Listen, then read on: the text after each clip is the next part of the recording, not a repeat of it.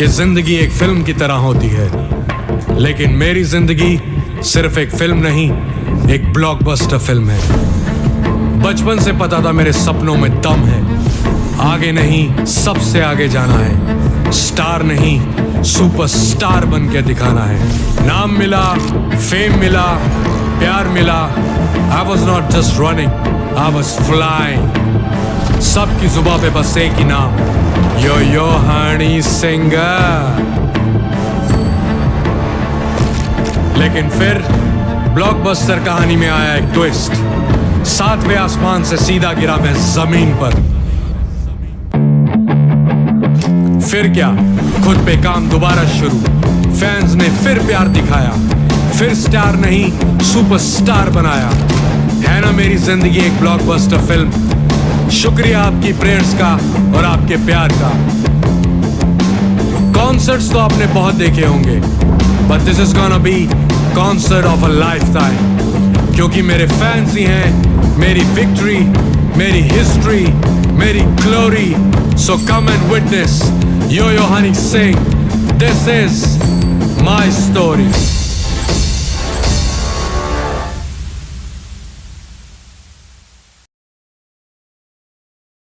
First February 2026. What will change? Will costs be more handy? Will my essentials get cheaper? Will my business grow bigger?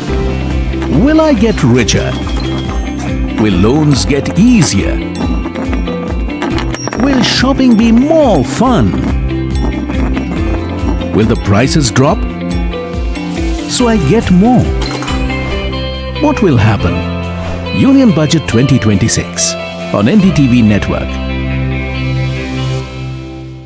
A very special moment for us as we announce NDTV Masterstroke, the NDTV Art Awards. M3M presents NDTV Masterstroke Art Awards.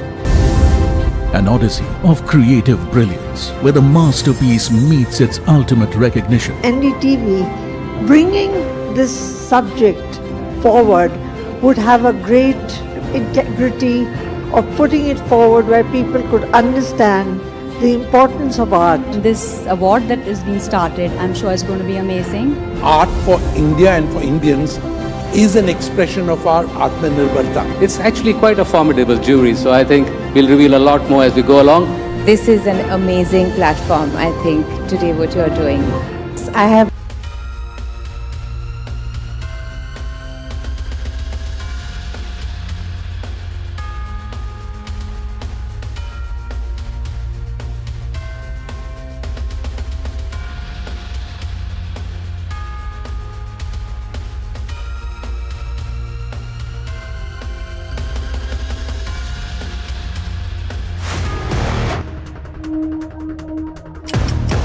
You're watching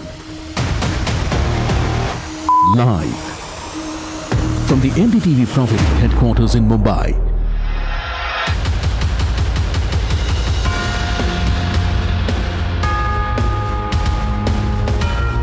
This is India Market Open with Tamanna, Alex and Neeraj.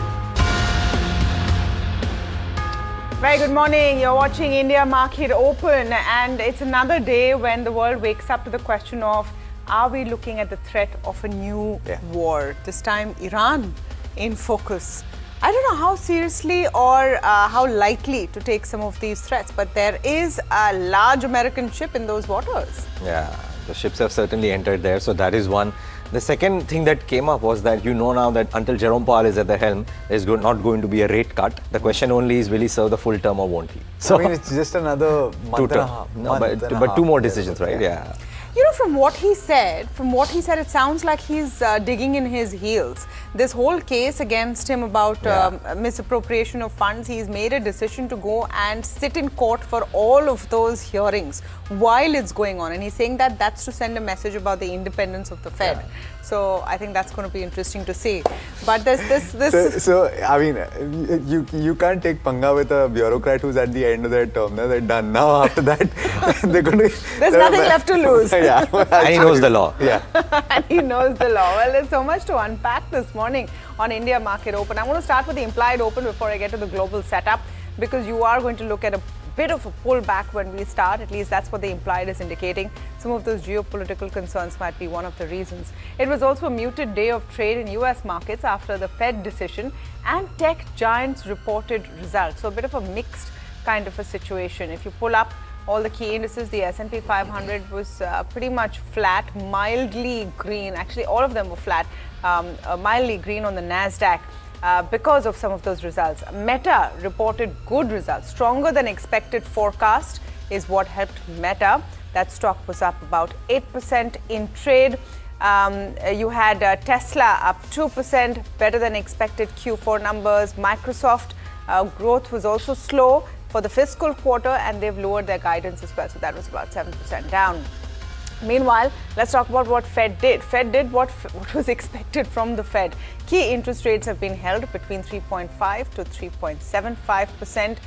The Fed chair has said that if you look at the incoming data since the last meeting, there is clear improvement in the outlook for growth. So the other key factor is that they have also taken off their forecast that the labor market was in trouble.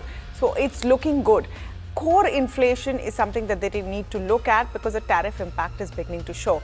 But the soundbite that I'm playing out from Jerome Powell is more a political one, because now at the end of his tenure here, it's all about the independence of the Fed. Listen into what he said.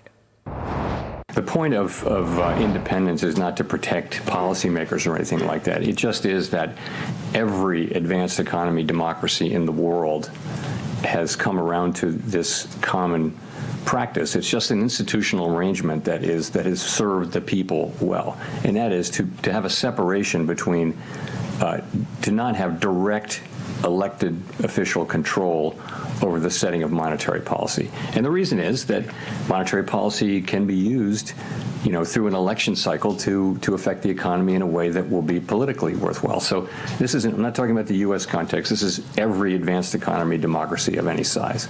So it's a good practice. It's pretty much everywhere among countries that look at all like the United States.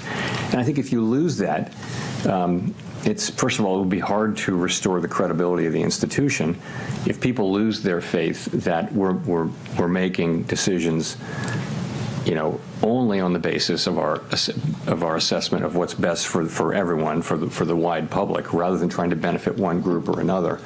If you lose that, it's going to be hard to retain it, and we haven't lost it. I don't believe we will. That really is an important point. Bond yields have risen after the positive commentary from the Fed on a solid economy. That's how they describe the U.S. economy. The 10-year was at 4.24%. Oil prices have jumped as Trump has threatened Iran. The Brent was at $68 mark. But gold and silver is a story that keeps on shining. 3% rise overnight for a variety of reasons. Maybe it's Iran, maybe it's the Fed keeping rates unchanged, whatever you may have. But gold is just going from strength to strength. Let's pull up Asian indices very quickly for you as well. Bit of a mixed start and all down in the red right now. The Hang Seng about 0.5% down. Like we told you, the Nifty implied also indicating a bit of a weak start. Jeff Dennis joining us this morning. He's independent emerging markets commentator. Peter Cardillo, chief market economist at Spartan Capital, also with us this morning. Very good morning to both of you, and thank you so much for speaking with us. Jeff, I'm going to come to you first on what's happening with commodities and gold and silver, because really that seems to be the one stealing all of the headlines.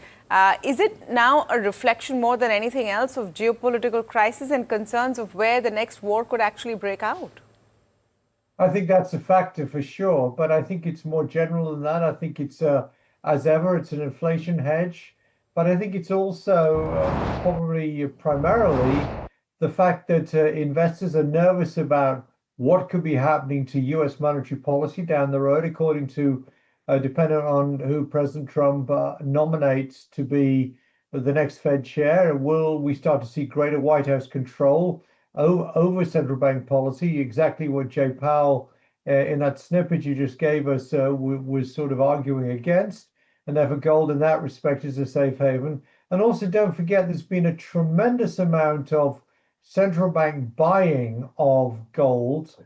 And indeed, in many central banks now, they hold more gold than they do U.S. Treasuries. So I think there's a flight out of U.S. Treasuries to a certain extent and other other US assets into gold. So I think it's all of those factors, and it's got momentum too. So I'm not going to fight it. What will probably bring it down is when there's better inflation news down the road, or the market gets more comfortable with the Fed's independence down the road. Peter, good morning from where we're at, and I hope that's nothing serious. And I just want your opinion on gold and silver, because we've seen a gain of, what, 30% for gold in 2026 itself. Just taking from what Jeff was speaking about, which is, when do you call it? He says that he's not going to fight it. Will you? Well, you can't fight the market, that's for sure. Yeah. And, the market has reached my yearly targets already. And here we are, only just about a month into the new year of trading. And so it's very possible that we continue on this path. I do want to add two other factors that I think the reason why gold is moving this way and continues to smash to all new highs, and that is a distrust in paper currencies. And the fact that every major country has soaring deficits, obviously the United States on top of the list. I think that's probably the real reason why we're seeing this surge. For many years, the market was ignoring, I'm referring to the precious metal market, was ignoring the deficits. But over the past 2 or 3 years, there's been a revival of the fear of spending really getting out of hand, which probably has already reached that point. And if you look at the total GDP growth in the United States, which has surpassed over 100, getting close to 110, 112, that is a very dangerous situation. And I think that's probably the real reason why we're seeing this surge in the precious metals. And like your guest just said, there's a certain amount of momentum. There's no question about it. I don't want to use the word speculation, but certainly there is momentum. And so it's very difficult at this point to think where the price of gold is going to tap out. Yeah, and I wonder, Jeff, if the commodity price surge is telling us something about the moves in equity markets, or can both go hand in hand and continue this rise? I think clearly they've gone hand in hand for a while, and I don't see any reason why they shouldn't continue to go hand in hand. I mean, I talked about gold traditionally being an inflation hedge. Well, clearly that is not, as Peter said, to be fair. That's maybe part of the story, but not a huge part of the story. I think what's interesting here is that the equity market is still doing very well. Typically, the earnings numbers are pretty good. I think it's debatable how much we're going to get in terms of Fed rate cuts this year, if any, possibly 2 in the second half of the year. And in that event, you probably will continue to see inflation around the 2.7, 2.8, 3% level, maybe at times above that. And I think gold is to a certain extent reflecting that. But there are these structural issues. Now, as long as inflation doesn't go crazy up to 4% or 5%, forcing the Fed to jack up interest rates aggressively, that means to me equities will still do pretty well given the strong US economy. And at the same time, gold will probably do pretty well as well. There's nothing particularly inconsistent about these two asset classes, at least in the current conditions we have today. Jeff, quick last question. Since you look at India more closely than a lot of other people that we speak to, What is a view specifically ahead of the budget? There's a lot of chop and churn that we've seen in the recent past. I mean, well, first of all, I'm incredibly disappointed with the ongoing very poor performance by the Indian market. Down, the Nifty's down on the year.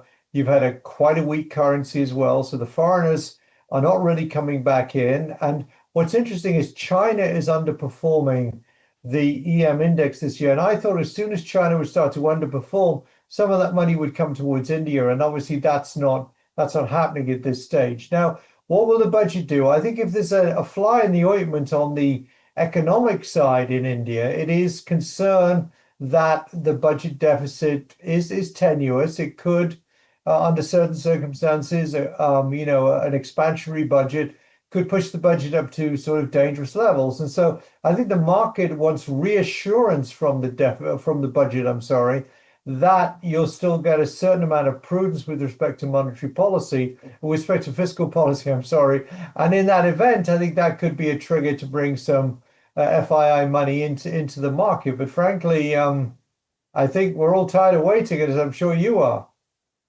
Said it. We won't have to wait too long for the budget at the very least. But Jeff Dennis, Peter Cardillo, thanks so much for joining us this morning, and speak to you soon. Thank you.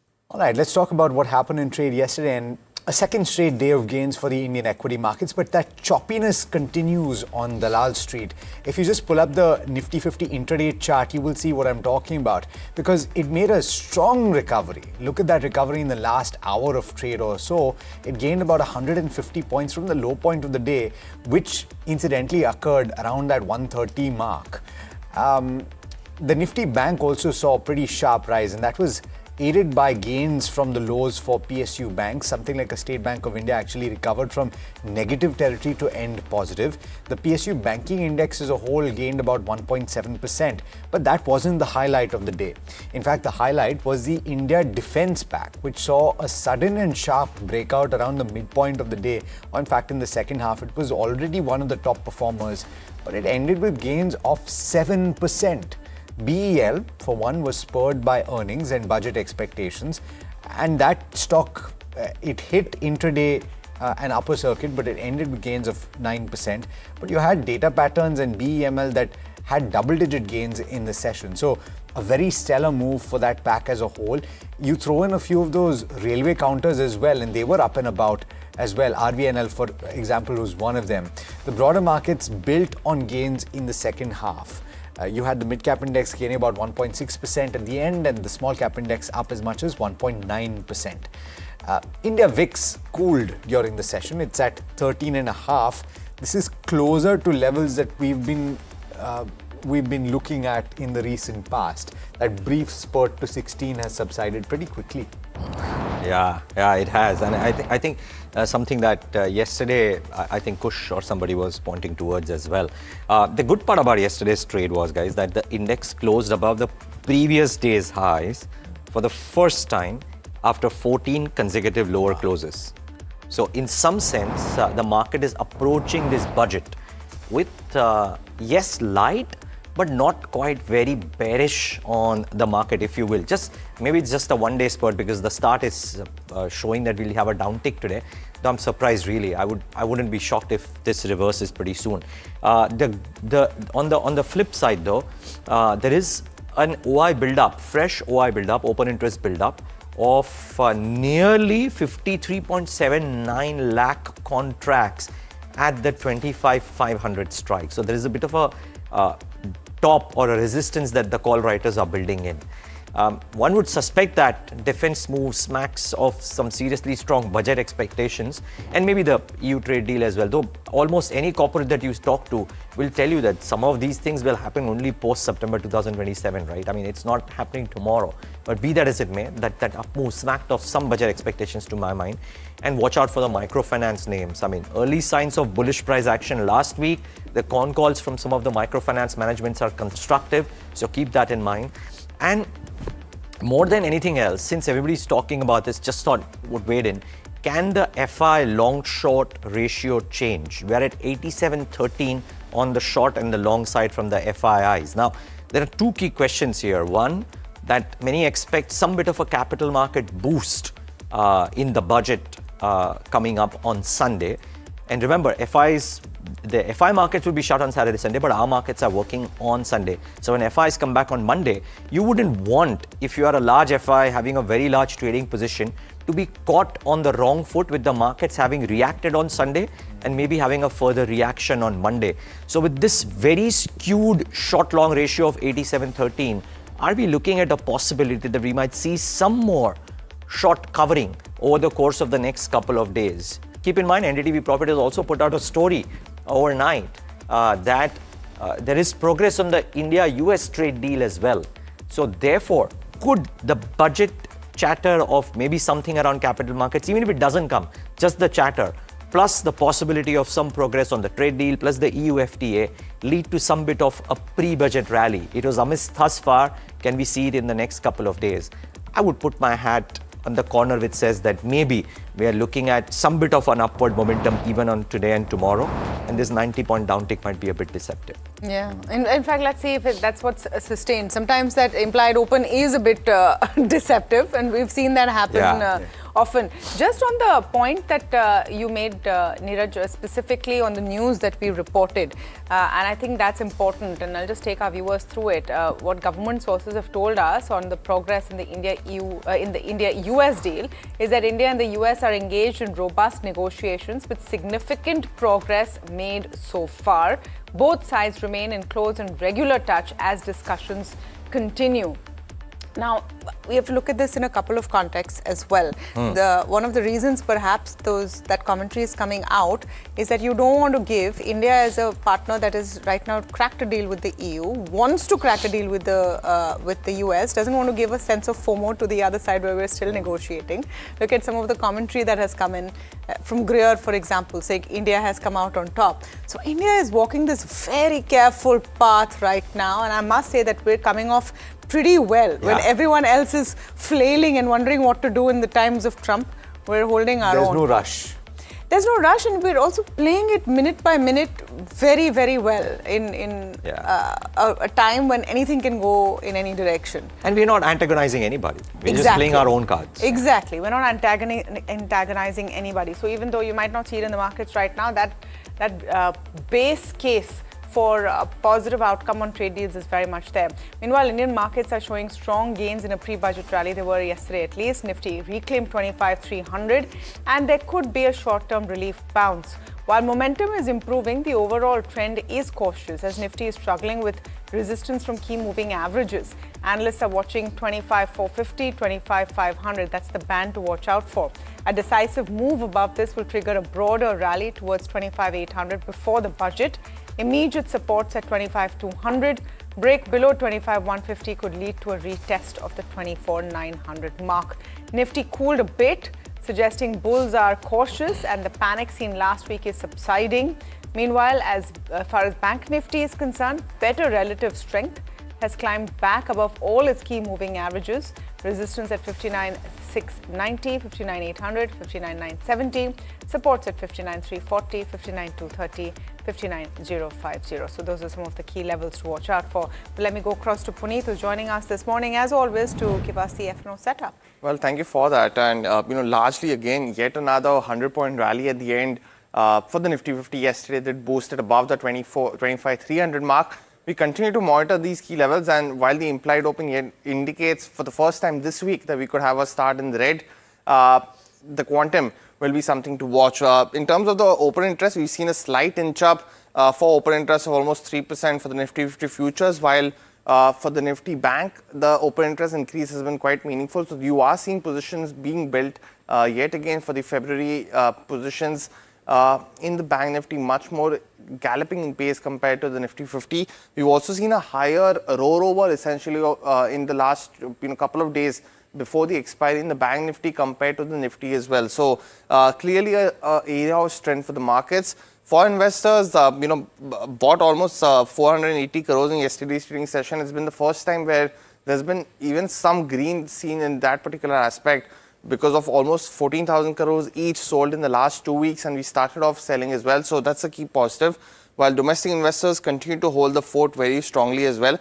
A slight build-up of longs by the foreign investors in Nifty futures, but The index long continues to be at 11 to 12%. We have been highlighting to wait a bit, at least till Monday and Tuesday, to start seeing a trend in the index long being built by foreign investors. Well, the put call ratio again very, very stable at 1.07. Slight inch up for the puts compared to the calls, but largely very stable at this level. Finally, in terms of stocks, open interest gainers, we've seen a couple of them being in focus. Yesterday, Oil India, of course, because of a long build-up, seen 32% increase in open interest, and Hindustan Zinc continues to show up on our radars yet again week after week. But the open interest losers, there's not too much trend being formed as of now because of the open interest change. So largely a very important day as well because of the reactions of the big heavyweights, the Larsens, the Marutis of the world in terms of earnings reaction. But a big day in terms of earnings today and tomorrow just before the budget. And a lot of the mid-cap and small-cap earnings will also bunch up. I think the last word on whether the earnings season was a hit or a miss is still to be told. So we'll wait for some of those. But first on my watch list is Birla Soft. Overall, a good set of numbers. It's been a stable third quarter. Headwinds seem to be behind. Sustainability is awaited. Margin expansion also continues. The total contract value, in fact, for the company is recovered from the bottom that we saw in the second quarter. Total contract value is up 89% Q on Q. Soft growth is expected in quarter four. Core numbers on your screen. Revenue is up 1.4% at 1,348 crores. EBIT up 16.4% at 225 crores. Margins looked good, recovery to 16.7%.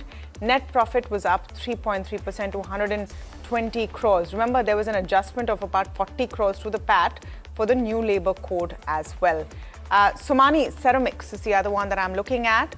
And this is also a positive. Revenue was in line with estimates. Improved utilization and one-offs is what has aided profitability. So you will see a good profit number there. Better utilization, lower brand spends have also aided margins. Volume growth has remained soft and domestic demand will be recovering steadily from FY27. Core numbers, revenue was up nearly 6% at 682 crores, EBITDA up 16% at 62 crores, margins at 9.1% versus 8.3%, and net profit up 94% at 18 crores. So I would say on the face of it, a good set of numbers. Brigade was also pretty much in line, but we'll give it a thumbs up. The average room rates and RevPAR were both up 17%. Year on year, occupancy remained at a healthy 76%. Performance was supported by sustained domestic travel demands as well. Margins driven by operating efficiencies and cost discipline. Revenue was up 11.6% at 139 crores. EBITDA up 9% at 47.3 crores. Margins were steady, 34.1% versus 34.9%. And profit was at 20 crores versus 8.39 crores. So big jump over there. So at least the first three on my list seem to be pretty good. You know, I've got Larsen and Toubro on the top of my list, and I say broadly in line with expectations, but if you were being very harsh, you would say there was an expectation of a 13% increase or a little over 13% increase in revenue. It's coming at 10.5%. So some might say, I mean, you will have a few brokerage notes that say it's a bit of a miss on the revenue front, but broadly it's in line with expectations. That net profit miss is largely on account of the labor code impact, and that one-time impact has been measured at about 1,190 crore rupees. The order inflow is strong, in fact at 1.36 lakh crore rupees. It's stronger than expected, a 17% increase, and now international orders constitute about 49% of the book compared with 42% a year ago. You've also had EBITDA margin improve to 10.4% compared with 9.7% a year ago, and the EBITDA has increased as much as 19%, 18.6% to be precise. More than anything else, the outlook looks positive and there's expected to be a better execution in the fourth quarter, and the management is confident of achieving its full year target, FY26, 15% revenue growth projected. Bernstein is one of the notes that I picked on L&T. It said maintain, outperform. I like the line that they've said beyond the fact that they say it's another solid quarter. They say this is the stock to buy if you believe in AI or even if you don't. Revenue is the only real miss according to them, but the company is confident of hitting its year's guidance, and working capital position and returns are strong. So watch out for this one in trade today. GE Vernova, it's a pretty strong set of numbers for this company. Strong revenue increase and margin expansion. They've both aided PAT growth. PAT growth is despite a 69 crore impact on account of the new labour code, and new orders booked in the quarter stand at close to 3,000 crore rupees compared to 2,080 crore rupees in the previous year's quarter. The order backlog at the end of the quarter stands at about 14,310 crore rupees compared with 13,110 crore rupees at the end of September. The margin is also in line with the last two quarters, and it's actually a pretty decent uptick compared with the year-ago quarter. It stands at 26.7% compared with 16.7%, as a result of which that PAT number looks particularly strong at very close to 300 crore rupees compared with 143 crore rupees. All told, a good quarter. It was up and about in trade yesterday as well. RVNL, this stock also gained quite considerably. The latest update is with regard to a joint venture that has gotten a L1 declared for them with a project of about 1,200 crore rupees from the Northern Railway. It has to do with a bridge over the Ganga. This is a joint venture with GPT Infra, so watch out for that second counter as well. Their share in the joint venture stands at 60%. I'm talking about RVNL, the rest held by GPT Infra. 48 months is the expectation of the completion of the order. Okay, I have three winners too on my list, and one of them is Garden Reach, since defense was out there. Banta hai. So revenue is up 49% at about 1,900 crores. EBITDA margins, or EBITDA at 172 versus 75, blockbuster numbers. But the margins, as a result of that, right, 9.1% versus 5.9% on a YOY basis. And that leading to a 74% uptick in profitability, 171 crores versus 98 crores. Frankly, you can't find anything wrong with these numbers, so keep an eye out for Garden Reach Shipbuilders. Strong quarter. Thyrocare didn't have a bad quarter either. Revenues were up 17%, and if you look at what Metropolis or some of the others have done, this is in line with what they've done, but their EBITDA performance was much better. Thyrocare's EBITDA was up 38%, as a result of which margins at 29% versus 25%, and net profit up 52% at 29 crores versus 19 crores. So very strong show here. So keep an eye out for this one too. And then we're talking about how microfinance firms have done very well. Look at Satin Credit Care.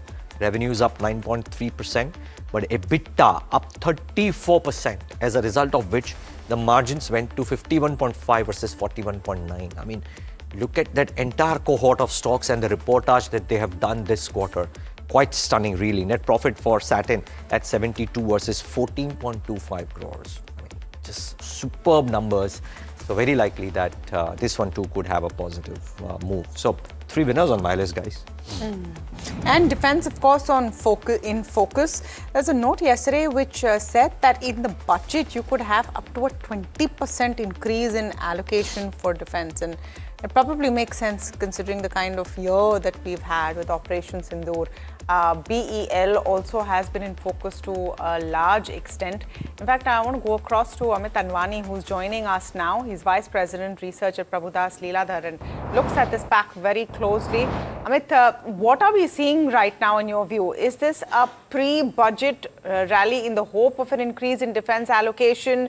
Are the numbers that we've seen so far better than expected? Is it the EU, India, FTA which is playing out? What do you see as the core reason for the rise in defense stocks, and will this sustain? Hi, morning. So, of course, multiple reasons, but if you see primarily since there has been a very strong order book built up, which has happened over past three financial years with many DPSU companies, we saw very strong numbers. Yesterday, we saw very strong numbers posted by Bharat Electronics, and they kind of maintained their 15% guidance and upward of 28% margins they have already achieved in 9 months. And it seems quite confident in terms of order inflow, considering that there's been a lot of Defense Acquisition Council approvals which have come over past 24 months. We saw GRSC posting very strong numbers, and these are all because of the very strong order books and kind of operating leverage and efficiencies they're able to deliver, which is flowing through the PAT. But having said that, as you also pointed out, the EU deal, pretty early to say the rearm package, which was announced a few 3-4 quarters back, and probably in future there could be some support for export orientation, where the government has also been critical of targeting exports to 50,000 from what we have achieved today is about 26,000. So I think definitely it will be a support. And third element, definitely budget. As you said, if you see from F19 to F26 broadly, there were a couple of years where the budget was kind of 1 lakh 60. This year, I think last budget was about 1 lakh 80,000 crore defense capital allocation. But if I see over the period of 5 to 6 years, it's a good 12% CAGR, 10 to 12% CAGR already.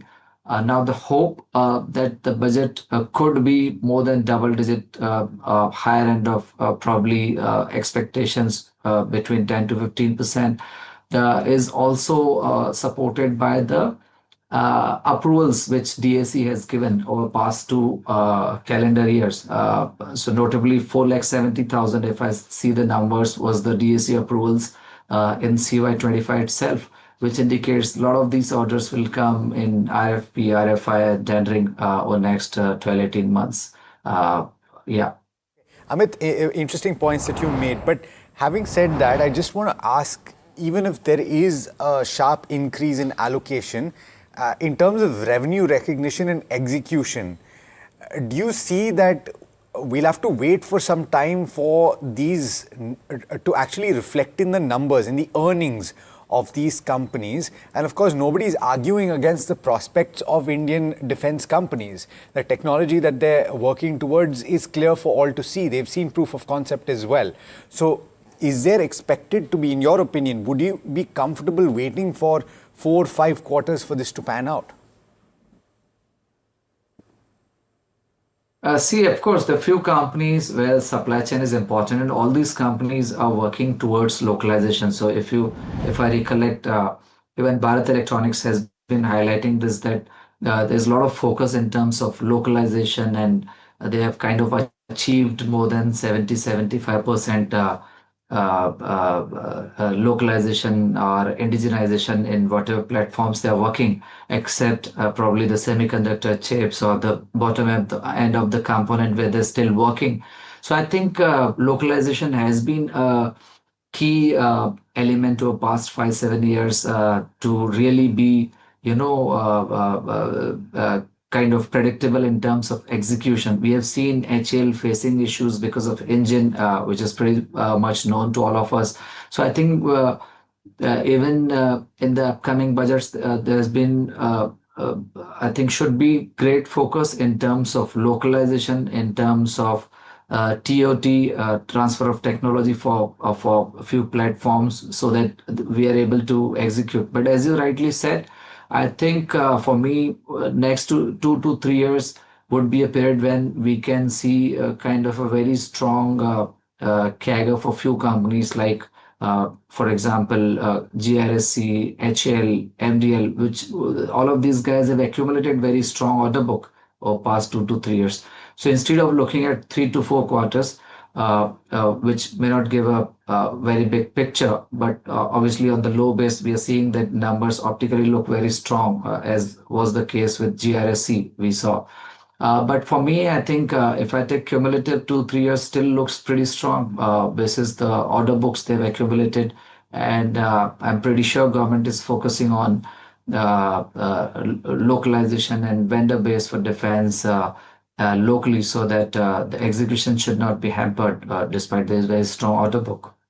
I mean, just one question. A lot of global outreaches and quote-unquote tie-ups, if I can loosely use that term, the India-EU FTA is one. I think the Israeli premier was on record saying that they are moving away from being dependent on US to expanding with India, Germany and the US, and apparently PM Modi is going to be visiting soon, so on and so forth. So a lot of things happening on the side, on the global level as well. Is that a threat, or is that an opportunity for the incumbent Indian players?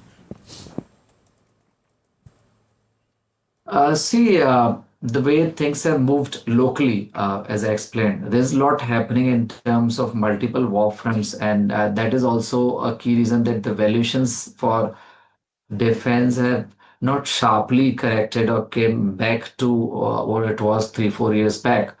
And I think in that event, geopolitically, a lot of things are changing, as you highlighted, Israel, EU. I don't think it's a threat. In fact, it could be an opportunity for few platforms where we have competitive advantage in terms of manufacturing that. I think the major portion we are lacking is the technology and R&D, where the government has been focusing that a lot of private sector is involved in R&D, and we are able to either get a transfer of technology for the projects or platforms where we do not currently have the R&D. And we have seen through IDEX and other platforms, government promoting R&D investment by a private sector. So I think barring very large platforms, which we might not still be prepared, but I think for a lot of, let's say, defense electronics or missiles, which we are already exporting, and there could be good demand. We have seen through offsets in the previous projects, a lot of orders were tendered out to the Indian mid-small Indian companies in defense electronics in the past. So I think all of this could emerge as an opportunity in the long run. So we have to really wait and have patience for that. Okay, Amit, we'll leave it at that. Thank you so much for the insights. Really appreciate your time, and looking forward to talk soon. Maybe post the budget, we'll have a chance to talk again if indeed the budget has this big bang, how do I call it, mention of defense and capex outlay as well. But time for a short break right now. On the other side of the break, we'll get you the top trading strategies for today.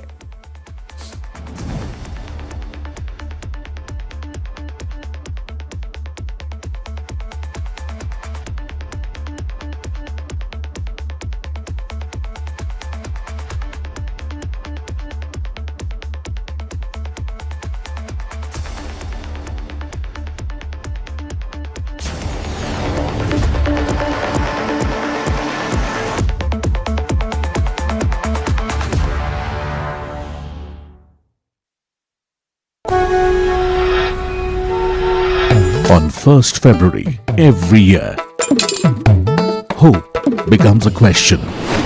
Will I save more? Will I grow more? साहिबान मेहरबान कदरदान, कुछ अच्छी खबर मिलेगी क्या? How will this budget change my life? One person has all the answers for Bharat. Union Budget 2026 on NDTV Profit.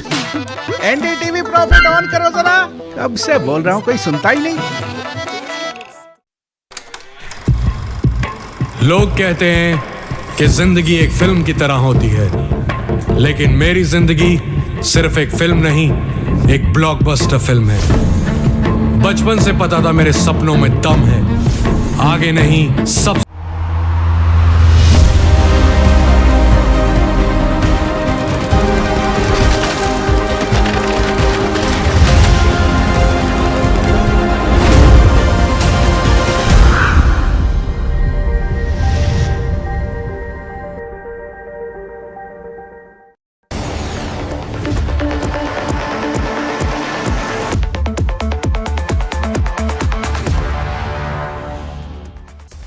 Welcome back. You're watching India Market Open. Implied, let's pull that up. Still showing a bit of a soft start, but are we finally going to see a budget rally, pre-budget rally, der aaye durust aaye, if it does come? I don't know if that's what we saw yesterday. Parag Thakkar and Kujpora in our studios as always. Parag bhai, what did we? Was that a pre-budget rally? Yeah. Was that a relief rally? Was that a okay? How bad can it get rally? No. So basically, markets were oversold, right? Completely. We were discussing this in last 2 days, 3 days. And markets were completely oversold, and there was some short covering bound to happen before budget, because people who were short, even though they went right, they would like to book their profits. So I think let's see now. Everything hinges on budget. When these geopolitical worries keep coming today, this Iran thing is again there, and that's why crude oil is at 68. And Fed rate cuts have not happened, which was expected actually, in my view. So I think we are going into the budget again with, I would say, a very light position. If something positive comes in budget, then we should see a good rally. And if US-India trade deal happens, that's a long-awaited thing. But I think on the short side, on the FI short side, it's actually, I mean, domestics may be light position, but the FIs are heavily short. Yeah, 85%, right? Yeah, 87% as things stand, right? So, in effect, if there is a bit of short covering there, either pre or post budget. Correct. It could actually bring earnings are not that bad. Not that bad. Yeah. So I think especially a mid cap and small cap are perhaps many better mid than caps and small expected. caps are reporting good numbers. But is it more, and from the derivative side or from the technical side, is it more that a base is likely to form and you're not likely to fall below a bottom, or is it that upside is potential before the budget? Which is more likely? I think you've put it very beautifully कि भी range है market में. Which one is more likely? I think the downside from here on is a little restricted, because if any positive news comes about, correct, then you're likely to see a very sharp up move. But before all of that, who's falling sick on this Sunday? I'm applying for a sick leave. Yeah. Already. Why? But you have to recover also now for Feb 2nd. So financial. I think, can I tell you something? I think we're going to have so much fun this Sunday, and this is something that I've seen of the last several budgets that we've been covering here. We have a blast. Budget day is fun. You should, viewers should get a sneak peek of our newsroom. Everyone's excited. There is so much buzz, and I think you guys are going to have fun too. And if there's one day that financial journalists don't fall sick on, it is the first. Even if they fall sick, they make sure they have to be on duty. No, of course I was kidding. I'm sure viewers and you also know how regular I am here, right? That was on a lighter note. And I have seen the last few budgets, the last one being here in the newsroom. It's an experience. You should get those, BTS behind the scenes, kind of shots out there. It's a fun experience, and as and when it happens. But to come back to the markets, nothing to complain about, right? Lower high, lower low formation that we spoke of yesterday, that was broken. 200-day moving average, that was held. Nifty closed above that. Long build up on futures. PCR back to neutral zones, and RSI is now turning upwards. So all is well, right? Not really. The reason being the quality of this recovery has not been so great. Let me give you some other stats, the qualitative bit of this. Still, you have 348 stocks from the NSE 500 which are trading below the 200-day moving average. Peak just about last week was 365. So we've not really gained a lot of ground. If you see the 20-day moving average, 384 stocks still below the 20-day moving average. This peak was close to 445. So yes, there has been improvement, but even at these current levels, they're at so elevated levels that they've not been in the last 9 to 12 months. So my point being that yes, there has been some recovery and the index has shown a rebound, but I will still call it a rebound rally. And just to answer Alex's point, keep budget aside. Could there be more downside to the market given the kind of setup that we are in? There could be, but I would still say that 24,800 and 25,000, that's a good support zone. We've respected it, even in this fall, and there's a good possibility that going forward also that might be respected. So do we create long positions? We play for rebounds. This is too early to call it a reversal. I'm actually more excited for the bank nifty, the 50 and the 20-day moving average that was proving to be a resistance. Yesterday, we closed above that. And again, we are bang in the middle of that 58,500, 60,500 range. Any kind of pullback, let's say close to the 59,000 mark, should be taken as an opportunity to go long on the bank nifty for a favorable risk reward ratio. So more constructive still on bank nifty than on nifty. Nifty could perhaps see some upside, but could be range bound given that the big event is around the corner. What about ideas in such a scenario? Luckily, some of them have been doing well. Markets have been kind, at least for the last couple of days. So I'll called it, Kush. So it's not all luck. Thank you so much. I mean, it's just heartening to see कि अगर उससे viewers का फायदा हो रहा है तो that's why we do it, right? Yeah. So I'll give you an update on a couple of calls, but before that, fresh ones. HCL Tech. The IT space has done rather well. If you see TechM, the stock that we've been speaking about for the last couple of days, that's been doing well, gaining ground. HCL Tech, joins that setup. So I remain constructive on HCL Tech from a very near-term perspective. Good volume accumulation, good good up moves. 1755, 1780, these are your targets. 1705 is where you keep that stop loss. One from the mid and small space, Kirloskar Pneumatic. Here too, I have seen a very healthy accumulation. There was consolidation while the market was cracking. So that's relative strength for you there. 1160, 1190, those are your targets. 1100 is where you keep that stop loss. And now the update, that's on Jindal Steel. Remember how we spoke yesterday that while the metal pack, at least most of it, should be bought on declines because they've run up quite a bit. Jindal Steel hasn't. Yesterday we spoke about this, the first target of about 1110, that's been met. You could now hold it for targets of 1140 and 1170. The initiation price of 1090, that becomes your trailing stop loss now. So HCL Tech, Kirloskar Pneumatic and Jindal Steel. All right. So we've discussed a lot of stocks already. We're going to talk about more in the way of earnings and Parag Bhai's view in particular. But let's take a look at what is on the watch list beyond earnings. And you have to start with gold and silver. Actually, I'll come to that in just a bit. But Vodafone Idea, positive comments. And we'll talk about the implications of that as well. A turnaround might be in sight according to the management. Hin Zinc. Man, look at gold and silver prices. Gold prices up 30% in 2026 alone. You can't stop that rally, at least for now. You'll have to wait for the underlying to crack. Muthoot, Fin and a couple of other, Manappuram as well, gold loan entities would benefit from an increase in gold prices because they're able to lend more with the same amount of gold. The LTV or the loan to value can be the same at about 60% or thereabouts, but they can lend more. But remember, CSB cracked yesterday. I want to get Parag Bhai's view on that.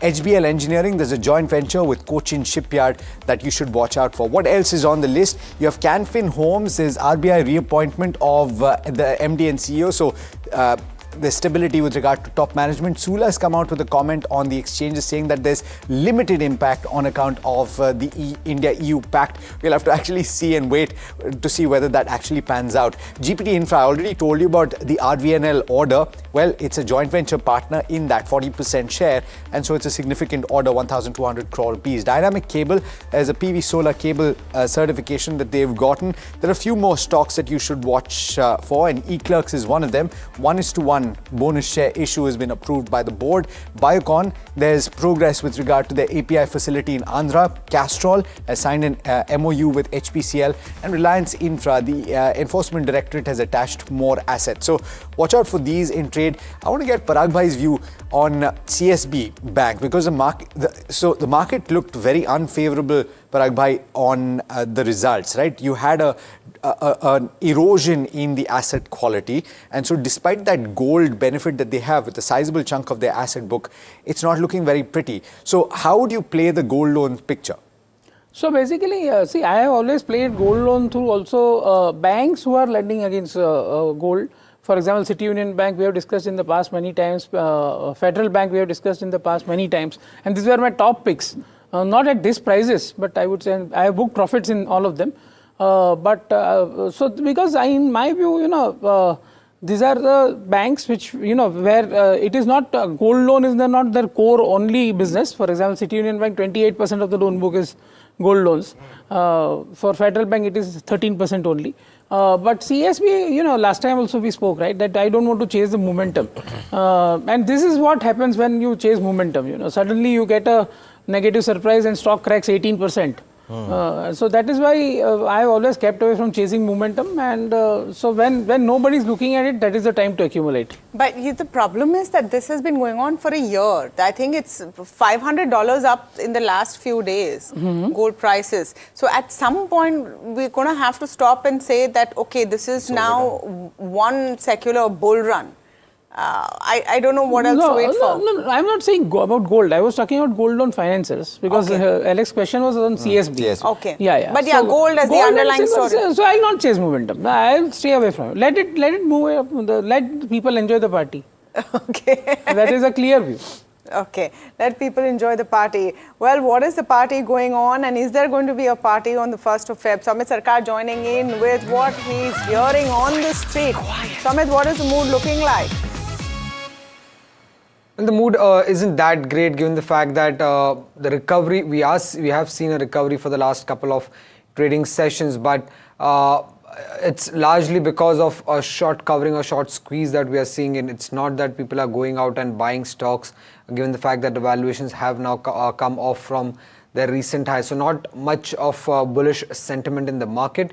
few stocks that dealers have highlighted in the trade. DLF is one counter. The stock has been under pressure of late, but dealers believe that the selling pressure is now largely over, and they're expecting a positive news flow regarding the launch of Dalia's phase 2. This is expected to come in soon, and that could be one of the key triggers for the counter.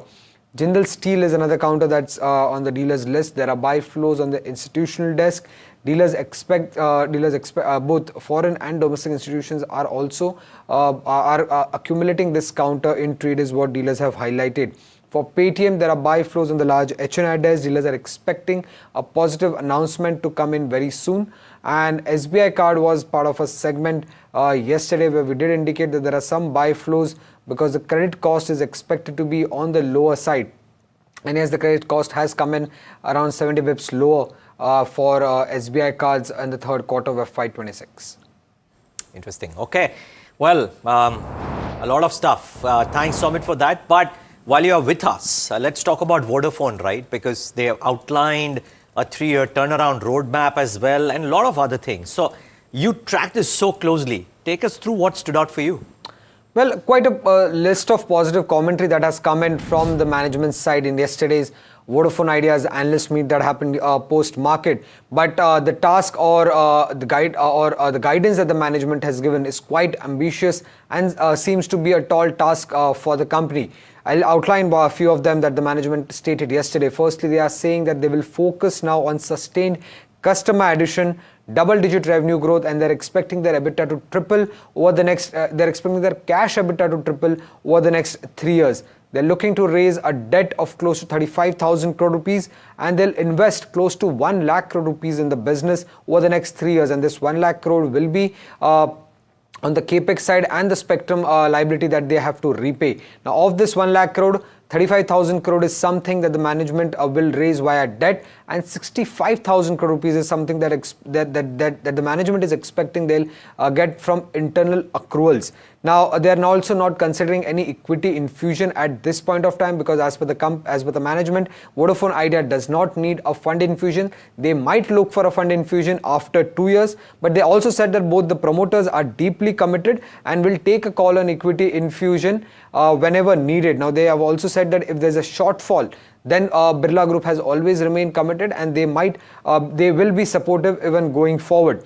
Now, when it comes to tariff hike, now this is one commentary that could dampen the street sentiment here because they are saying that industry does need a tariff hike, and for Vodafone Idea, tariff hike is one of the most important component to triple their cash EBITDA over the next 3 years. But they will wait for leaders to take the tariff hike, and the Vodafone Idea will not take a lead when it comes to tariff hike going forward. And lastly, the management also said that the government is unlikely to raise their equity stake beyond 49%, and any merger with BSNL was also ruled out in the analyst call.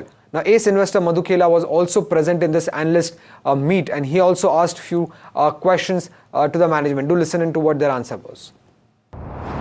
If there is a shortfall in EBITDA number, then will it be a call on the promoters for additional equity, or it will be a call on shareholders? I would also say that Mr. Birla, particularly, especially in this company, he's the largest investor across the group, what he has done for this company. So I think you have to see this question in a context. He has always remained positive and he has invested when there was a need. And tomorrow, theoretically, if there is a need, I don't think promoters will run away and will not take care of the company. So I think you have to see this question in a slightly different context. We are a very formidable, strong promoter-backed organization with extremely good, excellent execution capability, which was only not able to perform because of the AGR overhang. I think once that part is behind us, which is behind us, I think it's a 3-player market. India is a large market. I don't see that, they should be worried from that point of view. But yeah, but we are absolutely in the market to give them a tough competition. Okay, all right. So that's the management of Vodafone Idea. The question is, what do the gentlemen at the table think about it? So Kush very clearly has said this is not something that he'd trade in because it's not something that he'd invest in, and this is his standard statement. But having said that, Parag, where you've heard what was said, Is it going to be a turnaround in your opinion? In my view, government is very clear that they want a third player, and of course the promoters' commitment is now also there. I think that is the most important Yeah, part. yeah. So I think things will turn around. This is my view, and I am going to play it through Indus Tower. Because if Vodafone suppose survives, it does capex, it is beneficial for Indus Tower. Indus Tower, see, if you see the market cap today, even after the rally, and huge outperformance is also 1,12,000 crores, while they generate a cash profit of say around 15,000 crores every year. And it's an annuity cash flow business, completely annuity cash flow. The only worry was that whether Vodafone will survive and whether Vodafone will remain their big customer or not. And if Vodafone is going to survive, I think Indus Tower should continue to do well. You know, and I think Indus thus far has, let's say, been hesitant, if I can use that term, to give out a strong dividend. I think once a flavor of the dividend or the whiff of the dividend comes in, the trajectory of Indus might actually change plus quite they are dramatically. investing in Africa also now for growth, and this dividend also can come when if the Vodafone cash flows are assured now, then they can be very confident about giving dividends also, and they were giving big dividends till this Vodafone episode started. What is the price call, Kush? Because you've been sitting there silently with this expression. I'm thinking he wants to say something. But what is it? I think the last target price I saw on one of the notes was 11. For me, Alex, we've been doing this for so long together, even on Ask do a Profit. Vodafone plus Indus. It's just one of those stocks that is so widely owned by retail investors for some reason. And that's the problem. There is a lot of interest, but because there's such heavy retail interest, you will always find heavy supply pressures from the top. In fact, if I had a blacklist, this would be one of those stocks which I wouldn't really. In the sense. Look at the gashes that come about when they do. You've got 8-9% ka drops on a single day. So if you're holding it, महीने भर का कमाई वो एक दिन में निकल जाता है वाला story है with Vodafone Idea.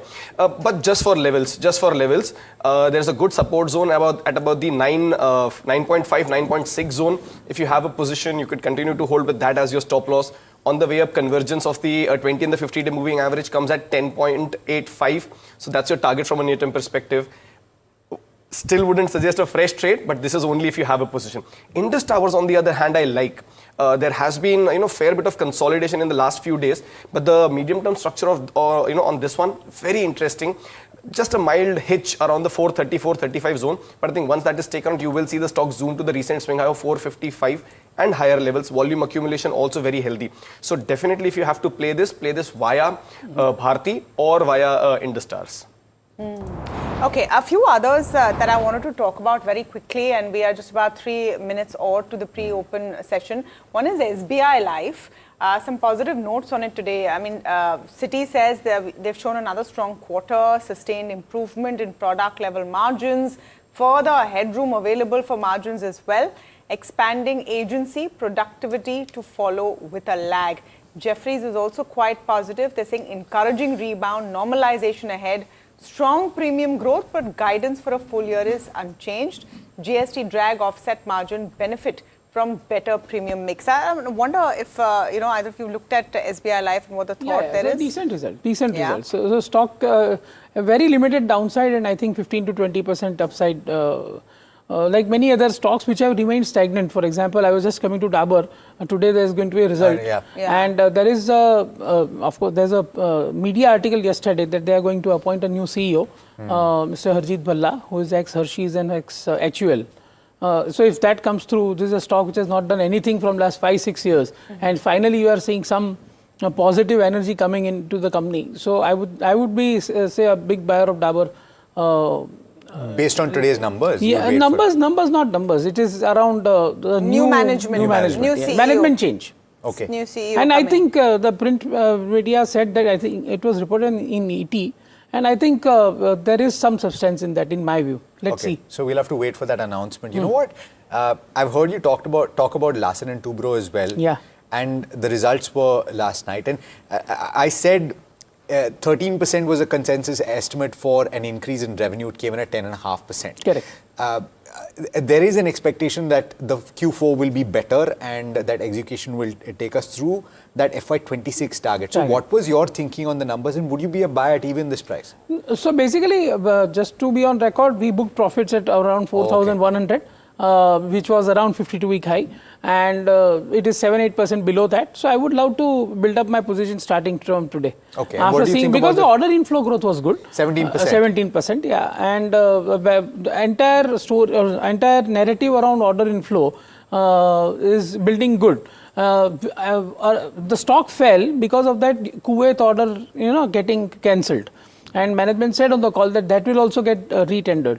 So I would say that L&T is at good, that this price provides a good opportunity to accumulate again. Would you say that the concern on domestic order flow is overdone? The fact that they have 49% of the order book now accounted for by international. Yes. Is that a negative or positive in your opinion? So basically, see, all the international orders actually reduce their margins, overall margins, because they are coming at the lower margins, because global competition is very high in this business. So the margins are low, but net working capital improves significantly, so ROE improves significantly. So net working capital, even if you see today, they have guided also for lower net working capital requirement, and so ROE has inched up to 16%, which will inch up to 18%. So L&T is a buy for you. It is. I mean, even if it dips, close to the 3,700 mark, that's the 200-day moving average. This stock has a tendency of rebounding quite sharply from those levels. Doesn't spend a lot of time below the 200-day moving average. So close to 3,700 zones. If it does come about, then you should consider, accumulating.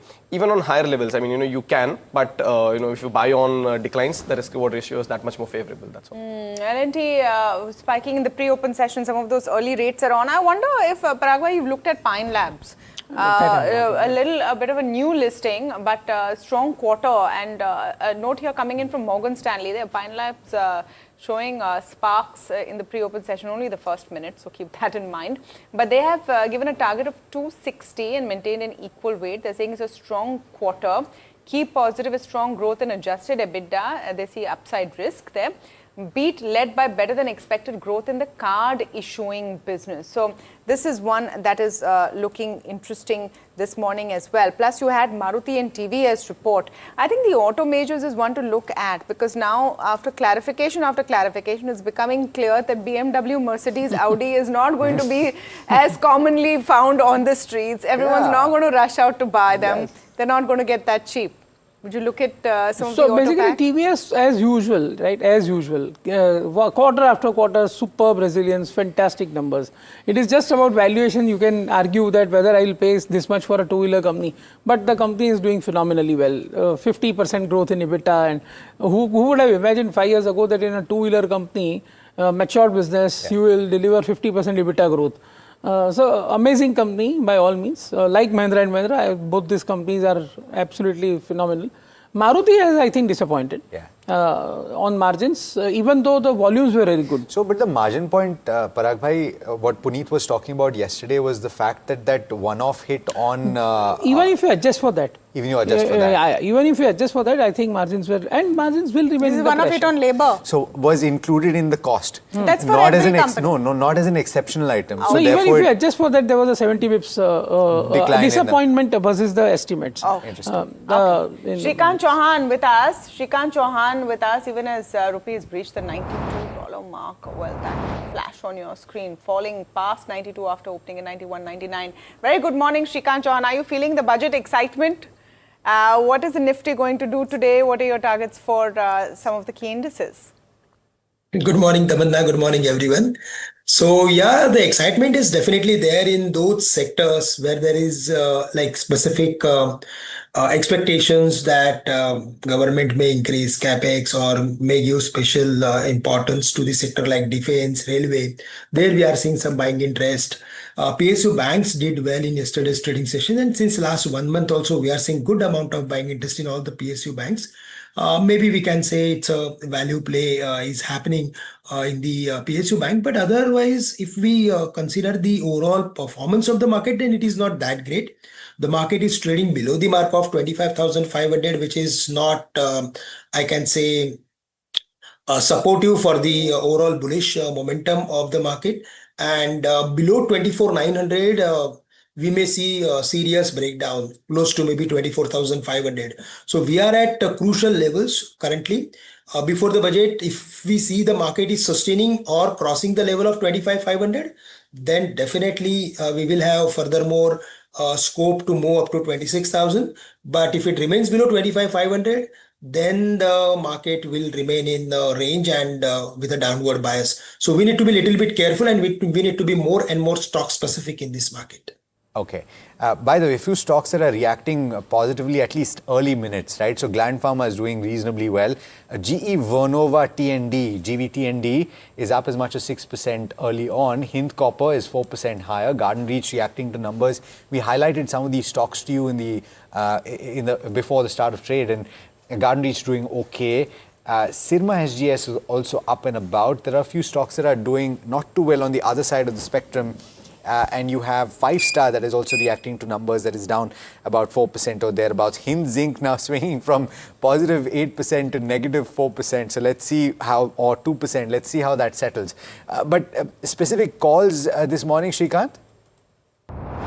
Yes. So Alex, would like to go with few defense companies, but in that specifically Bharat Electronics. There we have a bullish view. The stock has broken its important resistance level at 413, and then after we saw a quick rally towards 450, 455. But while looking at its entire pattern on long-term charts, one thing is very clear, that the stock is heading for at least 470, 475 in the near term. In the medium term, we may even see the levels of 500.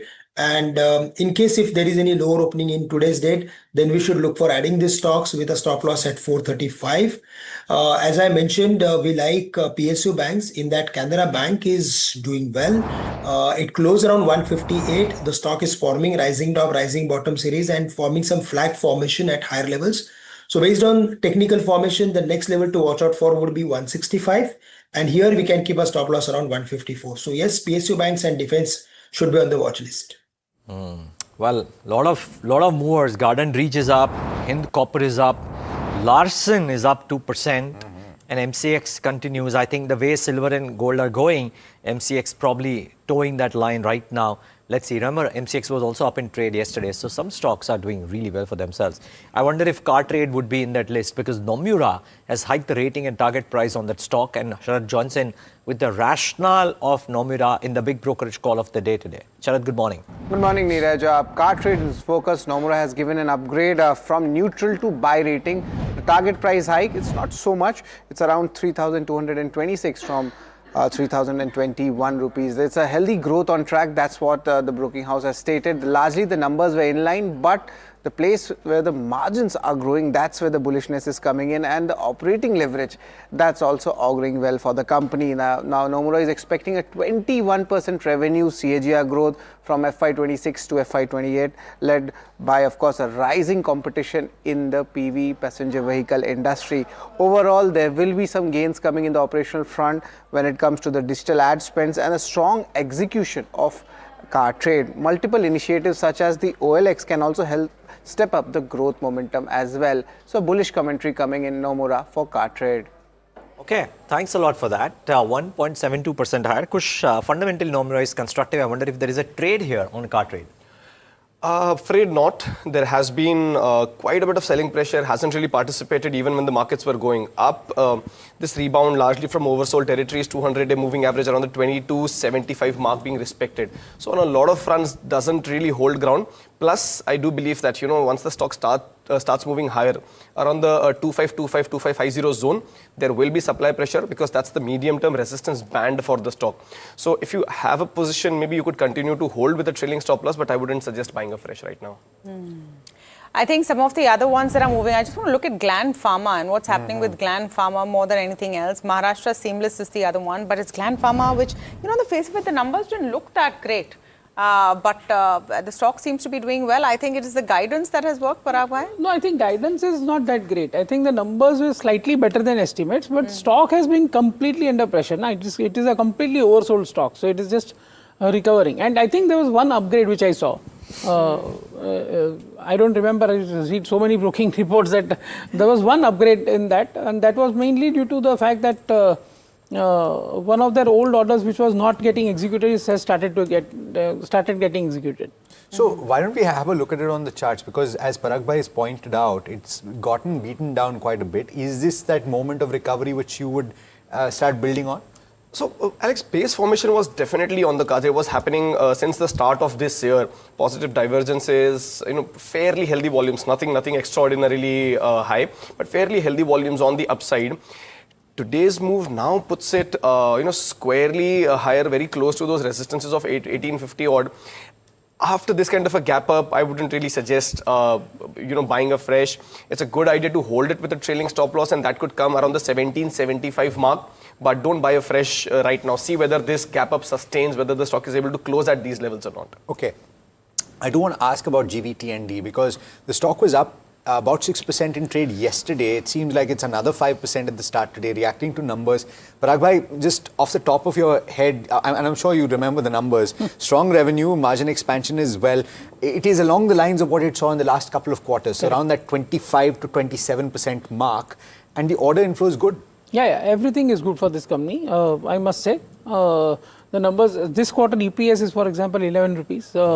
And so it makes it a 50 PE stock in my view. But numbers were good. And I would say that transmission and distribution, transmission mainly, is the key thing in power ecosystem right now where the capex should be done. Because there's a lot of renewable energy coming in, everything needs to transmit, right? And so this company is in a right space also. Would this be the top pick in the transmission distribution space? Based on numbers, yes. So metals are doing well today. The pre-open session has shut completely flat. So on the Nifty at least, metals are doing okay. Nothing great, no great shakes in IT and banking. Just from a budget perspective, I want to look at some of those defense plays. What's happening with the Garden Reach? Garden Reach, good numbers. Cochin Shipyard also reported. But the numbers looked okay. BEL has a lot of excitement as far as its stock is, as far as the brokerage notes are concerned. So those are some of the ones we should look at. What is the budget play, Parag bhai? We're now 2 days away. This is time now to give some budget picks. Are defense companies making the list? Yeah, see, defense will see increase in the capex. And definitely after Operation Sindoor, you can expect that. And plus the geopolitical tensions going around the world, you can expect. No, but the estimates that you might see up to a 20% bump up in defense and go up to 3% of GDP, I thought was 3% of GDP is 2.5 to 3% of GDP. Something with Jeffries is saying, I think was a bit. 3% of the GDP is the overall capex number. So capex last year was 11.21 lakh crores. Yeah. That is expected to go to 11.8 to 12.3 lakh crores, according to the various analysts. So let's see what happens there. But I would say that there is a lot of I would say the fiscal room is limited. That is for sure. So we'll have to actually see. So I'll not buy when the stock moves up so significantly. For example, BEL yesterday was up 10%. Which is the point? Is there more room for growth if there is a big bang announcement on defense? I think it is already getting started. So the market has already preempted it. So once the news comes out, I think there'll be sell on news. Your favorite defense stock, if any? Was BEL. But yesterday it was up 10%. That was the problem. Exactly. I heard Shrikant say that he's broken some key resistance levels now. It has, but a little too much, a little too fast. Okay. The key resistance levels, according to my setup, was 425, 430, that zone, and that's been broken with a bang. Could the momentum continue? Yes. Does it become a buy at these levels for a favorable risk-reward ratio? Afraid not. Maybe an HAL over a BEL, but I would rather hold a BEL with a trailing stop loss. Okay. This is what I love usually. I mean, yes, there will be obviously a dichotomy between a fundamental and a technical analyst, but because we've got two experts and the two of them have their own different calls, so you can follow whichever one you want. But Shrikant, I'm not going to come to you BEL because you gave your thesis on BEL. What I'm going to come to you is on Astral. Now, PVC prices have started inching up. I know Parag Thakkar has given a fundamental call there some time back. My question to you is this recovery that we saw the last 2 days smacking off a trade here, or you would avoid it? I think it is better to avoid because it has been consolidating since last almost 6-7 months. It is not crossing the level of 1575. It is not breaking the level of 1350.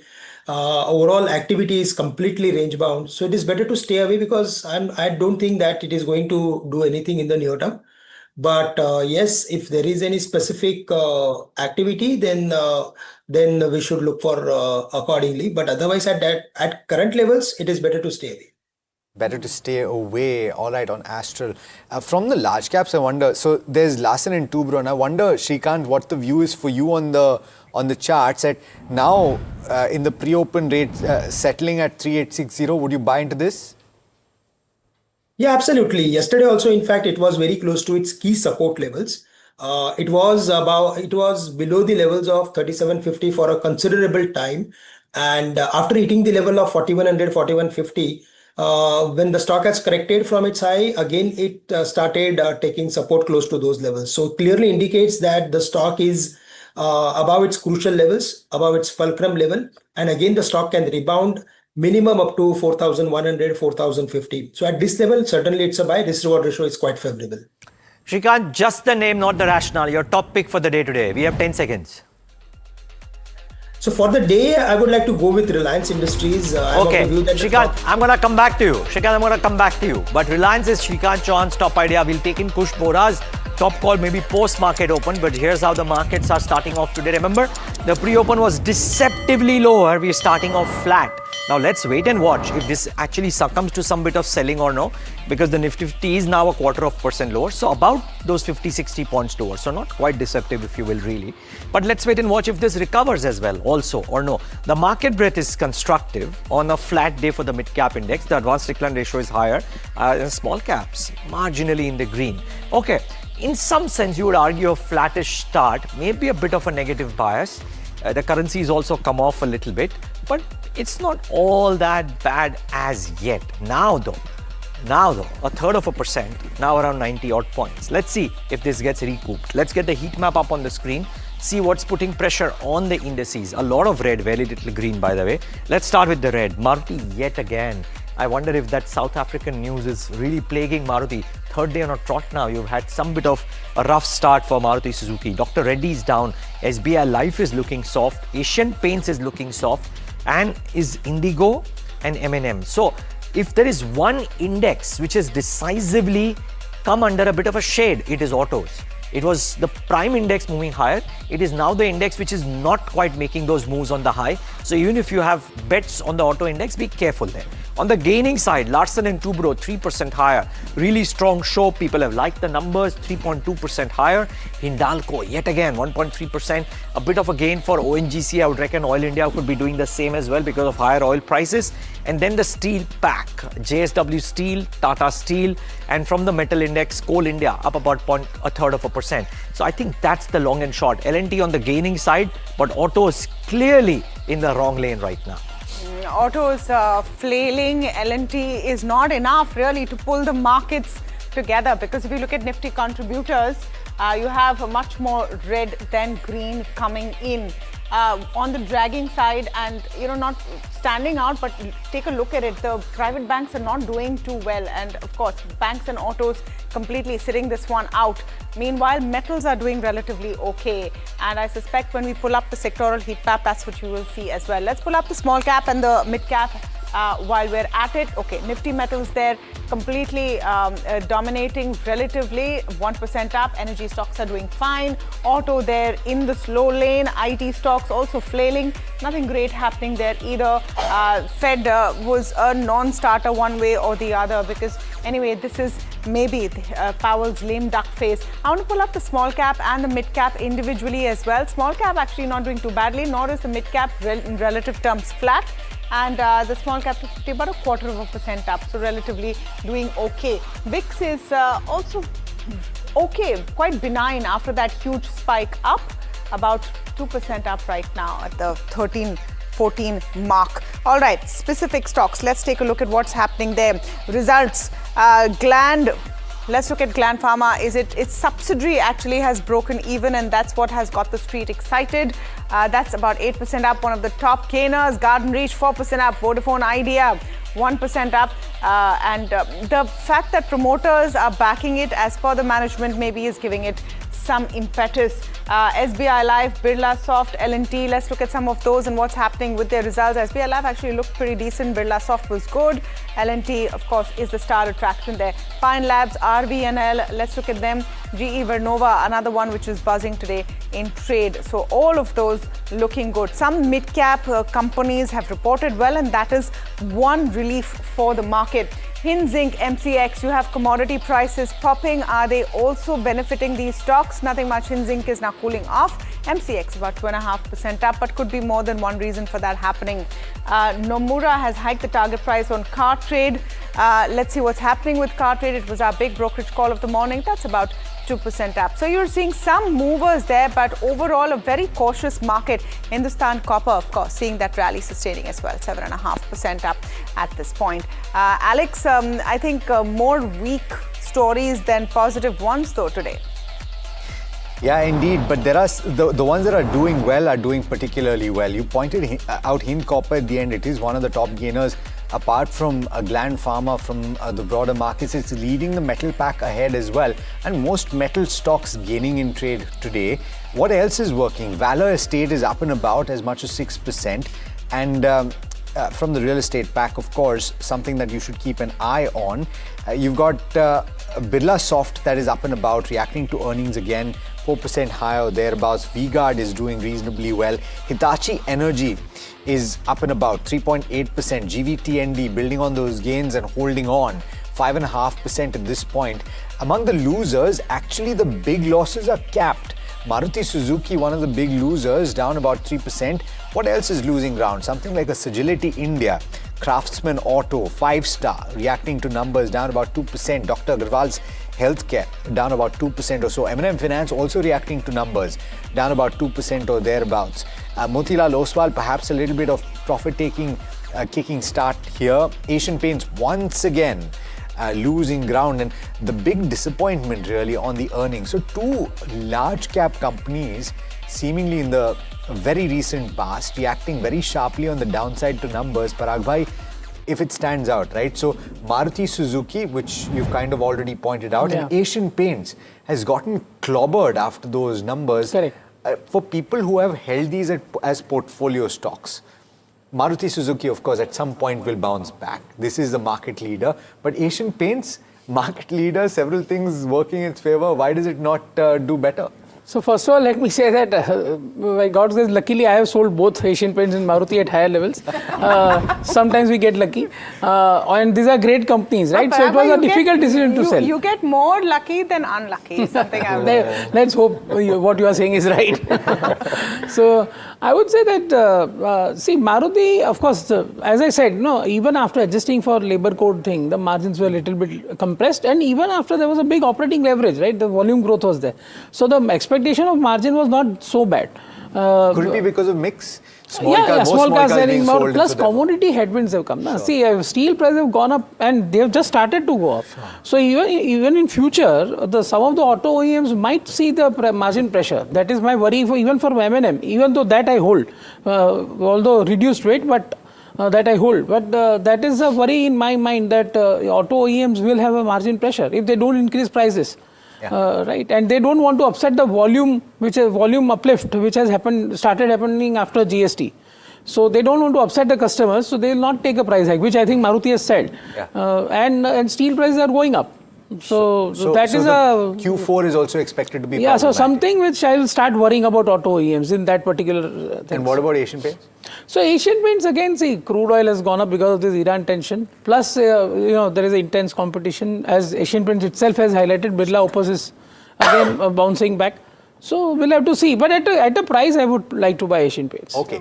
I'll just go to Shrikant very quickly. On Reliance Industries, he had said, actually. Yeah, you talked about Reliance Industries, Shrikant, and you top call after opening. After opening, what I'm saying is there is good amount of buying interest in all steel stocks. Jindal Steel and Power, Tata Steel, JSW Steel, all are doing well. And the best part is that most of these stocks, I'm to say the stock from this particular basket have broken their important resistance level after a very long time. So at current levels, JSW Steel looks good, which is currently around 1228, 1229. There I am seeing the next levels of at least 1255, 1260. Here we can keep a stop loss around 1210 for buying JSW Steel. Gainer on the Nifty 500 is now Hindustan Copper.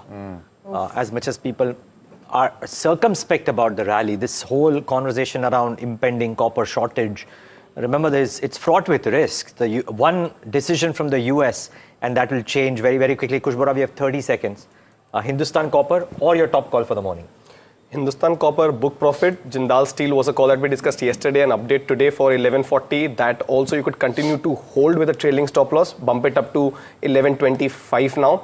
And now you can still consider Kirloskar Pneumatic. Not a big bang opening, but a positive one at that. So you can consider as a fresh trade. Kirloskar. Okay, keep an eye out for that. Okay, gentlemen, all three of you, thank you so much for taking the time out and being with us. Really appreciate your time. A rewarding wedding and festive season put a spring in Metro Brands Q3, delivered a strong quarter with beat on all line items. What's the outlook ahead? I think before we get in the management and Nissan Joseph Johnson in a moment from now, we get in Mahima to give us a lowdown on the Q3 performance. Mahima. Right, so Neeraj, like you rightly mentioned, it's been an all-round beat after quite some time for Metro Brands this quarter, and growth was largely led by a strong wedding demand, festive season, as well as benefit of GST, reduction reaping in now this quarter completely. Margins have also improved. They've largely maintained their guidance, and they've also launched something called Metro Active. Overall revenue growth stood at 15% and net profit growth at 35%. Sales per square feet still was flat this quarter, but share from premium category rose to 55%. Overall, in terms of store growth and rationalization, they remain focused on profitable stores. They've guided for normal closure of 2 to 3% of retail stores which are not working for them. The management has also said that Foot Locker openings are being delayed due to BIS related issues. So all of these combined together, guidance has been maintained. So overall a good quarter, but whether this double-digit growth is sustainable or not is the right question to ask management. Well, a lot of right questions to ask Mr. Nissan Joseph. Mahima, thanks for that. Let's get him in. He's the CEO of Metro Brands. And the board has reappointed him in that same position for the next 5 years. So there is stability at the helm of affairs at Metro Brands. So good for the company, and congratulations to you as well, Mr. Joseph. But thanks so much for joining in. This is Neeraj here. Good morning. Good morning, Neeraj. Thank you. And it's been a wonderful 5 years so far. And I'm very grateful and honored to work with the team at Metro Brands. And I look forward to the next 5. Yeah, as I'm sure your investors do, because I think the delivery, I mean, a quarter here and there notwithstanding, there is a bit of a steady performance that has come in, right, in the recent past as well, or maybe through the whole duration of the last 5 years. But let's talk about the Q3. Very good. Decent revenue performance. Would you have hoped for more given that the GST cuts came in, or do you believe it's an ongoing process? And what is the outlook for Q4 as well? All right. So I think, just to recap and summarize, we've had 3 quarters of double-digit growth, and each of those quarters have been consecutively better than the previous quarter before that. I think for the year, we're now at 12% growth, last quarter being at 15%. That's exciting for us. The other part that's really exciting for us, Neeraj, is that we are maintaining our profits, right? So we're not buying sales at the cost of profitability. And we've also maintained profits despite an increased investment in new stores, specifically the Foot Locker and Metro Active chain, despite our increased investments in marketing. So it's not like we're going into a whole lot of cost cutting and trying to hunker down to make the profitability. There are a lot of good signals happening in us. The other thing I was excited about the quarter is that we saw all our banners grow. So it wasn't just driven by growth in 1 or 2 banners. We have multiple banners of Metro, Mochi, and Walkway, and Crocs, and FitFlop, and all of the banners posted growth over the last year. So that was exciting to see too. And, as noted by the person before me, I do want to point out that our sales per square foot, the way we calculate it, if I opened a store on December 31st, for example, last quarter, that square footage is counted as being open for the entire year, but the sales aren't. So very often you're not going to see square footage growth, especially when we get to opening new stores. Once we stop opening stores, which will be hopefully a long way away in the future, then you'll start seeing a more true picture of a true comparable per square foot sales growth. Mr. Joseph, okay, so that was very interesting. We're also trying to understand what the implications of the consumption pushes from the government were. And there was an expectation that sub 2,500 category might get a leg up, forgive the pun. But would you say that panned out? Or would you say that it's primarily festive driven or wedding driven sales that have bolstered your numbers in the third quarter?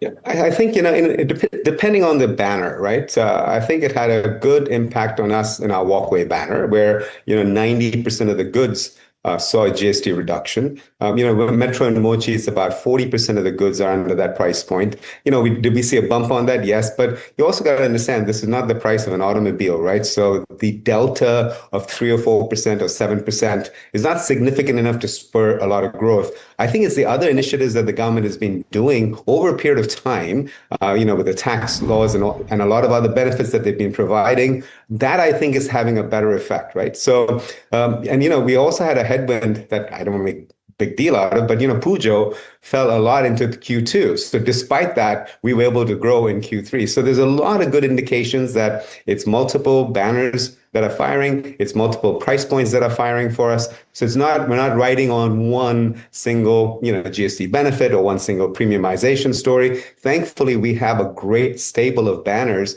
that we can cater to multiple consumers and for their multiple needs for their footwear wardrobe. Okay, Mr. Joseph, I want to add into the congratulations on the extension and excited about what's happening. Just want to get your sense from an outlook right now on same store sales growth, and are you expecting this GST momentum to continue? Yeah, so, from where we sit, we're not seeing any indications that there's going to be the lumpiness that we had post-COVID. There were some very lumpy times. We also had some significant offsets and, we had elections and we had monsoons and all of those things, Some of those things are still going to factor in that might create a little bit of, a little bit of lumpiness, but there are no significant lumpy factors that we see in our future rollout. One of the reasons we've continued to guide somewhere north of 15% is we have a lot of initiatives in place right now, a lot of investments in place right now. So we want to ensure that none of them drag into our profitability. And, we're going to grow as fast as we can in terms of new stores. We're going to make sure that our stores remain profitable. But looking forward, January had 0 wedding dates this year, whereas last year it had I believe it had 13 wedding dates last year. Despite that, December and January are holding up well. So we feel pretty confident that, this should be an indication that we should be headed in the right direction. Just a couple of things very quickly. Your Foot Locker store openings had been delayed. Is that now on track? Any outlook you can add there?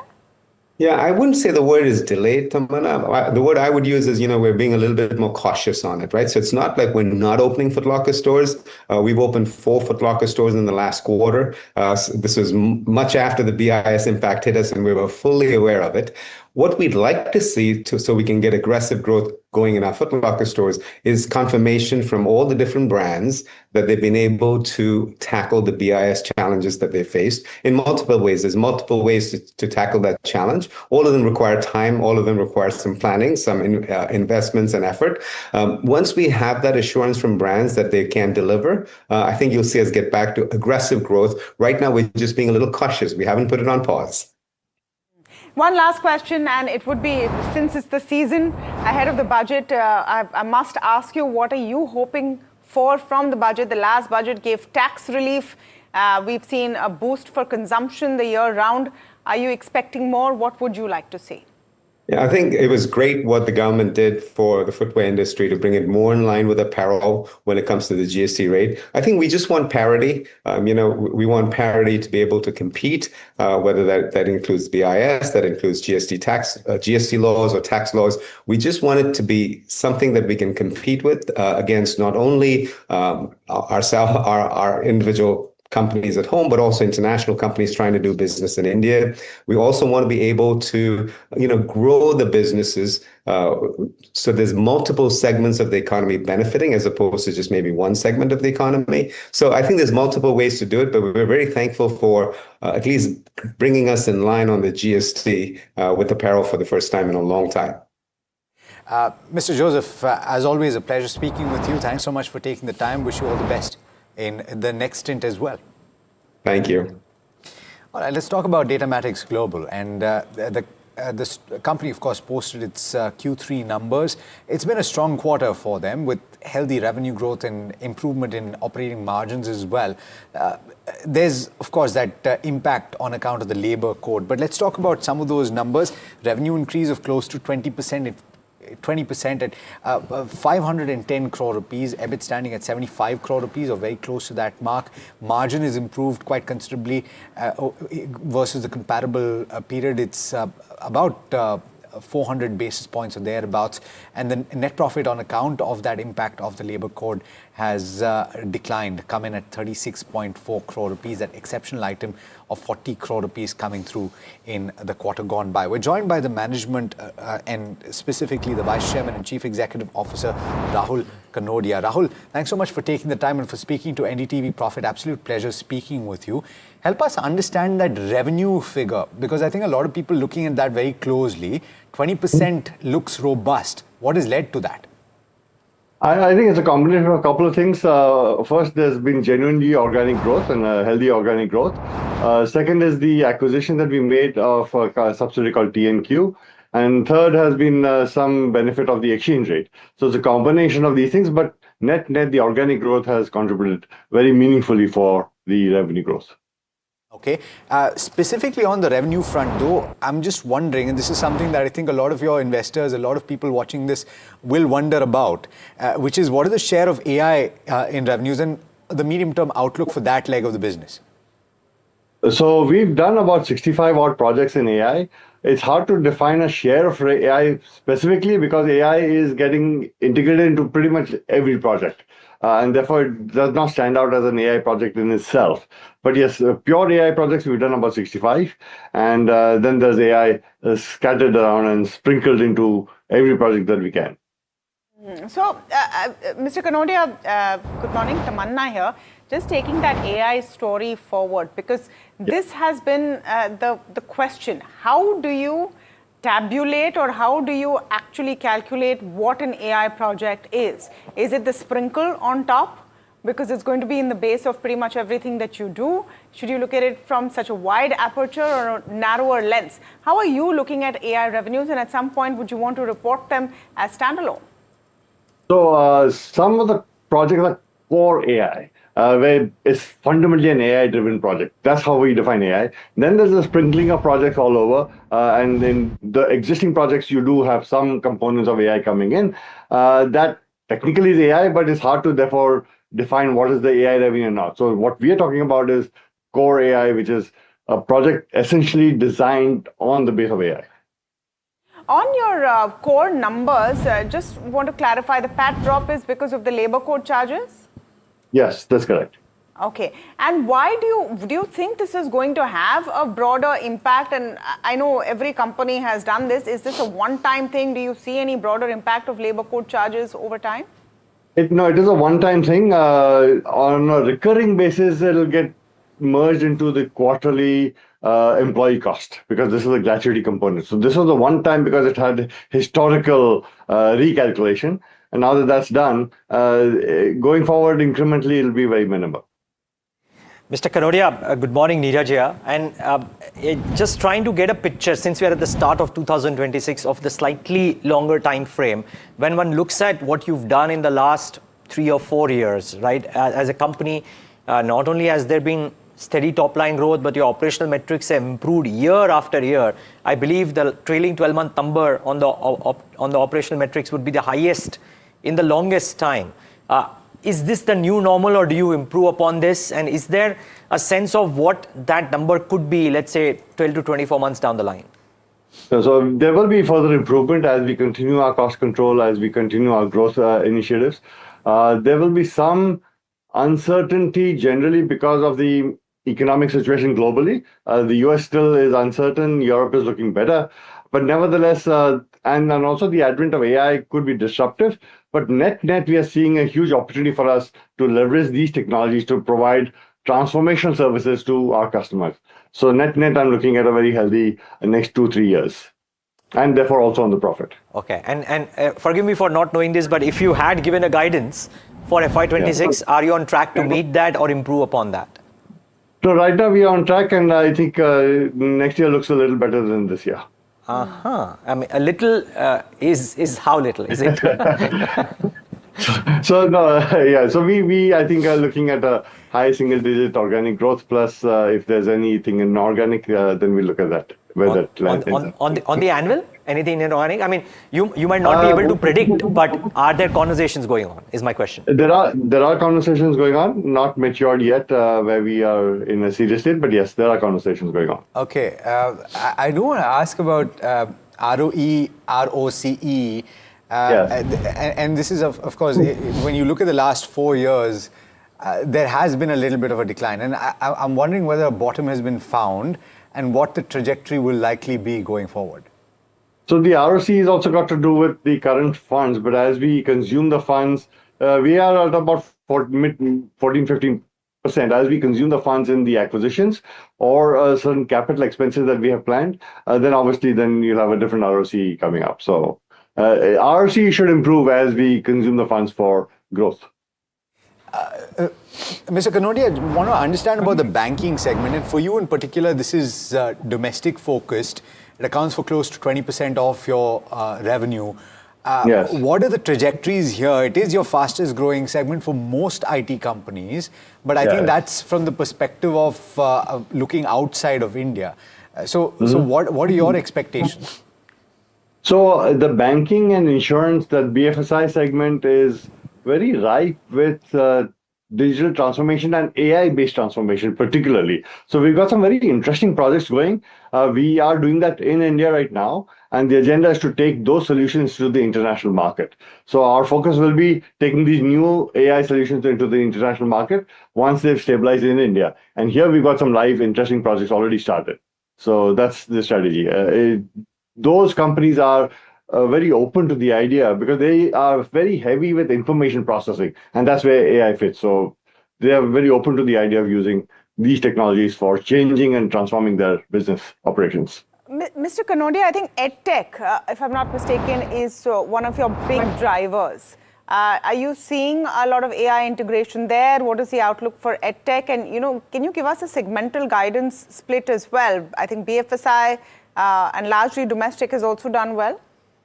So, BFSI domestic has done well. EdTech is a little slow on adopting these technologies, essentially because we are targeting the education publishing segment, and they are a little sensitive to IP and intellectual property violations. So there's some fear that AI could violate IP rights of the authors, and that's why they're a little hesitant. But that's a very rife and potent segment to adopt AI because there's a lot of content.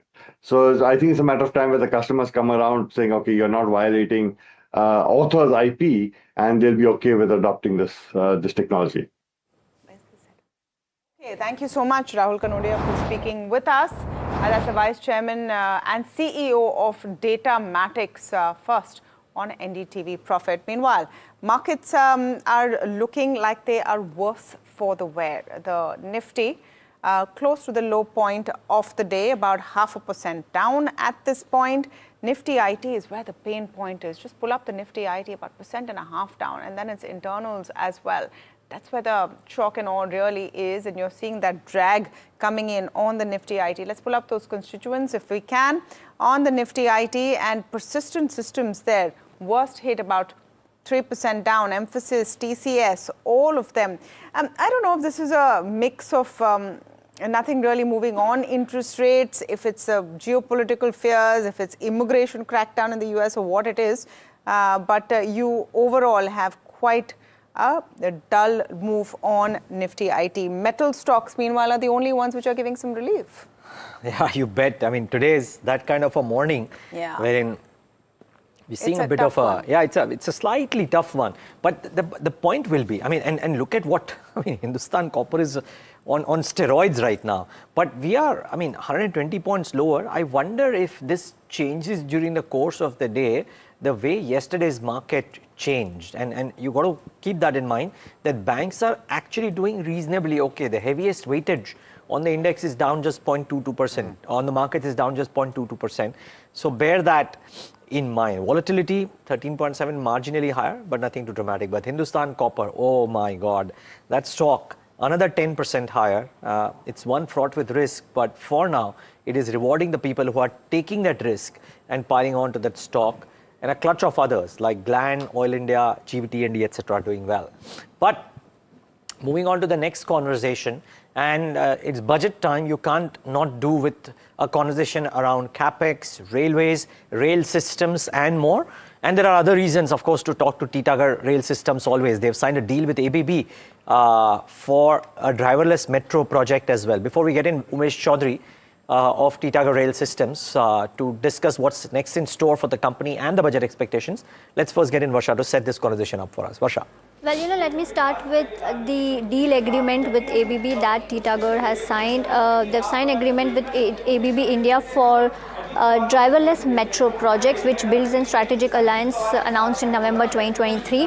And ABB will support design, manufacture, and do commissioning, and also transfer of technology for TCMS for 25 AC metros. Now, talking about the strategic importance of this deal for Titagarh, this completes their TCMS portfolio and this enables backward integration across the metro value chain and positions Titagarh as a comprehensive rolling stock manufacturer. On to the second reason why Titagarh is in focus is, of course, the key budget expectations. The expectations are centered on higher capex, faster execution, and deeper private sector participation. And the incremental budget allocation is after 3 years of muted growth. The spending mix is likely to shift towards capacity augmentation, and the project announcements which are key to watch is additional dedicated freight corridor with long gestation timelines and high-speed rail corridor expectations, and of course continued rollout and scaling up of Vande Bharat trains. So these are two reasons why Titagarh is in focus as of today. I'm going to start with focus number one. Thank you for that, Varsha. Umesh Chaudhary, Vice Chairman and MD of Titagarh Rail Systems, is speaking with us. And of course, we will be having that budget conversation as well, Umesh. But first, let me begin with this agreement with ABB India for a driverless metro project. It sounds very exciting. What is it about? What's the size of the project? What are the details you can share? Yeah, good morning. It is a very interesting project for us because you see what we did since the time we entered into this segment of metro coaches, we've tried to ensure that we capture the entire value chain. And when we started making the first aluminium metro for Pune, we were primarily doing the assembly. Then we went into the stainless steel with Bangalore. The one that we are doing with Gujarat, there we took over the TCMS for a 750 volt DC metro coach, but we did not have the transfer of technology or transfer of manufacturing for the traction motor and the propulsion system or the traction converters. This one, in turn, we have been able to take another big step forward to get some of these key components partially to be transferred to our manufacturing facilities in Calcutta, and also get the complete transfer of technology and know-how for the 25 kVA AC TCMS, which is like the brain and the nervous system of the train as such. So basically, block by block, what we are trying to ensure is that we have a complete hold over the value chain of both the type of metro systems that operate in India, which is the 750 volt DC and the 25 kVA AC. Well, what does this do for the company in terms of your position, Mr. Chaudhary, once you have this transfer of technology, and what is the capex or the outlay that you have to make? So we already have invested in the facilities. So we already have our traction motor and traction converter production facility, what we already also gave out in our press release. And what we will be doing is we will be adding on, we are doing the traction motor for locomotives and for EMUs. We'll be adding on to the product portfolio by doing the traction motors eventually for the metro coaches, which is a higher end of the technology or higher end of the spectrum. So it effectively what it does, it completes our product portfolio. And as I said, it kind of gets us a strong hold on the entire value chain of the metro business. Mr. Chaudhary, good morning. Alex here. And we're just a couple of days away. Now we're counting the hours from the presentation of the budget. And of course, some of us are old enough to have seen a rail budget presented separately. If that's piled into the same one, and there's no complaining about that. Fairly recently, Alex. You're definitely old enough. We watched quite a few of the rail budgets. But having said that, there's a lot of expectations, Mr. Chaudhary, heading into this next budget. And stocks have reacted, not just in the railways pack, but also in the defense pack. And these are two areas that the government is expected to focus on. What are your own expectations, and what are you building in towards? See, as far as our expectations out of the budget is nothing different from what we have been expecting and what we have actually been seeing in the last few years. Capex has been a focus of the government. Infrastructure has been a focus of the government. And we believe that this is likely to continue because the vision of the Honorable Prime Minister is extremely clear about, on one hand, making India into a developed country, Viksit Bharat of 2047, and on the other hand, to continue to support the Make in India and the Atmanirbhar Bharat policy. So basically, if you dovetail the two of them together, what it does is that on one side, there is the market opportunity, and the other side, Indian companies like ourselves have a great foothold in them because they have to be produced in India by hopefully Indian companies. So as far as the budget is concerned, the expectations are very bullish. We are very, very hopeful. And I would say, I would even stretch to saying that we are confident that the focus on infrastructure will continue. Having said that, we must understand on the railway side of the budget, the budget can actually be divided into two parts, the capacity creation budget and the capacity utilization budget, while both are capex. So when the track is constructed, that takes away bulk of the money. And that is not something that happens year after year. But the procurement of the rolling stock, things that we do, is something that will continue for the life cycle of the track, which may be 100 years or maybe more than 100 years. So what is important is not only the quantum of the budget, but the inter-se allocation of the budget. And while the inter-se allocation of the budget in our segment might be smaller compared to the overall budget, it is definitely something which is going to be a longer one or a long-lasting one. Just a follow-up to that, and talking about the life cycle of some of these projects, therefore, on the rolling stock, right? So, Mr. Chaudhary, heading into the next couple of financial years, or even the next 2 or 3 financial years, would you say that there's a sizable chunk that you might get from replacement orders, and how do you look at that as an opportunity? See, the Indian Railways on a thumb rule basis, on a back of the envelope basis, has about 3.5-4 lakh wagons. And I'm talking about our freight business right now. And the average wagon size age is about 25 to 30 years. So then, therefore, every year there will have to be replacements.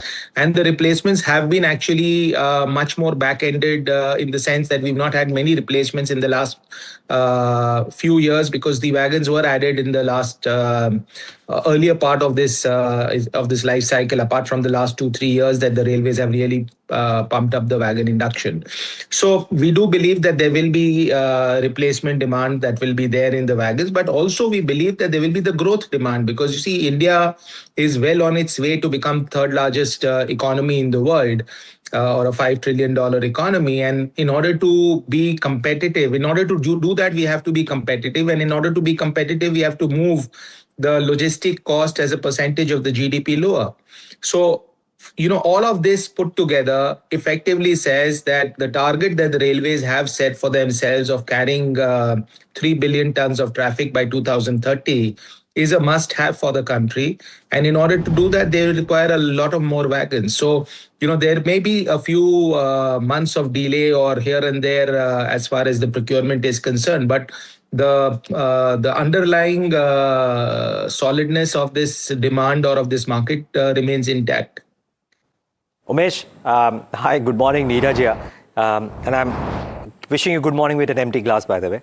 But just a point, since we have warm borders right now, and if the incremental part of the capex allocation goes towards defense, could it mean that it could be a budget that could not have large allocations for other capex requirements, including railways? Is that a distinct possibility?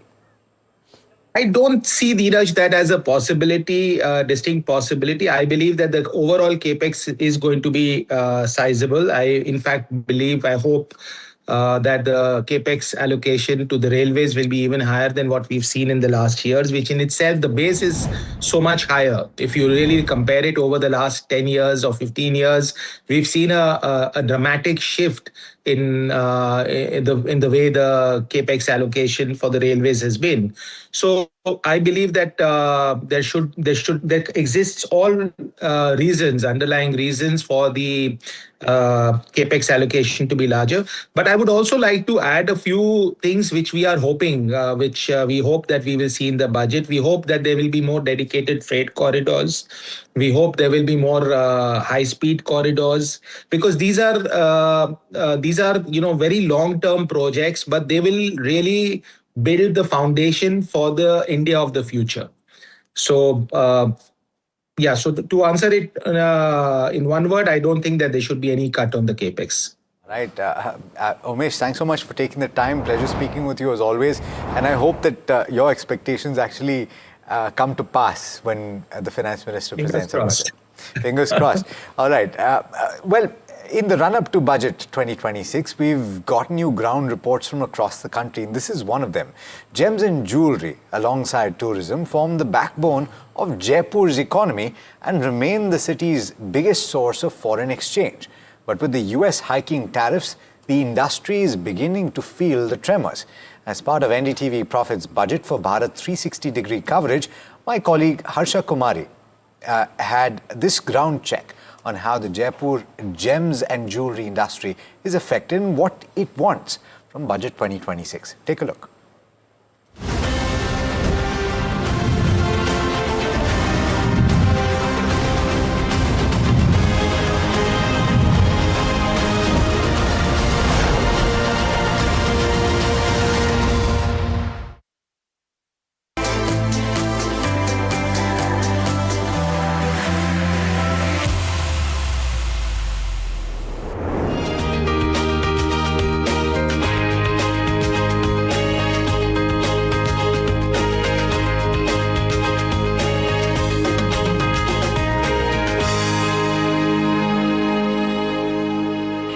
Cornerstone of Jaipur's economy. We are here at the famous Johari Bazaar outside Devri Ji Ka Mandir.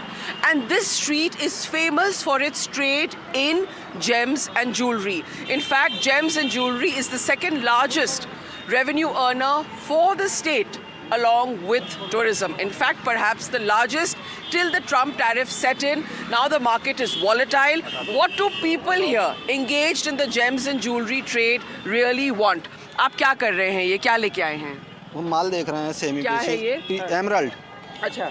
Emerald stone. तो यहाँ पर क्या होता है? यहाँ पर माल की selling purchasing होती है। मजदूर तबके के लोग आते हैं यहाँ पर काम करने, और हम लोग यहाँ पर से माल खरीदते बेचते हैं, और हम ब्रोकर हैं। हम माल बेचते हैं आगे व्यापारी को। पहले तो माल बेचते थे, खरीदते थे व्यापारी, तो लेकिन अभी हम देख रहे हैं कि जब से अमेरिका में अस्थिरता आई है, ट्रम्प टैरिफ्स आ गए हैं, तो जयपुर का जो एक्सपोर्ट है वो बिल्कुल उससे इफेक्ट हो गया है। तो क्या असर पड़ा है? बहुत असर पड़ा। 50% टैरिफ लगा दिया ट्रम्प ने। उससे बहुत ज़्यादा मनमानी कर रखी टैरिफ से ट्रम्प ने। उसने हमारा पूरा मार्केट डाउन कर दिया।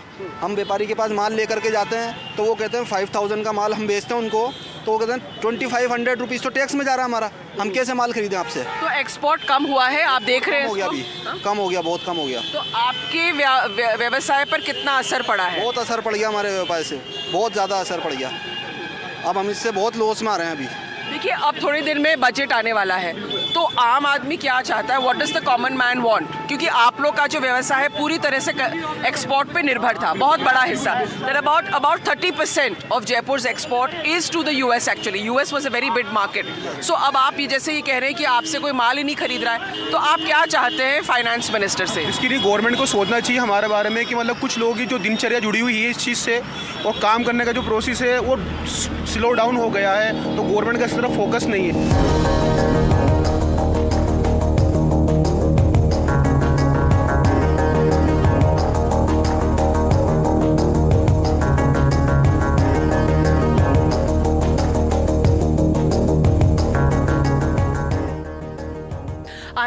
Jain Jewelers showroom. It's the Khandaka family, which have been in the trade for generations. And the fifth generation is right here in front of me, Kamal Khandaka ji. Kamal ji, the market is very volatile. You know, I can understand that Indians are still buying, but otherwise, if you look at Jaipur's jewelry trade, and Jaipur's jewelry trade is the cornerstone of the economy, it is volatile. Outside also, you find there are not as many people selling. Exports have come down. So what is the outlook and what do you want from the finance minister? देखिए ma'am, मैं आपको एक निवेदन करूं, gold की रेटें बहुत speed से बढ़ रही है, अराउंड 50 to 60% साल भर के अंदर बढ़ गया है, चांदी भी बहुत बढ़ रही है, और जयपुर जो है स्टोन्स के लिए माना जाता है, और इधर हर तरीके के 5000 6000 तरीके के स्टोन, सेमी प्रीशियस, प्रीशियस, सब तरह की कटिंग होती है। जैसे सूरत जो है डायमंड के लिए जाना जाता है, वैसे जो जयपुर है वो colour stone capital of the world है, तो यहाँ सब तरीके के स्टोन्स बनते हैं और फिर वो अलग अलग जगह जाते हैं, पूरे विश्व में जाते हैं। और हमारे यहाँ जैसे आप जानते हैं सीतापुर है, वहाँ भी बड़ी बड़ी फैक्ट्रियाँ हैं जो एक्सपोर्ट का काम करती हैं साहब, और वो स्टोन्स को यूज़ करती हैं, उसकी ज्वेलरी बना करके एक्सपोर्ट करती हैं। जनरली अमेरिका हो गया और बहुत सारे वर्ल्ड के अलग अलग देशों में करती हैं, और उसके हिसाब से बिजनेस चलता है। अभी स्टोन का मार्केट थोड़ा सा डाउन इसलिए चल रहा है, एक तो सिल्वर बहुत तेज हो गई है। आप देखिए, जो सिल्वर साल भर पहले 70-80 हज़ार रुपये हो रही थी, वो आज के टाइम पे 3 लाख रुपए बन गई है। तो एकदम से 3 गुना तेजी आना एक बहुत बड़ी ड्रास्टिक चेंज है। उसकी वजह से जो इंडस्ट्रियाँ हैं वो थोड़ा सा प्रोडक्शन उन्होंने वीक कर दिया है, और जो स्टोन्स वाले हैं वो भी अपना प्रोडक्शन वीक कर दिया, उन्होंने कम कर दिया अपना प्रोडक्शन करना, क्योंकि उसकी खपत कम हो रही है। और दूसरा जो ट्रम्प ने टैरिफ और ये सब चीज़ें लग रही है, उसकी वजह से भी देखिए मार्केट को बड़ा डीमोरलाइज्ड हो रहा है मार्केट। तो जो एक देखिए कारीगर तो पूरे उतना ही है, फैक्ट्री वालों के खर्चे उतना ही है, पर क्योंकि सेलिंग नहीं हो रही तो उसके हिसाब से उनको प्रोडक्शन कम करना पड़ता है, और छटनी भी करनी पड़ेगी आगे जाकर अगर वो सही टाइम पे सुधार नहीं हुआ। तो हम तो गवर्नमेंट से सबसे पहले निवेदन ये करते हैं कि देखिए जो भी मतभेद हैं, जो भी ड्रास्टिक चेंजेस हो रहे हैं, जो अमेरिका के साथ डिस्प्यूट है, वो सॉल्व करनी चाहिए साहब जल्दी से जल्दी, और कुल मिलाकर के सॉल्व करके इस टैरिफ को सही से कर देना चाहिए, जिससे हमारे एक्सपोर्टर्स जो हैं और जो हमारे कारीगर भाई हैं उनको एक ये रहे, प्रोत्साहन रहे कि रेटों की तो मार पड़ी रही है, ऊपर से टैरिफ की मार तो दुगनी मार हो जाएगी साहब। तो मैं तो गवर्नमेंट को निवेदन करता हूँ कि इसको किसी तरह भी सॉल्व करें प्रॉब्लम्स को, और अमेरिका अपना बहुत बड़ा बाजार है, उसको सॉल्व करें। और मैं तो कहता हूँ सभी देशों से अपने जो भी परेशानियाँ हैं या जो भी है उनको बिल्कुल पोलाइटली और सिस्टमेटिकली तरीके से सॉल्व करके अपन उसको आगे बढ़े।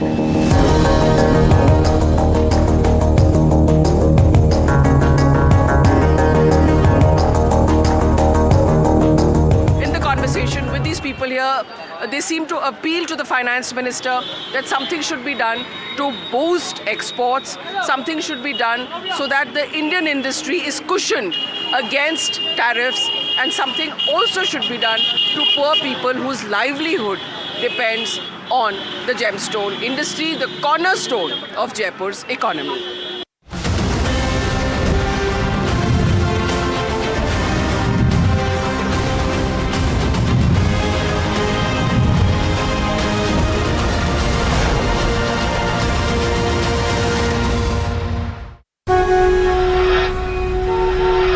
On 1st February every year, hope becomes a question. Will I save more? Will I grow more? साहिबान, मेहरबान, कदरदान, कुछ अच्छी खबर मिलेगी क्या? How will this budget change my life? One person has all the answers for Bharat. Union Budget 2026 on NDTV Profit. NDTV Profit on करो जरा। कब से बोल रहा हूं, कोई सुनता ही नहीं। लोग कहते हैं कि जिंदगी एक फिल्म की तरह होती है, लेकिन मेरी जिंदगी सिर्फ एक फिल्म नहीं, एक ब्लॉकबस्टर फिल्म है। बचपन से पता था मेरे सपनों में दम है, आगे नहीं सबसे आगे जाना है, स्टार नहीं सुपरस्टार बन के दिखाना है। नाम मिला, फेम मिला, प्यार मिला, I was not just running, I was flying. सबकी जुबां पे बस एक ही नाम, यो हनी सिंगर। लेकिन फिर ब्लॉकबस्टर कहानी में आया एक ट्विस्ट, 7वें आसमान से सीधा गिरा मैं जमीन पर। फिर क्या, खुद पे काम दोबारा शुरू, फैंस ने फिर प्यार दिखाया, फिर स्टार नहीं सुपरस्टार बनाया। है ना मेरी जिंदगी एक ब्लॉकबस्टर फिल्म। शुक्रिया आपकी प्रेयर्स का और आपके प्यार का। कॉन्सर्ट्स तो आपने बहुत देखे होंगे, but this is gonna be concert of a lifetime, क्योंकि मेरे फैंस ही हैं मेरी विक्ट्री, मेरी हिस्ट्री, मेरी glory. So come and witness Yo-Yo Honey Singh. This is my story.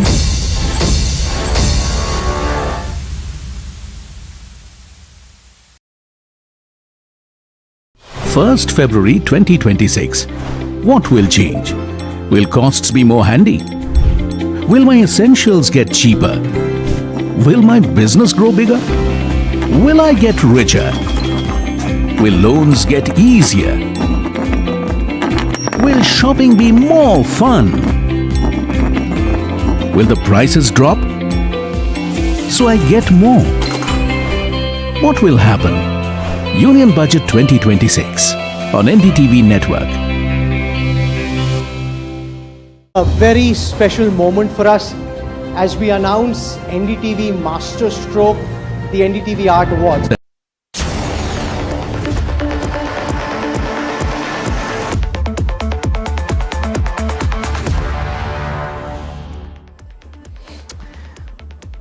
Back with India Market Open, and Thyrocare Technologies reported a very strong quarter. Before we get the management, let's get in Varsha to talk about the quarter gone by. Varsha. Well, the revenue growth that you're seeing is led by 20% growth in the pathology business, and they processed 49.6 million tests, which is up 22%. Onto the pathology, which grew 20% year on year, and franchisee revenue grew 12%, and pathology volumes grew strongly with test count up 22% year on year. Onto the radiology, which over there revenue declined 7% year on year, but year to date, radiology grew marginally at 1%, which includes plus a Pulse high-tech business as well. So overall, yes, a good set of numbers and a strong margin uptick also. Rahul Guha joins in to talk about the quarter gone by and the quarter ahead. The stock 4.5% lower in trade. Rahul, good morning. Thanks for joining in. Neeraj here. How would you put the quarter into perspective? It seemed strong relative to your peer sets and definitely fairly decent on the margin front. Hi, good morning, Neeraj. And yes, the performance has been good. Growth continues on a steady clip. Of course, we didn't have Polo and Vimta last year in the base. So, to that extent, the growth rate has moderated a bit from, 22% to 20%, but continuing to grow very strongly our pathology business. What's working for us is our franchisee expansion that continues at a very good clip. And our partnerships business is doing very, very well. It grew at almost 39% year on year this quarter. So I think on the revenue front, we've been doing quite well. I think it's a set of expectations only. While I've been saying that we will hit mid-teens growth, I think given the last few quarters, people are now expecting 20% from Thyrocare on a regular basis, and hence the disappointment in the market. But I'm very happy with how the growth is coming through. The underlying metrics are working well, which is franchisee addition and partnership addition. And I expect, to continue this performance towards the end of the year. Why do you call it a disappointment, Mr. Guha? Tamanna here. Just curious. No, I think we've been growing at 20 plus for a while, and people now have come to start to expect more. And I think that's why I would say some folks are disappointed. But I would say I'm very happy with where we are. We continue to sustain 20% growth rate, which is well above the industry. And I can't control expectations, but what I will say is I'm very, very happy with how the strategy is panning out and how the growth rate is coming through. Do you think radiology is what has dragged that kind of a growth? Though, of course, franchise growth has been very strong. But why that slide in radiology? Actually, in radiology, we are optimizing for profitability. So centers that are unviable, we've been shutting down. So to that extent, you will see it in the radiology business. While revenue has come down, PAT has almost doubled. So, that's the focus in the radiology business. And what are your key margin drivers in your view? I mean, you talked about top line growth and the expectations there, but if I look at your margins as well as your bottom line, the numbers look robust. What do you think have been the key drivers? Look, growth solves everything. When you're growing at 20% plus, your costs don't grow at that level. And so a large part of the margin improvement is mostly coming from operating leverage. And that's what's flowing through into the bottom line. Okay, Rahul, it might be too soon to ask about FY27 maybe, but I wonder if you believe that what you were envisaging for Q4 is something that is replicable per se for FY27 or FY26 as well, broadly. Look, at the start of the year, I had guided to mid-teens growth. Of course, over the 9 months, we've beaten that hands down. And I expect Q4 to not be very different from Q3. Maybe a slight moderation there. But you must understand this company has been growing at 20% plus for the last couple of years. So we are sitting now on a very high base, and we've been outperforming the industry for a while. So I would be moderate in my expectations for next year. I'm still maintaining, the mid-teens guidance for FY27 as well. And that's primarily because the base is so high. 3 years consistently, our non-COVID business has grown at 20% plus, while the industry grows at 10%. And competitive intensity continues to be there. So therefore, I'm being cautious about FY27 and saying, maybe we'll land the mid-teens area. Just trying to understand about the African subsidiary. Are you close to break even now? When do you expect that to happen? And is there a further plan of expanding internationally? The African subsidiary will break even in about 12 months. It's still loss-making. It's only been a year in Africa. So, we can't expect to turn up profitable in a new country within 1 year. I think 24 months is what we gave it, and we are on track to achieve 24 months break even. It's a small business. I think we are still understanding Africa. So it would be foolhardy right now to press the accelerator and enter more markets until we are sure, the playbook is in place. I think we are now reasonably clear what it takes to win in Africa. I just want to see it flow through to the numbers, and then we will expand as appropriate. Okay, Rahul, we wish you all the best for not just Q4, but that growth lasting well into FY27 and beyond. Keep up the good work. Thanks so much for joining in today. Thank you, Neeraj. That's Thyrocare with fairly decent numbers, by the way. Just that the Q3 numbers may have been slightly off relative to Q1 and Q2. And maybe that's why they're disappointed, because frankly, when I looked at the numbers, I couldn't find too many faults. But the market clearly doesn't like it. So keep that in mind. Okay, back next 20 minutes of the show as well. We'll probably hear PM Modi speak as well. But we've got a very big market voice, or a very big voice per se, global voice. Geopolitical uncertainties looming around us in 2026. Robert O'Leary, popularly known as Bob, of course, Co-Chief Executive Officer and Portfolio Manager at Oaktree Capital Management, believes that sectoral churn is on the cards, and don't get married to one particular idea and ideology. Listen into a small slice of the conversation that I had with Bob. I would love to understand from you, Bob, as you look at the world from your vantage point, if people in 2024 thought there was a year of peak volatility, 2025 really came in as a bolt of surprise. And if people thought that 2025, starting from deep sea to Russia, Ukraine, to multiple other geopolitical and political events, might be peak of volatility, boy, 2026 has started off on a strong footing too on that note. How do you see the world from your vantage point?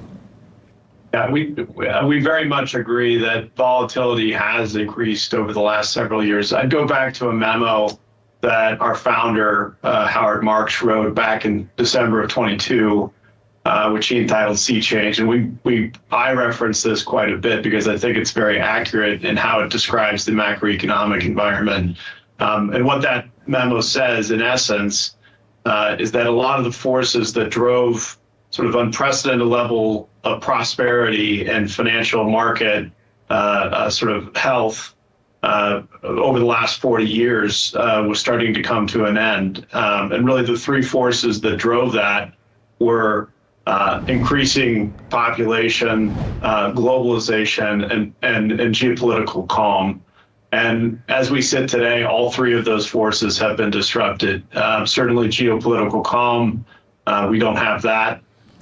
You're starting to see deglobalization instead of globalization.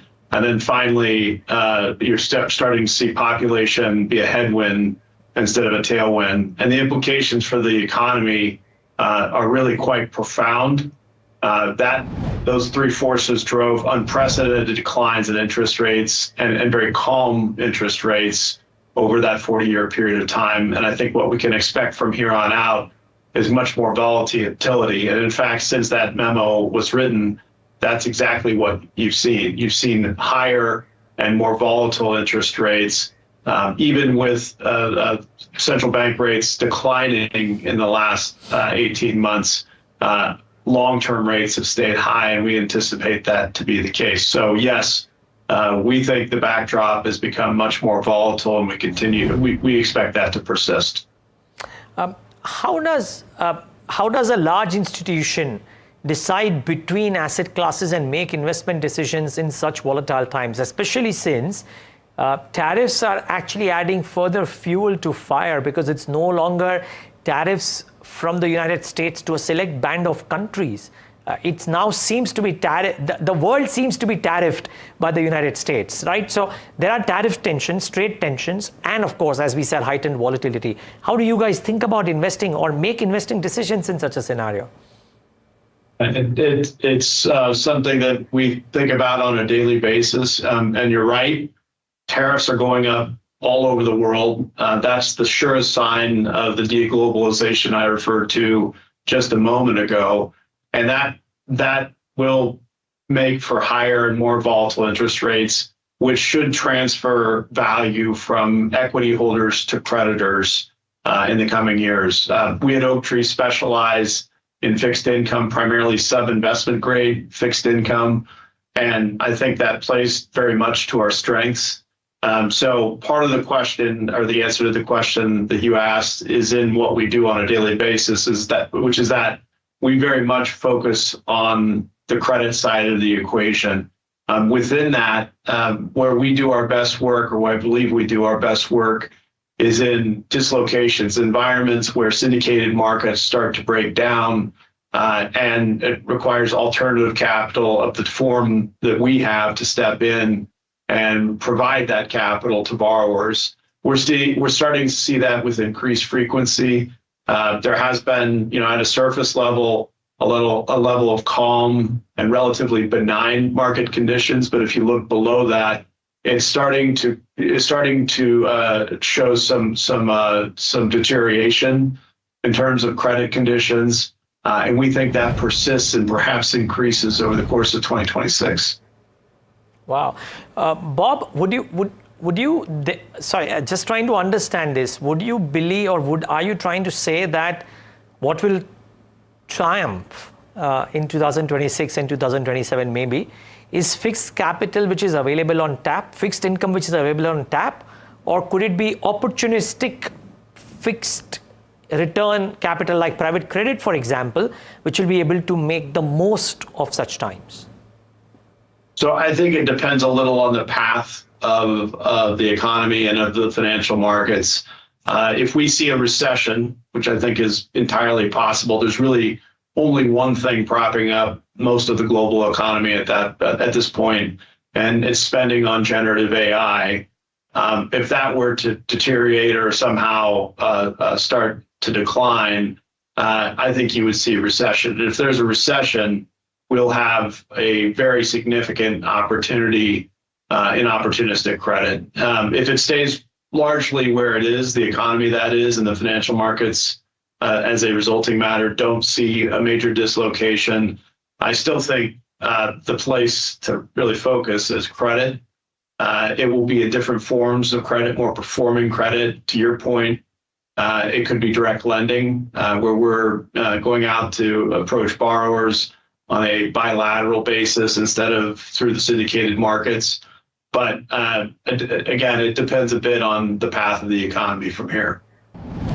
But you do believe that equities, which had a great run, and led by U.S. equities in 2023 and 24, and even if 2025 U.S. equities were not top of the pile, but they certainly did perform. So 3 years of a return, high return generating equity return in the U.S.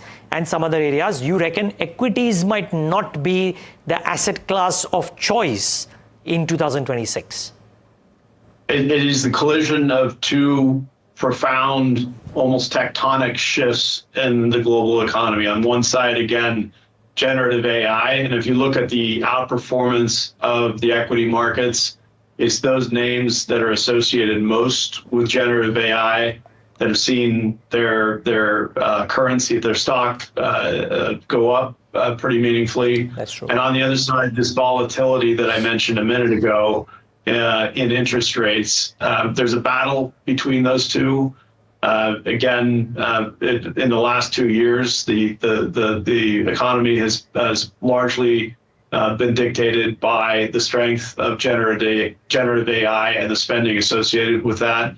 I think 2026 we could see a reversal there, where you start to see the volatility in the market start to overcome that as people get worried about the return on that massive amount of spending that's gone into generative AI. And if that happens, I think equities could suffer as a result. Wow.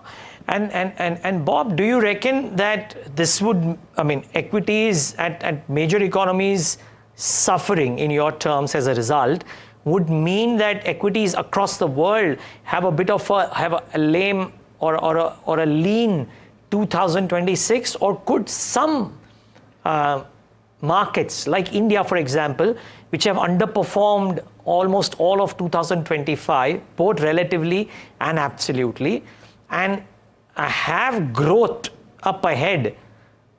India could well be one of the fastest growing economies with 6.5%, 7%, 7.5%, depending on which way you believe it will. But let's say, or when the numbers show up. But would economies like that have markets which are outperforming? It's entirely possible, and I don't know the factors that drive a lot of different major economies. You mentioned India, and the growth and the strength in the economy here is astounding. And it is not as tied to generative AI as some of the other major economies. So it's entirely possible that you do see a decoupling of some form between what goes on in India or other markets and what you've seen in some of the developed markets. But I do feel like there's been one major force that's driven most of the major economies, and if that rolls over, I think you're going to see a lot of pain in the developed economy financial markets. Very interesting. What do you think about the next 5-year cycle then? Let's assume that what you're saying turns out to be true, in that we might, if we do see some bit of AI spend come off and there being a low growth or a recessionary phase, could this be a long-lasting one, considering that geopolitical stress is also quite high? Or could central banking decisions rev up growth? Because we know that post-2020, effectively central banks decided, right, what money supply and growth could be like. And even though 2026 might see conflicting decisions between major central banks, could they still hold the trump card? Pun is not intended here, by the way. Yeah, interesting. Good pun. So stepping back for just a minute, well, I did indicate, and I still believe, that there may be some short-term disappointment in generative AI and the tremendous, just staggering amounts of capital that have gone into it.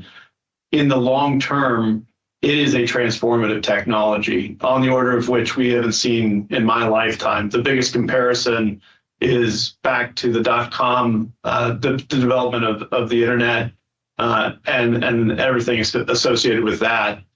There was, of course, a very punctuated crash in the markets associated with the internet, the development of the internet. But the economy recovered very quickly.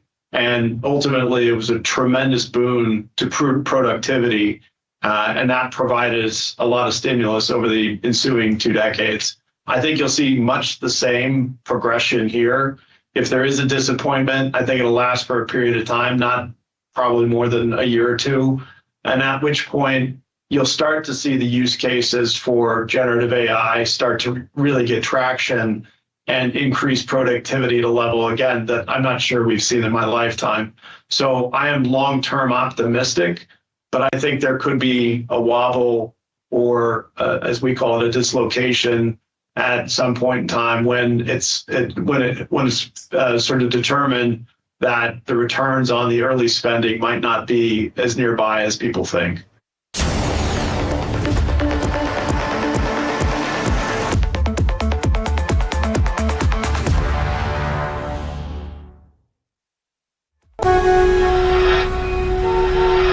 On 1st February every year, hope becomes a question. Will I save more? Will I grow more? साहिबान मेहरबान कदरदान, कुछ अच्छी खबर मिलेगी क्या? How will this budget change my life? One person has all the answers for Bharat.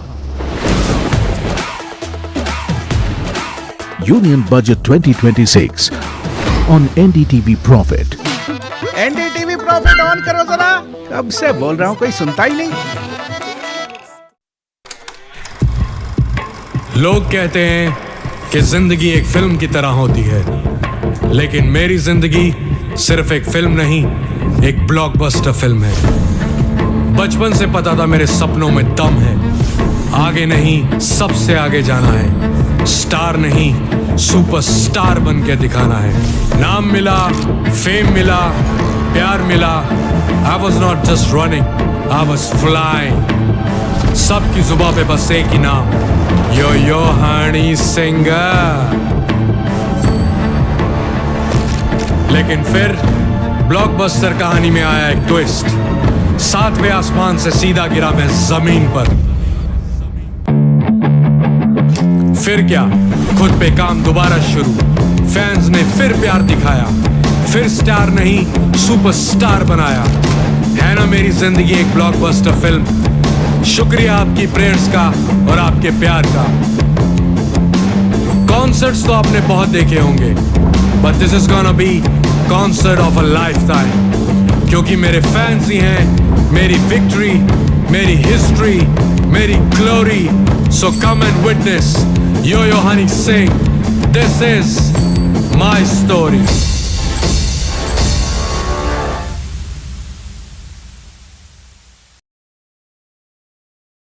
1st February 2026. What will change? Will costs be more handy? Will my essentials get cheaper? Will my business grow bigger? Will I get richer? Will loans get easier? Will shopping be more fun? Will the prices drop so I get more? What will happen? Union Budget 2026 on NDTV Network. A very special moment for us as we announce NDTV Masterstroke, the NDTV Art Awards. M3M presents NDTV Masterstroke Art Awards. An odyssey of creative brilliance where the masterpiece meets its ultimate recognition. NDTV bringing this subject forward would have a great integrity of putting it forward where people could understand the importance of art. This award that is being started, I'm sure is going to be amazing. Art for India and for Indians is an expression of our Atmanirbharta. It's actually quite a formidable jury, so I think we'll reveal a lot more as we go along. This is an amazing platform, I think, today what you're doing. I have always had this inclination towards art, and if we don't collaborate and bring those artists forward, give them a platform, who else will? Honoring the masters who define our cultural landscape, M3M presents NDTV Master Stroke Art Awards. Coming soon on the NDTV network.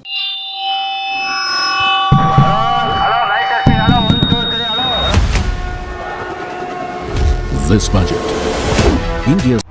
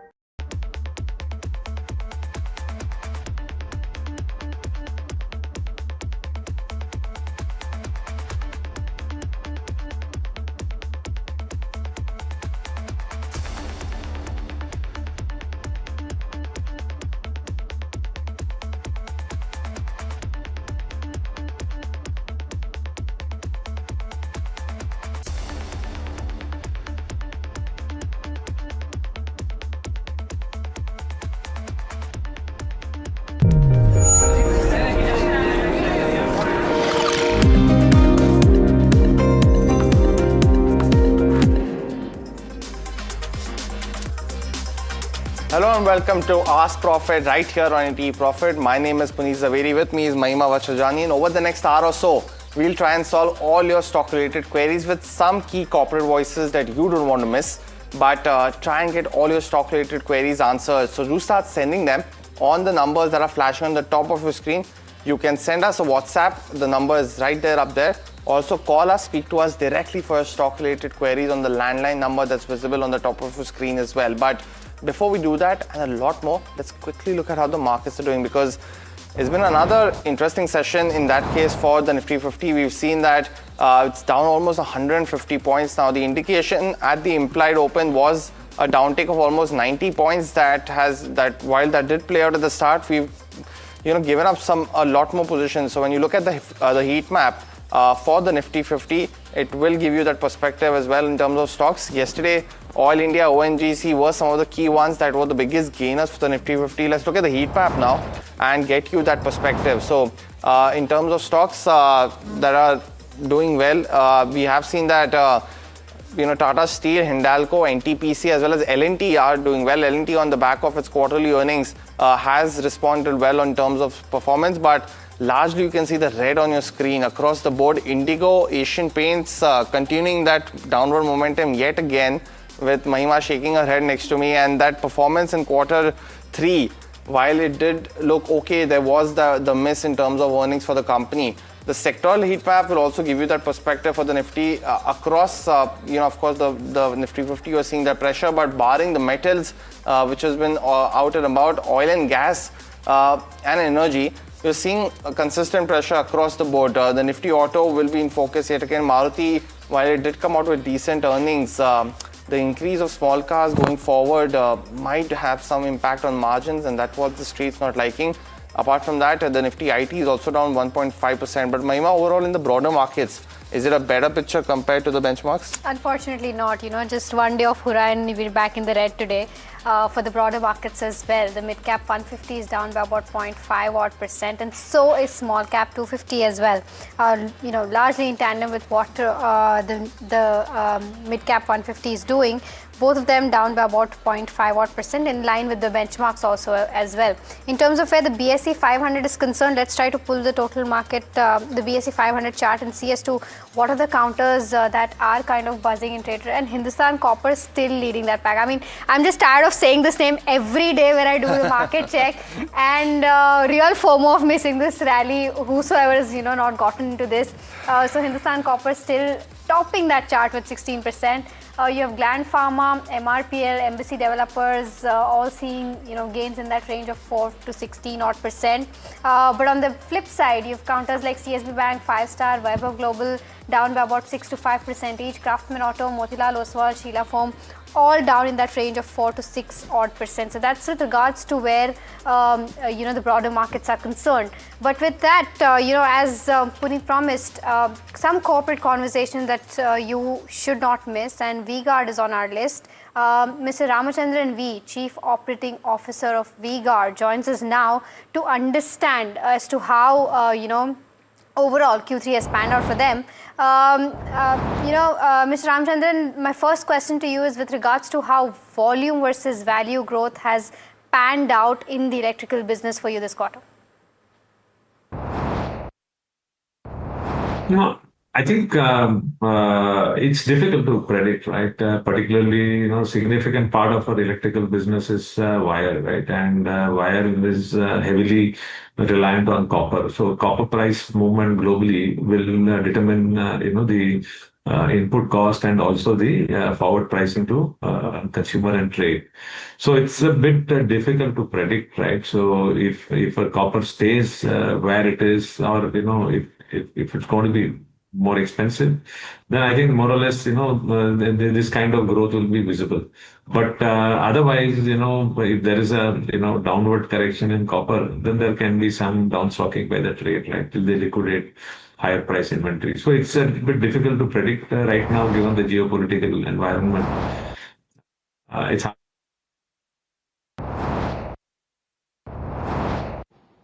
कल राष्ट्रपति जी का उद्बोधन 140 करोड़ देशवासियों के आत्मविश्वास की अभिव्यक्ति था।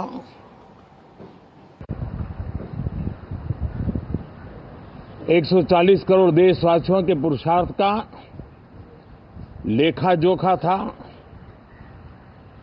और 140 करोड़ देशवासी और उसमें भी ज्यादातर युवा उनके एस्पिरेशंस को रेखांकित करने का बहुत ही सटीक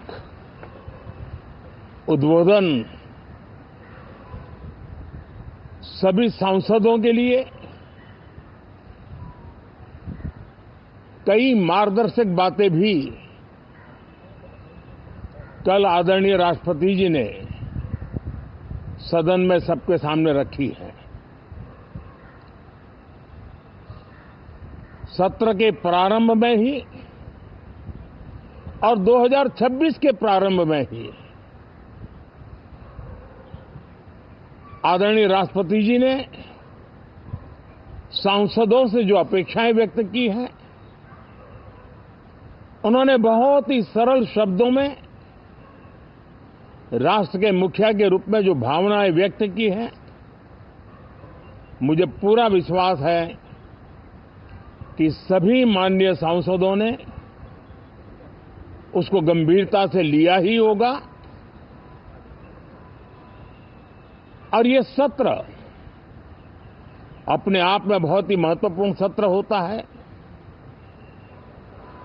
ये बजट सत्र है। 21वीं सदी का एक चौथाई हिस्सा बीत चुका है। ये दूसरे चौथाई का प्रारंभ हो रहा है और 2047 विकसित भारत के लक्ष्य को प्राप्त करने के लिए ये महत्वपूर्ण 25 वर्ष का दौर आरंभ हो रहा है और ये दूसरे क्वार्टर का, इस शताब्दी की दूसरे क्वार्टर का ये पहला बजट आ रहा है और वित्त मंत्री निर्मला जी देश की पहली वित्त मंत्री ऐसी है, महिला वित्त मंत्री ऐसी है जो लगातार 9वीं बार देश के संसद में बजट प्रस्तुत करने जा रही है। ये अपने आप में एक गौरव पल के रूप में भारत के संसदीय इतिहास में रजिस्टर हो रहा है। साथियों, ये 20 वर्ष का प्रारंभ बहुत ही पॉजिटिव नोट के साथ शुरू हुआ है। आत्मविश्वास भरा हिंदुस्तान आज विश्व के लिए आशा की किरण भी बना है, आकर्षण का केंद्र भी बना है। इस क्वार्टर के प्रारंभ में ही भारत और यूरोपियन यूनियन का फ्री ट्रेड एग्रीमेंट आने वाली दिशाएं कितनी उज्जवल है,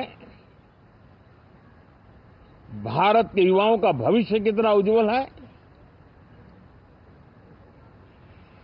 उसकी एक झलक है।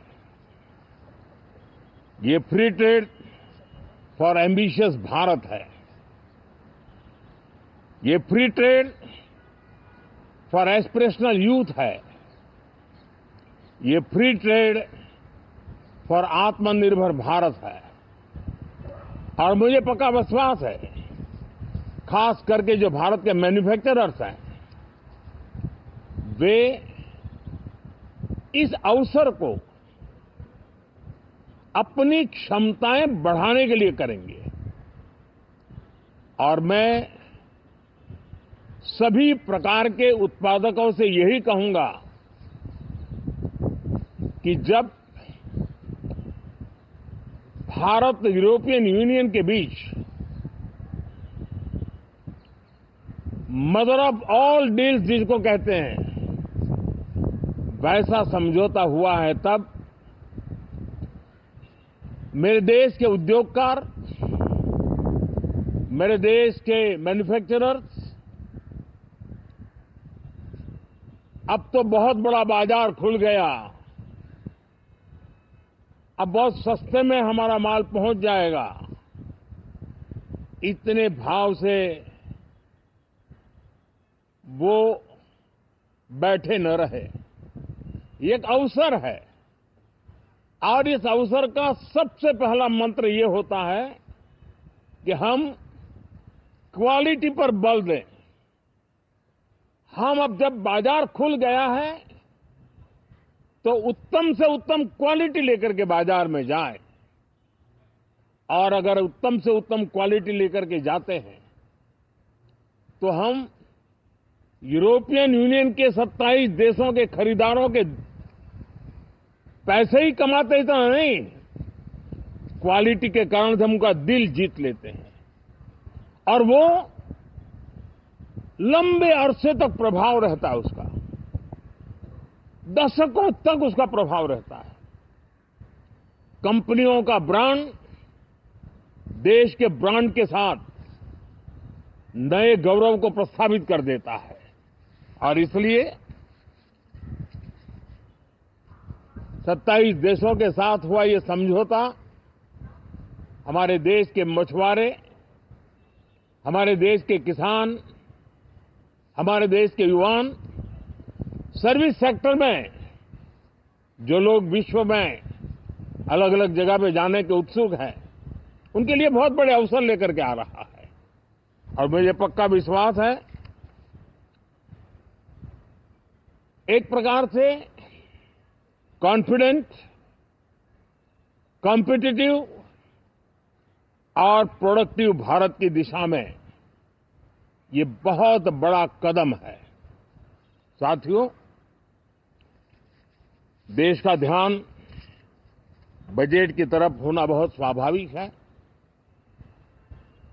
लेकिन इस सरकार की ये पहचान रही है रिफॉर्म, परफॉर्म एंड ट्रांसफॉर्म। और अब तो हम रिफॉर्म एक्सप्रेस पर चल पड़े हैं, बहुत तेजी से चल पड़े हैं। और मैं संसद के भी सभी साथियों का आभार व्यक्त करता हूं कि इस रिफॉर्म एक्सप्रेस को गति देने में वे भी अपनी सकारात्मक शक्ति को लगा रहे हैं और उसके कारण रिफॉर्म एक्सप्रेस को भी लगातार गति मिल रही है। देश लॉन्ग टर्म पेंडिंग प्रॉब्लम्स अब उससे निकल करके लॉन्ग टर्म सॉल्यूशंस के मार्ग पर मजबूती के साथ कदम रख रहा है। और जब लॉन्ग टर्म सॉल्यूशंस होते हैं तब प्रिडिक्टेबिलिटी होती है, जो विश्व में एक भरोसा पैदा करती है। हमारे हर निर्णय में राष्ट्र की प्रगति, ये हमारा लक्ष्य है, लेकिन हमारे सारे निर्णय ह्यूमन सेंट्रिक है। हमारी भूमिका, हमारी योजनाएं ह्यूमन सेंट्रिक है। हम टेक्नोलॉजी के साथ स्पर्धा भी करेंगे, हम टेक्नोलॉजी को आत्मसात भी करेंगे, हम टेक्नोलॉजी के सामर्थ्य को स्वीकार भी करेंगे, लेकिन उसके साथ साथ हम मानव केंद्रीय व्यवस्था को जरा भी कम नहीं आंकेंगे। हम संवेदनशीलता की महत्ता को तो समझते हुए टेक्नोलॉजी की जुगलबंदी के साथ आगे बढ़ने के व्यू के साथ आगे सोचेंगे। जो हमारे टीकाकार रहते हैं साथी, हमारे प्रति पसंद नापसंद का रवैया रहता है और लोकतंत्र में बहुत स्वाभाविक है। लेकिन एक बात हर कोई कहता है कि सरकार ने लास्ट माइल डिलीवरी पर बल दिया है। योजना फाइलों तक नहीं, लाइव तक पहुंचाने का प्रयास रहता है। और यही हमारी जो परंपरा है, उसको हम आने वाले दिनों में रिफॉर्म एक्सप्रेस में नेक्स्ट जनरेशन रिफॉर्म के साथ आगे बढ़ाने हैं। भारत की डेमोक्रेसी और भारत की डेमोग्राफी आज दुनिया के लिए एक बहुत बड़ी उम्मीद है।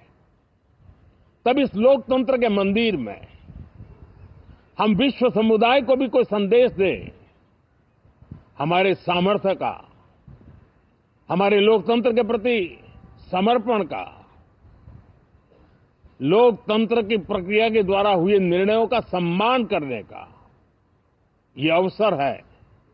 और विश्व इसको जरूर स्वागत भी करता है, स्वीकार भी करता है।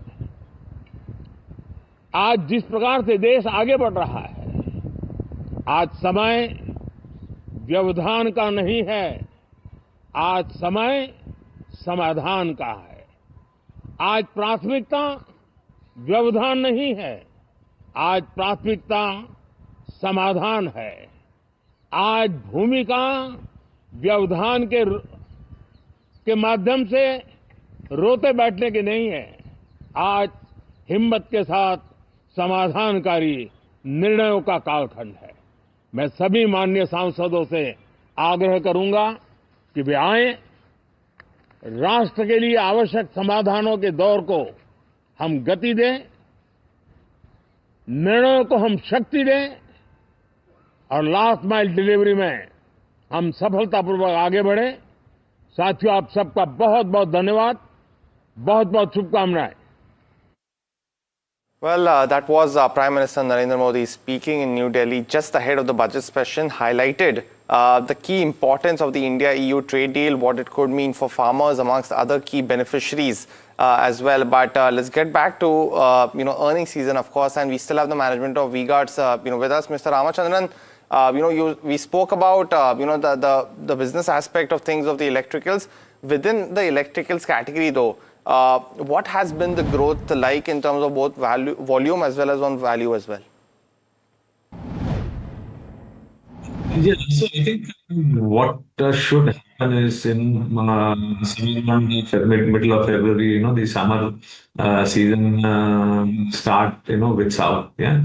So I think, last year summer was, challenging. Yeah, and, so there was a lot of carry forward inventory for most consumer durable players, as also for us, particularly in categories like stabilizer, air coolers, even fan and pump, right? Which all respond to weather. So I think if we have a normal summer going forward, then I think that these categories should take traction, right? Which have been a significant drag thus far this year.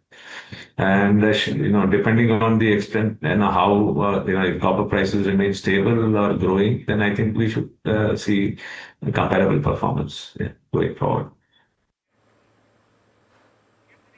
Well, on terms of your electronic business margins as well, that has corrected by 290 basis points on a YY basis. Any insight you can offer on that? The electronics business comprises of stabilizer and inverter, battery, and also rooftop solar. Yeah. So I think the product mix, right? The stabilizer has degrown in Q3, right?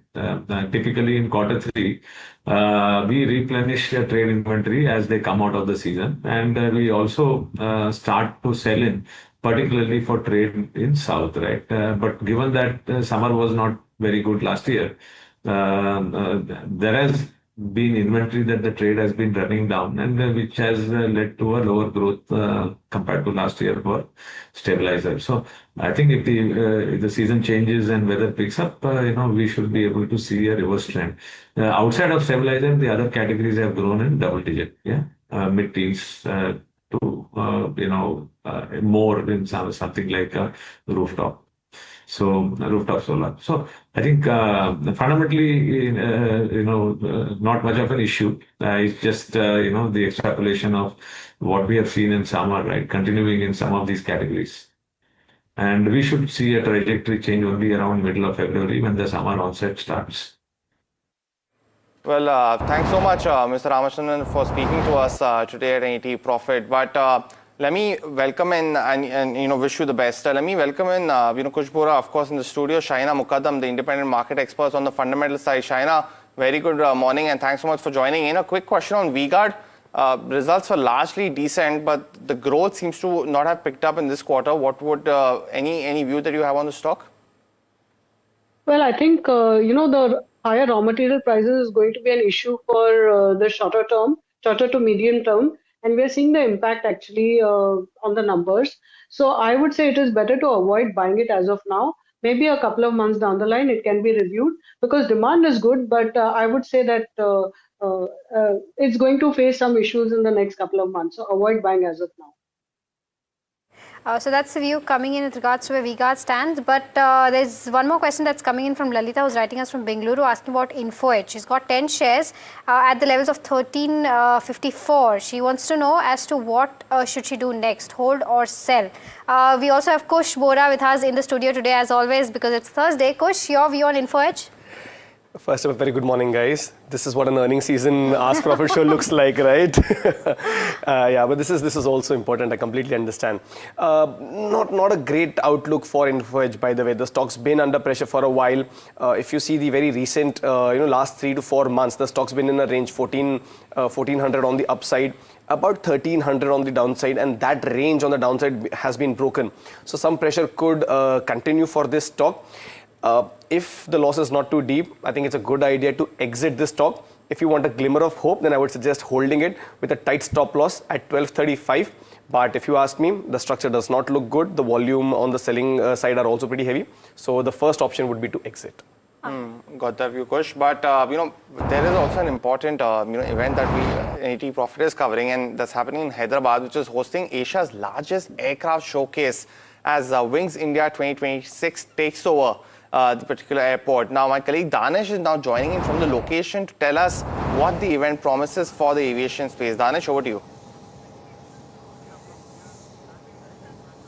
Well, Wings 2026 is off to a flying start, and right now we are present at the Begumpet Airport in Hyderabad. And as you can see behind me, I'm literally surrounded by all kind of aircraft, all kind of helicopters, and this is a very important event because this is Asia's largest commercial aviation event, and it has been happening in India from the last 10 to 15 years. If we talk about the theme this year, we are seeing the way government wants the industry to focus on regional aircraft. So that is a big theme this year. And in fact, not only HAL, which is displaying its indigenous aircraft, which is called the SJ100, but also Airbus is also displaying the A220, which is a smaller jet in comparison to the other commercial jets that we usually see. So these are the major themes this year. In fact, yesterday, Boeing gave a very important market outlook, and Boeing believes that South Asia will need at least over 3,000 new aircraft in the coming 20 years, and most of them will be going to India. So Boeing sees a huge potential in India, and they believe that the way this particular country in Southeast Asia requires a lot of aircraft, similarly there is a increased need of enhanced manpower, which includes pilots, which also includes the flight maintenance engineers and crew. So these were certain things that were discussed yesterday. But if we talk about what is the biggest headliner, well, at this event, Air India's line fit Boeing 7879 Dreamliner is the biggest headline of this event, because that is a line fit aircraft that has been delivered to Air India. So this is what is happening at Wings. Intense discussions are happening that how India can proceed ahead and it can become a global aviation, commercial aviation powerhouse. And very lastly, I would also like to mention that yesterday PM Modi was doing a virtual address in which he clearly talked about that how the aviation landscape in India has improved over the past decade, and how aviation used to be just an elite club, but now India's domestic aviation market is the third largest in the world, and in the coming few months and years, the government will be focusing more and more on regional aviation. All right, Danish, thank you so much for bringing us those details right from Begumpet, from the live location itself. Thank you so much for that. Moving on to our next question. Madhava is writing in, and he's bought Grow at the levels of 180 rupees and wants to know, sorry, 180 is the quantity and 385 is the price at which he's bought. He wants to know if he can sell or hold. Can we pull up the chart of Grow? He's bought at 180. It's the reverse. Bought at 180 and 385 is the quantity, and he wants to know whether he can hold or sell from a long-term perspective. Shaina, I'll come to you on this one. Your view on Grow. If you're a long-term investor, you can hold, because there are a couple of initiatives that Grow has taken. In pure valuation and current, it is a bit expensive after the rally, but there are a couple of initiatives like entering into a stock exchange. There are a couple of initiatives into the other segments of the financial sector, which actually could drive growth in the future. So if you're a long-term investor, you can continue to hold. But if you just had bought the IPO to flip it, then yeah, you can always flip it and enter into some other stock, like maybe a direct play into the stock market, like a BSE, NSE, something like that. Otherwise, you continue to hold Grow. Got the view, Shaina, but time for a very, very short break. On the other side, a very, very interesting conversation with the management of Maruti and a lot more stock-related queries. Stay tuned to Ask Profit.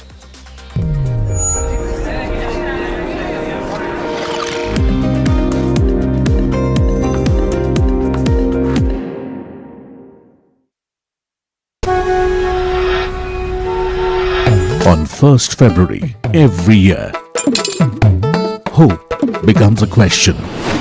Will I save more? Will I grow more? साहिबान, मेहरबान, कदरदान, कुछ अच्छी खबर मिलेगी क्या? How will this budget change my life? One person has all the answers for Bharat. Union Budget 2026 on NDTV Profit. NDTV Profit on करो जरा। कब से बोल रहा हूँ, कोई सुनता ही नहीं। लोग कहते हैं कि जिंदगी एक फिल्म की तरह होती है, लेकिन मेरी जिंदगी सिर्फ एक फिल्म नहीं, एक ब्लॉकबस्टर फिल्म है। बचपन से पता था मेरे सपनों में दम है, आगे नहीं सबसे आगे जाना है, स्टार नहीं सुपरस्टार बन के दिखाना है। नाम मिला, फेम मिला, प्यार मिला, I was not just running, I was flying। सबकी जुबां पे बस एक ही नाम, यो हनी सिंगर। लेकिन फिर ब्लॉकबस्टर कहानी में आया एक ट्विस्ट, 7वें आसमान से सीधा गिरा मैं जमीन पर। फिर क्या, खुद पे काम दोबारा शुरू, फैंस ने फिर प्यार दिखाया, फिर स्टार नहीं सुपरस्टार बनाया। है ना मेरी जिंदगी एक ब्लॉकबस्टर फिल्म। शुक्रिया आपकी प्रेयर्स का और आपके प्यार का। कौन कॉन्सर्ट्स तो आपने बहुत देखे होंगे, but this is gonna be concert of a lifetime, क्योंकि मेरे फैंस ही हैं मेरी विक्ट्री, मेरी हिस्ट्री, मेरी glory. So come and witness Yo-Yo Honey Singh. This is my story.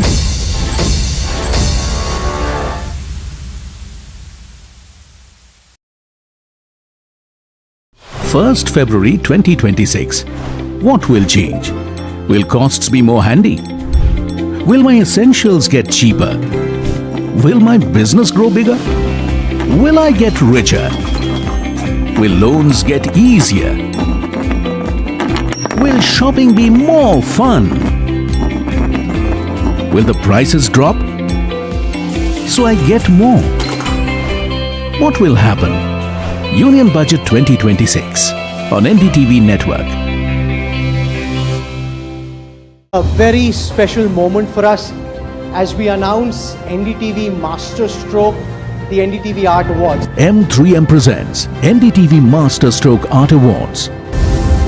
An odyssey of creative brilliance where the masterpiece meets its ultimate recognition. NDTV bringing this subject forward would have a great integrity of putting it forward where people could understand the importance of art. This award that is being started, I'm sure is going to be amazing. Art for India and for Indians is an expression.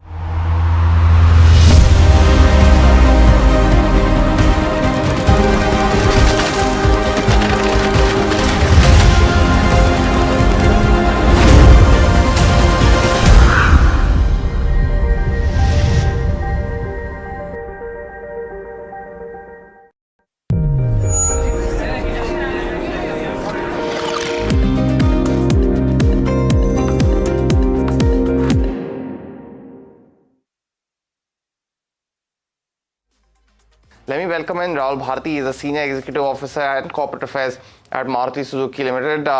Sir, thanks so much for joining in today. Lastly, my first question has to be on the entry-level demand, right? Because December was a very, very strong month, unlike any that we've seen in the last 20 to 25 years. Your entry-level car portfolio grew by 100%. Any views that you can offer of what you're currently seeing on the ground in terms of near-term demand? Has that continued? Are you still continuing to see a lot of helmets in your showroom? Yes, Puneet, absolutely. The interesting part is that there is demand for small cars and big cars alike, and we are not able to service it immediately. We are working hard and struggling to meet demand, and the small car customer has sprung back. Just imagine. I'm talking about the industry now. In the first half of the financial year, small cars, the whole industry was at a negative of about 0.4%. And in Q3, it sprung to 20.5%. And most of it was because of small cars. I mean, the small car growth was higher than the average overall car growth in the country, which is a very positive sign. And this seems to continue well into January, and we believe into Q4 also. We have announced 2 new plants coming up, one in Kharkhoda in April 26, and the other in Gujarat in a few months, but both in the current calendar year. Mr. Bharti, and I'll just come back to the capacity additions as well, because that's one of the key points I have to talk to you, basis of what we've seen in the past few years. In terms of, what the street seems to be slightly more concerned about is margins, and that's always the case with auto companies, unfortunately. Now, you are saying at one point that entry-level car segment, the momentum should continue, and the street has already penciled in there could be a margin hit because of that, and the continuation of SUV as a portfolio for the industry. How do you counter both of those arguments? So if you see, sequentially, there was a margin drop of 30 basis points from our EBIT margin came down from 8.4% in Q2 to 8.1% in Q3. While it's a 30 basis points, but there was a one-time impact of the new labor codes. We had to have a provision for the valuation of absences, etc., which is a provision retirees. If we remove that 125 basis points one-time impact, the margin has actually gone up by almost about 100 basis points, about 1 percentage point. And operating leverage and favorable product mix and have a lot to do with it. Of course, we have not the one-time price reduction that we have announced over and above the GST passing on to the market, that we have slightly continued into January also. We are just waiting for the right time. When is the right time to discontinue that? But margin is a result of so many factors: commodity, forex, the operating leverage, and of course mix and sales promotions. So my general view is, if the volumes are positive, if the market is buoyant, largely it is helpful for margins. And Mr. Bharti, on one other issue that's been lingering and while we're still awaiting confirmation is media reports claiming that South Africa could actually increase the import duty from 25% to 50% on all imports coming from China and India. Now, your exports mainly, of course, are to 100 countries, but how much is South Africa as a proportion to that? And while I'm guessing you will be awaiting more further clarification, if you can give us some ballpark estimates of what does it mean for you in terms of exports, specifically that particular region? So yes, we are concerned about South Africa, and of course we will represent also. So we have South Africa is a major export destination. And last year, for example, we exported about 95,000 cars to South Africa. Having said that, exports is always a dynamic story. There is some or the other country who is suddenly going out of the top 5 and a new country which is entering the top 5. For example, Japan was nowhere just about 2 years ago. It was nowhere on our exports, but now it's within our top 5. Similarly, Europe has come up because of the e-Vitara. So these changes keep happening all the time, and exports is always a mixed bag. So, and it is, as you rightly said, the diversification to 100 countries does help. Having said that, we will discuss with South Africa also and see what best can be done. Well, that was the management of Maruti Suzuki, but we also have one question actually from Jay Krishnan, and that's for you, Kush. He wants to enter this particular stock. We've seen correction over the last week or so on this one. What would you recommend? In fact, it's been correcting for the last 4 weeks. This is the 4th week of downturn on this stock, and there was a support at the 15,500, 15,300 zone, which it was respecting, and that's been broken today. Now, couple of points of saving grace. One, the stock is at the 200-day moving average. 2, it is extremely oversold on RSI. Hence, there could be a pop. But does it shake out the weaker hands? Does it give you that uptick from here on in terms of a reversal? It doesn't look like right now, because the volumes on the downside are still pretty heavy. In fact, I would suggest wait. There is a gap another 12,800 to about 13,500. I know it's significantly lower from here as well, but 13,000 and thereabouts is the zone where I would start accumulating Maruti. So I would wait up a bit right now. All right, okay, so that's technical view coming in for Maruti Suzuki. Yesterday we did see a catch up on the counter, but today it's down by about 2.4% as we speak. But moving on to the next question, Shankar from Bengaluru is writing in asking about Madhusumi Wiring. He's got 1,200 odd shares at the levels of 50 rupees, wants to know if he can hold or sell. Shaina, I'll come to you on this one. The stock is currently trading at that 41.9 rupees. Would you recommend a hold on this one? Well, yeah, it's corrected a lot from its highs, and it is impacted to some extent on the higher raw material costs. But I would say that at current levels, you could hold. It is showing some bit of weakness, but you could hold with a stop loss close to about maybe 38. I believe that volumes will go up, given the fact that OEMs volumes are going up. We heard the Maruti numbers, and the volumes over there were pretty strong. So you can see this is an indication of how volumes are going up in for the auto cars, the PV volumes, CV volumes. So I would say that hold at current levels. But the view, Shaina, the next question that's coming in is on Reliance. And Kush, this is for you. Sumanta Chaudhary from Kolkata is asking this question. She's bought it at 1,400 rupees per share. Roughly 100 shares is what she's holding. And she's asking if we can give the key support as well as the resistance levels for this counter. Sure. So I think 1400 is a good entry point for Reliance. The stock's taken a knock like a lot of other stocks have. In fact, in the last month or so, we've seen a lot of heavyweights take a knock, Reliance obviously being one of them.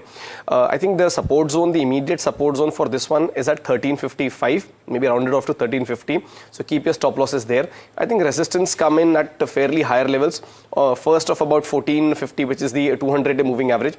But I think once that is taken out, it's about 1515. So you've got some room on the upside. In fact, it's not a bad idea to accumulate Reliance for anyone who doesn't hold it right now. But since there's already a position, you should continue to hold 1350, 1355. That's your stop loss zone. All right, okay. So that's the view coming in on Reliance. We've got our next caller. Sanjay is calling us from New Delhi. Sanjay, hi. A very good morning to you. I believe you have a question on ICICI Bank. Yes, Mahima. Go ahead, ask your question. No, I have bought it, say about at the new year. They are at 1365 levels. It has gone up to 1400 and then again it has fizzled down to 1365. Correct. I don't know what to do and still could not been able to make anything. So what should I do? As the budget is coming nearby, shall I hold it or shall I exit? What should I do? I have a short-term view. Got it. Okay, got your question, Sanjay. I'll take this up with Kush then. Kush, largely in the last 1 week, we've seen pressure on the counter on the back of its earnings, of course. But till budget, of course, it's a very short-term trade that you're looking at. But do you think you should continue to hold ICICI Bank? You know what, I think Sanjay is amongst the lucky few who, despite the kind of volatility the stock has seen, he's still, in the green, even if a mild one at that, right? 1365, his buying price, stock again has rebounded and come very close to that. So in that sense, I would say he's lucky because he's not at least losing money on this trade. Now, should he continue to hold? Yes. From a budget perspective, not really sure. But from the fact that, the stock's actually fallen quite a bit, there are positive divergences on the RSI. Volume accumulation over the last couple of days on the way up have been very healthy.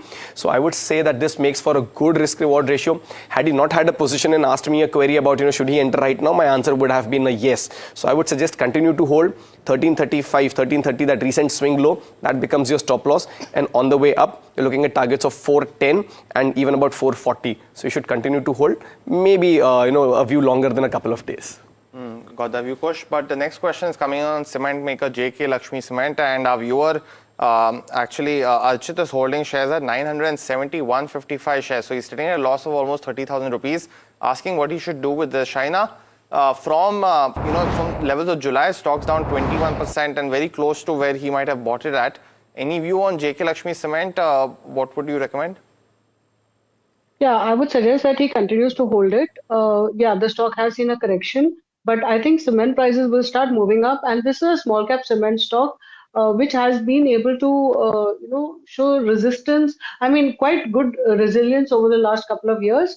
Valuations are not too expensive, I would believe, in compared to the rest of the small cap cement stocks. So I would say it's a hold from here. Hold is the view coming in on JK Lakshmi Cement. We've got our next caller. Prakrita is calling us from Bengaluru. Prakrita, hi. A very good morning. I believe you have a question on Paytm. Yes, ma'am. Go ahead, ask your question. I've got 50 shares, bought it around 1348.5. I wanted to know if I can hold it or sell it for the time period of 1 year. Okay, and when you bought this counter, was it the technicals that you saw or did you see the fundamentals of the company? Hi Prakrita, can you hear me? Okay, we seem to have lost her, but Kush, I'll take this up with you. Your view with regards to where Paytm stands, because she's bought at the elevated levels. Do you think it can bounce back to those levels or should she book her losses? First up, I love the name. I'm a little curious. I don't know what it means and I'll probably Google it, but beautiful name.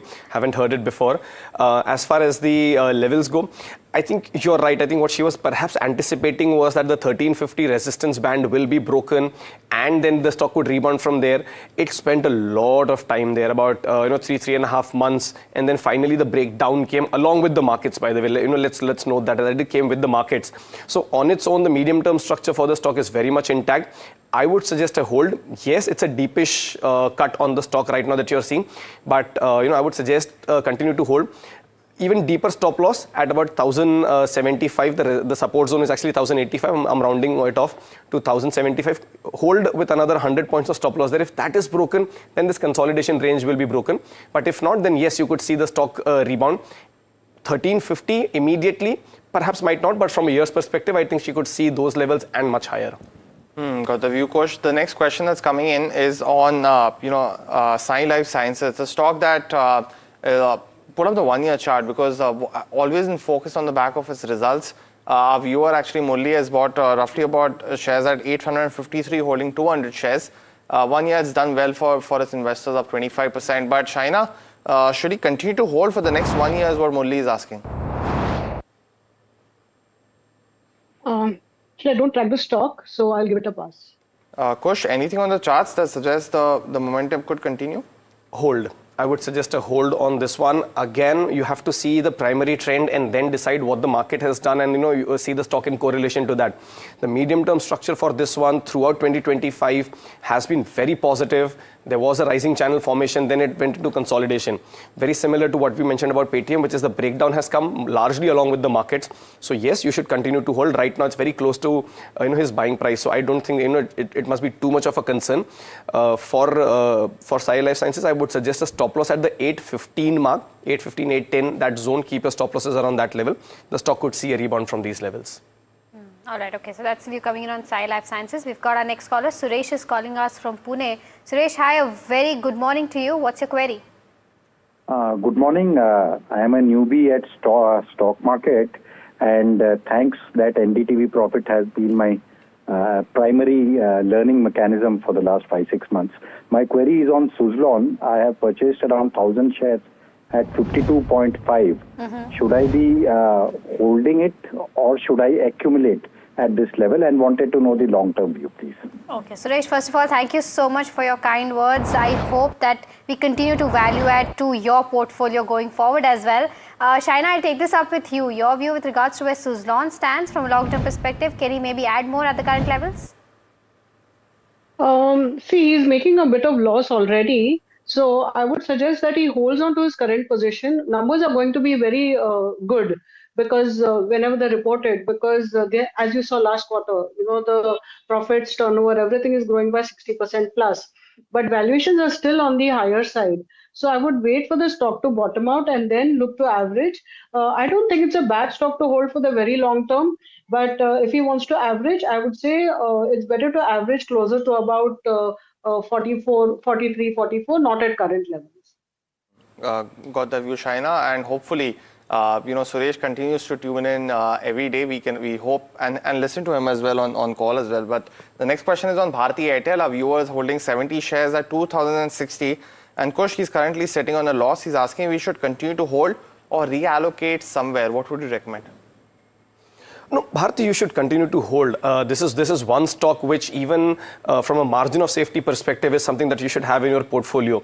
Again, bought at slightly elevated levels. Again, not very close to the high that the stock had made, but slightly elevated levels from where the stock is at currently. 200-day moving average support kicking in, already oversold. So rebound could well come about from these levels. I would very clearly suggest a hold on Bharti Airtel. 1850, that's your stop loss. Continue to hold for higher levels on Bharti. Got the view, and definitely the fundamentals also have been very strong over the last 2 to 3 quarters. You saw some comments coming in from the Vodafone analyst meet yesterday. While the stock's not reacting too much, I think it's the most bullish the management has been with ace investors like Madhu Kela also in attendance. But the next question coming in from Bengaluru, Venkat has a stock query for us. Venkat, good morning. Welcome to Ask Profit. What's your query? Good morning to the panel and you. So my query on Clean Science, I'm holding around 44 shares at 1243. So it's been already 2 years, but looks like the chemical pack, everything is down. So shall I hold or average or sell? Well, Venkat, you are right. The chemical pack has been down for the last couple of years. Is this the only name that you hold in that space, or is there something else also you hold apart from Clean Science? RT Industries also. RT Industries also, got it. Industries, again, it is also equal share. Equal share, around 70K, yeah. Got it. Shaina, in terms of Clean Science, and probably Q3 becomes very important in terms of commentary because we've seen correction almost on a weekly basis for this one. Your view for Venkat, and because he also holds RT Industries, should he continue to hold both these names? Any view? Well, see, both of them have corrected a lot from their highs. At the same time, I think numbers will be reasonably okay for the Q3 on a comparative basis as well as on a YY basis. They should do reasonably well. And I think in terms of valuations also, while I wouldn't say it is cheap, at current levels, it is fairly valued. It's about 20 times EV by EBITDA if you look 1 year forward. So, and same thing goes with RT also. So both the stocks having corrected at current levels, phenol based also like for RT, the price levels are stabilizing. So if we don't have any dumping from China, I think things should look better, especially with exports to Europe starting to pick off again for agrochemicals. So you can wait, hold on, and look for better levels, but do not average at current levels. You hold because stock is still in a corrective phase. So you may see a bit of consolidation correction going forward for the small, like maybe couple of months, but you can hold.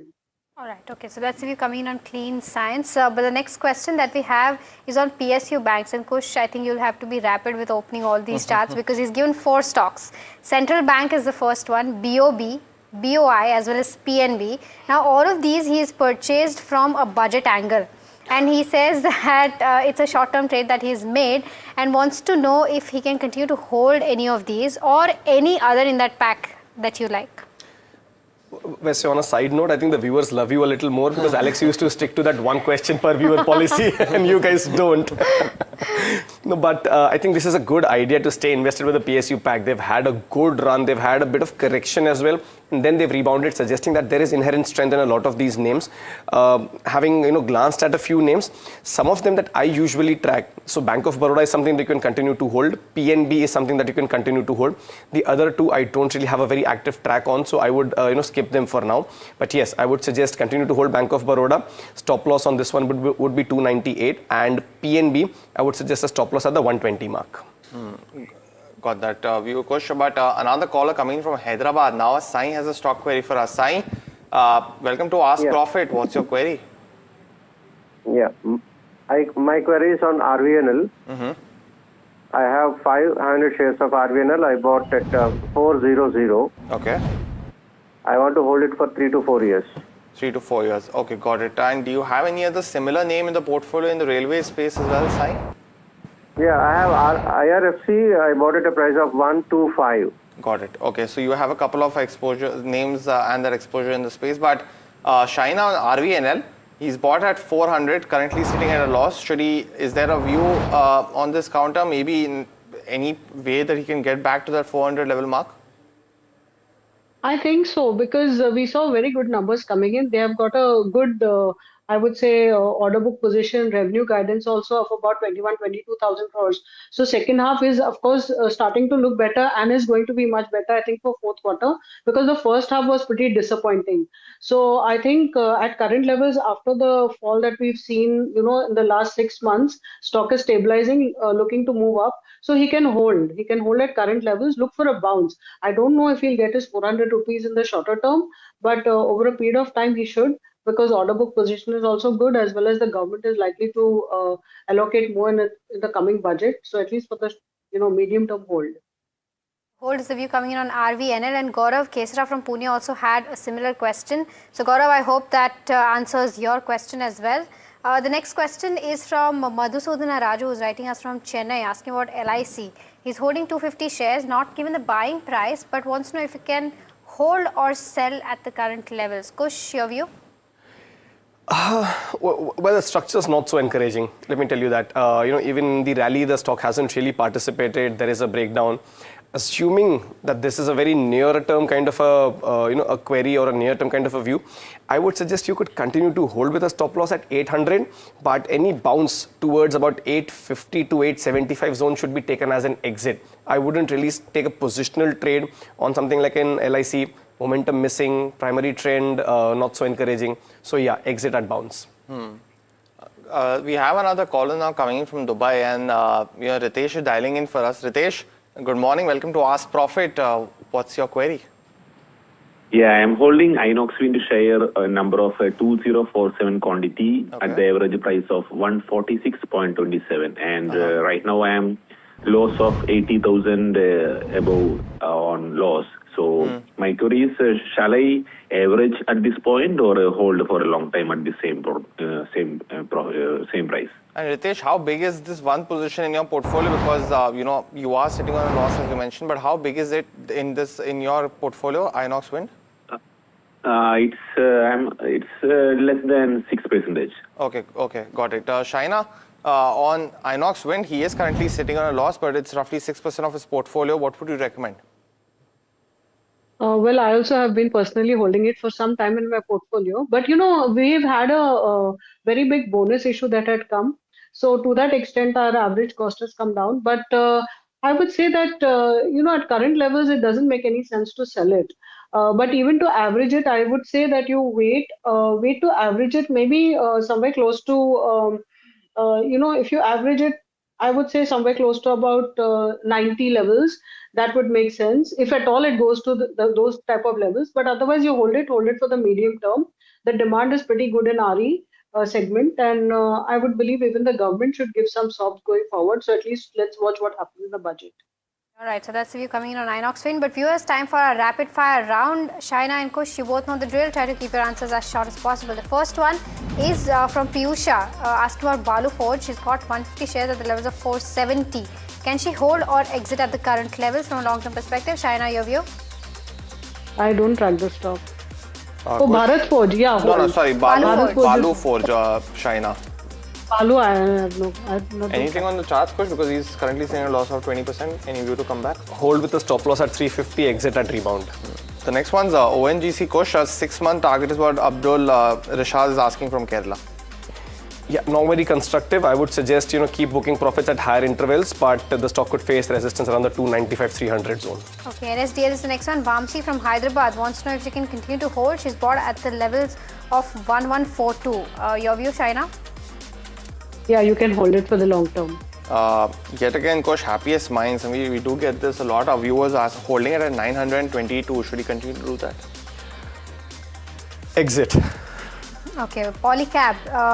A short-term view on Polycab is what Sodhi from Kolkata wants. He's bought at the levels of 7,400. Kush, your view?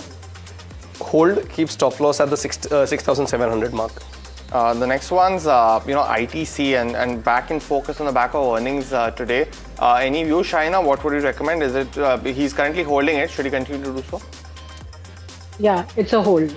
Okay, Enviro Infra is the next one. 70 shares bought at the levels of 212. Can he continue to hold or wait for Q3 earnings? Shaina, any view on this one? He can hold it for now and watch for the Q3 earnings. Yeah. Dixon Tech is the other one. Our viewers holding at 11,764. Shaina, any view? Again, one more counter with earnings today. I would say it's a switch. It's too expensive in terms of pure valuation. Got it. Okay. JSW Infra is the next one. Aniket wants to know if you can continue to hold this counter. Your view on this charts? You can hold. 250 is a very strict stop loss though. The last question that's coming is on Indigo and holding shares at 4815. Shaina, should he continue to do so? I would say it's risky. I would say switch to some other sector because crude oil prices are moving up.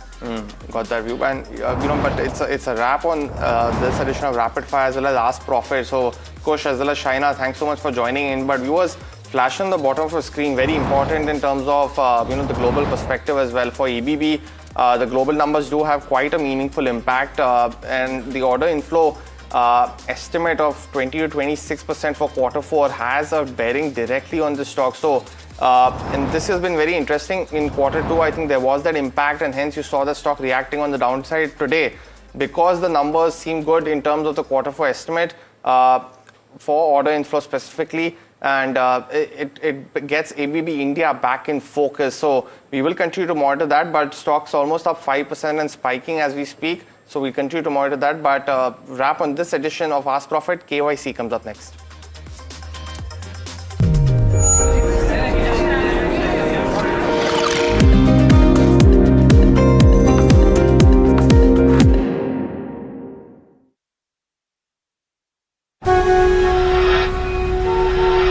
On 1st February every year, hope becomes a question. Will I save more? Will I grow more? साहिबान मेहरबान कदरदान, कुछ अच्छी खबर मिलेगी क्या? How will this budget change my life? One person has all the answers for Bharat. Union Budget 2026 on NDTV Profit. NDTV Profit on करो जरा, कब से बोल रहा हूं कोई सुनता ही नहीं. लोग कहते हैं कि जिंदगी एक फिल्म की तरह होती है, लेकिन मेरी जिंदगी सिर्फ एक फिल्म नहीं, एक ब्लॉकबस्टर फिल्म है. बचपन से पता था मेरे सपनों में दम है, आगे नहीं सबसे आगे जाना है, स्टार नहीं सुपरस्टार बन के दिखाना है. नाम मिला, फेम मिला, प्यार मिला. I was not just running, I was flying. सबकी जुबां पे बस एक ही नाम, यो यो हनी सिंगर. लेकिन फिर ब्लॉकबस्टर कहानी में आया एक ट्विस्ट. 7वें आसमान से सीधा गिरा मैं जमीन पर. फिर क्या, खुद पे काम दोबारा शुरू. फैंस ने फिर प्यार दिखाया, फिर स्टार नहीं सुपरस्टार बनाया. है ना मेरी जिंदगी एक ब्लॉकबस्टर फिल्म. शुक्रिया आपकी प्रेयर्स का और आपके प्यार का. कॉन्सर्ट्स तो आपने बहुत देखे होंगे, but this is gonna be concert of a lifetime, क्योंकि मेरे फैंस ही हैं मेरी विक्ट्री, मेरी हिस्ट्री, मेरी glory. So come and witness Yo-Yo Honey Singh. This is my story.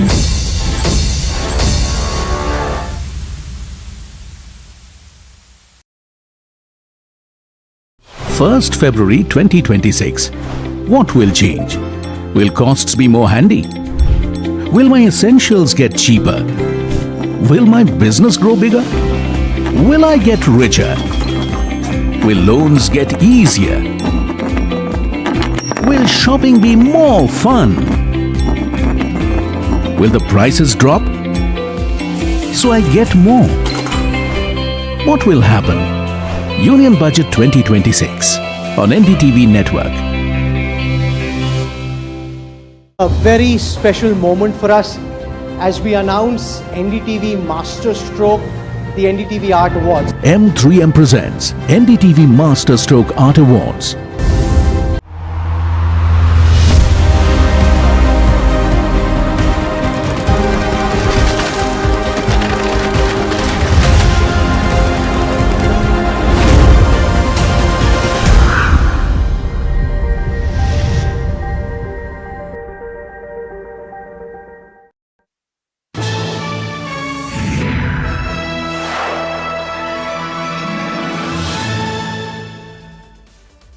Welcome to KYC, that is Know Your Company. I am Mahima Vachrajani, and the company that we're going to track today is a very interesting one, that is Vaibhav Global. Now, why have we chosen this company? Before I move on to tell you what the company exactly does, to understand as to how the India-EU trade deal will actually benefit the company going forward.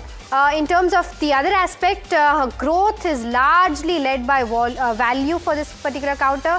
When will actual volume growth pick up for the company is something that we're going to ask the management and understand whether that is even on the cards. Demand and growth levers going forward, what will augur the growth, because management has given a guidance of medium-term growth in terms of going forward. We'll have to wait and watch out for as to what will be the levers that will be auguring that growth. Now, return ratios for them have slid in the past 3-4 years. So just want to understand in terms of improvement, whether it is on the cards for ROC or ROE not. And medium-term growth targets, what are they looking like going forward in terms of both top line as well as bottom line? So these are the reasons as to why we're talking to the management. Most importantly, of course, India-EU trade deal and how it impacts the company. On the show, of course, we'll also be speaking to Nitin Panwal, who is the Group CFO of Vaibhav Global, who will be joining us shortly. But before that, let's take a look at what the company actually does. Just to understand what about the company looks like. The company is basically an omni-channel retailer which is into fashion, jewelry, as well as this also include accessories, by the way, and lifestyle products in developed markets. Now, if we take a look at the company has been vertically integrated into a digital retailer of fashion, jewelry, as well as lifestyle products. In terms of the overall model, end-to-end B2C business model is what they do, and this is via TV as well as digital channels generally. In terms of the presence through proprietary TV channels and digital channels is what I talked about. In terms of the overall customer base, they have over 7 lakh unique customers transacting. That is the number as per the latest investor presentation as well. And vertically, of course, integrated supply chain is what they have. In terms of sourcing also, they have a strong global sourcing with a base of 30 plus countries where they source from. In terms of where the manufacturing stands, in-house manufacturing in India, so it's a global jewelry hub. Also has manufacturing units across India and China for them. Also has a factory at Jaipur, which is around that's 1,69,000 plus feet. Jaipur capacity is at that 5 million pieces annually, is what something that the company capacity sits at. But the question really here is that whether that capacity that they're sitting on is fully utilized or not, or what are the utilization levels currently. In terms of brand, these are just some of the names, the brands that the company operates in terms of Home Smart, Evertrue, Caris, as well as something like a Ralph Spray. So, all of these brands, apart from multiple brands that they do, these are some of the ones that you would have come across. In terms of customer visibility also, TV Homes access nearly 127 million households. This is the latest number as per their investor presentation. In terms of where the growing customer base is coming from, the growing digital presence is contributing over 42% of the revenue. In terms of rating parameters, of course, what we'll be looking at today for assessing the company, we generally do 8 parameters. Your income statement will be the first one, following balance sheet, cash flows, return ratios, as well as shareholding, street cred. We'll also look at the valuation and analyst, although not a lot of analysts track this. And we don't have a closest peer of this one, but we'll also see the outlook guidance that the company has given. Now, with regards to the first metric, that is your income statement, let's try to pull that up and see as to how the company has performed, in the last 3-4 odd years. If you take a look at the overall numbers, revenue growth CAGR for 3 years has been at that around 7% mark. EBITDA growth at that 2% mark. But in terms of where the profits stand, profits have slid, right? This, of course, as compared to FY24, FY25 has seen a growth. But as compared to where FY22 stood, from there, profits have slightly come down. So the question really here is that since there has been a growth from FY24 to FY25, will that growth be sustained, and will the company be able to come back to where it was earlier in FY22 in terms of where profitability stands? In terms of where 9 months FY26 revenue stands, overall in terms of split, right now 58% comes from TV and 42% comes from digital for them. In terms of the geographical split for revenue, 59% comes from US, 30% comes from UK, and 11% comes from Europe. Next, in terms of the overall numbers as to how Q3 has panned out, overall a good growth this quarter. 9% revenue growth is what we saw at that 1,000 66 crore. In terms of where EBITDA stands, EBITDA growth stood at that 23.7% mark. Of course, marking revenue largely was led by a value growth and not volume growth. So we'll have to ask that question to the management. Margins also improved for the company. We'll also want to understand as to what has led to that margin improvement at that 12.7%. And net profit saw significant growth of 40.7%. But overall, I mean, if you take a look at how the segments have done, TV business revenue was up 7.7%, and of this, when we take a look at the volumes and value, volumes was down 1.5%, but value overall saw a growth in terms of where TV business stands at that 3.7% mark. That's the average selling price that saw a growth of around 3.7%. Similarly, in the digital business as well, revenue was up 11.2%, from which if you take a look at the volume numbers, volume did see a degrowth. Volume saw a downtick of around 10.3%, but at the same time, the average selling price for this particular segment went up by 17.5%. So I think, overall, if we take a look at both of these segments, value growth has been quite significant in terms of average selling price, but volume growth has not been there. With regards to where balance sheet stands, overall, of course, to conclude for income statement, it's a thumbs down from our end because revenue CAGR and profitability is still under pressure. But with regards to where balance sheet stands, it's a strong balance sheet in terms of your equity, your borrowings, your cash as well. So a thumbs up to the balance sheet in terms of where your reserves are concerned. They've been constantly growing, and the management has fairly accumulated good reserves. In terms of where debt stands, as of March FY25, they were at zero debt, so nothing of a concern there.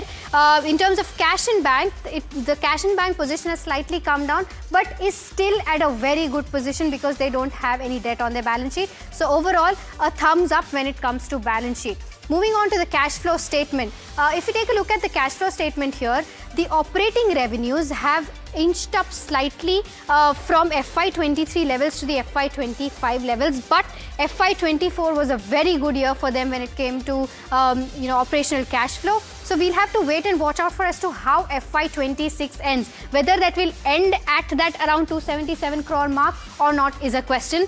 EBITDA, now, if you take a look at how cash conversion has been as compared to EBITDA, the ratio has been very strong. 56%, 94%, of course, this because the overall operation numbers was, cash from operation number was very high. But even at that 52% mark, the ratio of, operating cash flow to EBITDA is very strong. And overall net cash position has also been reasonably well. But taking a conservative approach, we've given it a neutral rating right now where cash flows are concerned.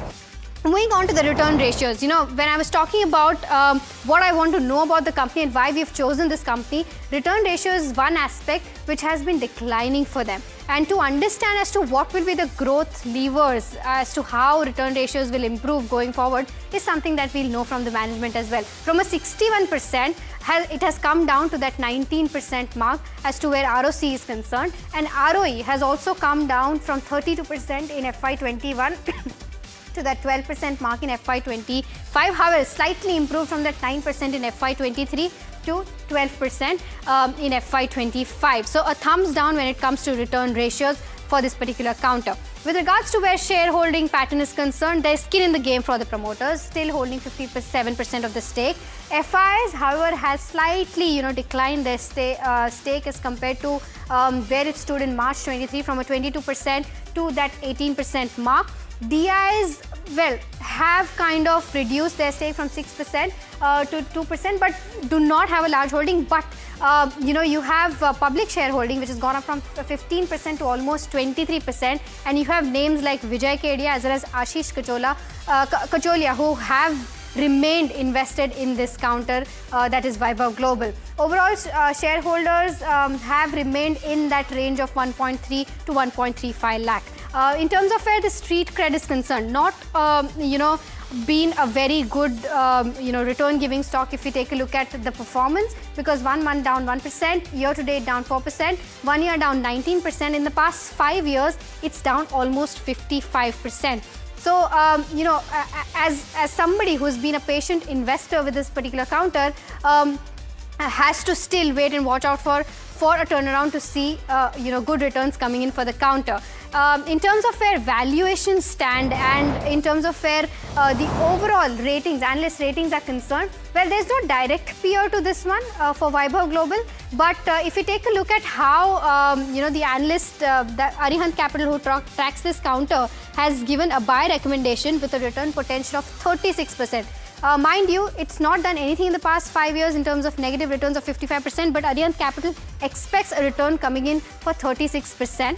In terms of where valuations stand, well, right now the current valuation stands at 24 times. The 5-year average PE of this one is 26 times, and going forward, the PE ratio is expected to go down at that 14.8 times in FY28, and if that happens, the stock is going to be available at a cheaper price. So I think valuations is the one place where I've taken a conservative approach and given neutral rating. Lastly, in terms of where outlook stands, outlook overall, it remains positive. The company has said that FY26 revenue will be in that 7 to 9% range. In terms of, mid-term growth, mid-teens revenue growth with steady improvement in margins is what they are expecting. And lastly, in terms of, your EBITDA break-even for Germany, they're still aimed for FY26. Although first half, the Germany business did see a loss. So we'll have to wait and watch out for whether that happens by the end of FY26 or not. So lastly, this is the overall view as to how, things have panned out for,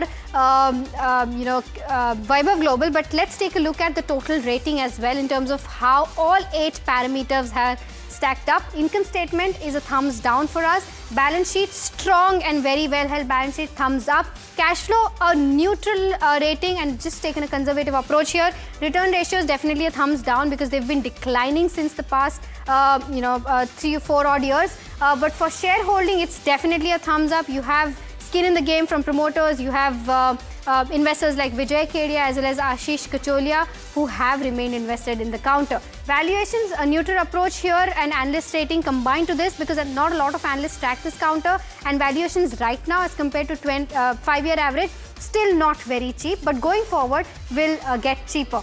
Outlook lastly is a thumbs up because overall management is positive with regards to where guidance stands. So the final rating for this company turns out to be 4 out of 8. So that's with regards to where Vaibhav Global. Now let's talk in detail about Vaibhav Global, with the company's group CFO, Nitin Panwar, joining us now. Nitin, thank you so much for taking out the time. My first question with you is with regards to how Q3 has panned out. It's been a good quarter for you. Just want to understand that this growth, from my understanding, is largely a value-led growth and not a volume-led growth. Just want to understand as to when do you expect volumes to come back on the table?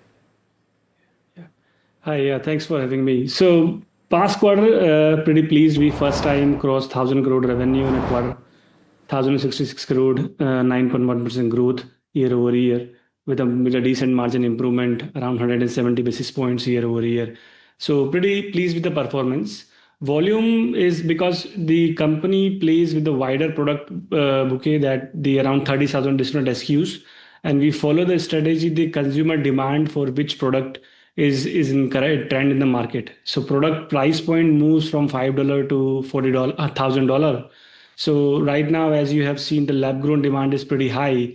So lab grown tend to be higher price point. So consumer acceptance is over there. So we are offering continuously lab grown products to them. That is resulting the higher realization from the customer. But they say at the same time, lower revenue growth, lower volume growth, but the realization is pretty high. So overall spend per customer is higher than our previous trend. And we expect that the offering to the customer will continuously play where customer is looking for product like a year back, that customer looking more gold items where they see a safe haven or investment items. Right now more on lab grown, and maybe the other categories will thrive in coming time, but it will be a pure drive of a consumer need or what consumer is looking for right now. And we anticipate that the overall revenue growth will continue to perform well. Around we have guided this year 7 to 9, and next year around 9 to 11% we are guiding. We have a strong belief that it will continue to outperform our expectations. Nitin, just want to understand, since you mentioned lab-grown diamonds, just in terms of where lab-grown diamond prices are concerned, they've been falling. Does this mean that here also you will be focusing on volumes to make that mark in terms of where the top line stands? And how is this shift in terms of gold to lab-grown diamonds, and how does this affect your margins? Yeah. So lab grown normally is a higher margin category comparatively plain metal and other jewelry. And that's the same we have seen our this quarter gross margin improved say to 63%. And we see that the price is going down, but the product offering, we are continuously injecting new products from studs to bracelet to different sets, but continuously injecting new products to mitigate the customer requirements. Though the pricing falling, but the offering related to carat size and above item is continuously increasing. So demand is there. We have seen past quarter around 30% growth from lab-grown product, and share is increased to around 12.7% of overall business. So that's where we see right now the customer's demand is there, and it will continuously to improve our margins. Nitin, just day before yesterday, India and EU signed a trade deal, which is called the mother of all deals. How does this trade deal have a positive impact to you, if any? Of course, I would want to understand. And does this mean, if it does have a positive impact, does this mean that it will bring more customers to you, or does it mean that cost for manufacturing and then sending these goods to the EU becomes cheaper for you? So trade deal is always a welcome for all across the world in any country who does a trade deal. It gives more entry, removes all the entry barriers in the market. Right now, if I specifically talk about the jewelry, we operate our Germany business is directly impacted with this trade deal. 4% duties right now, which will be removed. I think the transition will happen in next, I think, across a year, but this will definitely help us to more easiness of trade and the duty reduction. Cannot guide on the margin improvement, how it will be, how much will pass on, how much will stay in our profit and loss account, but it will be definitely improve our company's overall per se in terms of customer demand or competitiveness of our product in Europe. Okay, understood. Nitin, you said that you crossed that 1,000 crore in the last quarter. Just want to understand going forward, because you're aiming around that 11% mark in the next year in terms of where the top line growth stands. What do you think will be the growth levers? Where do you think the demand will come from for you? Sure. Yeah, so we have multiple growth levers. One of the important growth levers, we continuously investing on digital fronts, from mobile apps to OTT to smart TVs or our own websites, and the paid media marketing that we are doing. Digital in past 5 years has grown roughly around 17% CAGR year over year. And we anticipate that the initiatives towards the acquisition of customers through digital and having the omni-channel experience from our live streaming to the digital platform or to the paid media to OTT will be there to improve overall customer lifetime value. So that is the one important lever that we are investing, and it will continue to thrive. Apart from that, the different categories that we are launching, the lab-grown expanding our lifestyle categories. Lifestyle share is now 35% of our business. Earlier, which was like 6 years back, it was less than 20%. So that different product categories from beauty to handbag to accessories, that is continuously expanding. That is also another lever to improve. Another thing is that also our Germany business is growing faster than the other territory. It will continue to thrive. And this financial year, past quarter, we made a full profitability in the Germany business, and expecting that this year will be the slight profitable operation from Germany business. And from next year onwards, it will add in our bottom line.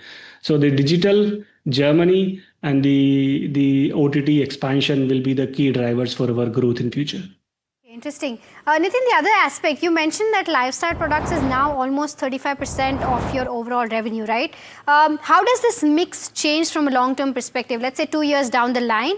And then do you think your margins will be able to improve from here on? Do you think the margins in the lifestyle business are better than your jewelry business?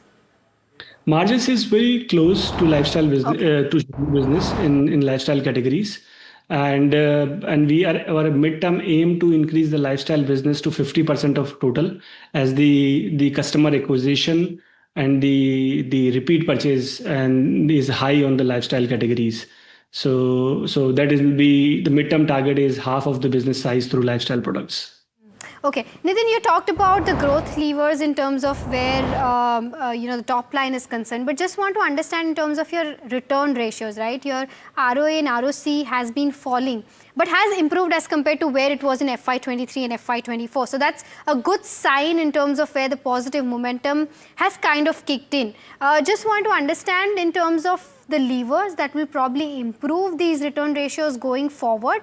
And what is the range in which you will be looking at for your ROE and ROC to end by the end of FY26, by the end of FY27 as well?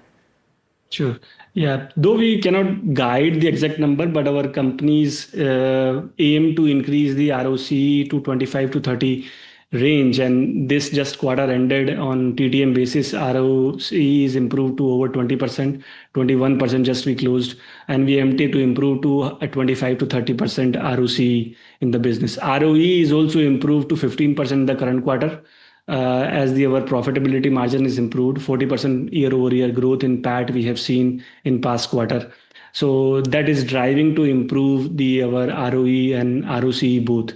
Though the capital efficiencies we are continuously building in our business, our net cash in the business is around $24 million after all the loans and advances. So good amount of net cash we have built up in business, and it will, because of the beautiful business model we have, pretty much all of the profit generates in the cash and also we distribute to the shareholders through dividend, will result into positive cash in the business and better returns ratio. Okay. With regards to your manufacturing facilities, what are the capacity utilization that you're sitting at right now? Yeah, pretty much I think 60 to around 70% utilization that we have, but we get the B2B orders from other European or different vendors we have. So not worry about the capacity utilization, and there's not a capital intensive also this jewelry manufacturing that is not required huge amount of capital. So easy to expand also once you have more orders from different territories. But the good thing is that this quarter onwards, we have started our casting manufacturing facility in America to fight against those high tariff situation. So the casting process is happening in America and the later process is happening in India, which is helping us to benefit around these high tariff scenario. Though the overall cost is increased around 480 basis points, but still we managed to improve our gross margin by 30 basis points in America. Interesting. 30 basis points of improvement from the America business. But that this was going to be my next question to you, Nitin, that overall, because of this entire US tariff overhang, how has that impacted your business in terms of where demand stands and top line growth as well? And what do you expect going forward now that you have a casting manufacturing facility there? Do you think things to improve from here on? What's the view? Yeah, definitely. It was the last 1 year is most uncertain time where the multiple amount of tariffs and from 10% to 25 and then 50% increased. So pretty hard to always to fight against the pricing and the what margin that we should charge the customer. But the agility we have and operation around all the Asia locations is navigating and helping us to better management of this tariff scenario. And when the high tariff was implemented in India, then we started sourcing from China, Thailand, or the other country that we have a manufacturing and sourcing facility over there. But over the period of time, we have also started our manufacturing facility around in September time in US. And after that, that is helping us to almost zero tariff on the goods movement from India to US. It's just the value addition part that we are paying tariff, and around 480 basis point, as I mentioned, it was increasing our costing, but pretty helping us in terms of competitiveness, in terms of our pricing of the product, and also the offering is pretty fast through this process right now. So that is, I think, helping us to set up a factory over there.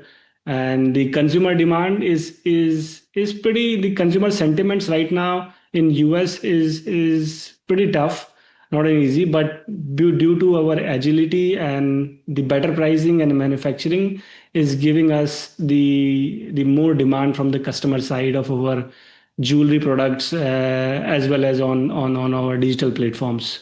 So we see that optimistic side on the mid-teens number, mid-single digit number from US perspective. Got it. Nitin, thank you so much for being so candid with your answers and, of course, taking out the time and speaking with us at NDTV Profit, and all the best for the future. But viewers, we are completely out of time on this edition of KYC. Stay tuned to NDTV Profit for more news and updates up on the other side.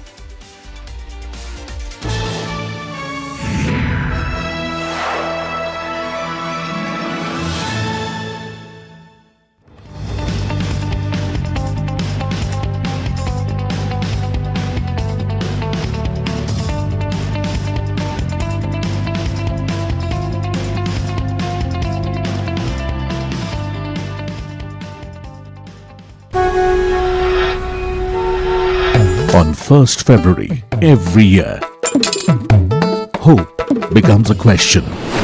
Will I save more? Will I grow more? साहिबान मेहरबान कदरदान, कुछ अच्छी खबर मिलेगी क्या? How will this budget change my life? One person has all the answers for Bharat. Union Budget 2026 on NDTV Profit. NDTV Profit on करो जरा, कब से बोल रहा हूं, कोई सुनता ही नहीं. लोग कहते हैं कि जिंदगी एक फिल्म की तरह होती है, लेकिन मेरी जिंदगी सिर्फ एक फिल्म नहीं, एक ब्लॉकबस्टर फिल्म है. बचपन से पता था मेरे सपनों में दम है, आगे नहीं सबसे आगे जाना है, स्टार नहीं सुपरस्टार बन के दिखाना है. नाम मिला, फेम मिला, प्यार मिला. I was not just running, I was flying. सबकी जुबां पे बस एक ही नाम, यो हनी सिंगर. लेकिन फिर ब्लॉकबस्टर कहानी में आया एक ट्विस्ट. 7वें आसमान से सीधा गिरा मैं जमीन पर. फिर क्या, खुद पे काम दोबारा शुरू. फैंस ने फिर प्यार दिखाया, फिर स्टार नहीं सुपरस्टार बनाया. है ना मेरी जिंदगी एक ब्लॉकबस्टर फिल्म. शुक्रिया आपकी प्रेयर्स का और आपके प्यार का. कॉन्सर्ट्स तो आपने बहुत देखे होंगे, but this is gonna be concert of a lifetime. क्योंकि मेरे फैंस ही हैं मेरी विक्ट्री, मेरी हिस्ट्री, मेरी glory. So come and witness Yo Honey Singh. This is my story.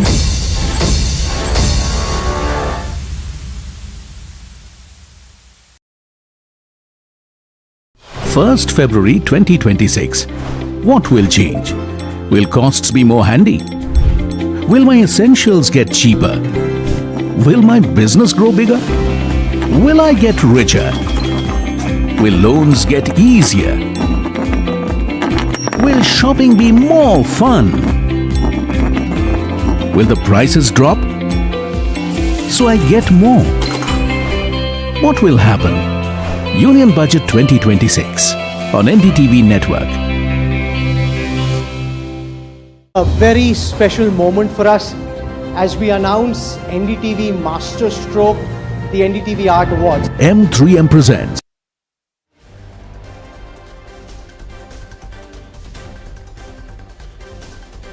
Hindustan Copper surges in trade as copper prices hit fresh highs. The rally reflects strong accumulation, rising investor interest and favorable sectoral tailwinds, boosting sentiment around the metal space. Rupee hit an all-time low against dollar as continued weakness in foreign capital flows and corporate rush to hedge against further depreciation of Indian currency. Now, rupee drops to 91.99, eclipsing its previous all-time low of 91.96 hit last week. Ahead of the budget session, Prime Minister Narendra Modi sets the tone for reform-led growth. He highlights Nirmala Sitharaman's 9th consecutive budget and calls the India-EU FTA the mother of all deals. PM stresses quality manufacturing, next-gen reforms and human-centric technology, positioning India as a confident, competitive global powerhouse for decades ahead. Maharashtra Deputy Chief Minister Ajit Pawar's son, Jay and Parth, performed the last rites of their father after the NCP leader's tragic death in a jet crash near Pune.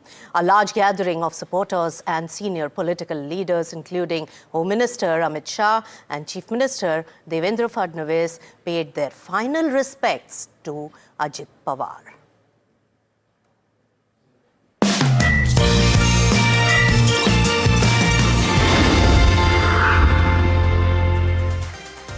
Hello and welcome. You've tuned into Markets at 12. I'm Nisha Podar. Let's take a stock of the market on midday in the run-up to Budget 2026. So take a look at currently Nifty 50. Yes, comfortably above 25,000 levels, but it has been quite tentative for this entire week because of the big event that is really coming up and the various global factors impacting it. But remember, the rupee's depreciation is one important big development which also put pressure on the market, and FII outflow has been also putting enough pressure on the overall market momentum. However, there are still green spots in the market. Let's take a look at that also. So Nifty Metal is the one which is really shining in trade. Global commodities are also really rising up. Gold and silver, we know, copper hit an all-time high. Energy sector, oil and gas are some of the ones along with PSU banks. But the ones which are really taking a hit today is the defense sector, auto as well as FMCG. When we take a look at the contribution coming into Nifty 50, L&T, Axis Bank, NTPC, SBI are the ones really contributing to Nifty 50. But on the other hand, the downside is M&M, TCS, HDFC Bank. All right, to the run-up to the budget, and it's a big day today, starting the budget season, because the Economic Survey 2026 is going to be tabled in the Parliament today and is expected to strike an optimistic but cautious tone about the economy. So growth remains resilient, but inflation risks and tariff uncertainty remain the key concern for the economy of India. Shrimi, my colleague, shares what it holds in store when it comes to economic survey. Tell us, Shrimi. माननीय अध्यक्ष महोदय, आपकी अनुमति से मैं अपने सहयोगी की ओर से आज की कार्यसूची में क्रम संख्या 3 पर उनके नाम के समक्ष उल्लिखित कागजात सदन के पटल पर रखता हूं। आइटम नंबर 4, महासचिव।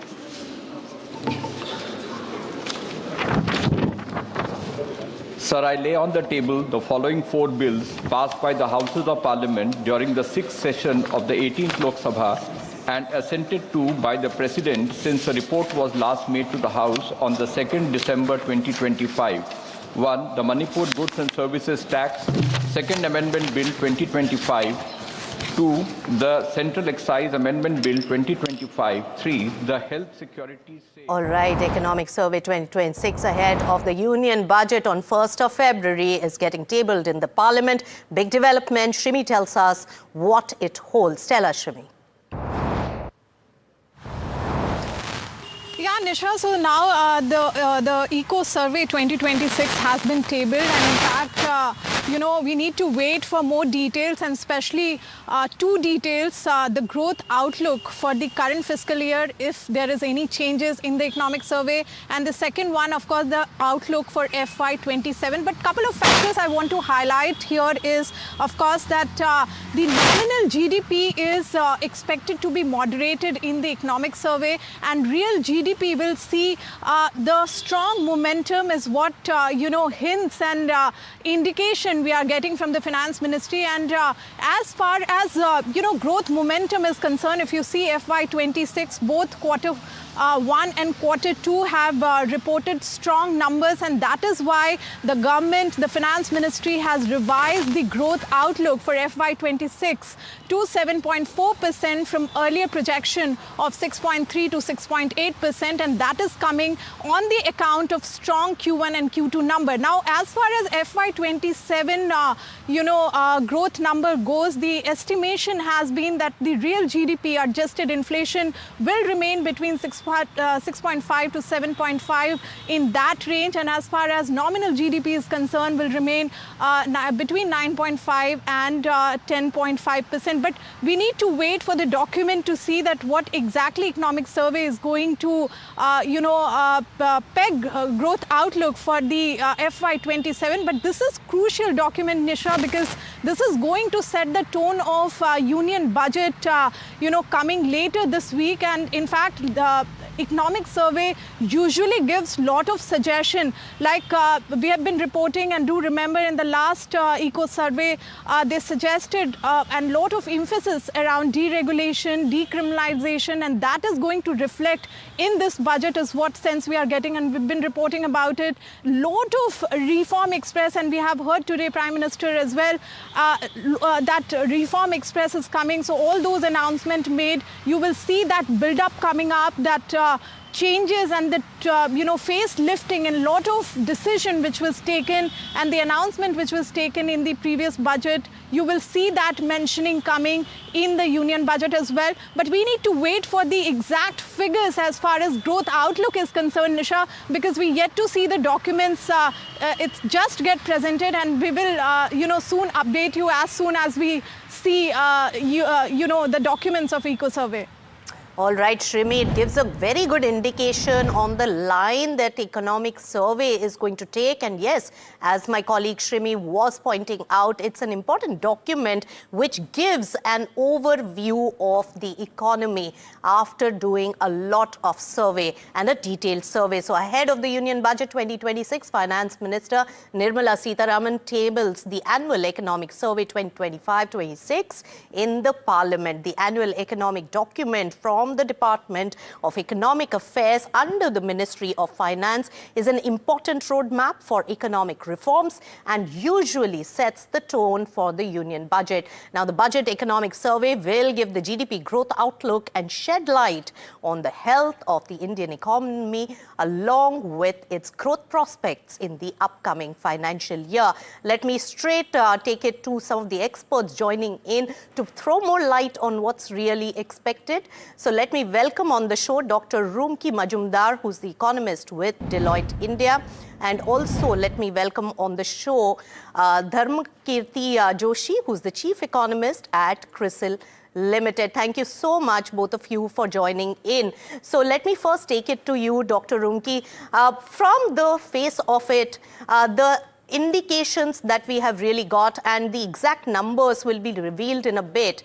The nominal growth is expected to moderate, but the real growth is expected to be resilient.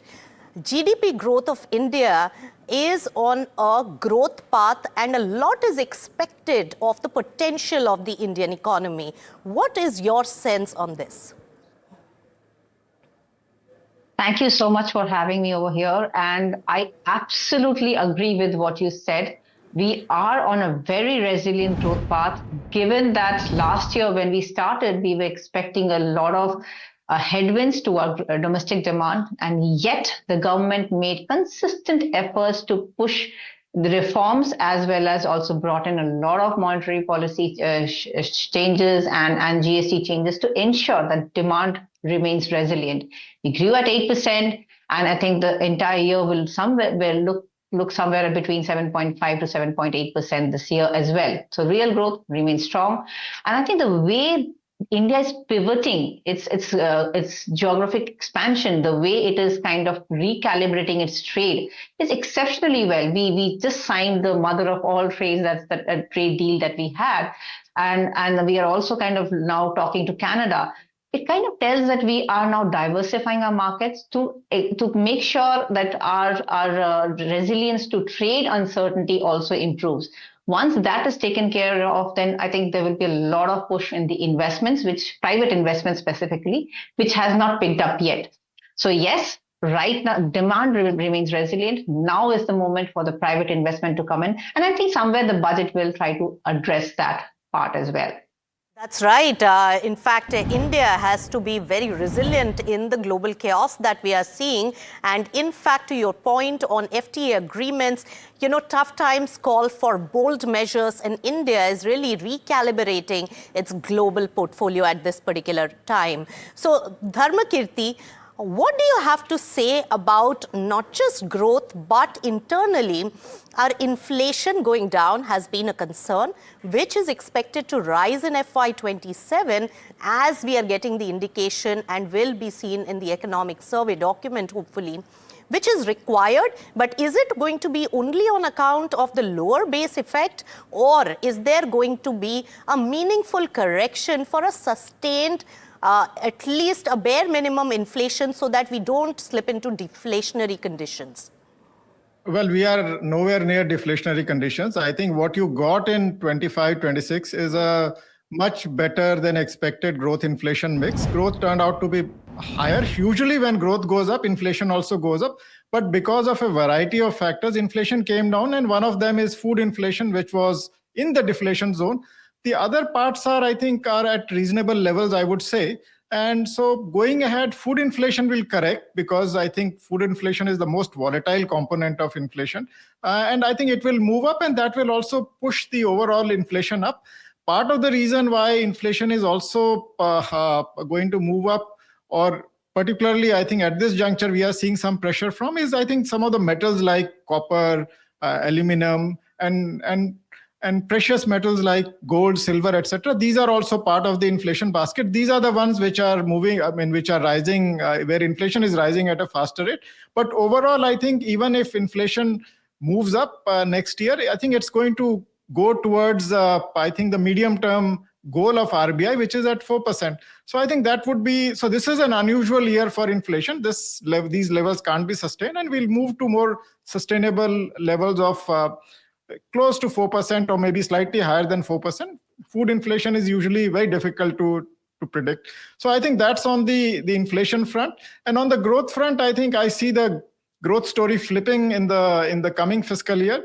The real growth will slow a bit, but the nominal growth will go up, which was, I think, in 25-26, we've seen real growth being much higher.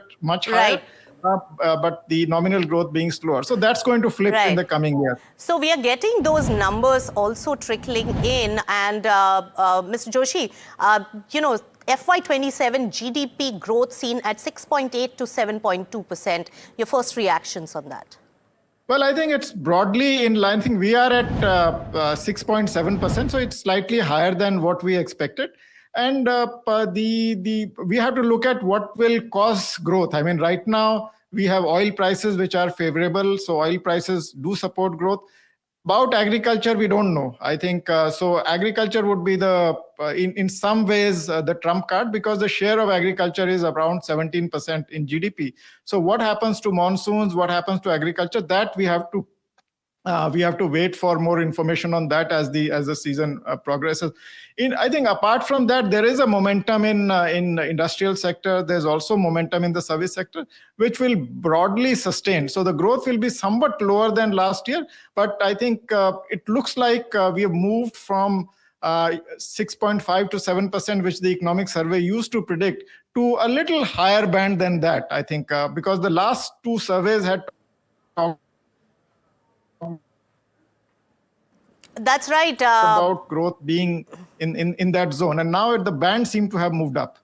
Right. Downside risks to global growth is also something that we have to see. But Dr. Rumki, definitely the GDP uptick, and while most of the analysts and economists have been suggesting or estimating over 7% growth, the economic survey also puts a stamp of approval, so to say, on these particular numbers. Are they above the expectations on the street and gives out a very positive picture? Not at all. I believe that we are in a very, Goldilocks moments. If you look at all our economic fundamentals, they are doing fantastic. Our current account balance is really good. Inflation is at all-time low. GDP is pretty much one of the highest. And even fiscal deficit, if you see, that number has also been coming down steadily since COVID years. So clearly, we are seeing a lot of improvement in economic fundamentals, and this will play out in improving the economic potential and growth potential going forward. The only catch point is how the private investment picks up. And that is where I think all these measures that the government has taken, the reforms, and I think we are expecting a lot of reforms coming up in the budget as well as through the year, which will bring in investments. And I think that will turn things around very well for improving the growth potential. So I think the numbers, in fact, I will be even pegging a higher number than what's being given out currently. All right. So you totally say that it is underestimating the growth potential. But as Dharmkirti was also mentioning, that there are several factors which are really evolving, and especially the monsoon, that is something to be watched out for. But Dharmkirti, one last word on the various aspects. So the consumption is boosted by the last year's tax rate, personal tax rate cut, and then the GST cuts and the reforms there. How is the consumption and the demand scenario? And do you think, as per the economic survey, this is one of the biggest factors for the growth in the economy?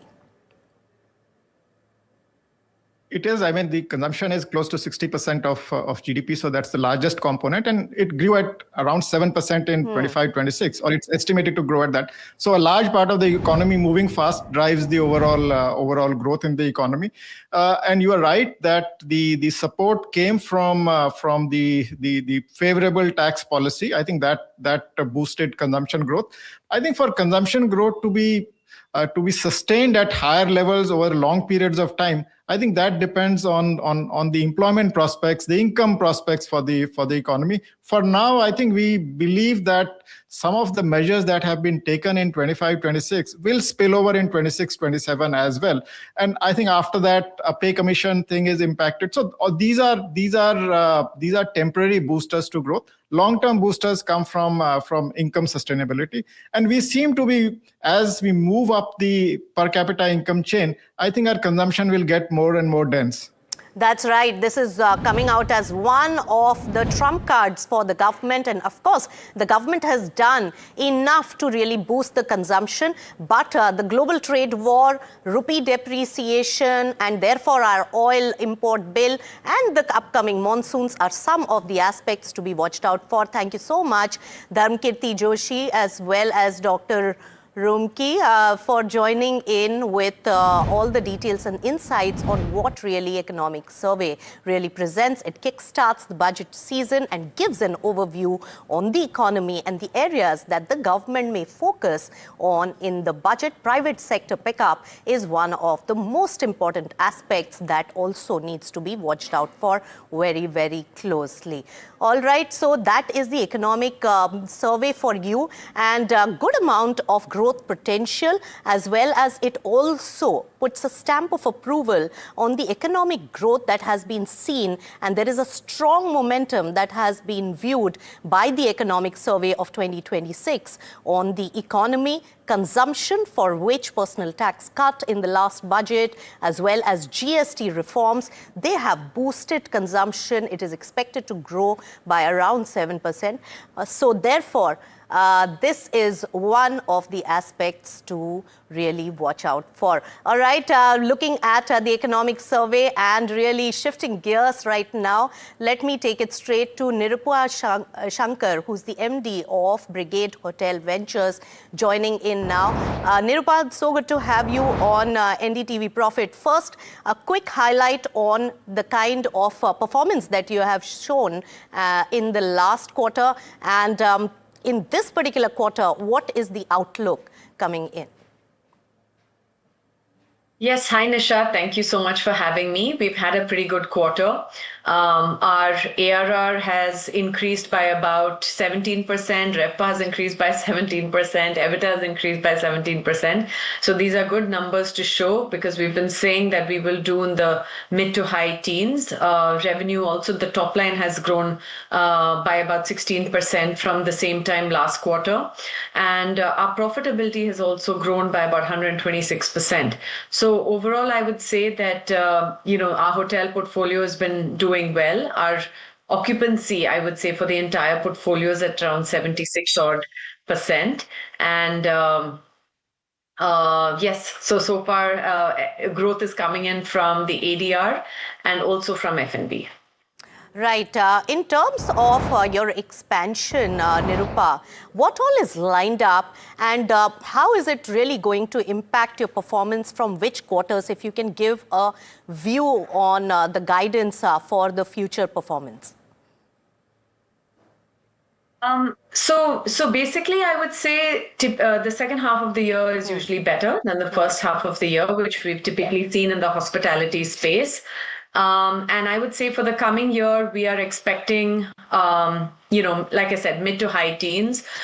Typically, growth from F&B is about 16 to 20% is what we are looking to expect. And like I said, it's usually a balance between RevPAR and ARR that we need to see. So the RevPAR will move based on how we work with occupancy and ARR. And as long as that's a healthy growth rate, I think we're fine. It will vary from business to business, city to city, and season to season. All right. So what I was trying to also indicate, Nirupa, and let's clearly watch out for the upcoming pipeline is focused on expanding into the luxury and leisure sides. How much of an uptake on the margin does this particular segment give you? And in terms of how they are going to really impact the performance by when? A little sense on that.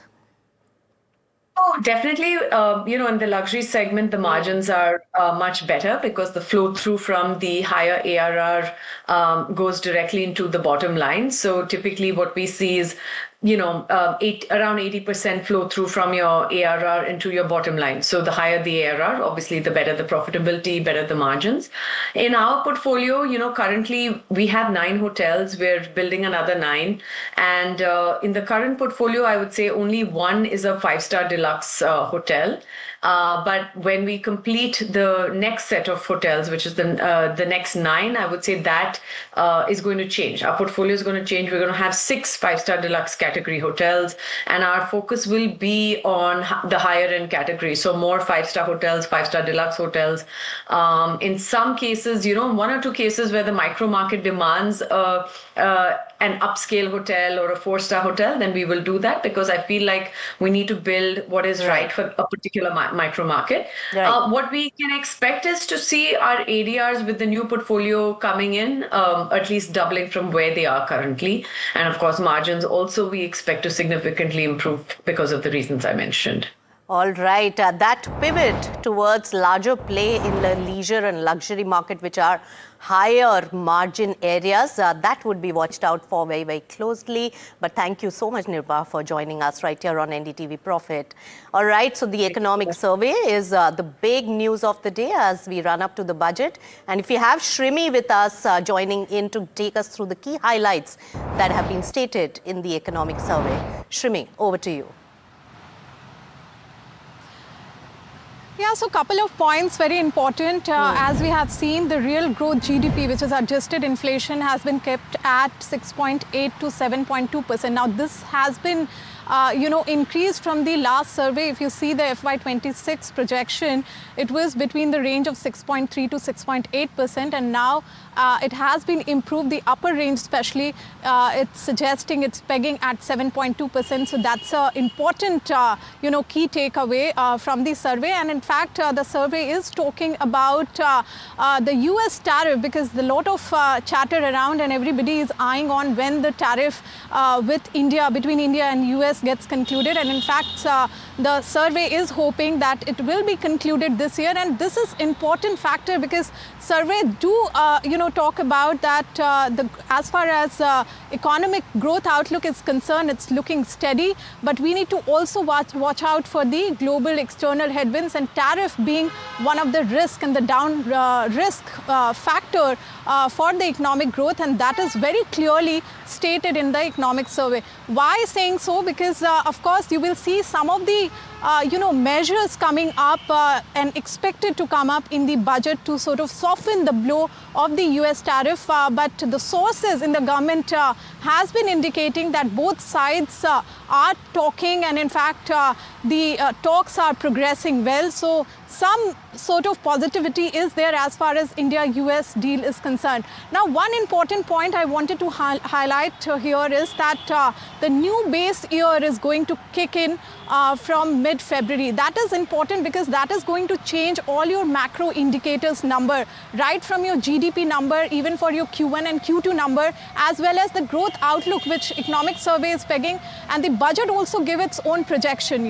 and usually the economic survey is more on the conservative line, because it factors in a lot of issues around and the global factors around. But as far as budget is concerned, it's going to peg growth on a much higher level than economic survey. So biggest highlight for me, Shrimi, is that the last few months, the growth momentum has been strong, but many factors it's dependent on for the future growth. Thank you so much for getting us all those details. Completely out of time on this edition of Markets at 12, but do keep it with NDTV Profit. Thanks so much.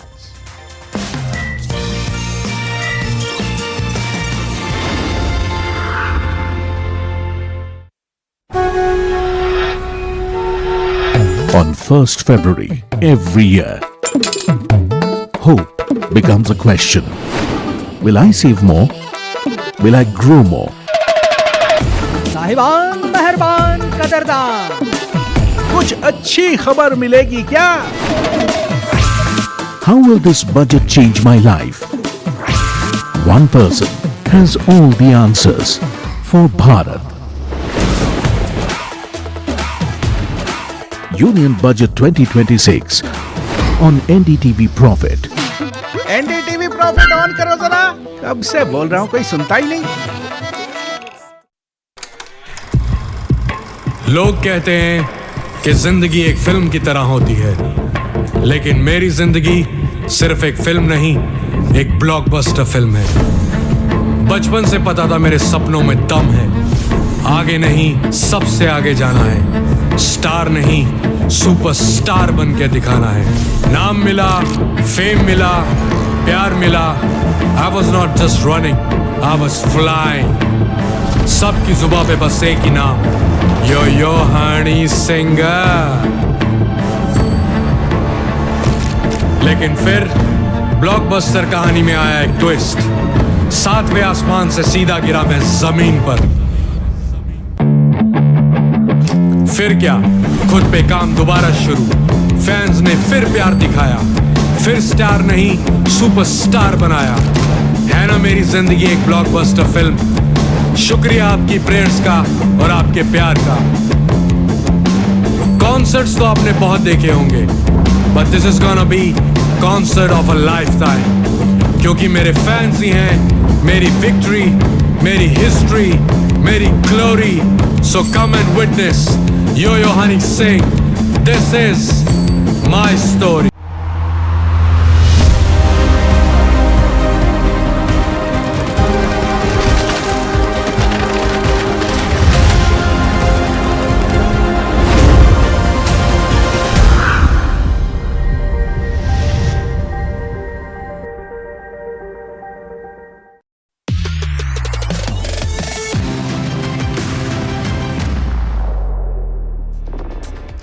Hello and welcome to NDTV Profit. This is Hira Dadia bringing you our all-new offering, Trending Stocks. And with me is Mahima Vachajani, standing at the NDTV Profit Market Pit with all the action in the markets today. Mahima, what are you picking up right now? We're just a couple of days away from the budget, so there is that budget euphoria that's playing out as well with all its ups and downs. Yeah, absolutely. Budget euphoria playing its part. I think one day of hurrah is what we saw yesterday, and today, yet again, in the red is what we're seeing on the Nifty 50 as well as the broader markets as well. The broader markets right now are kind of underperforming the benchmarks. The broader markets, the mid cap 150 is down by about 0.5%, the Nifty 50 down by about 0.2%, the small 250 also down by about 0.6%. The bank Nifty, however, is holding its gain. It's in the green territory. Let's try to pull that up, because that is the only one with a positive momentum right now, as we can see, up 0.3%. But moving on to the triggers that are on the radar, that could be the reason as to why the markets are moving like this.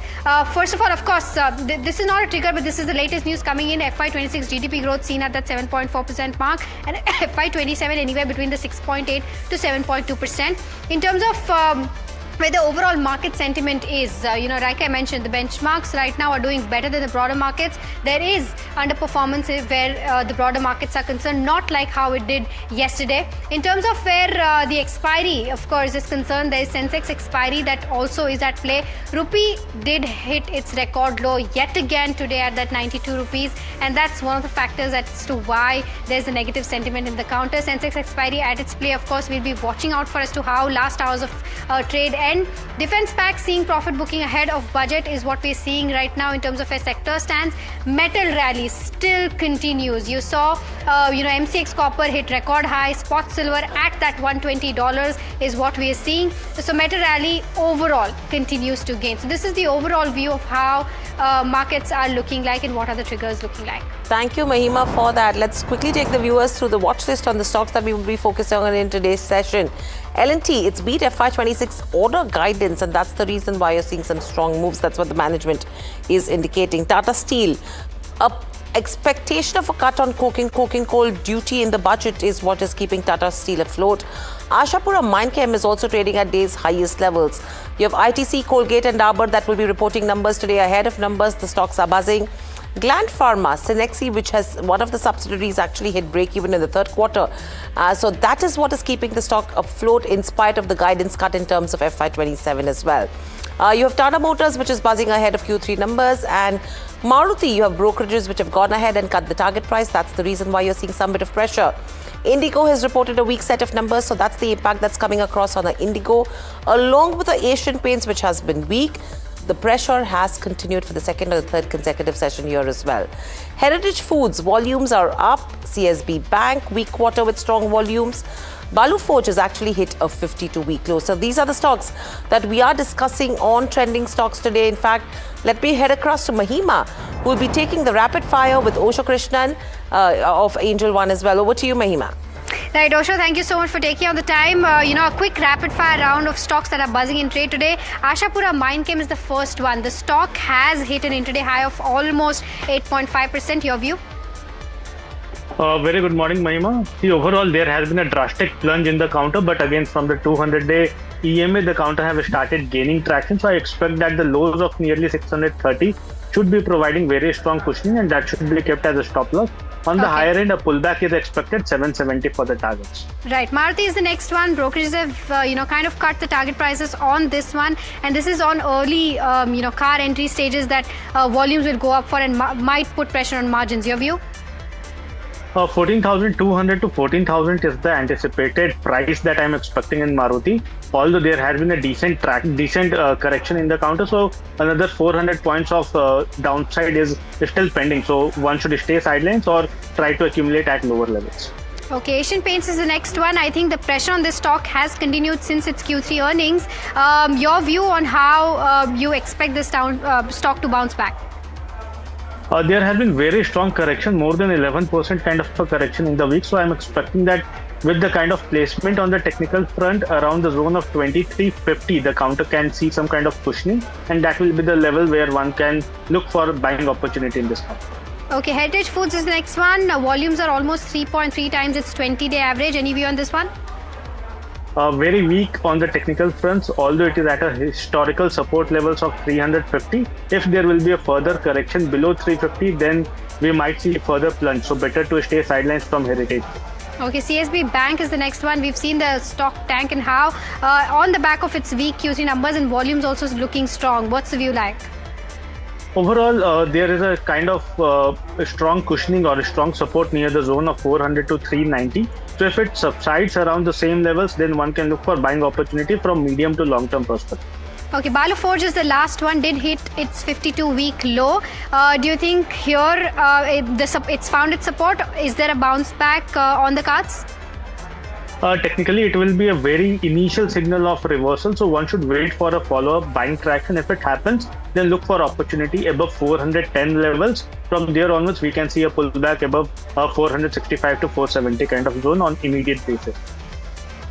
All right, so that's the view coming in on Balu Forge. With that, back to you, Hira. I think overall the market sentiment still not looking very positive. Absolutely. Thank you for that, Mahima and Osho. But moving on, it's been a steady quarter for Sagility, with the company growing on all counts. In a conversation with NDTV Profit, Abhishek Khayan, Deputy CFO at Sagility, shares insights on the company's outlook and expansion plans. The stock seeing cuts of nearly 3%. Let's listen in to what conversation Puneet had with the management. What would you suggest has really worked for you in this quarter? Because a 35% growth on a YY basis, organic growth is almost at 20%. It's been a stellar quarter for you at a time where the Indian IT companies are struggling for growth. You seem to have found a niche within healthcare, and that seems to be working out very well for you. If you can tell us a couple of key highlights for what worked for you in quarter 3. Firstly, Puneet, thank you for having me on your show. Yes, we had a stellar quarter, and I mean the 35% growth also includes inorganic growth. Our organic growth, like you said, is 19%. As you understand, we have seasonality in our business, and especially quarter 3 and quarter 4 are months wherein we benefit from open enrollment related work. So this quarter we had an outstanding open enrollment season for across our clients. BroadPath, which we acquired last year, this year in January, also did very well in this season, in this quarter. And essentially, like we discussed in our quarterly call yesterday, almost 5.5% of our annual top line this year is coming in from seasonal business. And then there are other tailwinds to the business. I mean, we've been growing across all service lines that we today have. We've done well on claims, clinical, payment integrity, engagement services. So yes, we've been doing great and hope this continues. The one other thing, Mr. Khayan, has been that you've yet again raised your guidance in this year in terms of growth. Now, by almost 150 basis points for FY26 has been increased to 22.5% now. Is there anticipation that quarter 4 has also started with that kind of rigor where you left quarter 3, and is the anticipation that margins will also see an uplift because of this? I mean, see, quarter 3, like I said, we had an outstanding quarter 3 on the back of an outstanding OE season. Right now we are in January, and we feel quarter 4 this year would also be good, especially in comparison to quarter 4 of last year. And the overall guidance we've given for the year at 22.5 factors in the growth that we are seeing in quarter 4. This quarter, especially our margins were, we scaled up significantly over last quarter, and despite that, we were able to hold on to our margins. Bulk of the revenues that we get in this quarter, especially seasonal revenues, are more delivered out of India. And as you know, margins outside of India is lower compared to what we get in India. So we did have the scale impact, we did have the benefit from Forex kicking in, but because of more revenues coming in from US this season, our margins were at par with what we made in quarter 2. We also expect quarter 4 margins to be in a similar range, and we've guided for full year margins to be at 25% or more. The other one thing, Mr. Khayan, and we have been speaking about the company in the past has been about attrition. Now, at around 20 to 23%, it's quite higher compared to the other traditional IT players, but so is your model is very differentiated as well. How do you expect this number to go on, given that we've seen a lot of advent of a reduction in headcount essentially in the industry and very specialized hiring among AI amongst other factors? So where do you see this number for you, maybe in the near term, in the medium term as well in FY27? Any kind of qualitative output that you can provide us? Sure. I mean, one point that I'd like to explain is that our model is very different from typical IT services companies. I mean, unlike them, we handle core operations for our clients. And I mean, if you compare us with other companies who are also in the operation space, our attrition number is pretty much at industry standard. And again, this is the attrition number that we report is a weighted average of multiple geographies that we operate in. Our India attrition numbers are really low. And unlike what's happening in IT companies, we are not cutting down headcount. I mean, while we are also investing big in AI, we have now deployed almost 30 use cases across 10 large clients. And we are generating a lot of productivity improvements through AI, and we are passing on these benefits to our clients. But we don't really see our attrition percentage to be significantly changing from where it is today. And yes, we'll continue to add headcount as we grow, while we'll also use AI to and bring in more and more tech into the operations that we run. But headcount will also go up as revenues go up, because we need people to run AI, right? Okay, so that's the management of Sagility talking to us in terms of what's the outlook looking like going ahead. But moving on, let me get in Girish Sodani, co-founder at Ensure Capital, to talk to us about his views as well. Girish, welcome to the show, and always a pleasure to speak to you on NDTV Profit. This is Hiral on this side. You heard the management of Sagility as well, with the kind of numbers that they've posted in the third quarter, the expectation that they have going ahead as well. What would you advise investors to do, and what's your view on the counter? So, as per the propositions of the results, we are just expecting that looking out for the next 2 to 3 quarters itself. So, just hold the position as of now, and looking out at least because the Gritty India's growth numbers should be there in the next 2-3 quarters itself. The order book should be there. So, just hold your positions. All right, so that's the view coming in regards to where Sagility India stands. But moving on to Gland Pharma, the stock has been zooming in trade, and despite of the pressure that markets have seen, and this is on account of how both India as well as international business has done very well. There's some new launches also that we are looking at, and Varsha, who tracks this very closely, is with us to break that down for us. Varsha?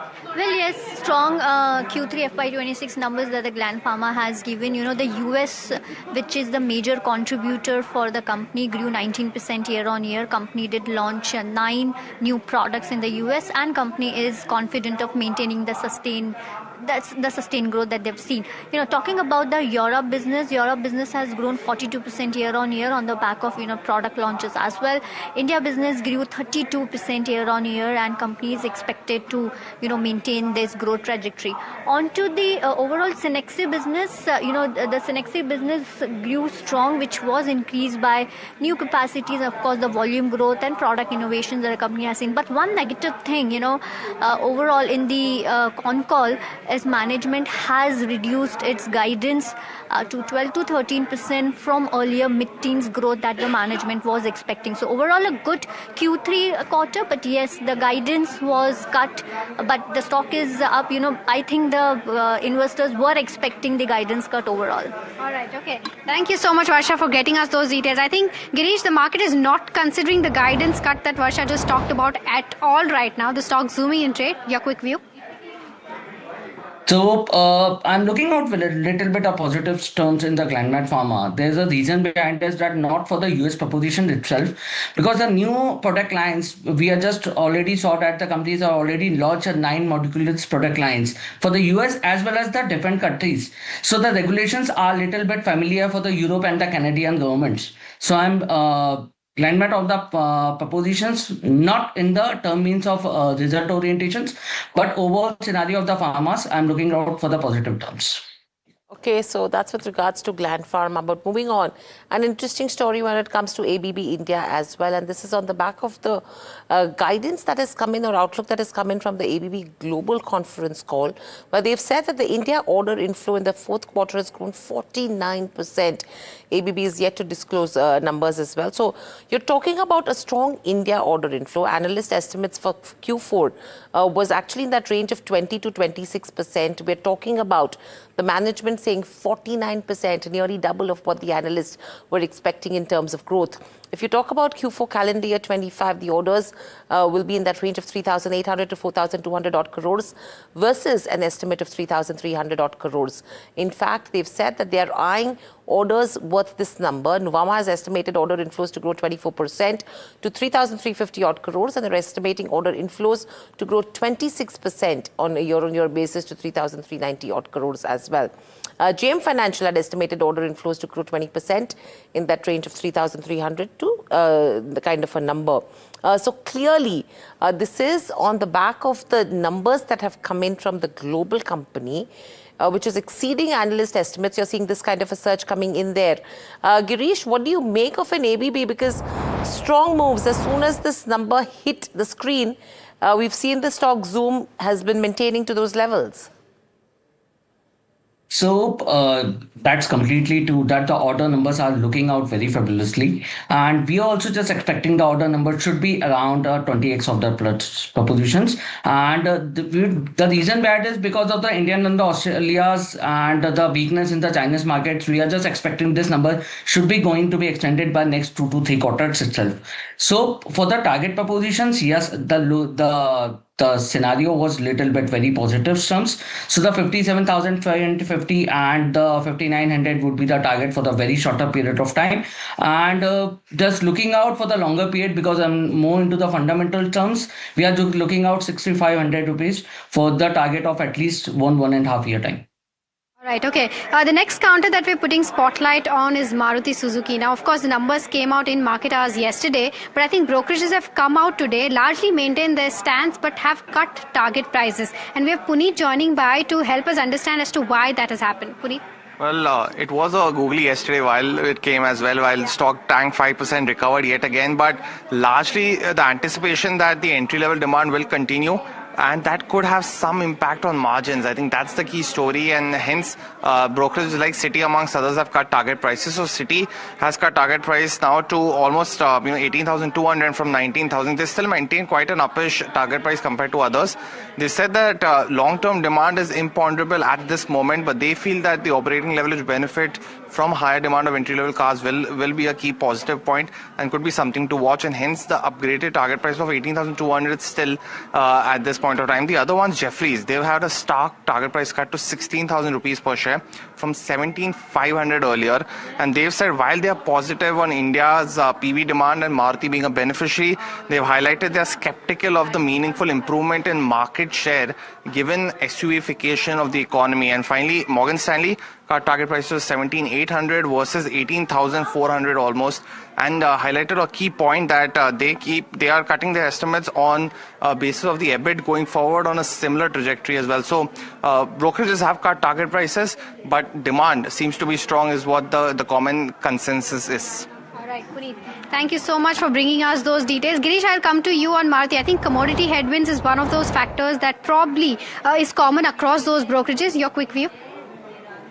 So yes, the target should be there, but I think this is too early to comment any of the propositions, because we are just waiting the reflections for EU summit, and because of the high deductions in the tariff power into the luxurious cars, I think this is also a big impact where the Maruti as well as the Tata Motors feel soon slightly. So in that longer period of time, I'm not looking out surprising that the stock will be around 18,850 or 18,900 levels. But looking out for the target propositions, I think there is a very smaller period of time, but a longer period of investors should be hold off there. Okay, all right. So that's the view coming in on Maruti. But, sticking with the auto space, we still have Puneet with us to tell us about what are you expecting from Tata Motors earnings today. Well, this is of course the CV business expecting to do well in this particular quarter, led by strong demand. So an 18% growth in revenue, 21% growth in terms of its EBITDA, with margins yet again at a very high level of 12.7% is what's expected for the CV business of Tata Motors.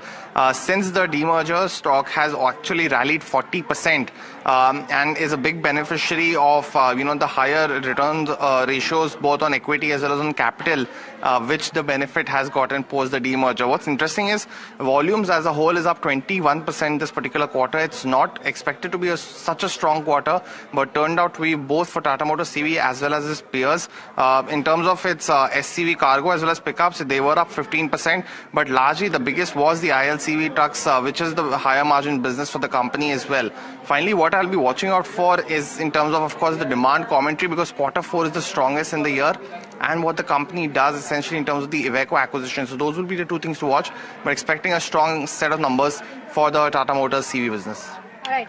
Puneet, thank you so much for bringing us those details. Girish, your quick view on Tata Motors. Strong quarter is something that we are expecting. So there's a reason behind it of the monsoons as well as the highest demand for the core sectors as well as the auto logistics. So the numbers were strongly come out with the commercial vehicles as well as the long-term large vehicles, and the sequential growth should be there in the quarter 2, quarter 4 as well as the quarter 1 of the 27th. So looking out the high perspectives of the Tata Motors series, we are looking out some around 750 for the longer period of time. That would be 1.5 year time frame. Okay, so that's with regards to Tata Motors. In fact, let's pull up a KPIT Technologies on the screens. They've just reported numbers. You're talking of a revenue number of nearly little over 1,600 odd crores, which is a growth of around 2% coming in there. Profits have dipped on a sequential basis by 21%. EBIT has seen a dip of almost 4.5%.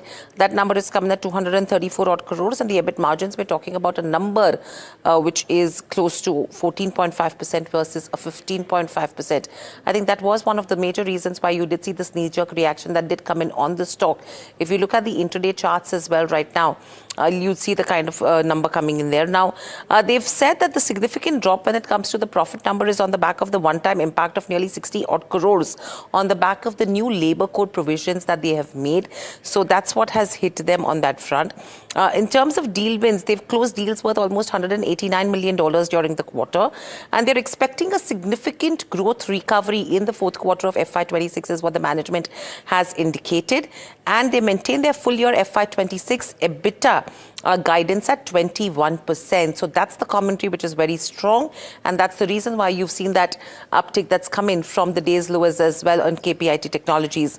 They've said that they will be continuing to focus on AI-driven solutions and strategic investments in the automotive software sector, including prior investments in Endream and Helm AI. So that's what we have been picking up so far. In fact, the stock actually initially fell after the results were announced, and this actually reflected the investor concerns over the decline that they've reported in terms of the profit number, as well as the narrowing that we've seen in terms of operating margins as well. The revenue growth has been in line with what the street was estimating. The flat profit and margin pressure has highlighted challenges in the competitive automotive industry that we are seeing already, but the deal pipeline is looking pretty strong, and the optimistic management commentary has what has led to the recovery in the stock as we see. In fact, let me, Girish, take a quick question with you on KPIT Tech as well. That sudden dip on the back of the profit and margin number, but the commentary is seeming strong, and I think that's what is keeping the investors on that buying spree now. So yes, I think the results are not very much different because the reason behind it of the US as well as the US tariffs, how the uncertainties of the macro levels are there. So that completely whole tech platforms, I think completely whole tech sectors are reflecting the same things. So this is the reason behind it that every companies are just putting out their own propositions. But in the term means how there's a new laws, labor laws, the companies are little bit effective of the particularly margin of this particular quarters. But we are talking about whether extended for the next 2 to 3 quarters, we are looking out more perspective in the term means of new narrations in the AI as well as the new developments, how the companies are going to be improvised in their margin though. And this is the best way that how the companies are just reflecting these particular things in front of the investor, and the scene that the stocks are little bit improvised from the day lows. So in the positive terms, yes, we are just expecting the good numbers should be there because now the companies are just reflecting their particularly market size, not for the US, just expanding the market size into the narrow countries also. Okay, all right. So that's the view coming on KPIT Tech. But the other pack that will remain in focus today is the FMCG pack. A lot of FMCG names coming out with their earnings: ITC, Dabur, Colgate, Swiggy, Voltas. And just to give viewers a quick view of what you can expect from all of these, I'll start with ITC first. Revenue, EBITDA, both could see a growth of around 7%, but net profit could see a degrowth of around 7%. Margins may slightly improve. Mid-single digit volume growth can be expected in the cigarette business. Agri, FMCG as well as paper business is expected to see a single digit growth. In terms of key things to watch, I think any commentary coming in from the management on recent government levy of additional excise. They don't do con calls, but anything in the presentation, press release will be watching out for. In terms of Dabur, overall revenue may rise around 5.6%, EBITDA also around that same number. Margins may be at the same levels as they were in Q3 FY25, and net profit might rise slightly ahead of the revenue numbers. GST benefits might reap in. Margin outlook is something that we'll be watching out for. And lastly, Swiggy, losses might widen, but revenue will see a sharp increase. So Girish, I'll come to you on this one. Any of these earnings that you'll be watching out for, and overall your view in with regards to where the consumption pack stands? So I'm looking out for the ITCs. I think just the net profits are going to be improvised by the 5.5% to 7.8% year-on-year basis. That little bit more improvisation on overall product pack. That's a stable volume in the terms of margins as well as the pricing propositions, and just cigarette propositions. How we are just expecting that these particular numbers should be there at the growth of around 15 to 18% are there. So in the terms of higher cigarette sales numbers, also just looking out for the regional level, that would be somewhere around 6 to 8%. So this is a completely pack on just looking out for the ITCs and just expecting that this number should be there with the target price of around 420 for the year time frame. All right. Okay. So that's the view coming in on ITC. But with that, Girish, thank you so much for taking out the time and helping us give your insights on all the stocks that we discussed. Viewers, completely out of time on this edition of Trending Stocks, but do stay tuned. More news and updates up next.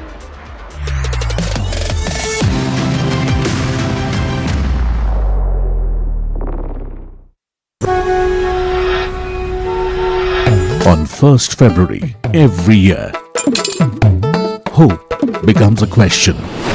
Will I save more? Will I grow more? साहिबान मेहरबान कदरदान, कुछ अच्छी खबर मिलेगी क्या? How will this budget change my life? One person has all the answers for Bharat. Union Budget 2026 on NDTV Profit. NDTV Profit on करो जरा, कब से बोल रहा हूं, कोई सुनता ही नहीं. लोग कहते हैं कि जिंदगी एक फिल्म की तरह होती है, लेकिन मेरी जिंदगी सिर्फ एक फिल्म नहीं, एक ब्लॉकबस्टर फिल्म है. बचपन से पता था मेरे सपनों में दम है. आगे नहीं, सबसे आगे जाना है. स्टार नहीं, सुपरस्टार बन के दिखाना है. नाम मिला, फेम मिला, प्यार मिला. I was not just running, I was flying. सबकी जुबां पे बस एक ही नाम, यो हनी सिंगर. लेकिन फिर ब्लॉकबस्टर कहानी में आया एक ट्विस्ट. 7वें आसमान से सीधा गिरा मैं जमीन पर. फिर क्या, खुद पे काम दोबारा शुरू. फैंस ने फिर प्यार दिखाया, फिर स्टार नहीं सुपरस्टार बनाया. है ना मेरी जिंदगी एक ब्लॉकबस्टर फिल्म. शुक्रिया आपकी प्रेयर्स का और आपके प्यार का. कॉन्सर्ट्स तो आपने बहुत देखे होंगे, but this is gonna be concert of a lifetime. क्योंकि मेरे फैंस ही हैं मेरी विक्ट्री, मेरी हिस्ट्री, मेरी glory. So come and witness Yo Honey Singh. This is my story.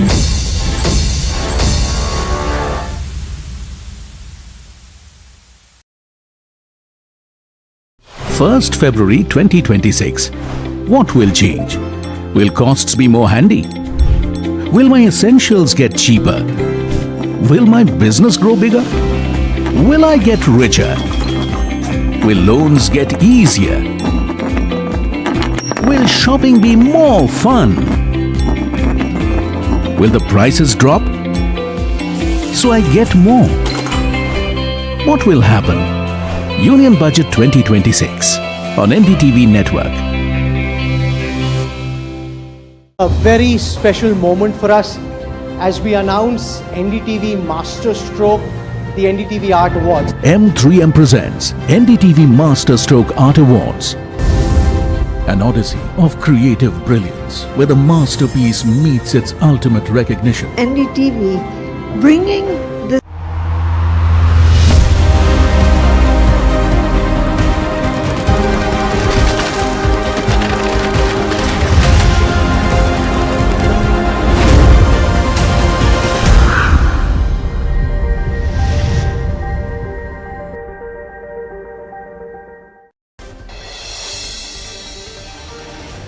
Nifty at day's highs. The Nifty is trading around the 25,300 mark. It's the Nifty Bank that's slightly under pressure, but has been doing well in this past few weeks, falling over 150 points.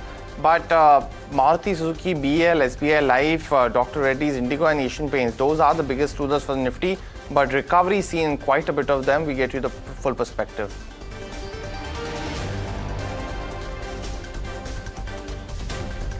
Hindustan Copper surges in trade as copper prices hit a fresh new high.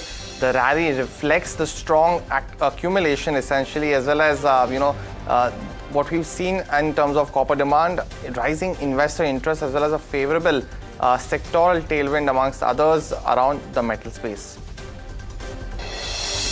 Finance Minister Nirmala Sitharaman has tabled the economic survey for the financial year of 2025 and 2026 in the Parliament, setting the tone ahead of a 9th consecutive union budget.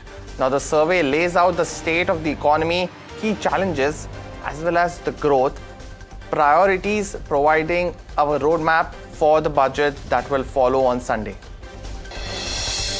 Rupee hits an all-time low against the US dollar as continued weakness in the foreign capital flows, as well as a corporate rush to hedge against further depreciation, has an impact on the Indian currency. It drops to 91.99 to the dollar, eclipsing its previous all-time high of 91.96 that it had hit in the last week. Ahead of the budget session, Prime Minister Narendra Modi sets the tone for reform-led growth. He highlights that Nirmala Sitharaman's 9th consecutive budget and calls the India-EU FTA the mother of all deals. PM stresses quality manufacturing, next-gen reforms, as well as a human-centric technology approach, positioning India as a confident, competitive global powerhouse for the decades ahead. Maharashtra Deputy Chief Minister Ajit Pawar's son Jay and Parth performed the last rites of their father after the NCP leader's tragic death in a jet crash near Pune. A large gathering of supporters and senior political leaders, including Home Minister Amit Shah and Chief Minister Devendra Fadnavis, paid their final respects.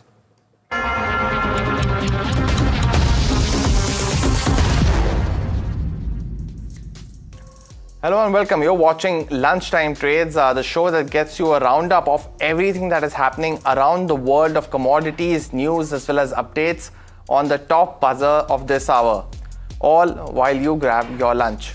Let's take a first very quick look essentially of, because the markets has been the key dominating factor and continuing to do so in terms of the Nifty 50. We have been highlighting the recovery that has been there as well. But let me at this point of time welcome in Anjay Kedia. He's the director at Kedia Advisory to get a first quick check of the commodities. Ajay, very good afternoon and thanks so much for joining in today. Largely, the talk of the town has been what's happening with copper. Yet again, an all-time high hit. Where do you see any kind of near-term trajectory for copper that investors can watch out for?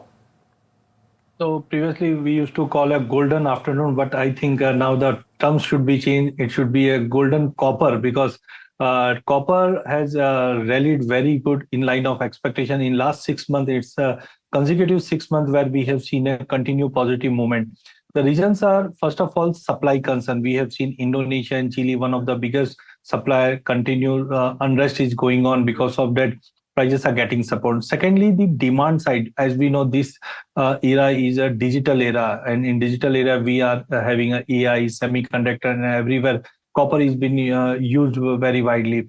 Third is the substitute metal, because any commodity is having a risk of substitution. Like silver has rallied almost 300% in last 1 year period. Now investors and other investment demand is now shifting from silver to copper. Dollar weakness has been going on. Industrial growth is been projected to be very good. All these factors have made copper today testing $40,000 mark on LME, and on MCX also we have seen prices moved above 1400. We still expect this rally would continue to be there in 2026. Another 20-25% move from current level is also expected because of current fundamentals. So one should go ahead with copper. I think the fundamentals are totally matching whatever the rally up till now we have seen. Ajay, then largely, a lot of investors have been playing the theme either directly on gold and silver via direct purchases or the ETFs, or via key stocks, and we've seen those rally as well, Hindustan Copper being one of them. For retail investors, is there anything that you can suggest where they can get exposure to this metal? Yeah, definitely. See, actually, whenever we suggest to our client of our way of research is from macro to micro. So generally, we see a commodity super cycle. We start with energy, bullion, then industrial metal. So this rally has been started. But given that in India, we have a very limited options available as an investment in copper. First of all, either you buy a physical or you can buy on derivative exchange like MCX, where you can buy and put it in the warehouse. And third would be ETF, but in India, we don't have any ETF right now. Globally, there are one or two players or mining stocks are being there. But best way is to invest in Nifty metal index or stock like Hindustan Copper. Even we are more bullish on, let's say, aluminium and other. So I think the metal stock like Hindustan Zinc, Hindustan Copper, Vedanta, all these stocks should keep a pace for 2026, as metal is going to be a consumption cycle has been actually started. So I think we can invest in stock directly. And today we have seen already 20% gain in Hindustan Copper, and such moves can be seen in other metals also. Ajay, we of course we've spoken about copper, but one key metal and that continues to hit an all-time high is gold as well. And we always get so many queries about what they should do if they miss the rally. It's again hit a new high today. Any view that you can offer on what's your medium-term target for gold? I think target or numbers are not a big thing from here, because today morning I was just scanning the data. I have found that in 1980 January, gold prices got a gain of 30% in a single month. And today in January 2026, we have seen 28% gain in gold. So this is just a form of mania has been started in gold, because when we are in circular bull run, there will be a return of, let's say, 20-30%. But if we are already been gained by almost 70-80% in last 1 year period, adding this 30%, gold prices has almost doubled. So I think from here, maybe we can see level like $5850, $5900 in international, whereas on domestic side prices like 2 lakh, 2,10,000 is possible. But investing at this point will be more riskier, because other asset class look cheaper as compared to bullion right currently. But however, the fundamentals like de-dollarization, dollar weakness, central banks buying, ETF buying still continue to support gold and silver at current level also. But I would suggest better wait and watch, because the moment what we have observed in last 15-20 days is very furious. So at that time, when this type of volatility is there, better to stay away or invest in SIP format, so that whenever there is a correction, you will get a more units. So gold and silver ETFs are available. That will be a better way to get invested again in gold and silver. Well, Ajay, we leave it at that. Thanks so much for joining and giving us perspective on copper as well as gold, which is always a key talking point. Wish you the best and look forward to our next conversation. Well, before we do that, we spoke about the recovery that we've seen in the markets at this hour. Quickly pull up the Nifty 50 chart, and that will give you that perspective. From 25,159 at the day's low, you've seen a stellar recovery over the last couple of hours play out. Look at the heat map as well. Firstly, give you that perspective also on what are kind of the key stocks, because there were hardly any, I think 13 to 14 stocks at the start of Ask Profit the morning edition, and in terms of green, that has continued to build on. Now almost 24 stocks in the green right now. L&T continuing their momentum, led by its earnings, all-time high order book as well of 7.3 lakh crores, boding well for the stock. NTPC, Axis Bank and Hindalco are leading the gains, while we continue to see pressure on stocks like Asian Paints post earnings, M&M as well, since the news of South Africa increasing its essentially its import duty on cars has had that impact, and so has Maruti. Down 2.7%. Spoke about brokerages have cut their target prices on Maruti, with the logic that there could be some pressure on margins. But look at the contributors also for the Nifty 50 also, both on the gaining and the losing side, will also give you some more perspective of how big that move is on L&T. 39 points contribution to the gains in the Nifty, while M&M is dragging it on the downside, and so is Maruti, TCS, BL. We're still seeing a very strong jump in terms of the other banking names that are supporting the index as well. The mid cap and the small cap is the other key aspect, because we have seen consistently the mid cap and the small cap being down and out, and while they're still in the red, both of these indexes, we've seen a recovery, but selling off as well. And on the bottom of the screen, Canara Bank numbers, the asset quality has been one of the biggest talking points for all the banking numbers at this point of time. At the net NPA falling to 0.45% is almost the best in class in terms of asset quality for Canara Bank compared to its history as well. And we saw a similar trajectory play out for both HDFC as well as ICICI Bank, where the asset quality was at its most pristine level that it has been over the last few quarters. But it is a numbers game at the end for the banking partners. So we're not seeing too much of a reaction right now for Canara Bank, down 3.2%. The operating profit has increased 16%. Provisions have largely remained flat. That's a key positive also.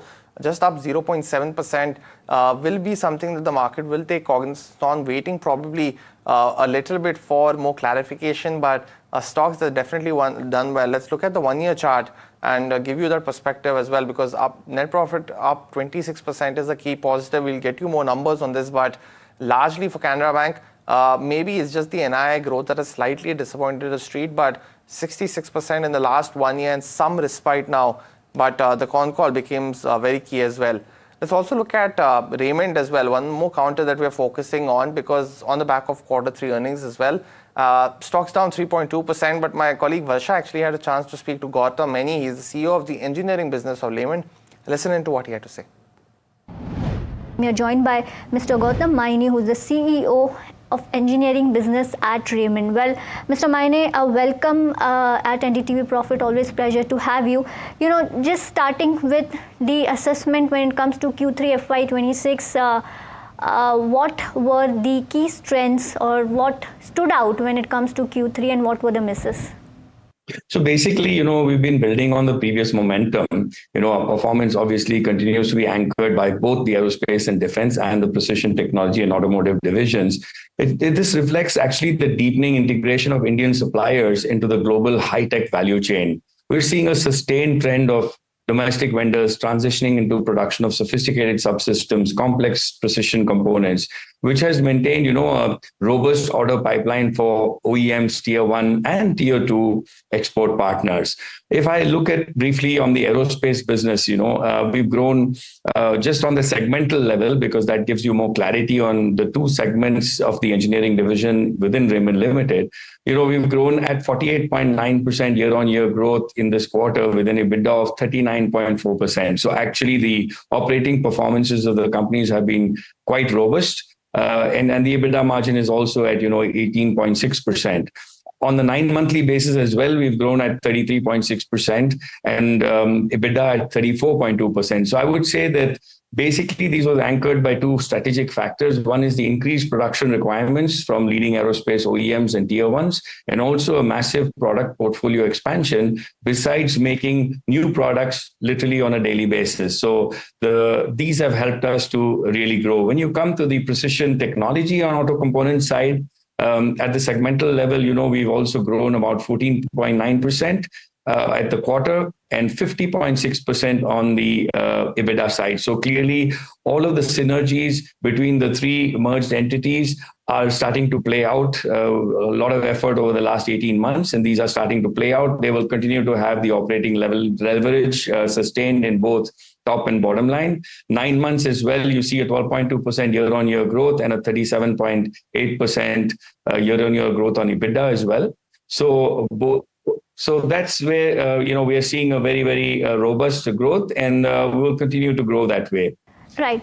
Mr. Maini, talking about the consolidated growth, so revenue grew almost 20%. Now, the demerger has been done, everything has been sought out. Now, going ahead, talking about FY26 and of course for FY27, that matters the most.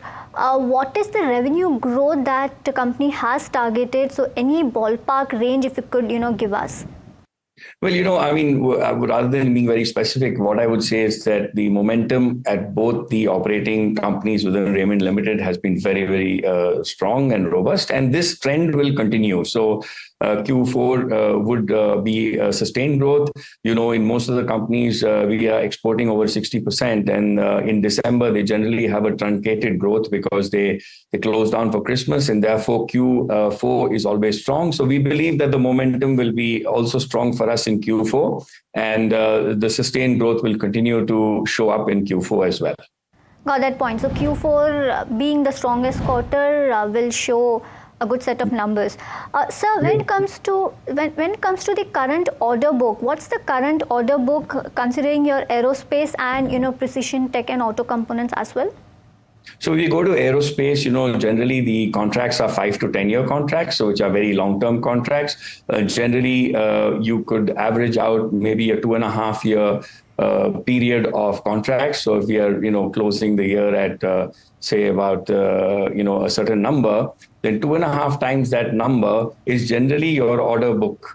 And that continuously grows. So as you're growing, the order book keeps growing. So that is a very robust requirement because, in the aerospace industry, there are backlogs of 8 to 10 years. So market has never been an issue. It's always been the more you can deliver, the more you're able to perform, the more business comes to you. So there's a very strong and robust demand. In terms of the automotive side, we've seen a huge demand from the hybrid vehicles in Europe, where we have made a huge progress. And this has significantly grown our business higher than peers because of the adoption of hybrid in the European markets. We've also had growth in our overseas operations of tools and hardware, where we brought the synergies of all the three companies together. And that has started to show results both top and bottom line. Right. So, yes. Yeah.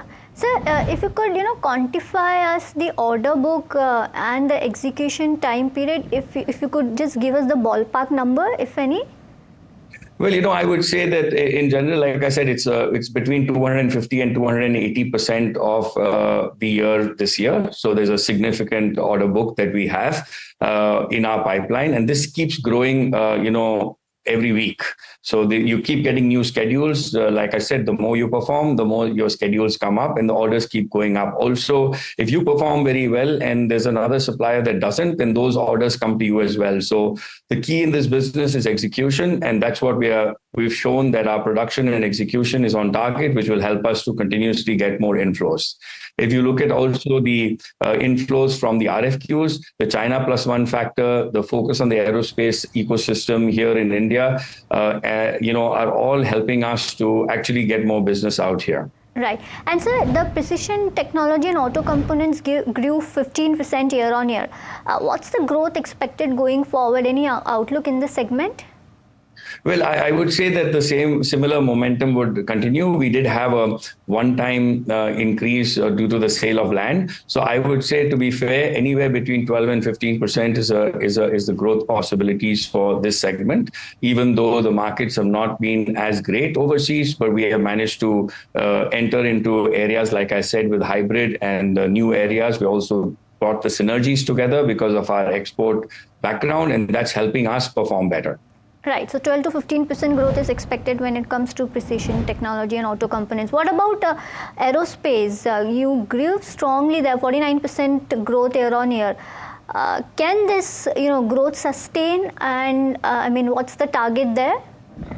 Well, I would say, obviously, the wish is always to keep that sustained. But I would like to say that, a 25 to 30% growth is a very good growth. And I think that would be the minimum growth that we are targeting in this sector. And if we can do more, that will be good for all of us. But that's the target that we are sort of aiming at. Well, that was the management of Raymond, but we spoke about what L&T has actually done for the street today. It's been one of the key stocks that is driving the momentum on the upside and maintaining that as well. So clearly the area of strength for the markets today. Spoke about the results. The profit was at 3,215 crores, was a slight miss. It was a 4% decline, but led by a one-time provision of the labor code impact. This includes, of course, that 1,191 crore impact that we spoke about in terms of labor codes. Now, the company's CFO, R. Shankar, actually highlighted that the company has been able to sustain margin optimization on the back of better cost management and focused on staying competitive as well. Let's listen to that quick bite from yesterday's call and listen to what he had to say. Domestic business has seen few softness over the last few quarters, and Q3 was a turnaround. So I would like to understand, how do you see this trend going forward? Firstly that, and secondly on the margin expansion part, I would like to understand how much of expansion from the 70 basis point is coming in from the pricing and how much from the cost optimization. Much of this margin improvement has come from execution efficiency and optimization, because these are projects that we have won in the previous year.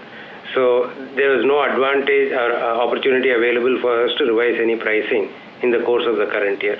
It is just that the business teams got into it with a focus to work with greater productivity and hence reduce the cost and improve the margins. So I would like to believe that the margin improvement that we are reporting is a sustainable margin improvement.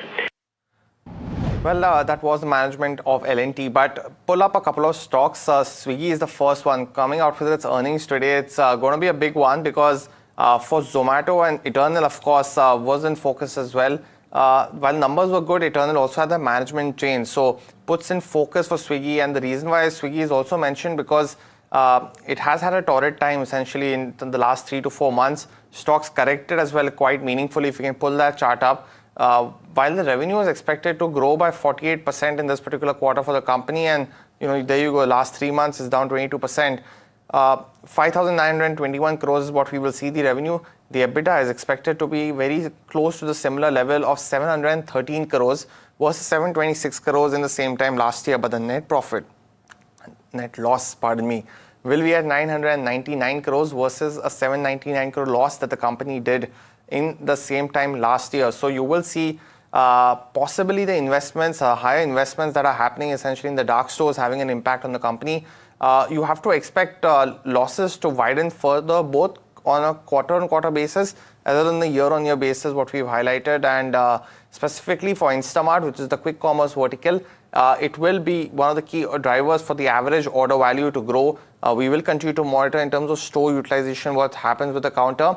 Cash burn continues to be one of the major parts that has hampered Swiggy at this point of time. So we will continue to monitor that.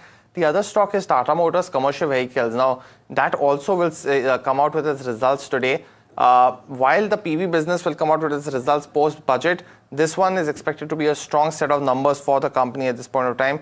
Revenue is expected to grow yet again in this quarter in the high teens, and we've consistently highlighted that post the demerger, Tata Motors Limited, which is a CV business, is up actually 40% from that price, while the PV hasn't kept pace with it. Revenue expected to rise by 18%, EBITDA to rise by 21%, with those margins coming in at 12.7% will be a big jump from the last year's level, and continue to monitor. In terms of profits as well, expect to rise by 23%. A lot of it has actually come from the total sales. It's up 21% in this quarter itself. It's a quarter that generally doesn't see such a big impetus apart from light commercial vehicles amongst others, but has done well in terms of this quarter, and MHCV has come back as well. So if you can look at the categories which are doing that, the pickup and the cargo business is expected to do well in terms of sales, and that should reflect in that operating leverage coming in for the giant.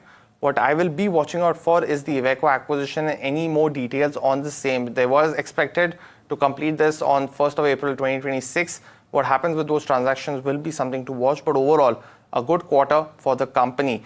We await those couple of earnings, but as we are out of time on this edition of Lunchtime Trades, stay tuned to NDTV Profit. Small Cap Buzzers comes up next.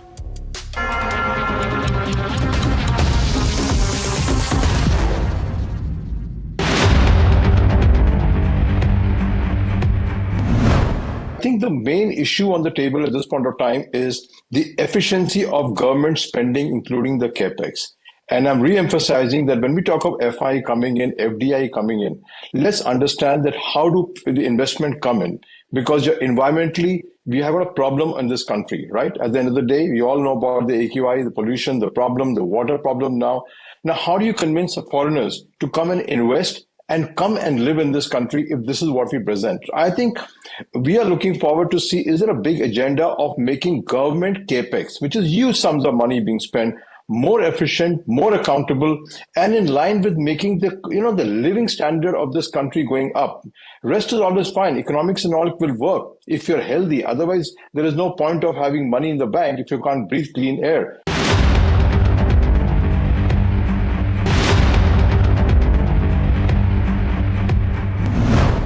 I believe government has already done a lot of reforms and rationalization outside the budget.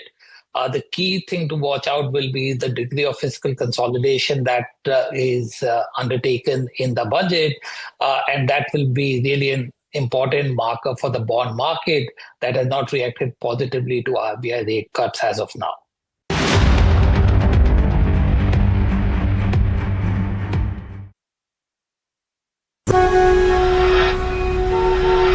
On 1st February every year, hope becomes a question. Will I save more? Will I grow more?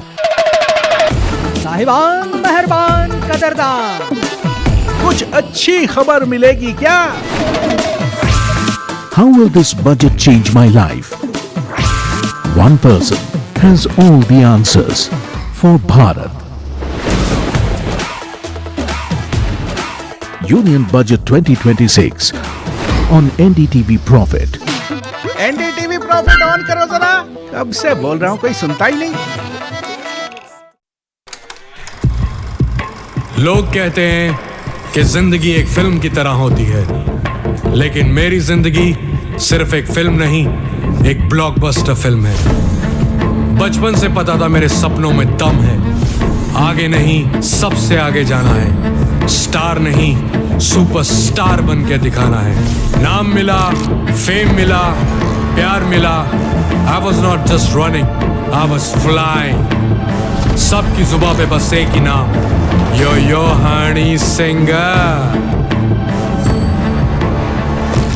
लेकिन फिर blockbuster कहानी में आया एक twist. 7वें आसमान से सीधा गिरा मैं जमीन पर. फिर क्या, खुद पे काम दोबारा शुरू. फैंस ने फिर प्यार दिखाया, फिर स्टार नहीं सुपरस्टार बनाया. है ना मेरी जिंदगी एक ब्लॉकबस्टर फिल्म. शुक्रिया आपकी प्रेयर्स का और आपके प्यार का. कॉन्सर्ट्स तो आपने बहुत देखे होंगे, but this is gonna be concert of a lifetime. क्योंकि मेरे फैंस ही हैं मेरी विक्ट्री, मेरी हिस्ट्री, मेरी glory. So come and witness Yo Honey Singh. This is my story.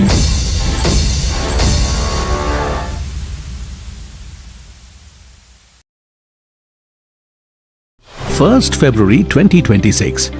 What will change? Will costs be more handy? Will my essentials get cheaper? Will my business grow bigger? Will I get richer? Will loans get easier? Will shopping be more fun? Will the prices drop so I get more? What will happen? Union Budget 2026 on NDTV Network. A very special moment for us as we announce NDTV Master Stroke, the NDTV Art Awards. M3M presents NDTV Masterstroke Art Awards. An odyssey of creative brilliance where the masterpiece meets its ultimate recognition. NDTV bringing this subject forward would have a great integrity of putting it forward where people could understand the importance of art. This award that is being started, I'm sure is going to be amazing. Art for India and for Indians is an expression of our Atmanirbharta. It's actually quite a formidable jury, so I think we'll reveal a lot more as we go along. This is an amazing platform, I think, today what you're doing. I have always had this inclination towards art, and if we don't collaborate and bring those artists forward, give them a platform, who else will? Honoring the masters who define our cultural landscape, M3M presents NDTV Masterstroke Art Awards. Coming soon on the NDTV network.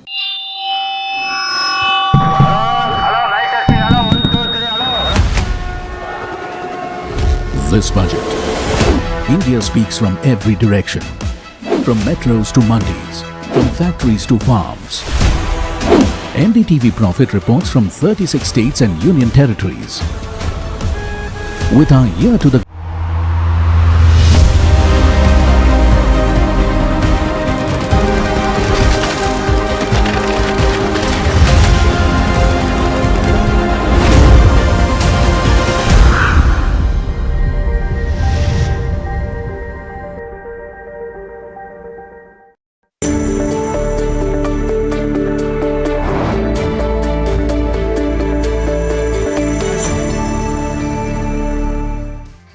Good afternoon, you're watching Small Cap Buzzers on NDTV Profit with me Soumit Sarkar and my co-anchor Mahima. In the next half an hour, we'll take you through the most important small cap stocks that have been buzzing in trade today. But Mahima, if you look at the markets, the Nifty has been moving around between gains and losses. It's largely flat currently. 25,345 is the level that we are looking for the benchmark. Nifty Bank, on the other hand, has been outperforming. Not much for gain, it's just up 0.4%, but at least outperforming the Nifty Nifty, that is the benchmark. On the losing side, we have auto and FMCG, the top sector losers, and the gaining side, it's yet again metal and energy that have been gaining up anywhere between 1.5 to 2.4% in trade. But the pain continues when it comes to small and mid cap. Any stocks that are seeing that you're catching up today? Right, so before I move on to small caps that we're going to talk about, I think just one day of hurrah is what we saw for the broad end of spectrum, and today we're back in the red, both the mid cap 150 and the small cap 250 under pressure. In terms of where the small caps are concerned, you have your Jindal Drilling, which is still seeing a downtick of around 9% Heritage Foods, hitting that 52-week low, down 9% Infobeans Tech also seeing pressure for second day in a row, down 7%. Sterlite Tech still down 7% as we speak. Mangal Electrical also continues to see pressure, down 6%. But on the flip side, you have something like Vanberry, which is doing fairly well, up 13%. Aeroflex, which is also doing very well, up 12%. Precision Cam up 11%, as well as something like HCL Info, Balu Forge, all seeing gains of about that 10%. So that's with regards to where some of these names at the broader end of spectrum are concerned. But one counter that we're going to put spotlight on is Ratnavir Precision Engineering. Now this is in focus with the board and shareholders clearing a QIP to fund working capital needs and support its next phase of growth. And Varsha joins us to give us more detail with regards to this fundraise. Varsha? Well, yes, one of the highlights for this company is also that board is expected to give Q3 FY26 results on 31st of Jan. Now, this company is a manufacturer of stainless steel washer and related products and serves domestic as well as global markets. Onto the QIP plans, the approval are in place for 200 odd crore QIP. The floor price is being set at 152 rupees per share, and the main highlight of this company is of course the product shift towards the value added segment. Now value added segment in H1 contributed almost 8% to the overall revenue. They are expecting 200 crores of revenue from value added segment on 1500 crores of revenue for FY27. Now, PAT margin is also expected to improve from 6% to 8 to 8.5% over time. Talking about outlook for FY27 and FY28, FY27 revenue is expected at around 1500 crore, and out of this 1500 crore, 200 crore will be coming from a value-added product, which will inch up margin for this company. For FY28, they are expecting almost 1800 crores of revenue. Onto the profitability targets, EBITDA margin is expected between 13 to 13.5% by FY27, and PAT margin expected at 8.5% in medium term versus 6% currently. So overall, the key trigger for this stock over a longer period of time is nothing but a shift to the value-added segment, which will help to inch up the margins and of course the revenue for the company. Right, Varsha, thank you so much for giving us those details. We are also joined by Astha Jain, Senior Research Analyst at Hem Securities, joining us now. Astha, very good afternoon to you. Your view on this particular counter, because overall, if you look at what Varsha talked about, there's QIP on the cards, there's margin improvement going ahead that the company expects, and strong top line guidance is also something that is on the radar. Your view? Hi, good afternoon to everyone. View is positive, and the reason being, in fact, whatever management is expected, in fact, they have proven that in their recent, quarter 2 of FY26 performance as well, because there also we have seen a good jump in the net profit as well as revenue and operating profit. So what I believe that this stock is well poised to move to the levels of around 170 to 180. Basically, I would like to assign 170 target to this counter. Right. Well, shifting focus to SBI Life, they have reported a steady set of third quarter numbers. My colleague Sharath caught up with the management. Let's listen into that. Very strong numbers, industry leading. That's what brokers and analysts talk to me about. But what led to this growth in these numbers, the AP numbers especially? And also if you could just give a flavor of what's happening in this current quarter. So if you look at the numbers and if you look at the guidance that we had given at the start of financial year, the numbers are very much in line with the guidance. So the company planned some strategies, had an annual plan. We worked on that, and we are happy that we have been able to deliver as per our guidance. As you said about the current quarter, I again assure you that our annual guidance, we are going to meet all the numbers that we had projected at the start of the year. But there's always, the broking community and even the numbers suggest that you're likely to overshoot the guidance in a lot of parameters. Is there any chance of an upgrade coming in for the end of FY26, or you'd like to hold it? So, see, we have very structured policies in place. We make a strategic plan, we make an annual plan, we make a 3-year plan. Now the numbers for the next year are under works. We are planning that how next year we are going to perform, on what areas to improve, on what areas to rectify what we have been doing over the years. So at the fag end of the financial year, I don't want to change any of the numbers that we had projected for the financial year. After the financial year, we will come up with our guidance for the next financial year. And Amitji, the VNB margins, that's what we talk about, the value of new business margins. They were a kind of, depressed. Will that depression continue because of, the announcement which had come in earlier on the GST cuts? In the next couple of quarters, we can see much more, kind of impact, or will this impact, kind of bottom out? No, I do not agree that the numbers, VNB margin numbers were depressed. We had given a guidance of 26 to 28%, and at 27.2%, that they are bang on with our range guidance. There may be quarter to quarter variation, and there are various factors which affect that. There is seasonality, and there was a big effect of GST on the VNB margin. Also, the labor code has affected. We had made certain provisions for the labor code implementation also. So if you look on quarter to quarter basis, there may be a certain dip, but it is broadly within our range. We have been able to withstand the GST effect, the labor code effect, everything through our operational efficiencies. Well, that's pretty much nicely summed up. But the product launch pipeline, going ahead, which are the high margin products you'll be looking at? What are the growth numbers, which have already come in this quarter? If you could just break that up. So as a company, we had guided that we are working on our product mix. If you look at the growth numbers line of business wise, our main product ULIP has shown around 7% growth, whereas our overall growth is above 16%.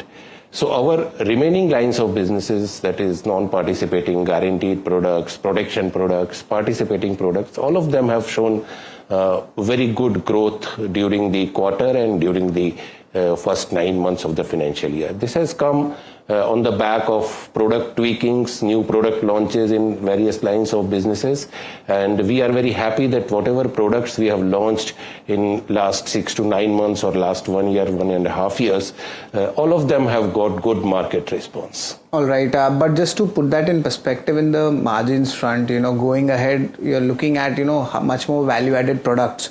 So that product shift which you're talking about, changing the product mix, what kind of, product mix changes we can expect, let's say, in the next 12 to 18 months? So these non-ULIP lines of business, as you are aware, are higher margin products for the industry and for the company also.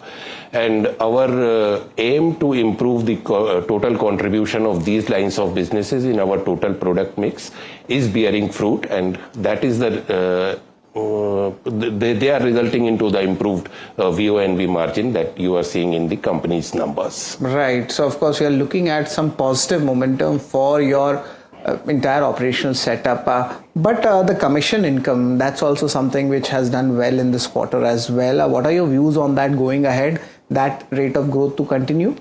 You are talking about commission income or the commission that we pay to our The commission customer? income. Commission income to the company. No, I think we do not have much of the commission income. We pay commission to our distributors. On the investment side, definitely our yields that we earn through interest, through dividend, they have shown good growth, and they are a result of the market movement also. Right. So that's a kind of good correlation coming in. But coming back to your distribution, there is agency, there is banking channels. How have the growths come in this quarter, and going ahead, where the force is going to be, both sides or either of, one of them, there will be more pressure, going ahead?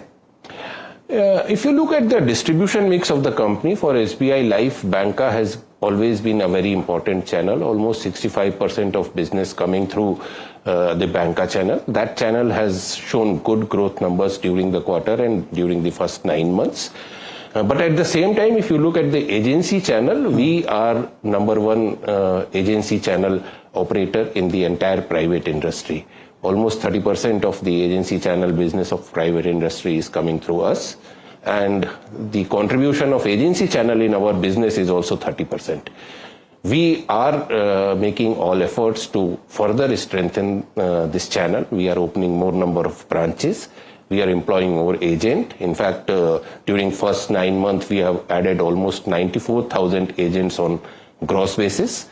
We are training our agents well to improve their productivity, which has now reached almost 3 lakh rupees for the agents, active agents. So these are the steps which will further increase agency contribution to the total distribution mix of the company. Asta, what is your view when it comes to SBI Life? The numbers are pretty much steady, but the stock is down nearly 4% in trade today. Because I think market was looking more of upgrade from the guidance perspective from the management side, and that is why we have seen that the stock is not enjoying this kind of a result. Otherwise, result seems to be okay. Yes, there are certain things like VNB margin. In fact, it was due to some one-time losses. I think the VNB margin has seen some sort of a moderation, and in fact, due to the labor code also, we have seen there was a rise in the revenue. All in all, I believe that it is a buy on dips kind of a stock as of now. Let the stock settle at around 1900 to 1880 odd levels, and then one should make fresh entry into this counter. Buy on the dip strategy for SBI Life is the view coming in from Asta. But time to look at the F&O space and the setup and the cues that are shaping up in trade today. And we have Sharad joining by.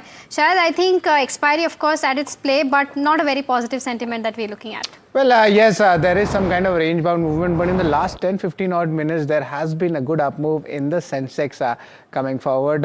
And of course, the expiry is at play. But L&T, look at that. The stock is the top gainer, up 4%. Apart from that, the metal space also doing well. Tata Steel up almost 3 odd %. The banking names also holding the fort. Now, what's not working, of course, BL, we are seeing some kind of profit booking. M&M selling has intensified for the second straight day. Asian Paints also, we are seeing a big downtick as well. These are the important contracts also to look at where the action is there, but net, it is still showing a kind of a range-bound movement when I talk about these contracts. BankX, let's see what's the story all about. And largely IDFC First Bank, HDFC Bank are in the green. Some kind of profit booking happening in the Yes Bank counter as well. Looking at the stock-specific news, long build-up is coming into ABB. Of course, the global parent company's number came, and the domestic India's number commentary has been strong as per the analyst estimates. Actually beat that numbers. Nalco, that's up almost 5%. Metal space, a strong technical up move continues. Short covering for L&T and NMDC as well. And for long unwinding, we have TVS Motor and Asian Paints making it to the list. And for the key important short build-up, two counters, Solar Industries, that's down 5%, and RVNL, that's also down 2%, a little bit of lower volumes on that. We will be looking at the pre-budget trade as well from the FNO segment. But that's all, folks, for the BSE setup. Well, thank you, Sharad, for that extensive FNO market check. Moving on to other small cap stock, GPT Infra. Now, the counter remains in focus on the back of recent order win and a steady set of Q3 numbers. Let's get in Atul Tantia, Joint Managing Director and CFO of GPT Infra. So firstly, to start off with this 1200 crore order win that you have announced recently, what's your share in it? What is the kind of margins that we can expect from this order? And where does this take your overall order book to? Sure, thank you. So this 1200 crore is L1. It's not an order win right now. It should be converted to an order win in the next couple of days. Our share is about 40%, which is 480 crores. This contract is to be executed over 48 months. And it is within our hurdle rate of 13%, slightly north of that. And we expect the contract to be executed smoothly over 48 months. That is the life cycle of the contract. This takes our overall order book, so our net unexecuted order book as per the results announced yesterday was 4,400 odd crores. So with this, it will be closer to 5,000 crores for the overall order book of the company, 4,900 crores to be precise. Right. Also, if you could give us some idea, some sense of what is the kind of orders that you have bid for and what is the kind of success ratio that you have seen and we can see going forward. So we have bid for some large contracts and medium-sized contracts as well. Close to more than 2,000 crores of contracts that are we have bid for right now. We expect 1 or 2 contracts from them to fructify. Last year, means this financial year in the 9 months, we got about 1,770 crores of new orders inflows. And this L1 of 480 crores was announced yesterday in addition to that as well. So our full year target for order inflow was 2,000 crores, which we have bumped up to 2,500 crores for this year, which will be the highest order inflow in the history of the company. Mr. Tantia, hi, Mahima also joining in. Just want to understand, you've already crossed that guidance of 2,000 crore. You're already sitting on new order inflow of 2,500 crore. What's the new guidance that you'll give? What is the kind of inflow that you're expecting in Q4? So in Q4, apart from this 480 crores that we hope to announce in the next couple of days, which is L1 for us, we expect another 300 to 400 crores of new orders. And we are quite hopeful that this will take us to 2,500 crores for the full year, which is almost 25% higher than our guidance of 2,000 crores, which we had done earlier. Right. I believe your current order book is around 5,000 crore, which is nearly 3.5 to 4 times your FY25 revenue. Could you just give us the execution timeline for this and what is the kind of revenue bump up we could see in FY27 and FY28 given the fact that you have such a large order book? So the execution timeline for this is 3 years. We expect the orders to get executed over by FY29. This entire 5,000 crores, and that gives investors enough visibility and the management also enough visibility in terms of order execution. We expect to maintain the growth momentum like we've guided earlier as well, between 20 to 25% for the next couple of years. And in terms of margins outlook, what is the kind of long-term margins that you're looking at? because you've done around 13% this quarter and your range is also 13 to 14%. But considering this entire order book that is coming in plus your execution timelines, do you see any improvement in margins from that 30 to 14% mark? So we do expect improvement in margins from the 13 to 14% mark, because we have also announced an acquisition of a railway signaling company yesterday, Alcon Builders and Engineers, which has a much higher margin profile and where the barrier to entry is much higher. They are one of the few companies in the country which do EPC work for railway signaling. With this acquisition and also the operations in Ghana and Africa also picking up, we expect the margin profile to be closer to 14% compared to the 13% that we had guided earlier. Okay, all right, okay. Okay, Mr. Nandia, thank you so much for helping us with those answers and of course taking out the time and speaking with us at NDTV Profit. Thank you. All right, Astha, I'll quickly come to you on GPT Infra. Your quick view? So order inflow is definitely very strong, but there was a subdued number in the bottom line as well as operating profit, and that was due to the reason of the extended monsoon, etc. What I believe that this stock might see some more pressure from here. So it is again a buy on dip strategy which can be applied to this counter at the level of 98. So buy on dip at the level of 98 is what we are recommending right now. Just hold if anyone has this counter in their portfolio. The next stock that we are talking about is Star Health, and to discuss more on the Q3 numbers, we are joined by Nilesh Kamli, the CFO of Star Health Insurance. Firstly, to start off with, sir, post the GST rate cut, how has been the pickup in business? How has been the pickup in premium sales? So we believe this GST rate cut has been a big boon when it comes to retail health. What it has done is it has sent a message that it's an absolutely important product. GST being zero is only on essential commodities, and retail health being one of the product which is on zero GST is a very big thing. It is leading to a change in customer behavior. People are understanding the importance of health insurance, how it can impact the lifetime savings. This change in customer behavior, we believe, is helping the kind of growth that we are seeing it, and it looks to be more sustainable. And we have seen a 23% growth in volume when it comes to retail health, which is a 60% growth in terms of value. This kind of growth we have not seen for a long time. It was during COVID times that we had seen this kind of a growth. So it's a welcome step, and we believe it's sustainable as well. Right. The loss ratio, now that has improved meaningfully this quarter. How much of this is structural, sir? So one has to see the loss ratio in two parts. We have seen a retail health loss ratio which has improved by 1%, and this has consistently happened for the second quarter. Q2 also we had seen a 1% improvement. Q3 also we have seen a 1% improvement. The various steps we had taken, in terms of the price increases that we have taken, the underwriting guidelines in terms of, what kind of customers we want to underwrite, what regions we want to underwrite. We have stopped writing businesses in areas where the fraud, waste and abuse is higher, the healthcare inflation is higher. Certain claims efficiency measures that we have taken, the wellness initiatives in terms of the home healthcare product. The new claim system that we have introduced is all helping us to ensure that, the reduction which is happening in the loss ratio is sustainable and consistent. And we see a good impact of it in the market as well. The other part of the reduction is also happening because on the group business where we have reduced our portfolio, we are not writing large accounts where the loss ratios are higher. So both on the retail side and the group side, we have seen a decrease for Q3, which is a 300% improvement in the loss ratio compared to last year, Q3. Right. Analysts say that the strong claim ratio is largely because of the reserve release and strong investment performance. What's your thought on the same? Do you agree with that? Absolutely not. Claims outstanding, which is the claim reserve, is a function of seasonality. And so last quarter, the loss ratio was higher. While there was an improvement, it was higher because, during monsoon season, we see the impact of fever and infections. We have 85% of the business which is cashless. So the customer gets discharged from the hospital.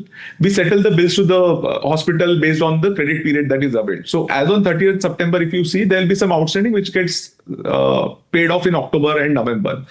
In October, November, December period, the inflow itself is lower, which will ensure that, the claim outstanding as on 31st December is lower. So it's more a seasonality and nothing related to reserve release. In fact, we have been strengthening the IBNR reserves for our company. We have created additional reserves in the current quarter. In terms of investment income, as we mentioned, 18.5% of the portfolio is in equity REITs in bits. 81.5% is in our debt portfolio.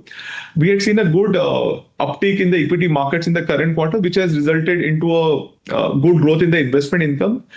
But the way we look at it is the trailing 3-year income. The debt and equity mix will give us 8 to 8.25% average return over a trailing 3-year period, which will ensure that we are up there to achieve a mid-teen ROE over a period of time. There'll be some volatility, but we believe it will be much higher compared to the fixed income portfolio. So, despite this strong investment performance, the reported income was weak. Is it because you did not book the M2M profits? Is it because of that IFRS accounting? Yeah. Absolutely, yes. The MTM gains are part of the IFRS income, whereas in Indian GAAP, unless you sell the portfolio, it's not part of the income, and that's where we believe that IFRS is the correct way of reporting when it comes to financial results for insurance companies. Right. Thank you, sir. Thank you for joining us and giving us the way forward for Star Health. Astha, quickly your view on Star Health. The numbers were pretty strong. Loss ratio came in much better compared to what the street was anticipating. Yes, and what we have seen, that is why there is a jump in their bottom line as well due to the good premium growth, healthier loss ratio. And this is one of, the largest standalone health insurer. What we believe that their GWP, that is the gross written premium, has also shown a very strong rise. So we really like the results, and hence we are recommending a hold as well as buy on this counter for the price target of 490. So thank you so much for giving us all those insights with regards to all the small cap buzzers that we discussed on the show today. But with that, we're completely out of time on this edition of Small Cap Buzzers. But if you have any query related to stocks that you hold, Ask Profit up next. Do stay tuned.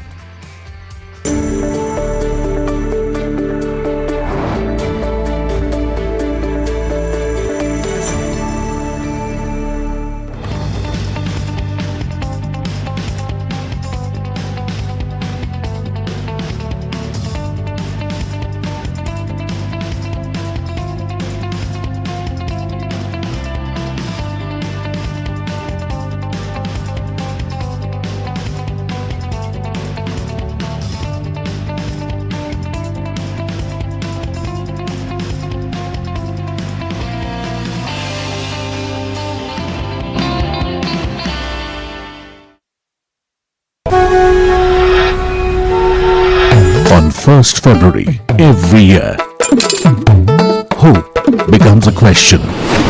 Will I save more? Will I grow more? साहिबान मेहरबान कदरदान, कुछ अच्छी खबर मिलेगी क्या? How will this budget change my life? One person has all the answers for Bharat. Union Budget 2026 on NDTV Profit. NDTV Profit on करो जरा, कब से बोल रहा हूं, कोई सुनता ही नहीं.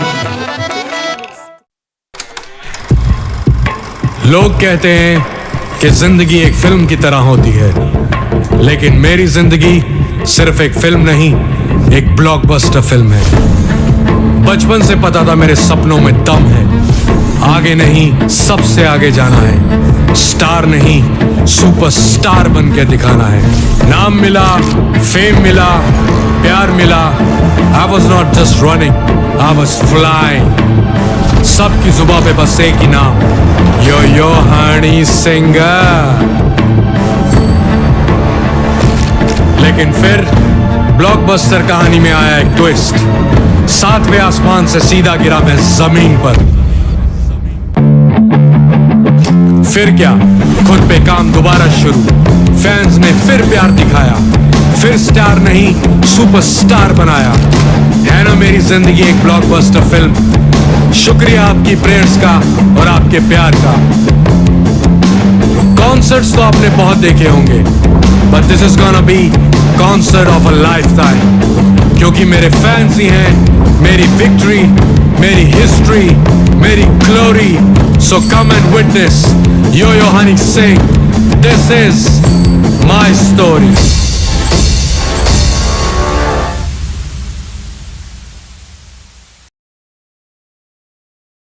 1st February 2026. What will change? Will costs be more handy? Will my essentials get cheaper? Will my business grow bigger? Will I get richer? Will loans get easier? Will shopping be more fun? Will the prices drop so I get more? What will happen? Union Budget 2026 on NDTV Network. A very special moment for us as we announce NDTV Master Stroke, the NDTV Art Awards. M3M presents NDTV Master Stroke Art Awards. An odyssey of creative brilliance where the masterpiece meets its ultimate recognition. NDTV bringing this subject forward would have a great integrity of putting it forward where people could understand the importance of art. This award that is being started, I'm sure is going to be amazing. Art for India and for Indians is an expression of our Atmanirbharta. It's actually quite a formidable jury, so I think we'll reveal a lot more as we go along. This is an amazing platform, I think, today what you're doing. I have always had this inclination towards art, and if we don't collaborate and bring those artists forward, give them a platform, who else will? Honoring the masters who define our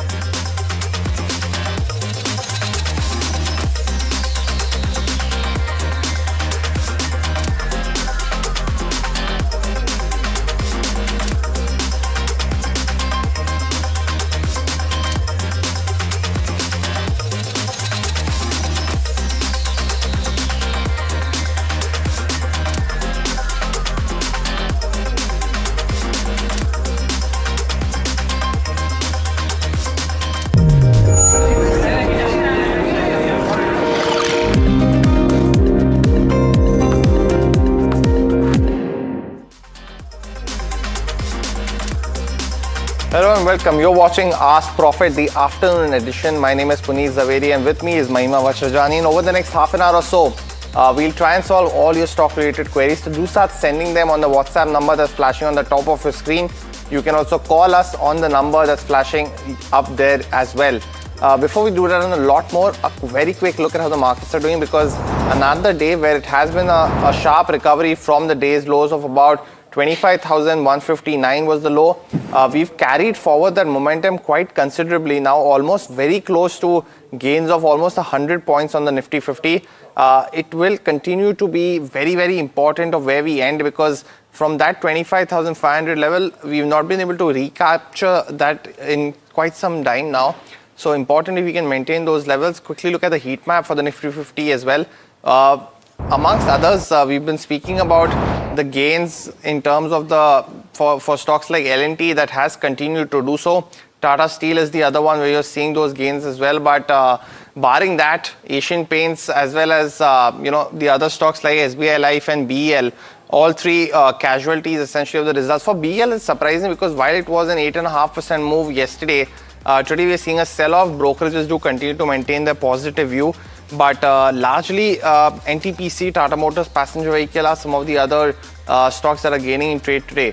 If you also look at the sectoral picture, it also tells you that in the morning, largely a very, very specific sectors that were doing well today. Metals, of course, have continued to do so, and so is the Nifty Energy. Barring that, there weren't too many gainers, but that has slightly changed. A lot of them now in the green. Meaningful ones are, of course, the Realty one, which has been consistently selling, and also the PSU Bank as well. But largely, Mahima, a lot of individual stocks on the back of results doing well. A lot of them on the back of news flow like Balu Forge amongst others are doing well as well. Yeah, absolutely. And I think for the broader end of spectrum, it's more towards news and earnings reaction is what we are seeing.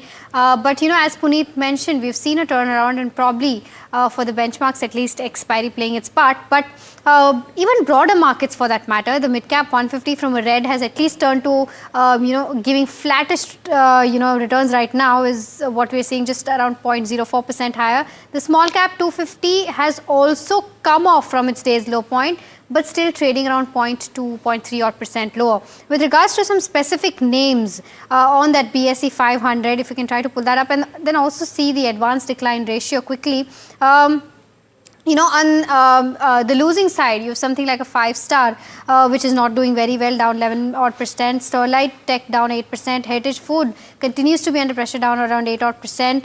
Vaibhav Global, Red Tape, Craftsman Auto, KPR Mills are some of the names which are in the red. But on the flip side, you have counters like Hindustan Copper and how locked in upper circuit now. When we started Ask Profit today, it was at that 16% mark and locked in upper circuit as we speak. I don't know where and when is this rally going to stop? It doesn't. But it just doesn't, right? Every day, analysts come and say that, some partial booking is now required, but I think the rally is there to stay. But, something like an ABB also in that chart because of the guidance given by the global parent.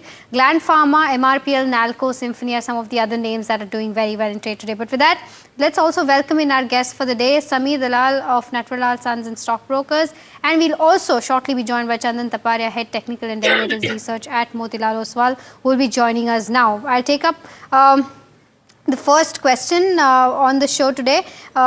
This is from, this is from Sudha, who's writing us from Hyderabad, asking about Narayana Hrudayalaya and Aster DM. And in fact, even Yatharth Hospital. And from these three, which one would be a better fundamental pick is what she's asking. Sameer, I'll come to you on this one. A very good afternoon to you. What's the view? Good afternoon. So, after all these three hospitals, the best one at the moment for me would be Aster DM. But for me, if I want to invest in this space, it would not be either of these three. It would be Apollo Hospital, where I'm getting also the demerged entities eventually of the labs business plus the Apollo pharmacy business. I think both those businesses are also going to grow. So if you look at the combined valuation, I think there's a lot more value in Apollo compared to everybody else. So that is my top pick. But if he has to pick, Aster DM is the one.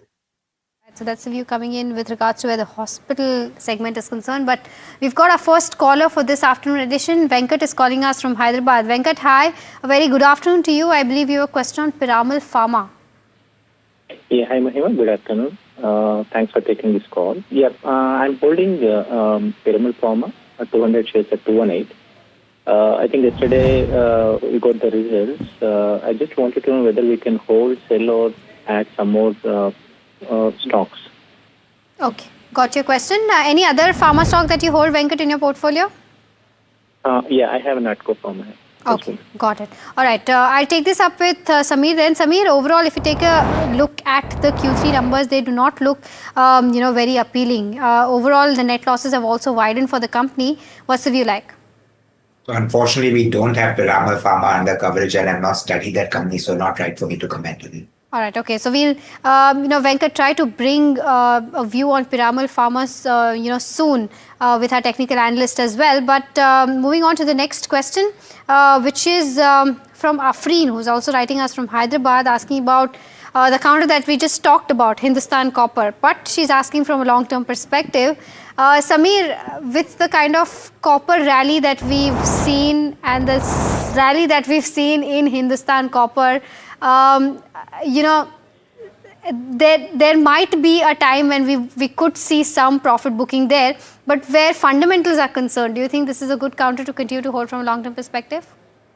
No, I would actually be selling this counter. Look, I agree to the fact that commodities are in a very strong rally. Copper prices have also been moving up, inching upwards. And the expectation is that with the amount of investments going into data centers world over, the demand for copper is going to be in short supply going forward. But having said that, if prices keep moving up, it kind of, the investments don't become viable Also, alternatives come into the picture as an option.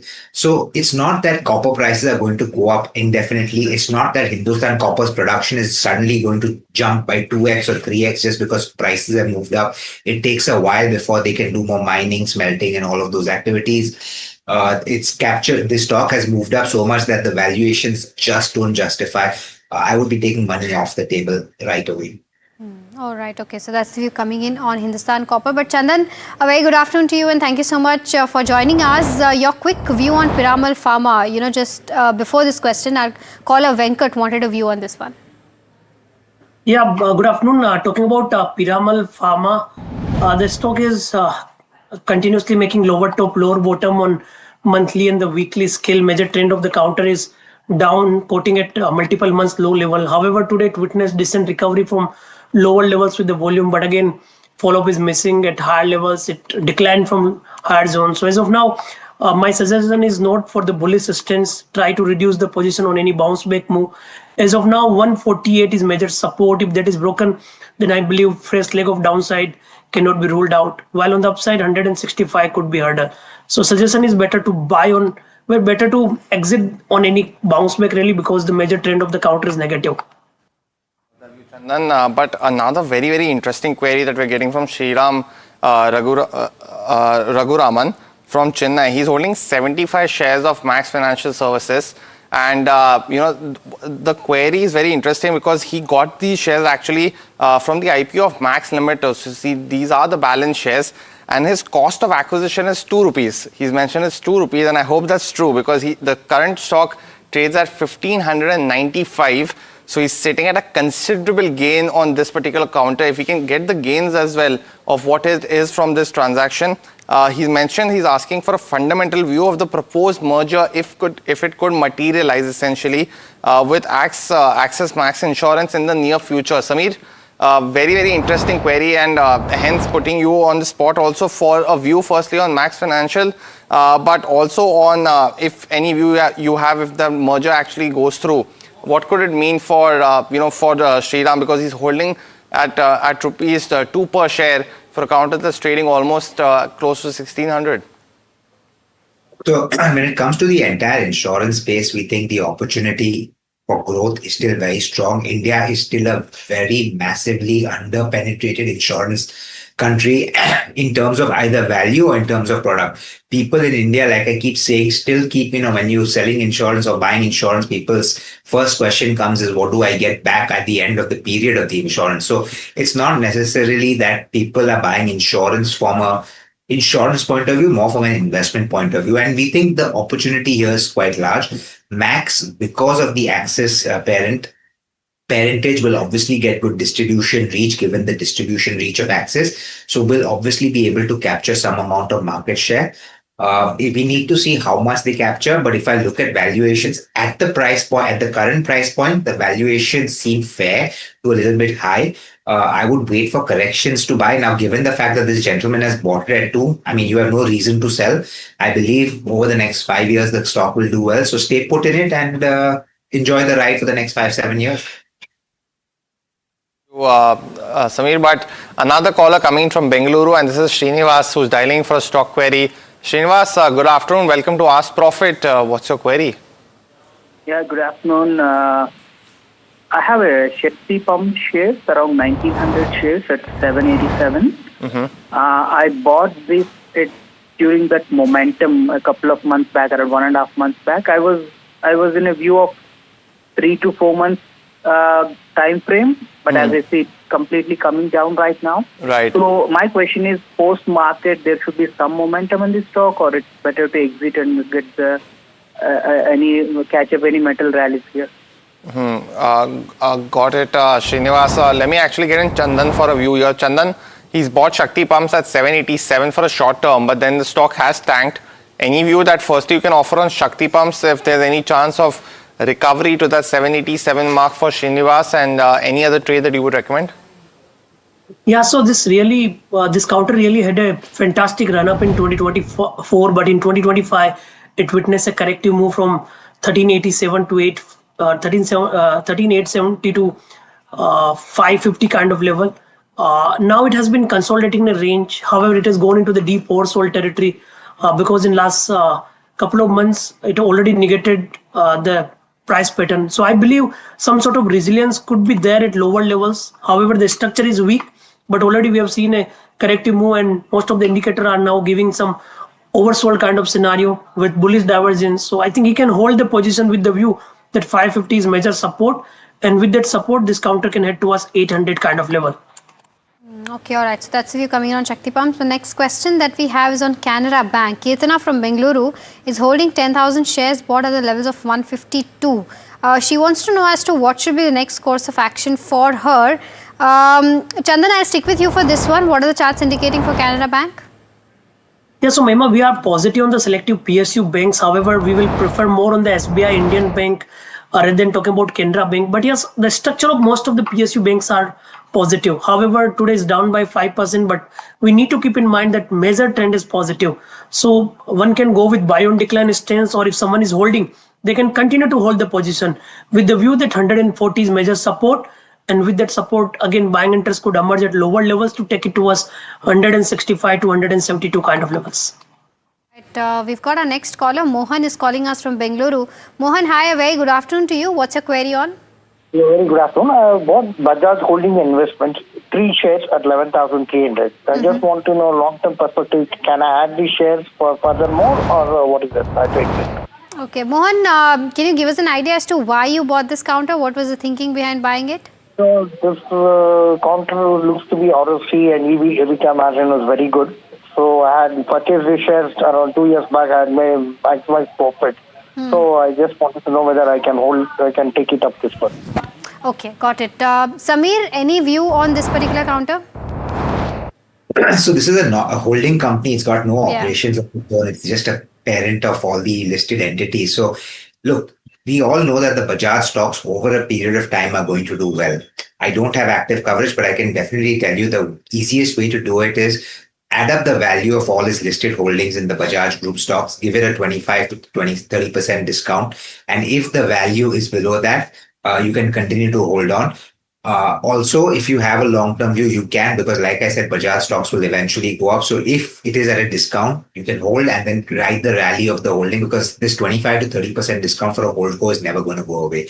Don't expect it to ever trade at fair value. Got the view, Samir. But the next question that's coming in is on Suven Life Sciences, and Nabila has this question for us, asking, and the recent results also for the company came out. She's currently sitting at a loss because she's bought it at 218, stock trades at 131. Samir, are you tracking this particular counter? Sorry, Suven Life is not under active coverage. Chandan, just on the charts, any kind of recovery in sight for Nabila, because she's bought it at elevated levels, 218. Would you recommend firstly averaging down at this point of time, and if not, any kind of view that you can offer that it could go upside from here? So as of now, the structure of the counter is negative. It has been making lower top, lower bottom from last 28 weeks. It had seen a corrective move from 300 to now almost 130 marks. It would be very tough to head beyond 200, which is the buying price. So my suggestion is trying to use any bounce to exit your positions. I don't suggest to average as of now. However, major support for the counter is near 115, but that is also 15% lower from the current levels. So better to just hold the position if you don't want to exit in such kind of huge losses.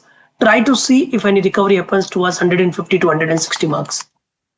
Got the view, Chandan. Next caller coming in from Bengaluru, and this is from this is Sanjay who's dialing in. Sanjay, good afternoon. Welcome to Ask Profit. What's your query? Hi sir, in KPIT Tech 300 quantity. Average price 1,200. In last is in 42,000. Sir, in seller or sir, please today in KPIT Tech result profit in down, sir. Got it, Sanjay.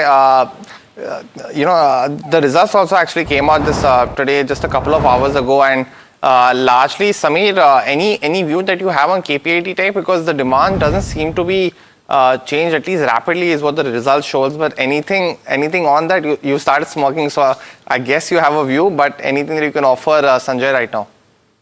No, I'm smiling because I haven't had the chance to go through the results. But So many results flowing through. Yeah. It's all these 2 weeks that I've got all results pre and post budget. I agree. But any view that you have on KPIT? So look, valuations are a little bit on the expensive side, but then this is a product-based company. Even though it's a software, it's a kind of product-based because they are selling certain softwares which are catering to the automobile sector, and we believe that kind of space is only going to see growth over a period of time. Yes, because of certain global uncertainties and because of certain slowdown in sales globally of automobiles, business has been hurt. But we believe that over the long term, this is all going to rebound. Only, like I said, valuations are a little bit on the higher side. I mean, they had gone up far higher even before. So now what you're seeing is a little bit of rationalization. Stock closer to 900 would be trading, I think, at decent price point if you look at it from a 2 to 3 year perspective. So if this person's already invested, I'd say we hold on to it because the long term is still good, but wait for a further correction, maybe closer to 950 or levels to average out the stock. Don't be in a rush to do it right away. Like you said, the results didn't come in very good. Even I heard about that, but I haven't had a chance to go through to see where the pain points are. But net, we've always said 900 to 950 is a better buying option. So that's what I would wait for. Okay, all right, so that's the view coming on KPIT Tech. But time for our rapid fire round. Samir as well as Tapan, you both know the drill. Try to keep your answers as short as possible. The first one is on 5-star business, and this is from Narendra. This is asked, a query from Narendra, who's writing us from Hyderabad. Wants to know if he can continue to hold from a medium-term view. Chandan, your view? Try to exit. JSW Infra for a 5-year perspective. Samir, our viewer Aniket has bought it at 262. Yeah, these are great businesses. Profitability will increase. I say hold on to it, or if not bought it, buy it. You can. Okay, Page Industries is the next one. An outlook on this particular stock. Anand wants to know, Chandan, your view? Yeah, so immediate structure is negative, but multiple supports are visible near 31,800. So can accumulate near to those levels. At 297 is Manappuram Finance overvalued, Samir? I won't say overvalued, but continue to hold. We remain constructive long term. Short term, the stock will be sideways. Okay, Apollo Microsystems is the next one. 2,000 shares bought at the levels of 129. Ramkumar wants to know if he can hold, sell or buy more. Chandan, your view? Yeah, he can hold or in fact average with the view that it can head towards 300 plus. NSDL bought at 1,060. Chandan, I know it's a short term since a very limited history, but any view? So I think yes, looking at the business or the capital market theme, one can continue to hold with the view that it can head towards 1,050, 1,100 kind of levels. I'm considering the view of the positive setup of the capital market as a whole theme. M&M is the next one. Suresh from Kerala wants to know, from a long-term perspective, can he add more at the current levels? Samir, your view? Yeah, I think he can go and add more. Their expansion plans, the auto is very good. Their other holdings which they have, M&M Finance is finally turning around. Right. So I think this is a hold. In fact, you can buy it as well. Okay. The next one's MMTC. Chandan, I don't know if you track this counter, but Ramesh has bought it at 55 rupees per share. Yeah, so I take it closely. He can wait and hold. The counter is really holding well. We are just looking for 71 to surpass decisively, and in that scenario it can head towards 85, 88 kind of level.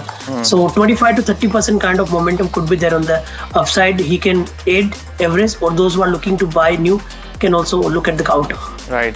Well, it's the end of the rapid fire on this edition of Ask Profit. Samir as well as Chandan, thank you so much for helping us solve all these stock related queries. But that's all the time we have, folks, on this edition of Ask Profit. Stay tuned. India Market Close comes up next.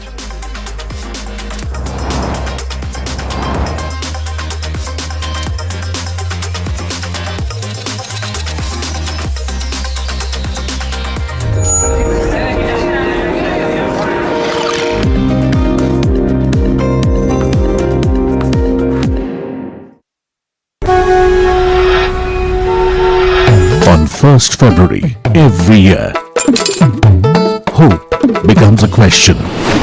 Will I save more? Will I grow more? साहिबान, मेहरबान, कदरदान, कुछ अच्छी खबर मिलेगी क्या? How will this budget change my life? One person has all the answers for Bharat. Union Budget 2026 on NDTV Profit. NDTV Profit profit on करो जरा।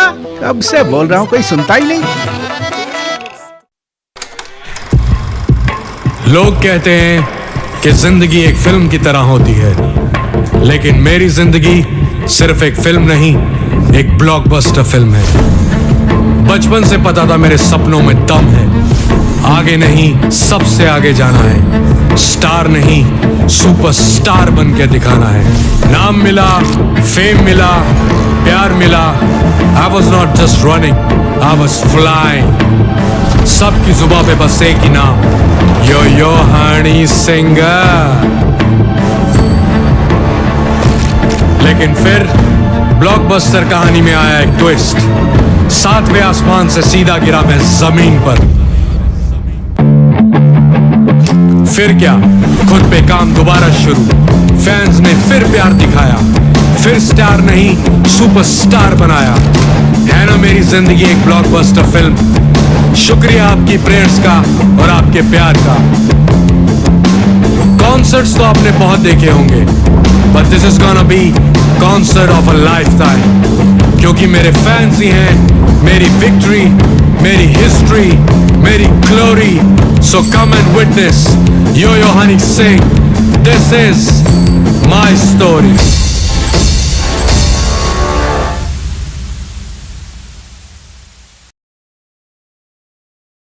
First February 2026. What will change? Will costs be more handy? Will my essentials get cheaper? Will my business grow bigger? Will I get richer? Will loans get easier? Will shopping be more fun? Will the prices drop so I get more? What will happen? Union Budget 2026 on NDTV Network.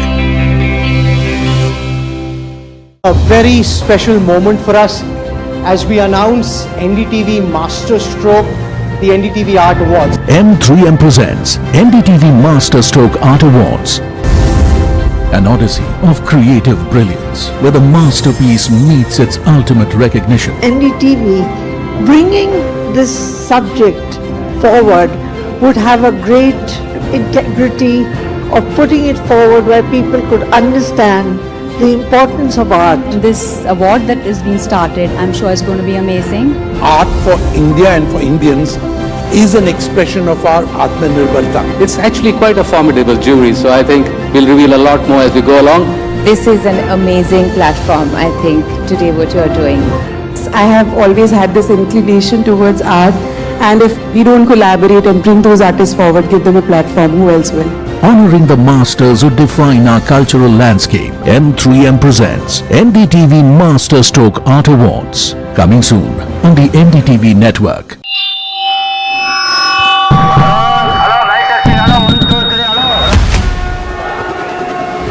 This budget, India speaks from every direction, from metros to mandis, from factories to farms. NDTV Profit reports from 36 states and union territories.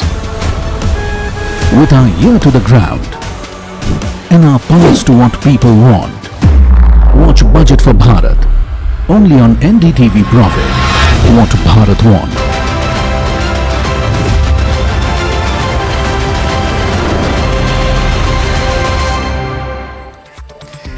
Hi, thanks so much for joining in. You're watching India Market Close on NDTV Profit. My name is Alex Matthew and with me is Hiral Dadia and Sharad Dubey. Apologies, I completely lost my words that moment, and here's the reason why. Because you have the equity markets that are all chop and churn, and I'm trying to figure out the words to use to describe this. I think chop and churn is appropriate in this moment because 1/3% higher, but it's been wobbles through the session.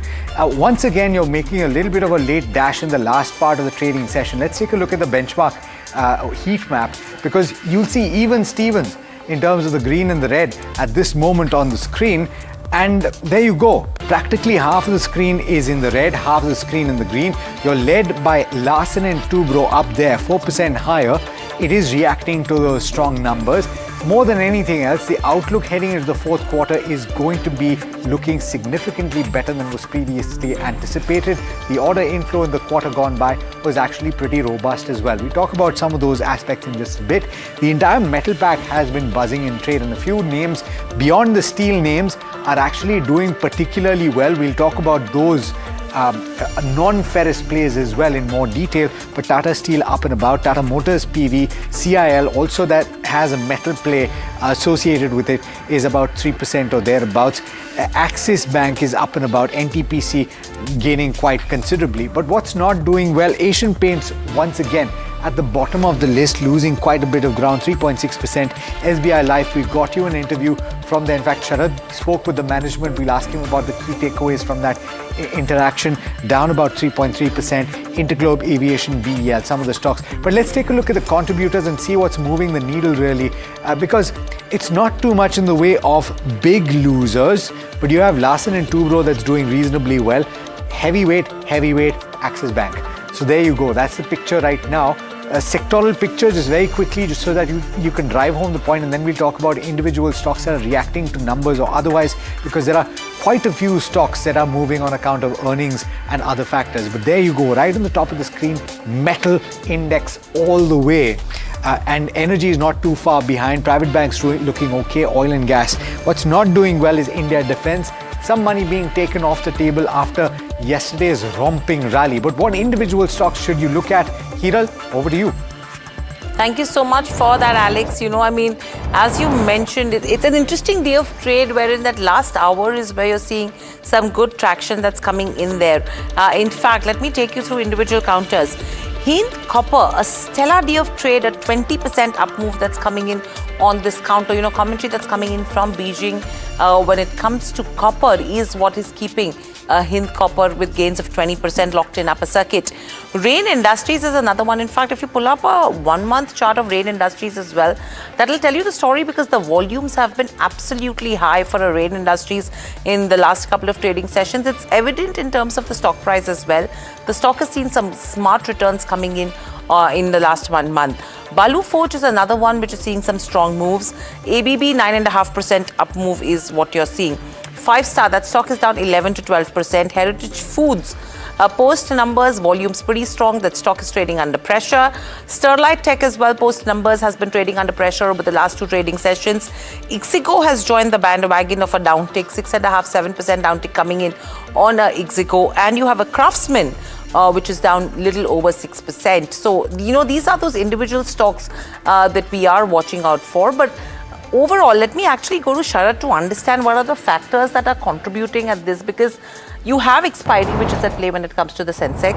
The sentiment somewhere is positive, but that sell on rise is something which is not really going away from the markets. Well, that's a correct answer you have given. But the question is, one more trading session is left for the budget, and we are going with a technically positive outlook going ahead for Nifty Bank. Very interesting data I'll share with you. But before that, I'll just want to give you the key, important points for the markets. The Sensex expiry is at play. There are chances of volatility, and that's why you're seeing, even if after a strong recovery in the market, there is some kind of a moderation happening. In the last 60 minutes, we might see more volatility coming in.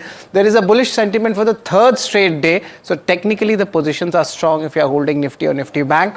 Also, apart from these, the Nifty key resistance level on the higher side, 100 DMA, stands at 26,210. That's an important level to watch out for traders. For Nifty Bank, the gains are being led by 2 big names, Axis Bank and HDFC Bank. Good contribution coming in terms of index points as well. Rupee near record lows, that's an overhang in the market, but it has been for a long time, for the last 1 month or so. The benchmark indices are actually outperforming the broader indices, and that's where a little bit of concern comes. We saw a very good up move in the small cap indices last trading session. The European markets have opened positive, so that's something which you'll be watching out for as well. But this is the data which I'd like to point out. This is very important. The closing number was 25,049 on January 23rd. 27, 28, we see the closing levels are going on the higher side. That means the overall position setup of the markets, the Nifty, is looking good as well. Very interesting. In fact, you've had the presentation of the economic survey, and you have the chief economic advisor speaking. Let's listen in to what he had to say.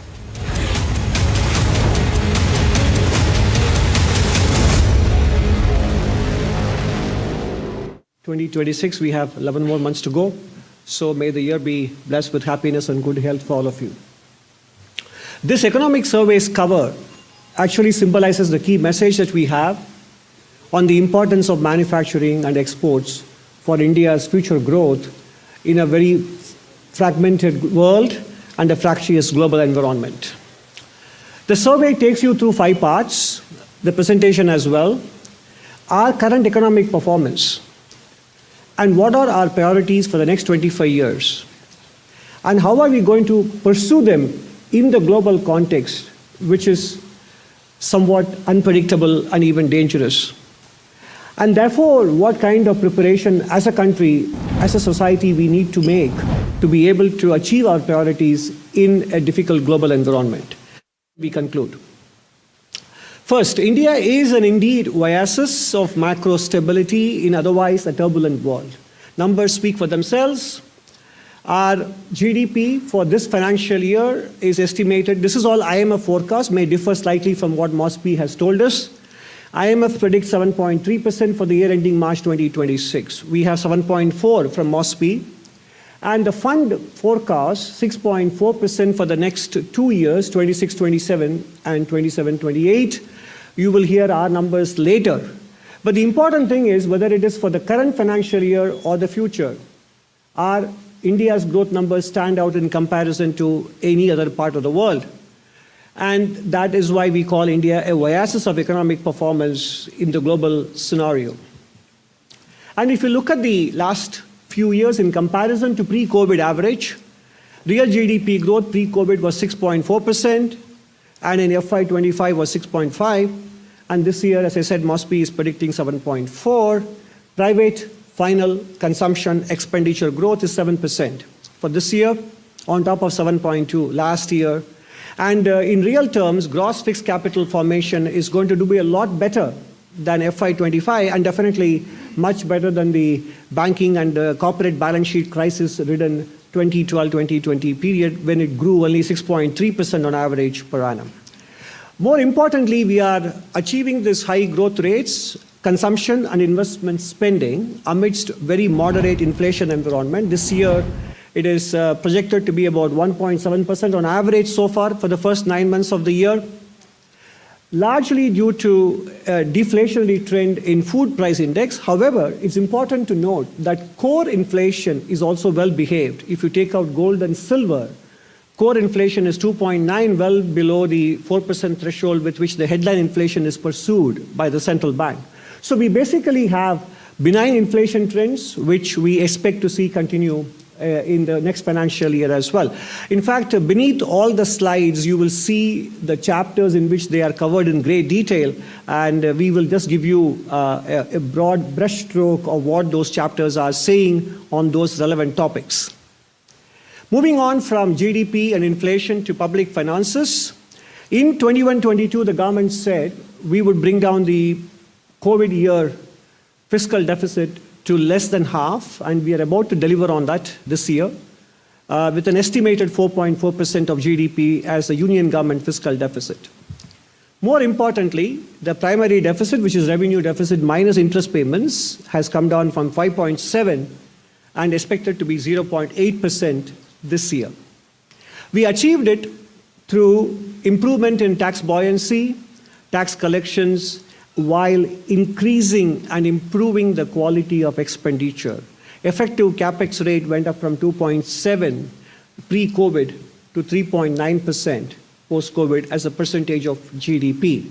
And that is the reason why last year we got 3 credit rating upgrades, beginning with Morningstar DBRS in May, Standard & Poor in August, R&I investment ratings from Japan in September. And so we now have BBB from S&P, BBB plus from the other 2, and also India's CARE Edge also rates Indian sovereign rating at BBB plus. External sector, the forex reserves have more than doubled, compared to 11 years ago, from 341 billion to 701 billion. While much of it is due to lately the increase in gold valuations, definitely there is an increased accretion of foreign exchange currencies as well. Therefore, the import cover has picked up to nearly a year from 8.9 months in FY15. The current account balance is very well behaved, from 1.3% of GDP to now to about 0.8% in the first half of the current financial year. And external debt, which was 23.8%, is now down to 19.2%. So the external sector doesn't flash any warning signals as far as the macro picture is concerned. And if you look at the financial sector, we basically had the second decade of the millennium was marked by balance sheet troubles and repair. That is now showing up. The repair process is now well done, and the gross non-performing asset ratio is 2.2%. The net non-performing asset ratio is down from 6% in 2017-18 down to just 0.5%. But more importantly, the flow of resources to the non-government or the commercial sector, including households and businesses, and not just the credit market, but including the equity market, non-banking finance, etc. The annual growth. Okay, so those were some of the highlights from that 700 plus page document. There's quite a bit from that. In fact, we had those 5 key takeaways from that document for you. 7.4% growth in FY27. FY26 rather, that moves to 7% in FY27. But more importantly, with regard to the expectation that a deal with the US will take place sooner rather than later, the fisc is on track. That is a fiscal consolidation and deficit on track. And also the expectation that a trade deal will take place soon. Not seeing too much of an impact on account of global factors with regard to India's macro stability. So some important takeaways. We've got Samir Dalal of Natwarlal & Sons Stockbrokers, as well as Rajesh Palvia, Senior Vice President, Technical and Derivatives Research at Axis Securities, joining us this afternoon. Gentlemen, thank you so much for your patience and for joining us this afternoon. Rajesh, I want to come to you. We are at the high point of the day for the Nifty 50, and the third day in a row where you're seeing the second half relatively better than the first half and quite a bit of choppiness at play. Is this positive in your opinion heading into budget day? Good afternoon. So for this current series, yes, it's a positive note opening for the Fab series and looking at the buying interest in the broader market ahead of this big event budget. I think the way Nifty is now comfortably holding about 25,400, 25,350. I think, yes, there is a possibility that, Nifty may continue furthermore upside towards 25,550. That's the next level where we are projecting target for near-term perspective. So 25,550 would be the next target. If at all Nifty crosses those levels, then I think another leg of short covering can take Nifty further higher. But till the time Nifty not crosses those levels, one should closely watch that level, either book partial profit around 25,550. That's the spot level where we are projecting target for Nifty. Keep a stop loss of 25,380 at this juncture to buy Nifty at current level also. Bank Nifty is looking more promising. The way Bank Nifty is now scaled up to the level of 60,000. Here we could see more traction, possibly 60,300, 400 level we could see for Bank Nifty also. So one can remain long for Bank Nifty with trailing stop loss of 59,700 and possible target 60,300, 400 we could see for Bank Nifty. What about individual stocks, Rajesh, that you're liking quickly this afternoon? So I think Coal India is looking promising. The way stock managed to give breakout of long consolidation on monthly, weekly chart. I think a whole PSU basket is showing good traction. So Coal India, one can look to buy a possible upside towards 475, 480 we could see in the near term. On the downside, 450 needs to keep as a stop loss to buy Coal India. Another stock again from the PSU basket, that is ONGC. Oil and gas sector is in limelight, and I think this stock has already given breakout on the monthly, weekly chart. So I think ONGC may also continue further more upside. 285 to 288 we are projecting target. On the downside, one can keep a stop loss towards 273. Okay, so that's with regards to ONGC. That's an interesting take. That stock has been on a tear, Oil India and ONGC, over the last couple of trading days as well, on the way crude has been panning out. Samir, in fact, let me come to you as well. The metal basket is something which is absolutely strong in today's session as well. I mean, you see a Hind copper. I mean, no one knows what's working and how soon that rally is going to end, or is it going to continue with Hind zinc, Hind copper, all of these metal names? Your view? Yeah, so I was just on your previous show, the Ask Profit show, and that was one of the questions that came up on Hindustan Zinc. So, I'm not denying the fact that commodity prices have rallied and copper prices too are holding firm, which allows Hind copper to make good profits. But you also got to realize that it's not like just because the prices have gone up this much that Hindustan Copper is going to double its production over the next 6 months or 1 year. It's going to take a while before they can scale that operation up. And whenever the production starts increasing, prices will eventually start coming down globally. So for me, this price is now fully priced. Yes, never stand in the way of something that's going in one direction because you get caught on the wrong side, in the sense, don't short it or don't try to do anything funny with it. But if you have shares in it, I would strongly advise to book some profits.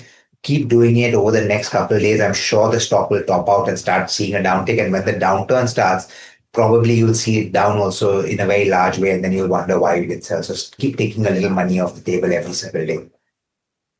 And when you talk about metals as well, I was just reading a report which said that China has foregone 3 red lines to lift the property market, and that was Beijing News that was putting it out. And they've said that China now no longer requires real estate developers to file reports on its 3 red lines for the sector, and the indicators were designed to actually go ahead and limit the debt and ensure that the developers had enough cash to cover their short-term borrowings.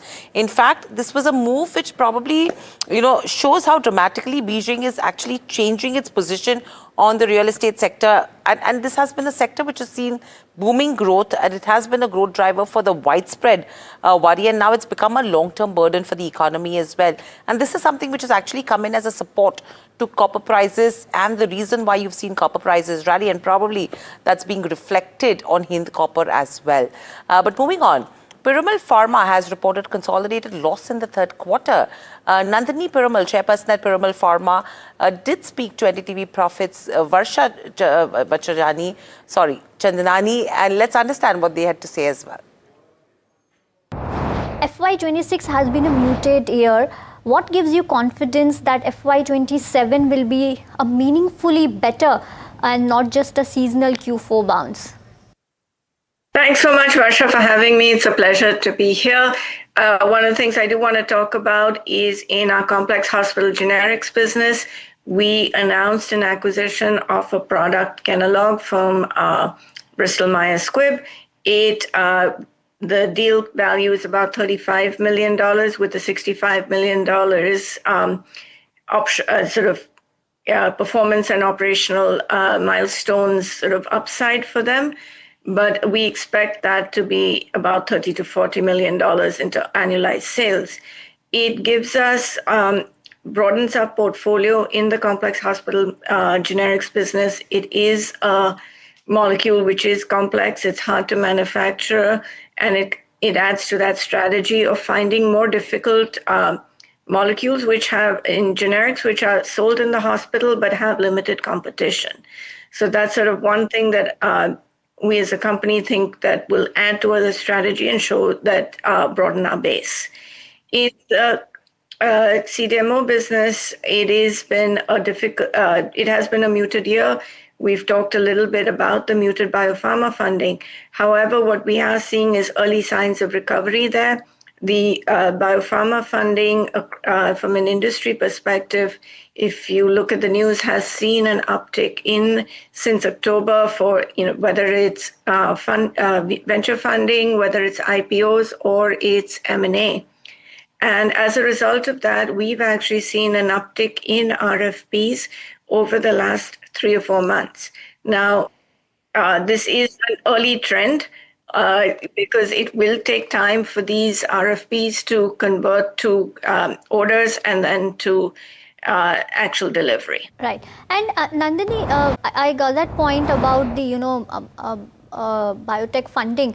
But when do you expect the consolidated EBITDA margins to, move back towards mid-teens that once you used to enjoy? I think next year we think will be meaningfully better than this year, but I don't want to actually comment on guidance at the moment. I think we'll do that at the end of the year. Right. And also, is inventory destocking by the large on-patent customer now fully behind you? Well, in Q4 last year, there was a large order by this customer, which won't happen in this quarter. But so therefore, this quarter will see a sequential growth from Q3, but however, it won't show year-on-year growth. And then it will be out of the base this year. Understood. And also, Nandini, I just wanted to have an outlook on consumer healthcare, your PCH business as well, which grew, on a stronger note, that is 20% year-on-year. What's the outlook there? What kind of growth are you expecting there? I think this is a business that is continuing to do well. Our power brands actually grew at 30%. This would be brands like Little's, Lactocalamine, iPill, as well as CIR and Tetmosol. So they've done very well this year. It's a business where we're continuing to manage advertising spends, but we're seeing that with the shift to digital, with the shift to quick commerce and e-commerce, we're seeing a lot of growth from both new and old consumers. I think this is a business that will continue to grow in the mid-teens at the very least. And we are expecting to see that we'll see an improvement in EBITDA margins as you continue to get scale. Right. And lastly, Nandini, how should one think about revenue and margin contribution from, Canalog over the next 2 to 3 years? So we expect about annualized, it is a generic, we expect annualized sales about $30 to $40 million a year. And it is in line with our targeted EBITDA margins. Yes, that's the management of Piramal Pharma. Stock, largely we see some kind of a correction coming in from the day's high level as well. But moving on to our segment Heard on the Street, my colleague Somit Sarkar joins in with all the chatter happening. Somit, just before the budget, any kind of buzz coming across the segment? Well, a few stocks that have been buzzing on the back of budget, but largely what dealing rooms are indicating are all non-budget stocks. Firstly, first stock on the list is Glenmark Pharma, where dealers are indicating that there are buy flows on institutional desks. Both foreign and domestic institutions have been accumulating. This counter in trade and delivery volumes are expected to be on the higher side. Second stock on the list is GAIL. Now, despite the surge that we have seen in market, GAIL continues to be down around 1% and there are sell flows on the mutual fund desk specifically is what dealers have highlighted. Dealers are also indicating that the third quarter numbers could be on the weaker side. They're expecting a big loss to come in when it comes to the petrochemical segment of GAIL. When it comes to Mahindra & Mahindra, the stock is down in trade, but there are buy flows at lower levels that what dealers are indicating. And dealers believe that the worst seems to be now priced in and the selling pressure is also largely over. And they're expecting the January sales number and the Q3 earnings to be on the stronger side for M&M. So keep an eye out for this counter as well. And when it comes to Colgate, there are sell flows seen on the large HNI desk, and this is largely in the back of weak Q3 numbers that has been indicated by dealers. And lastly, when it comes to Indus Towers, now though Vodafone Idea might not be gaining large in trade, but Indus Towers is up nearly 4%. There are strong buy flows on the large HNI desk is what dealers have highlighted, and they believe that it will be one of the key beneficiaries of the pickup in capital expenditure that is expected to happen from Vodafone Idea's side going forward. Okay. All right. And now, one of the stocks, Somit, that you pointed out earlier today, it's absolutely buzzing. It continues to be very close to that upper circuit level, ABB. And this is after the global parent highlighted strong India order inflows. What are the key details to focus on? This, of course, is the stock of the day. Well, yes, it is certainly a stock of the day. It was up nearly 10% at one point of time, and a strong move that came in despite the weakness that we had seen in the market. And this was largely after its parent company reported its Q4 numbers, Q4 CY25 numbers, that is the December ended quarter numbers. Now, for the parent company, the numbers are pretty much in line to better compared to what the street was expecting. But only one key number is what the parent company gives when it comes to the India business, and that is the order inflow number. And that number for ABB India India stood at nearly 49% as per the parent company. The order inflow grew nearly 49% on a YOY basis. Now this is double compared to what the analysts were expecting for the December ended quarter. Analyst estimates were anywhere between 20 to 26%. Now if you look at based on the guidance that ABB parent company has given, their analysts are now expecting the order number to be close to 3,800 to 4,200 crore rupees for ABB India, as compared to the analyst estimates of close to 3,300 crore rupees. In fact, Nuvama was estimating the growth to be around 24%, while Nomura was expecting the growth to be around 26%, and the lowest estimate had come in from JM Financial. They were expecting a growth of 20%, but what ABB parent company has reported a growth of around 49%, which is more than which is nearly double compared to the highest estimate that was there on the street. And even if you compare with what the ABB Global has reported, the growth number for India business and the ABB India business, of late the numbers have been pretty much in sync. 7% was the degrowth that was indicated in the third quarter, while ABB India reported a degrowth of around 5% in the second quarter of CY25. A degrowth of 9% was reported, while India business reported a degrowth of around 12% in the first quarter of CY25. 1% growth is what ABB Global had reported for India, while the India business had reported 4% growth. So similar growth can be expected in the fourth quarter of CY25. Also, this growth marks the 2 consecutive quarters of decline, order inflow decline that we have seen. So strongly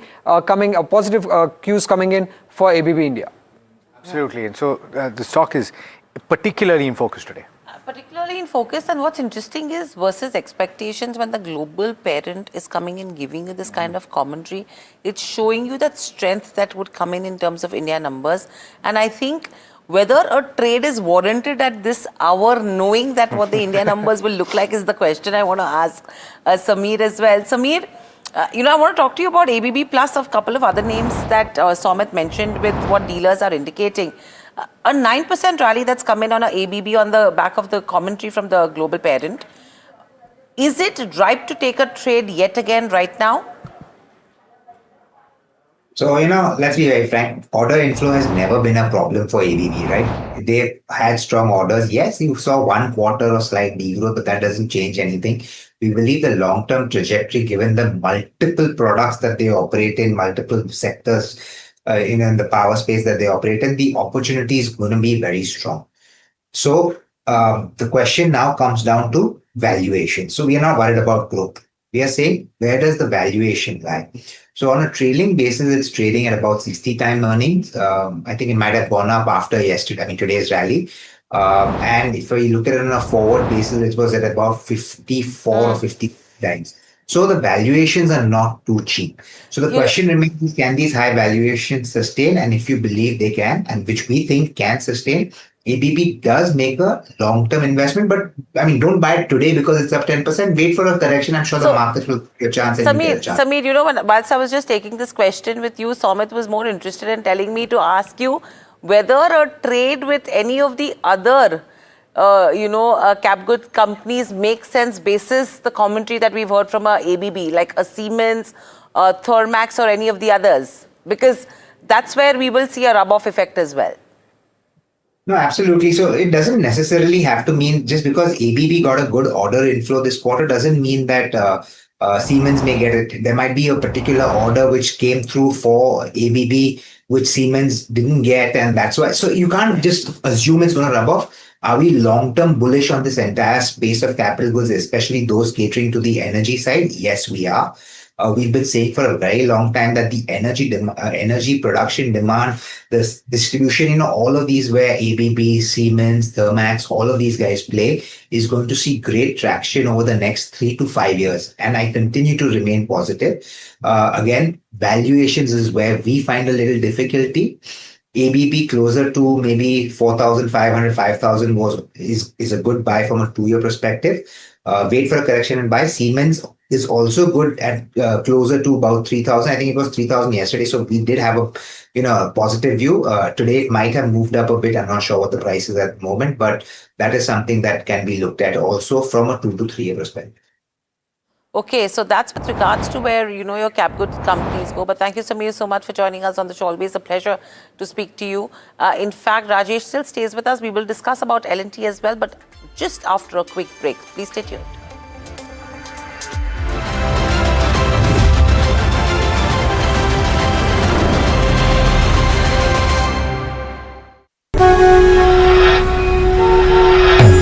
1st February every year. Hope becomes a question. Will I save more? Will I grow more? साहिबान मेहरबान कदरदान, कुछ अच्छी खबर मिलेगी क्या? How will this budget change my life? One person has all the answers for Bharat. Union Budget 2026 on NDTV Profit. NDTV Profit on करो जरा, कब से बोल रहा हूं कोई सुनता ही नहीं.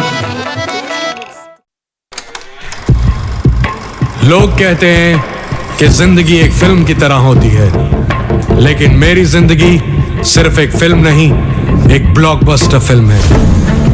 बचपन से पता था मेरे सपनों में दम है, आगे नहीं सबसे आगे जाना है, स्टार नहीं सुपरस्टार बन के दिखाना है। नाम मिला, फेम मिला, प्यार मिला, I was not just running, I was flying। सबकी जुबां पे बस एक ही नाम, यो हनी सिंह। लेकिन फिर ब्लॉकबस्टर कहानी में आया एक ट्विस्ट, 7वें आसमान से सीधा गिरा मैं जमीन पर। फिर क्या, खुद पे काम दोबारा शुरू, फैंस ने फिर प्यार दिखाया, फिर स्टार नहीं सुपरस्टार बनाया। है ना मेरी जिंदगी एक ब्लॉकबस्टर फिल्म। शुक्रिया आपकी प्रेयर्स का और आपके प्यार का। कॉन्सर्ट्स तो आपने बहुत देखे होंगे, but this is gonna be concert of a lifetime, क्योंकि मेरे फैंस ही हैं मेरी विक्ट्री, मेरी हिस्ट्री, मेरी glory. So come and witness yo Honey Singh, this is my story.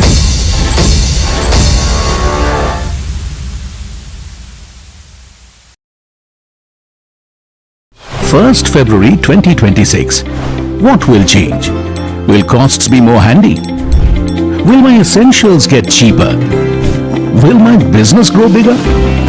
Will I get richer? Will loans get easier? Will shopping be more fun?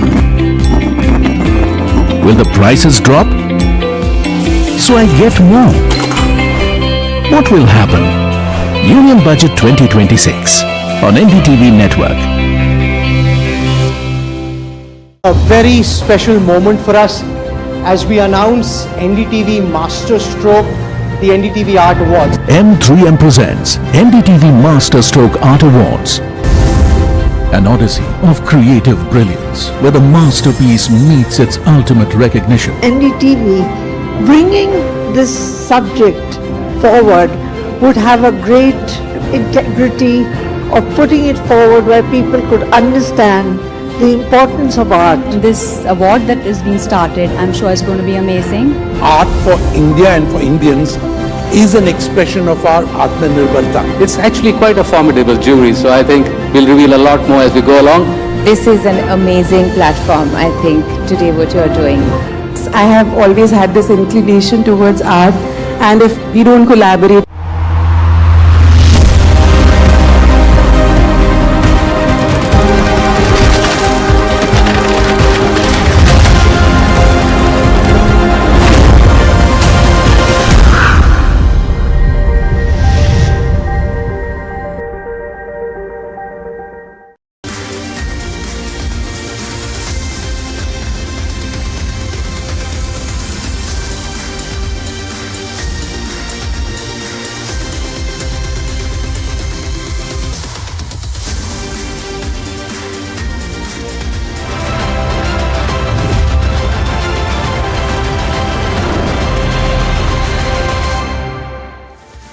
Welcome back. You're watching India Market Open and you're trading with gains of about 1/3% for the Nifty 50. I wonder if the last half an hour will pan out just as it did over the course of yesterday and day before yesterday. But the trend and the blueprint for the market seems to be similar as things stand right now, heading into Budget 2026.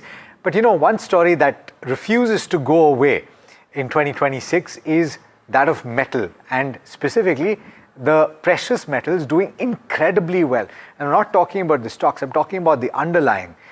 Take a look at that. So gold and silver, that's the 6-month and 1-year performance, right? 67% odd for gold. But bear in mind, I was just taking a look at the 1 month performance. Gold is up about 23% in the international market. For silver, which has had a 200% parabolic up move in the last 6 months, guess what the increase is over the last 1 month? 54%, Sharad. And that's a big move.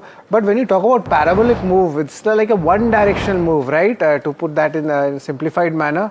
But when will that stop? Or will it? That is a question that we need to ask Rakesh Arora. Do we have him with us? Okay, so Rakesh Arora, founder of GoIndiaStocks.com, joining us to talk about some of the moves in the commodity space. Rakesh, if I remember correctly, we were talking about metals at the end of last year. And since that point, I was looking at it, right? Copper is up, what, 11% in 2026. Aluminium up another 12%. The move today for copper is as much as 7%. Can you explain what is happening here? So, see, all these commodities which are, obviously started with gold because of the dollar issue that, some of the countries are trying to diversify away from, dollar holdings in their portfolio. So gold was a natural, I would say natural, item to really look at. But, silver has caught up and now there are so many fanciful stories about, silver usage in industrial and all that. I think demand destruction is one of the lowest talked about points in, base metals and precious metals. When prices move up such, at such a rapid speed, they also become the medicine for what's going to come next. So I think demand destruction is going to be huge. But at the moment, we are seeing a short squeeze. You never know where it will end. But from an investor... Rakesh, are you still with us? Okay, well, I think we might have lost him. Hopefully we can get him back. Why don't we try doing that? Because the point that Rakesh was making is a very interesting one, guys. If you think about it, in any market, if prices go up beyond a certain point, there is demand destruction that takes place. Of course, what we're talking about is base metals, and these are crucial for everything from chips to transmission lines to electric vehicles, and which is why there is the question mark about whether or not these prices are sustainable. They are crucial. Rakesh is back. Rakesh, you were talking about a short squeeze that is currently being witnessed. But how far that goes? You want to complete that point? Yeah, so what I was saying is that no one is sure, where it will go. But from an investor point of view, I think, these are really high prices and where the returns in future are going to be muted. And so there are two approaches investors can take. One is, probably book profits at regular intervals on upticks. Or the other approach is to have a stop loss. But my view is that the stop losses may not really work because when things start to move on the other side, it will also go vertically down. So I think booking profits at regular interval and, trying to reduce exposure would be the best call for at least silver from here on. Rakesh, Hiral, good afternoon. Asking an investor at this point in time to book profits in a metal rally is like asking the investor to jump off a running train. I mean, that's what it comes across. But, I mean, fair point on that front. One question I have for you is, I was just reading where there has been a policy change that's happened in China where they've abandoned the 3 red lines policy. How important is this? Because what I understood from this is that it does provide somewhat of an upside when it comes to a potential for metal demand, particularly in the short term, but fundamentally things don't change from a long-term perspective. And this probably is one of the reasons why we are seeing this kind of support coming in terms of metal prices in today's session as well. If you could help us and the viewers understand what would this 3 red lines policy abandonment in China would actually mean for Indian metals? Okay, so I am not really sure about this 3 line, whether it is a new thing, because from what I remember, this is an old concept. And it's nothing which has really come out only recently. This was, I think, introduced in 2020 in August. That's what I can really figure out. And this was about the real estate market. And this was, that they came out with this philosophy that houses are for living and not for speculation. So I'm not sure what this red line got to do with base metal prices. That's number one. But having said that, I think, demand doesn't change that fast. Only the speculative demand is what really is driving these commodities up. And at the current... on domestic steel pricing front also. Lost the line again. Okay. So we'll try and get him again. Yeah, but there are a couple of reasons for that as well. Soumit pointed out 3 reasons for it. I just like to mention the safeguard duty imposition and of course a seasonal demand. Rakesh, this is Sharad here. The domestic steel pricing, just to be a bit more kind of, giving more perspective to this, that's also on the rise. Will this be aiding the ferrous players going ahead as well? So for ferrous, the margins are moving up because, steel prices have moved up quite sharply in India. They are up more than 5,000 rupees per ton. The push has come from cost increases because coking coal has jumped up meaningfully, around almost $60. And that's a 3,000 rupee per ton cost increase. So steel companies, buoyed by all the safeguard duty, reinstatement, and the cost push has been pushing steel prices much higher. So for Q4, margins are looking much better than what they're reporting in Q3. So steel companies do have a little bit of, tailwind, and they have been underperforming. So a lot of investors are jumping on those names now because, others have gone up, and these are still, reasonably okay. Okay. Rakesh, thanks so much for joining us, and as usual for helping us understand this, and our viewers, of course, always a pleasure speaking with you. Thank you. All right, we're joined on this side of the show by Pankaj Pandey, Head of Research at ICICI Direct. Pankaj, thanks as always for taking the time. We were speaking about the absolute rise of metals, not just the precious metals, but the base metals as well. And take a look at Hind Copper today. It's not something that you see every day, but it's a brave person who will call an end to this rally. Having said that, I do want to ask about a few of the names that stand out in trade today. Among them, large caps, right? So Larsen & Toubro, one of them, on the back of earnings. Would you be confident in saying that you can invest at this point based on the outlook for Q4, which seems to be robust? Hi, good afternoon. Thanks for having me. I think on L&T, so this was one of our top pick during Muhurat. And I think, so there is nothing to sort of complain in the results. Company is guiding for 15% kind of a turnover growth, order book of about 10 odd percent. Working capital continues to sort of improve, say from 12% to nearly 10% of the sales. So while yes, there is some moderation, what you see in a segment like say energy because of the high oil prices impacting some pockets. But the biggest segment, which is infrastructure, where we have seen the margin sort of improving. So L&T, I think, looks absolutely good to us. And if I may add, we also like a small cap like Aeroflex in the capital goods space. I think this is one of the few companies which has delivered a 30% kind of a growth in the export side. And even with tariff, they've sort of done very well in a key market like US, maintaining margins. So this is another company which we feel that in the small cap side, which can do very well, given the fact that it is already sort of witnessing a lot more challenging scenario. That's interesting on that.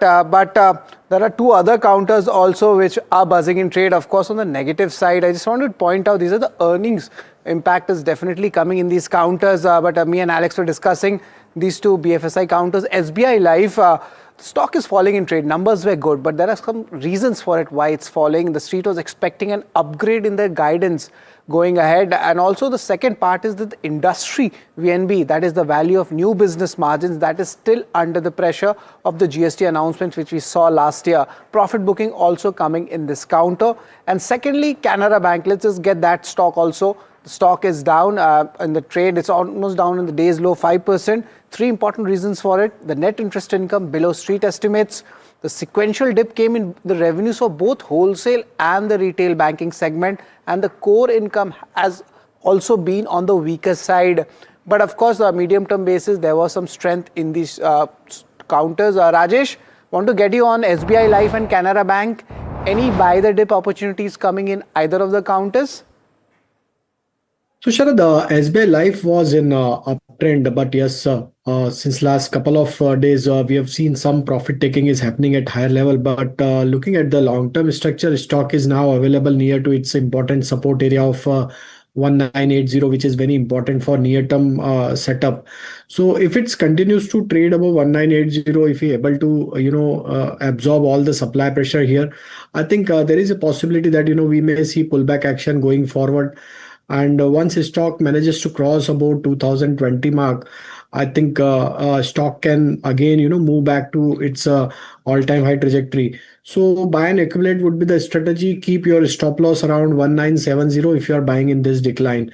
There is profit taking in Canara Bank also, but looking at the overall long-term structure, we are holding bullish view as the stock is still trading above to all its a major support area of on the monthly weekly chart. So looking at the structure, 145 is the important level. So those who are waiting for this some minor decline, they can use this decline as a buying opportunity. Keep stop loss of 145 to buy these dips. On the higher side, once stock crosses above 154, the next target on the higher side would be around 165 to 170. All right, so that's view on Canara Bank in particular. I'm curious what Pankaj has to say about this bank, because Pankaj, in the results, of course, Sharad has pointed out some of the salient features, but to me what stood out was that erosion in the net interest margin. And in a situation where a cash reserve ratio cut playing through in the third quarter has benefited a lot of banks in terms of bolstering their margins, these guys have seen a 33 basis point erosion. It's coming at 2.5%. Is that too criminal to ignore? Absolutely. I think for most of the PSU banks, typically the margin pressure has been relatively lot less muted, given the fact that 40 to 50% of the book is MCLR linked and which sort of progresses on a slower pace compared to the EBLR linked book. So if with this kind of a margin decline, I think one needs to see what has been the sort of root causes for it. But 33 bips is definitely far more on the higher side. In fact, some of the PSU banks which have come out with the results, we have seen margins improving for them. So that from that perspective, this is definitely a negative surprise. Okay, so that's Canara Bank at the day's lowest levels. But moving on to our bull versus bear pick for the day. Gland Pharma, the reason why we've picked this one is because the commentary when it comes to the guidance is what they've cut. However, the stock is rallying with gains of 7%. Let's understand what is the reason for that and which case should you fall towards. Varsha standing by with all her analysis. Varsha, over to you. Well, I think investors are taking the guidance cut lightly, or they were expecting guidance cut, and hence you're seeing the stock is up almost 7 to 8%. This is on the back of strong Q3 numbers. Q3 financials beat estimates, but overall, if you see the overall growth outlook is being moderated, and near-term outlook remains modest when it comes to Gland Pharma. But moving on, Cenexi, which they acquired, this turned EBITDA positive versus loss in Q2. But FY 26-27 growth guidance has been cut to 12 to 13% versus mid-teens guidance that the company has been giving. I think investors already knew this, and hence that has been baked in. But moving on, if I were to talk about the Cenexi, the ex-Cenexi EBITDA was up 36% year on year, which was driven by volume growth. But ex-Cenexi gross margin, if you see, was down 220 basis points year on year. This was on the back of product mix and the cost pressure. But when I talk about the US business, which was up 19%, a big positive one, because contributing a major to the revenue, which this was driven by new launches and higher offtake. But R&D spend at 5.4% of sale weighed on margins when it comes to Gland Pharma.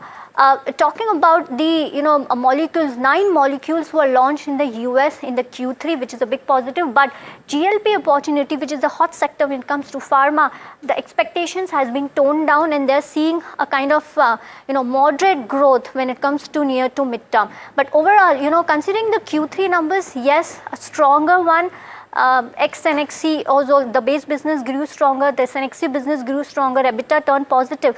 But yes, the guidance investors should watch out, and also, should also see the margins going forward. Okay. Okay, so that's with regards to Gland Pharma. Thank you, Varsha, for that. Pankaj, let me come to you. Your views when it comes to Gland Pharma overall, and anything else that you would want to add when it comes to the pharmaceutical space as a whole? So on this particular company, see, our sense is that the current quarter numbers, what company has delivered, has delivered a beat across all parameters, what we have been sort of looking at. What we're liking particularly is that, see, most of their capacity utilization is somewhere about 80-90 odd %, and they're looking to sort of do a capex of some 2,000 odd crores. And with 3 times asset turnover, overall sense is that company could be delivering about 15% kind of a growth in the next 4-5 years. So from that perspective, overall next 4-5 years look structurally positive for us. And I think subsidies like Cenexi sort of turning EBITDA positive is definitely a good thing to sort of happen, because this was one of the struggling pieces of the company. So overall, we have liked the performance of this company, and we will continue to sort of maintain a buy. I think Piramal Pharma, though numbers were really subdued on expected lines, what we are liking as of now is that the company is guiding for a scenario wherein H2, on the H2 basis, the funding scenario has definitely sort of improved. The RFIs have sort of gone up. So yes, one can be hopeful that after the kind of beating the stock has taken because of one customer's inventory write down, overall sense is that things are looking on a lot better for this company from H2 onwards. So again, I'm keeping my fingers crossed there. All right. So interesting points that you're raising, Pankaj. Let me go across now to Rajesh just to get a sense. It is volatility, which is the name of the game. But having said that, there will be opportunities that arise amidst this, right? So would you say that there are still some BTST ideas that you might suggest in this context?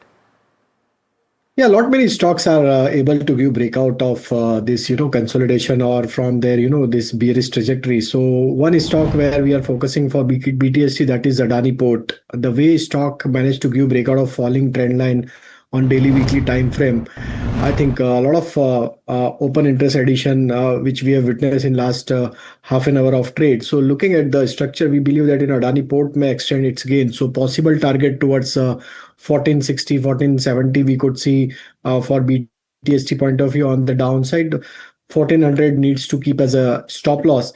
And another stock where we are focusing is Tata Motor Passenger Vehicle. Stock was in downtrend, but looking at the near-term structure, there is a breakout of falling trend line on daily chart. Looking at this breakout, we believe that this stock can extend its gain tomorrow. Possible target towards 358 to 362. On the downside, 346 needs to keep as a stop loss.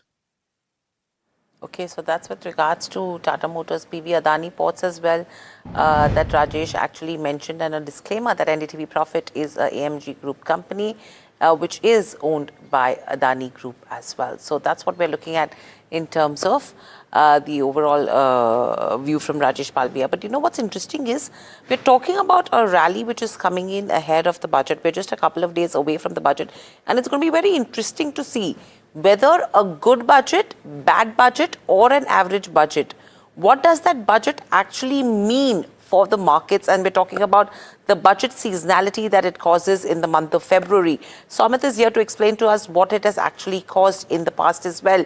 And that will give you an estimation of what you should be looking forward to for February 2026. Somit, over to you. What do you have for us? Well, if you look at the month of February, the past data, at least what it suggests, it is not expected to be a good month. Now, what we have done here is that we have analyzed Nifty 50's performance for the last 10 years, and what the conclusion is coming is that out of the last 10 years, 7 times Nifty 50 has closed in red, and the average returns for the Nifty has been negative 2% in the last 10 years. And we have seen a fall of more than 5% coming in 4 calendar years, that is 2016, 2018, 2020 and 2025. Now when it comes to the mid and the small cap indices, Both the indices have closed in red 8 times out of the last 10 years. Average returns have been negative 2.2% for the Nifty Mid Cap 100 Index and negative 4% for the Nifty Small Cap 100 Index. And they have closed in red more than 5% in 2016, 2018, 2020, 2022 and 2025. That's what the data is suggesting, at least when it comes. Okay, now if you look at the positive stocks, these stocks have closed in green 7 times, and the positive returns have been around 5% Blue Star and Chola Finance 7% and 6% returns is what we have seen. Okay, so that's the budget math that we're picking up so far. Pankaj, any views when it comes to the Feb seasonality that Somit was talking about? How are you expecting the markets to perform post-budget? So our sense is that in case if the budget carries something on some kind of a relief on taxation for FPI front, if that is not there, then budget is largely going to be a non-event. We might get some stock-specific move or sector-specific move, say for example defense.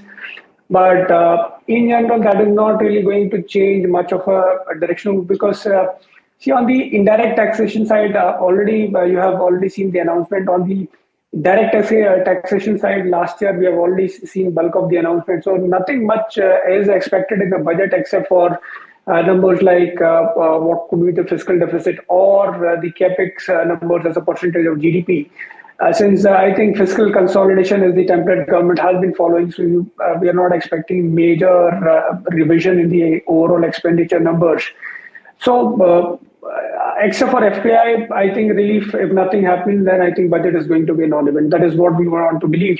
I think, my FNO team tells me that we were carrying decent amount of short positions, so which is why no one would want to carry such kind of a huge short position ahead of the budget. So which is why last 2-3 days we are seeing slightly better market sentiment. But yes, I think US-India trade deal will have a bigger impact than the budget. That is what we would expect. All right, Rajesh, want to get you on that as well. The auto space, M&M has seen a lot of volatility as well. I just wanted to get your views, in the auto space for a positional bet. Right now, in a couple of days, you'll have your sales number also in, which is looking good here. Any good risk-reward ratio candidates here? Anything in the CV space? So I think M&M, if we look at the long-term structure, it's in bullish trajectory only. Yes, there is some profit taking at higher level. If we analyze on the monthly, weekly chart, stock is witnessing some profit taking. But overall, if somebody is looking for investment perspective, I think M&M is giving you opportunity, and 3350 is the important level to watch for this corrective move. If a stock able to defend this level, I think from there we could see some pullback action, and once a stock manages to cross about 3450, I think this stock has potential to again move back to its all-time high trajectory going forward. So I think buy and accumulate would be strategy for M&M. One can look to buy this stock in this decline. And I think another stock where we are focusing is after this decline is Maruti. Maruti has corrected significantly in last couple of weeks, and looking at the long-term structure, now stock is approaching towards the next major support area, which is placed at around 14,000 level. So I think 14,000 one needs to keep as a stop loss to buy this decline. I think stock again, should get some support buying action around this level, as long-term charts are still showing a sign of strength. So one can use this decline as a buying opportunity. 14,000 needs to keep as a stop loss. I want both of your opinion very quickly on a stock that is underperformed and how this weekend. This is Asian Paints. It's reacting post its numbers and it's gotten beaten down. It's getting hammered in trade today as well. It is the worst performer on the benchmark Nifty 50. We can pull up the weekly chart. The 1 week chart, it should indicate to you that there are double-digit losses for this entity, right? Or very close to 9.5% in the week so far. Most of that damage being done in the last few sessions. Rajesh Palvia, first to you. If you have the stock, would you consider getting out, even if it is a portfolio stock? Is there more pressure on the downside possible on the charts?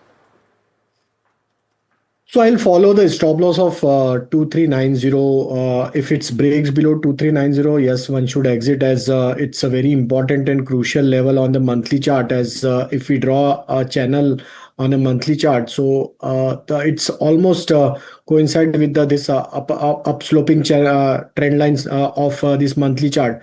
So I think 2380 one needs to follow as a stop loss if you are stuck in the position which you have bought for a trading point of view. But for investment perspective, I think one can continue, as long-term structure is not still damaged.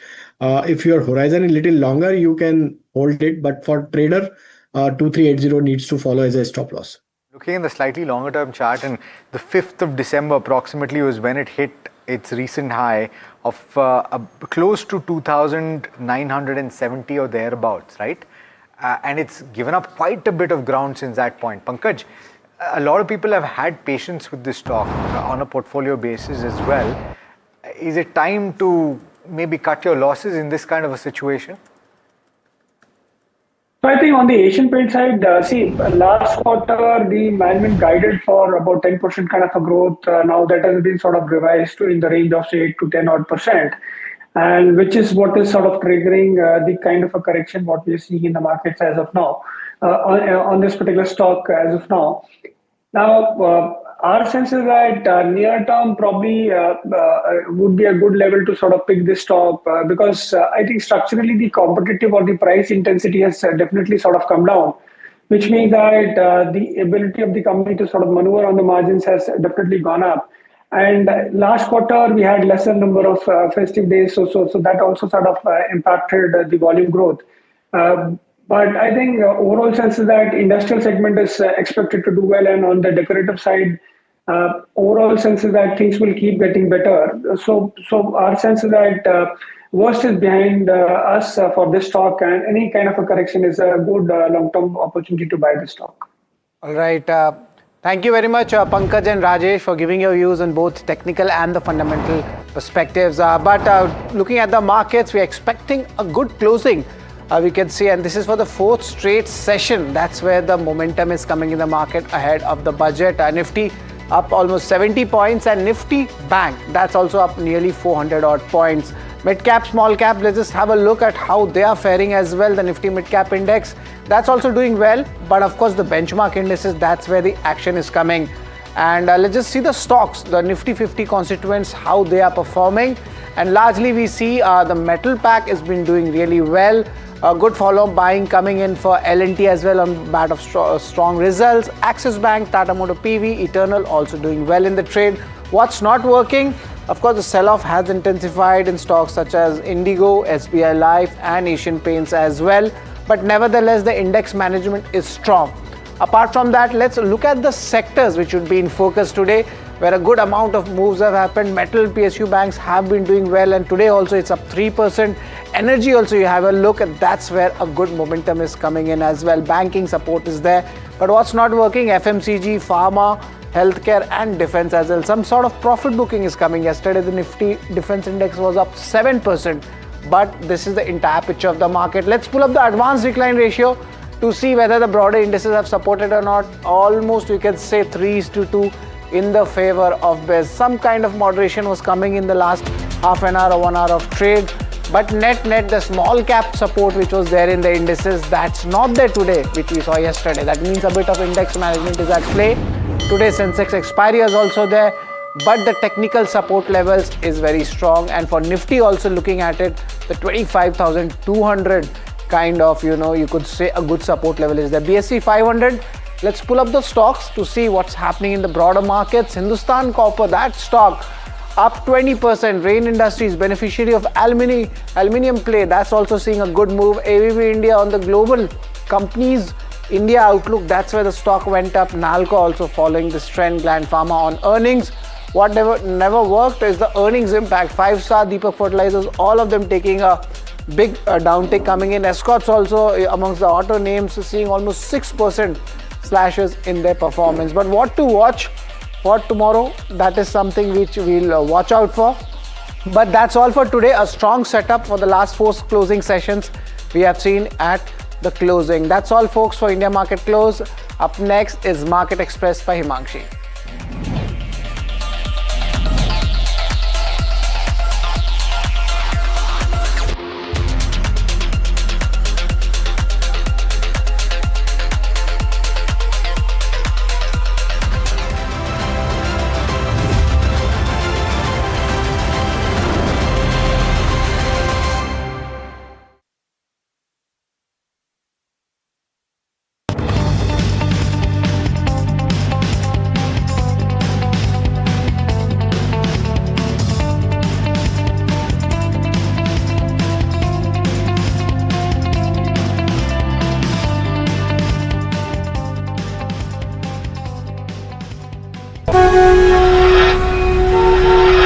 On 1st February every year, hope becomes a question. Will I save more? Will I grow more? साहिबान मेहरबान कदरदान, कुछ अच्छी खबर मिलेगी क्या? How will this budget change my life? One person has all the answers for Bharat. Union Budget 2026 on NDTV Profit. NDTV Profit on करो जरा, कब से बोल रहा हूं कोई सुनता ही नहीं. लोग कहते हैं कि जिंदगी एक फिल्म की तरह होती है, लेकिन मेरी जिंदगी सिर्फ एक फिल्म नहीं, एक ब्लॉकबस्टर फिल्म है. बचपन से पता था मेरे सपनों में दम है. आगे नहीं, सबसे आगे जाना है. स्टार नहीं, सुपरस्टार बन के दिखाना है. नाम मिला, फेम मिला, प्यार मिला. I was not just running, I was flying. सबकी जुबां पे बस एक ही नाम, यो यो हनी सिंगर. लेकिन फिर ब्लॉकबस्टर कहानी में आया एक ट्विस्ट. 7वें आसमान से सीधा गिरा मैं जमीन पर. फिर क्या, खुद पे काम दोबारा शुरू. फैंस ने फिर प्यार दिखाया, फिर स्टार नहीं सुपरस्टार बनाया. है ना मेरी जिंदगी एक ब्लॉकबस्टर फिल्म. शुक्रिया आपकी प्रेयर्स का और आपके प्यार का. कॉन्सर्ट्स तो आपने बहुत देखे होंगे, but this is gonna be concert of a life time. क्योंकि मेरे फैंस ही हैं मेरी विक्ट्री, मेरी हिस्ट्री, मेरी glory. So come and witness Yo-Yo Honey Singh. This is my story.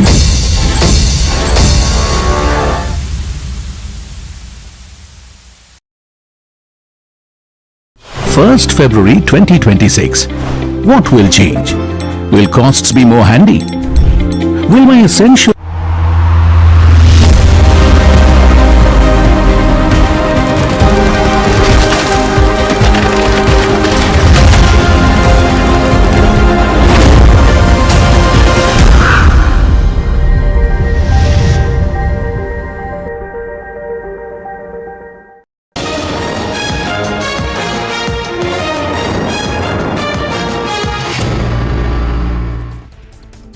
Hello, good afternoon viewers. You're watching Market Express on NDTV Profit and I am Himangshi Bahugna. Let's take you through the key market action, big movers and also top business stories after the closing bell.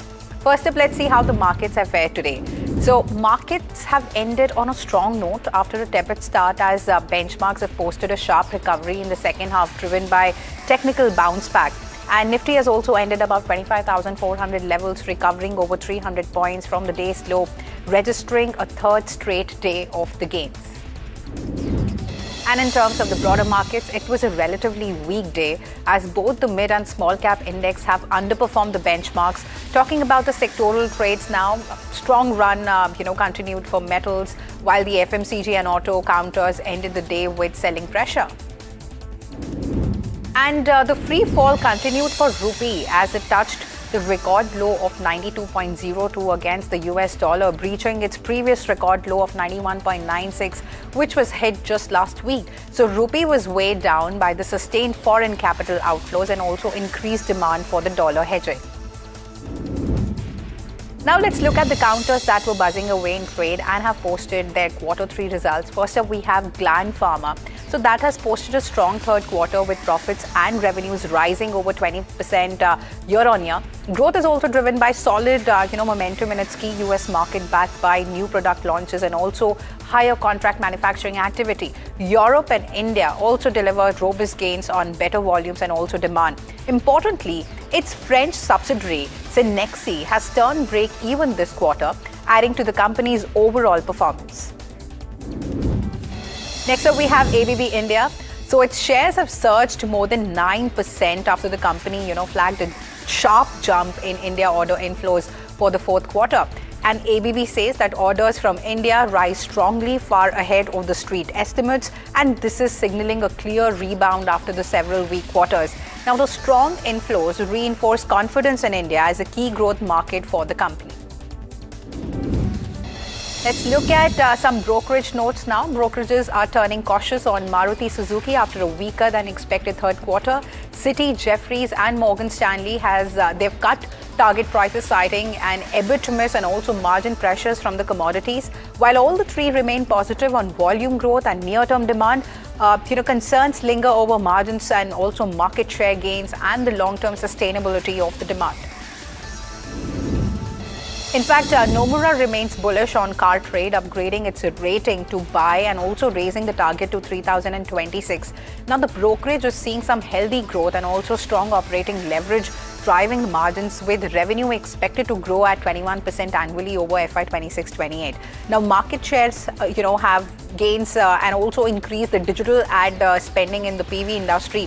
They're also expected to further support growth, while the initiatives in OLX could, provide additional momentum to the company. Next up, we have KPIT Tech that has reported a mixed third quarter with revenue largely flat sequentially, but profitability is taking a hit here.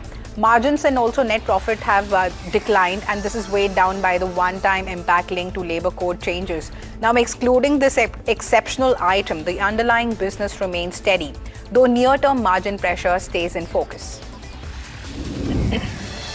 Next up, we have Canara Bank that has reported higher profits in its third quarter with a strong year-on-year increase. Asset quality has improved further as both the gross and net NPAs have declined sequentially. If we talk about the core income growth, so that remains muted while operating profit rises to a healthy pace. Provisions stay largely unchanged, aiding the overall earnings visibility. Next up, we have SBI Life that is under pressure in trade as investors had hoped for an upgrade in the guidance. Industry margins remain tight while profit booking adds to the selling pressure.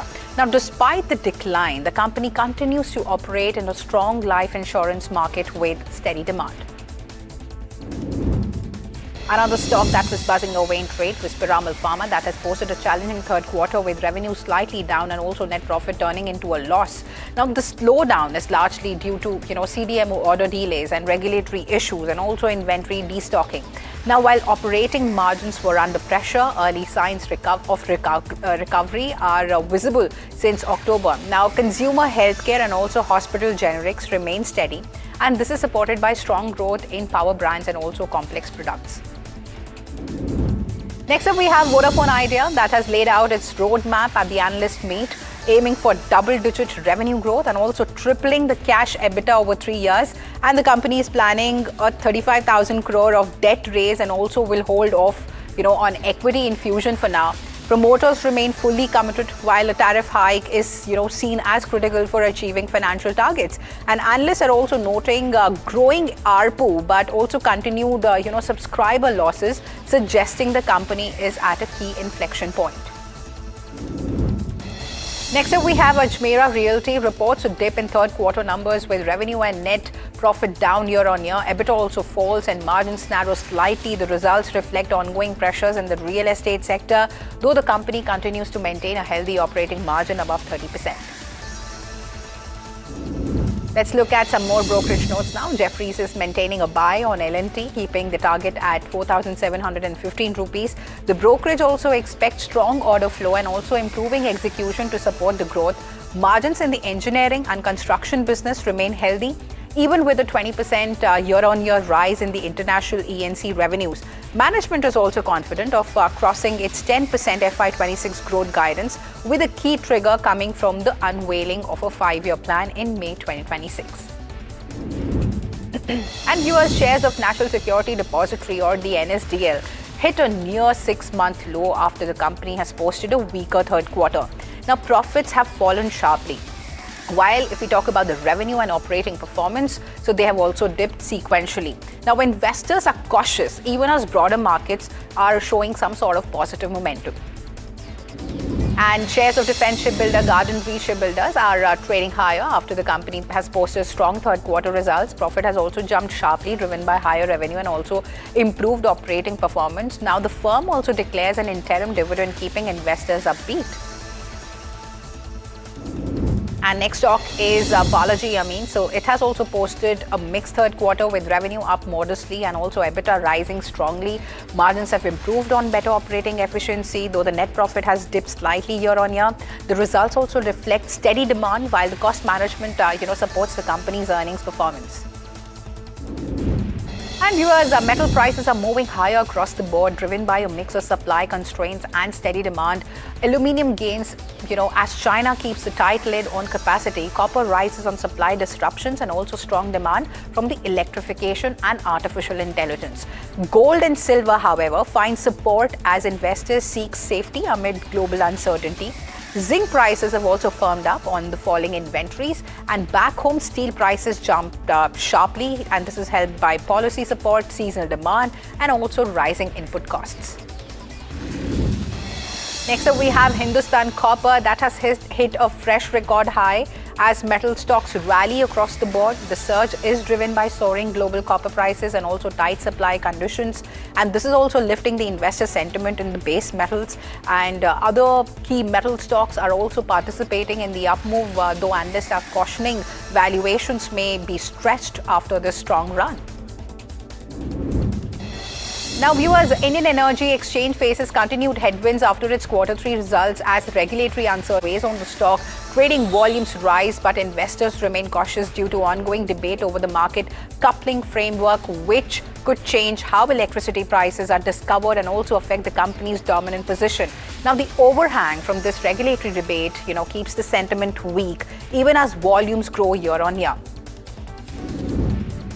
And India's economic survey paints a picture of strength. India remains the world's fastest growing major economy, with FY26 GDP growth seen at 7.4%. Domestic demand is also powering the recovery, with private consumption at a decade-high share of GDP.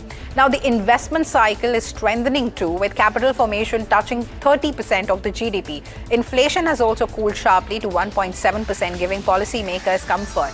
Now, fiscal consolidation continues without hurting growth. And while the macro picture looks solid, the survey also lays out how India is recalibrating its external strategy. The economic survey says that India's expanding network of the free trade agreements is emerging as a key pillar of its trade strategy. Now, deals have signed with the UK, UAE, Australia, EU, Oman, and New Zealand are helping, provide reliable market access amid this global uncertainty. Now, these agreements are encouraging the export-oriented firms to scale up production and also integrate deeper into global value chains. Now, the survey also underlines that competitiveness will increasingly depend on state-level execution, from infrastructure to regulatory stability, making states critical partners in India's export growth story. And even as India strengthens trade ties with multiple partners, talks with the United States remain crucial. So the economic survey says that the ongoing trade negotiations between India and the United States are expected to conclude this year, offering potential relief on the external front. Now, currently, Indian exports to the US face an effective tariff of nearly 50%, among the highest imposed on any country, and 6 rounds of talks have already been held, though progress remains gradual. The survey acknowledges global headwinds as well, slower growth, tariff disruptions, and also the capital flow volatility, but believes a successful trade agreement with the US could significantly reduce the uncertainty for India's exporters and investors. And beyond trade and growth, the survey also focuses on future of India's workforce. The economic survey places strong emphasis on labor reforms, stating that effective implementation of the 4 labor codes will be crucial for expanding formal employment and also improving social security, especially for women and the gig workers. Now, with employment structures evolving rapidly, the survey calls for flexible regulations and also dynamic labor policies. It highlights the need for targeted skilling, vocational pathways from the school level, and also stronger industry-linked training. It also proposes integrating platforms like the eShram, National Career Service, and also skilling the databases into a unified digital employment infrastructure. But alongside optimism, the survey also delivers a clear warning. The global environment is getting riskier. The economic survey strikes a note of caution on the global outlook, warning that the world is becoming less coordinated and also more vulnerable to sudden shocks. It flags a 10 to 20% of probability of cascading global crisis triggered by geopolitical tensions, leveraged AI investments, and also financial tightening. Capital flow volatility is also identified as India's biggest macro risk, with the rupee described as the punching below its weight. Now, the survey also warns about the rising fiscal populism in the states, high input cost, hurting the manufacturing and competitiveness, and also long-term risk to export the momentum. Viewers, Prime Minister Narendra Modi on Thursday have underlined 3 pillars driving India's future: reform, perform and transform, as the economic survey was tabled in the parliament ahead of the union budget. Now, PM Modi has said that these objectives remain central as India embarks on the next phase of its development journey.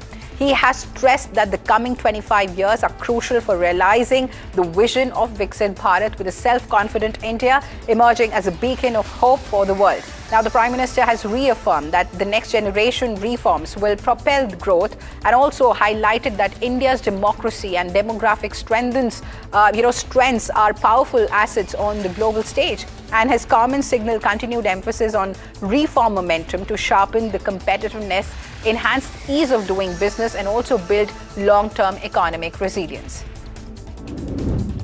And several major dating and consumer platforms, including Bumble Match Group, Panera Bread, and also Crunchbase, have reported cybersecurity incidents.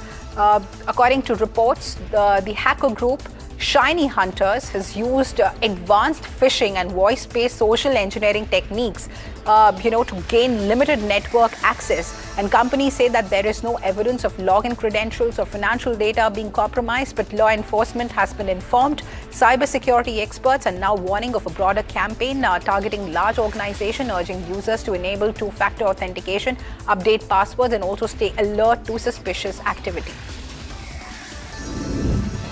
And viewers, Tesla is preparing to wind down production of its iconic Model S and Model X vehicles, marking the end of 2 programs that shaped its early success. Now, CEO Elon Musk has said that the forefront factory will now be repurposed to scale production of the Optimus humanoid robots. Now, the company is doubling down on the autonomy, with Musk stating that the future of Tesla lies in driverless technology and also robotaxi fleets. And Tesla also expects its Cybercab autonomous vehicle to eventually dominate the production, reflecting a strategic shift from traditional car manufacturing to AI-driven mobility and also robotics. Viewers, onto some national news now. Baramati was steeped in grief as Maharashtra bid farewell to Deputy Chief Minister Ajit Pawar, who died in a tragic plane crash. His last rites were performed with full state honours at the Vidya Pratishtan ground, where thousands of mourners gathered, chanting Ajit Dada Amar Rahe. Union Home Minister Amit Shah, Union Minister Nitin Gadkari, Maharashtra Chief Minister Devendra Fadnavis, Deputy Chief Minister Eknath Shinde, and NCP Patriarch Sharad Pawar were among those present. Ajit Pawar's sons Parth and Jay led the funeral pyre as family members and supporters struggled to hold back tears, marking an emotional moment in Maharashtra's political history. And even as Maharashtra mourns, political developments continue to unfold in neighbouring Telangana. In a major development in the Telangana phone tapping case, a special investigation team has issued a notice to former Chief Minister and BRS Chief K. Chandrasekhar Rao, asking him to appear for questioning on January 30th. Now, the SIT has offered flexibility in location, citing his age under legal provisions. Now, the case relates to allegations of illegal phone surveillance during the previous BRS regime, involving politicians, journalists, business leaders, and also members of the judiciary. Earlier, KCR's son, KT Rama Rao, and senior leader D. Harsh Rao, Harish Rao, were also, questioned by the SIT. as the probe widens.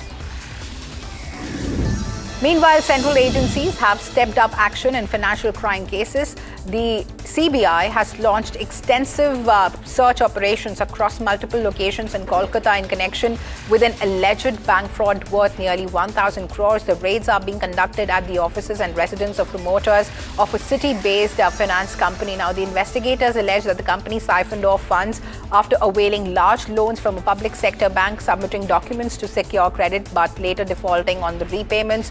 And the alleged diversion of the funds have occurred between 2014 and 2020. Central forces have been deployed at raid locations as the probe intensifies. And in some tragic news from Kolkata now, the death count in the fire near Kolkata on January 26 has risen to 21, with 13 more bodies found from the gutted buildings, while 28 people are still missing, raising fears that the number of fatalities is likely to increase, the police said today. Now, the authorities have imposed prohibitory orders in the area, restricting the public movement ahead of the proposed visit by leader of the opposition, Suvendu Adhikari, and also other BJP leaders. Now, the devastating fire has reduced 2 godowns to ashes and also a manufacturing unit of a Momo company at Anandpur in South 24 Parganas district close to the city. Now, officials said that DNA mapping of the 21 recovered bodies or body parts is likely to begin on Thursday to establish their identities. Whereas senior officials from the United States, Denmark and Greenland have begun discussions on a new framework deal over Greenland aimed at addressing American security concerns in the Arctic without crossing Denmark's red line on sovereignty. Now, the talks come after President Donald Trump has announced a potential framework agreement pledging to hold back tariffs on the European nations opposing U.S. efforts to increase its presence on the strategic Arctic island. Now, Denmark and Greenland have made it clear that they are open to expanding cooperation but not to ceding control. Now, the negotiations may also involve revisiting the decades-old U.S.-Denmark defense agreement governing the American military activity in Greenland. And while Washington looks to expand influence in the Arctic, tensions are also rising sharply in the West Asia. The European Union appears poised to impose fresh sanctions on Iran's Revolutionary Guard following Tehran's deadly crackdown on nationwide protests. Now, activists are saying that more than 6,300 people have been killed in the unrest, and the move comes as the U.S. ramps up pressure, deploying warships, including the USS Abraham Lincoln, to the region, and also warnings from President Donald Trump of possible military action. Iran has responded with its own threats, raising fears of escalation across the Middle East. Now, meanwhile, economic pressure is mounting, with Iran's currency, falling to a record low of 1.6 million rial to the dollar, further deepening domestic unrest. And viewers, Vietnam and the European Union have upgraded their relationship to a comprehensive strategic partnership, Vietnam's highest level of diplomatic engagement. The announcement was made during a visit to Hanoi by the European Council President Antonio Costa. Now, as both the sides seek to stable the partnerships amid growing global trade uncertainty. Now, the move places the EU on the same diplomatic footing as major powers like the United States, China, and Russia. Now, leaders on both the sides have stressed the need for predictable cooperation, especially as US tariff pressures reshape global supply chains. Now, trade ties between Vietnam and the EU are already anchored by a free trade agreement signed in 2020. In fact, India and Saudi Arabia have reaffirmed their commitment to strengthen counter-terror cooperation during a high-level security dialogue in Riyadh. Now, both the sides have condemned terrorism in all forms, including cross-border attacks, and also reviewed emerging threats globally. Now, discussions are focused on combating terror financing, preventing misuse of technology, countering radicalization, and also strengthening legal and law enforcement cooperation. Now, the meeting was held under the framework of Strategic Partnership Council, signaling deepening security collaboration between the two nations. And on to some sports news now.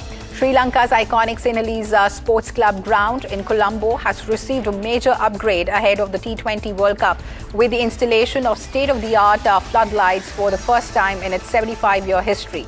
Now, the development makes SSC the fifth venue in the country capable of hosting international day-night matches. Now, the venue will host 5 T20 World Cup games, beginning with the Pakistan versus Netherlands clash on February 7, And Sri Lanka Cricket says that the new LED lighting system meets the global broadcast standards, offering better visibility for players and also an enhanced viewing experience for the fans. Now, the upgrade further strengthens Sri Lanka's readiness for the global tournament.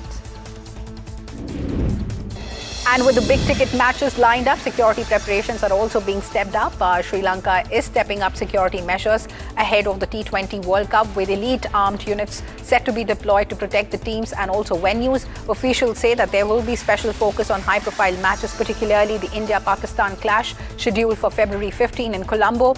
Now, the two teams are expected to face each other at least once in the group stage. Now, Sri Lanka is co-hosting the tournament with India and will stage 20 matches between February 7 and March 8. Authorities say that the enhanced security is aimed at ensuring the safety of players, officials and also spectators throughout the tournament.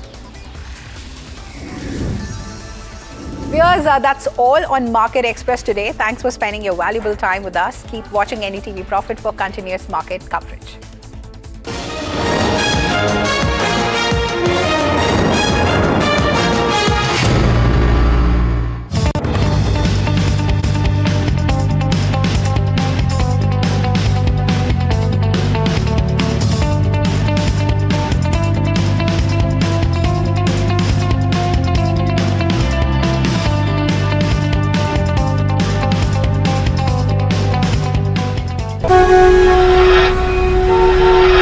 On 1st February every year, hope becomes a question. Will I save more? Will I grow more? साहिबान मेहरबान कदरदान, कुछ अच्छी खबर मिलेगी क्या? How will this budget change my life? One person has all the answers for Bharat. Union Budget 2026 on NDTV Profit. NDTV Profit on करो जरा, कब से बोल रहा हूं, कोई सुनता ही नहीं. लोग कहते हैं कि जिंदगी एक फिल्म की तरह होती है, लेकिन मेरी जिंदगी सिर्फ एक फिल्म नहीं, एक ब्लॉकबस्टर फिल्म है. बचपन से पता था मेरे सपनों में दम है. आगे नहीं, सबसे आगे जाना है. स्टार नहीं, सुपरस्टार बन के दिखाना है. नाम मिला, फेम मिला, प्यार मिला. I was not just running, I was flying. सबकी जुबां पे बस एक ही नाम, यो हनी सिंगर. लेकिन फिर ब्लॉकबस्टर कहानी में आया एक ट्विस्ट. 7वें आसमान से सीधा गिरा मैं जमीन पर. फिर क्या, खुद पे काम दोबारा शुरू. फैंस ने फिर प्यार दिखाया, फिर स्टार नहीं सुपरस्टार बनाया.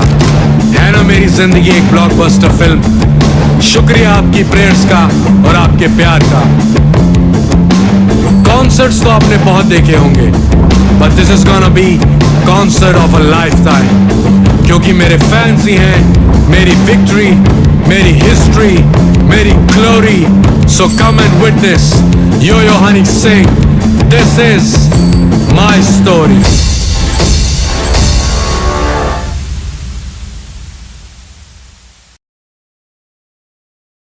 1st February 2026. What will change? Will costs be more handy? Will my essentials get cheaper? Will my business grow bigger? Will I get richer? Will loans get easier? Will shopping be more fun? Will the prices drop so I get more? What will happen?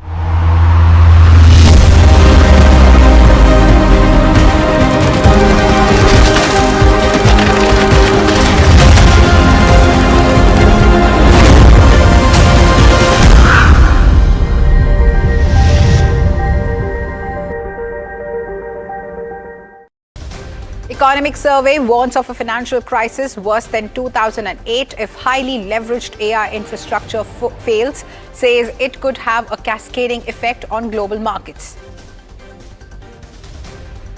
Prime Minister Modi sets the tone for reform-led growth in Budget 2026, praises the Indian-EU FTA, calling it a symbol of hope for the youth, calls India a ray of hope for the world.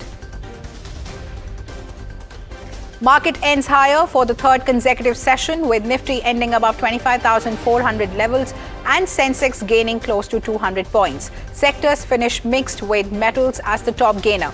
L&T contributes the most to Nifty's gains. Metals extend rally beyond gold and silver. Aluminium gains 27% in a year on the back of supply glut amid steady demand. Copper also climbs, aided by structural demand from electrification and AI. Rupee briefly hits an all-time low of 92.01 against the US dollar on the back of continued weakness in foreign capital flows and corporate rush to hedge against further depreciation. Ends the day at 91.79. Brent hit $70 a barrel for first time since September after Iran responded to Trump's military action threat and warned it to make a nuclear deal. Country's mission in the UN says it stands for dialogue, but Tehran will defend itself and respond like never before if pushed to do so. Supreme Court stays UGC's recent rules on caste-based discrimination in educational institution, issues notice to the centre on UGC's need to re-examine the rules.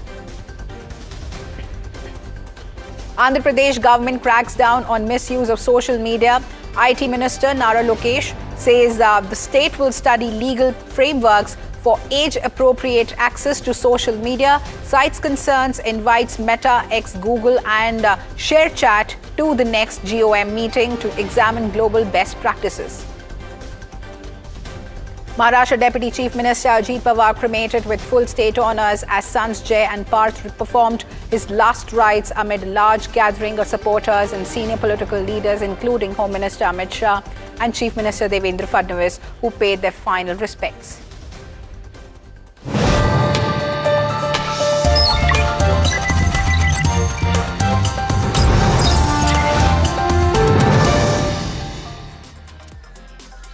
Hello and welcome viewers. This is Profit 360 on NDTV Profit and I am Himakshi Bahugna. Along the next half an hour, we'll bring you the latest from the markets as well as national and international news.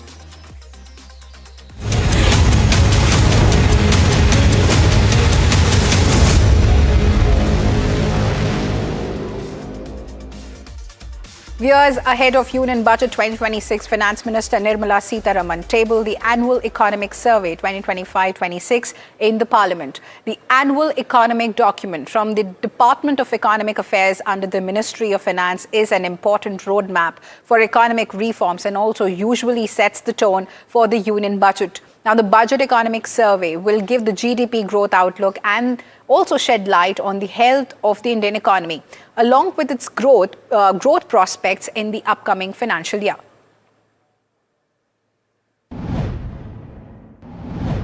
First, India is an indeed oasis of macro stability in otherwise a turbulent world. Numbers speak for themselves. Our GDP for this financial year is estimated, this is all IMF forecast, may differ slightly from what MOSPI has told us. IMF predicts 7.3% for the year ending March 2026. We have 7.4% from MOSPI. And the fund forecasts 6.4% for the next 2 years, 26-27 and 27-28. You will hear our numbers later. But the important thing is whether it is for the current financial year or the future, our India's growth numbers stand out in comparison to any other part of the world.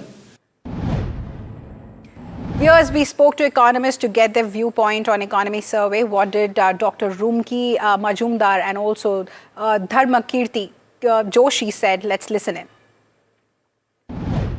We are on a very resilient growth path, given that last year when we started, we were expecting a lot of headwinds to our domestic demand, and yet the government made consistent efforts to push the reforms as well as also brought in a lot of monetary policy changes and GST changes to ensure that demand remains resilient.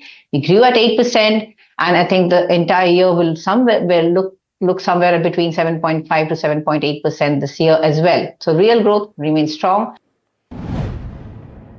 Well, we are nowhere near deflationary conditions. I think what you got in 25-26 is a much better than expected growth inflation mix. Growth turned out to be higher. Usually when growth goes up, inflation also goes up. But because of a variety of factors, inflation came down, and one of them is food inflation, which was in the deflation zone. The other parts are, I think, are at reasonable levels, I would say. And so going ahead, food inflation will correct, because I think food inflation is the most volatile component of inflation. And I think it will move up, and that will also push the overall inflation up. Part of the reason why inflation is also going to move up.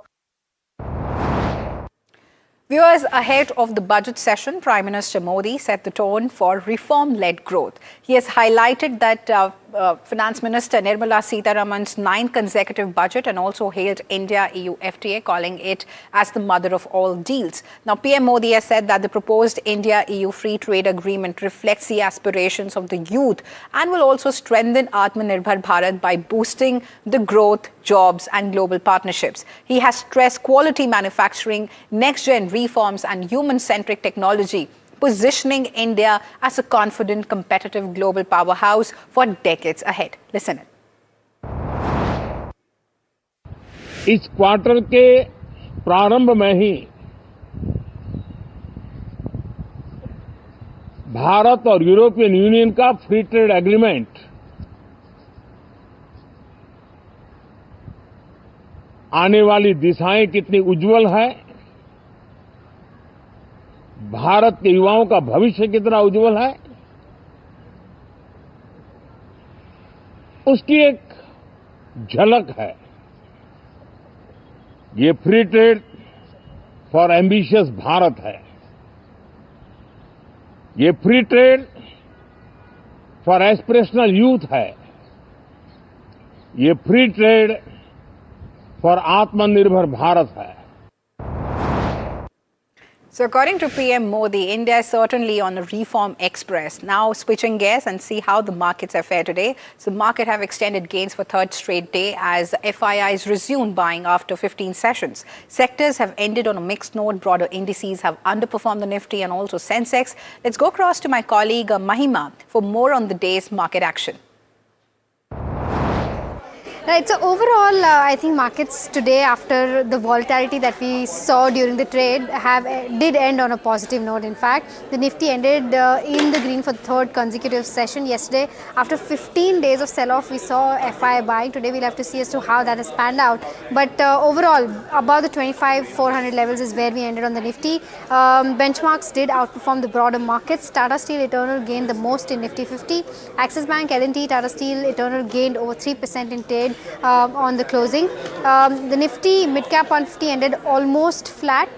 In terms of the gainers, it was led by Mangalore Refinery as well as Gland Pharma.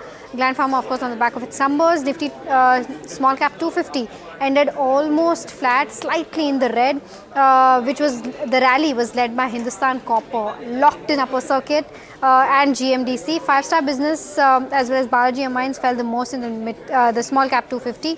In terms of sectors, it ended on a mixed note, but overall, Nifty metals gained the most, almost a 3% rally there. Hindustan Copper and Nalco gained the most there. Nifty FMCG fell the most. The pain was seen across, stocks. You had Tata Consumer, Asian Paints, Colgate, which fell the most in FMCG. A lot of earnings also coming out for FMCG thick and fast. But this is the overall view as to how markets have panned out in trade today.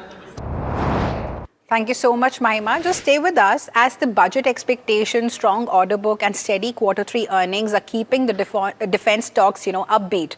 So experts are believing that while the overall fiscal stance is likely to remain steady, the composition of government spending on defense could, shift meaningfully. So Mahima, just take us through that as well. Right, so basically, Jeffries did come out with a note with regards to what the expectations are where the budget stands. Overall, defense capex allocation is going to be a key monitorable with regards to where budget stands. India's defense capital spend falls around 13% year on year in November 25. The defense capital is up 57% YOY in April to November 25 versus FY26. Estimates growth of around 13%. India depends, India kind of deepens also also its international defense ties to enhance export opportunities. In year to date, India's defense exports at 87% of that $3.3 billion FY26 target stand. HAL is going to be the top pick, followed by BEL according to them, and then data patterns.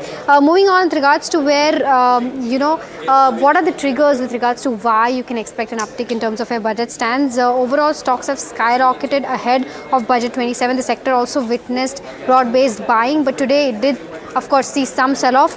Nifty Defense has extended gains for last 2 trading sessions. Today, of course, however, it did see some profit booking, but overall has gained over 5% in last 2 trades. Data patterns, BEML, Solar Industries were top gainers. In terms of factors behind this, of course, India-EU Defence Pact has concluded a defence security agreement which could, further,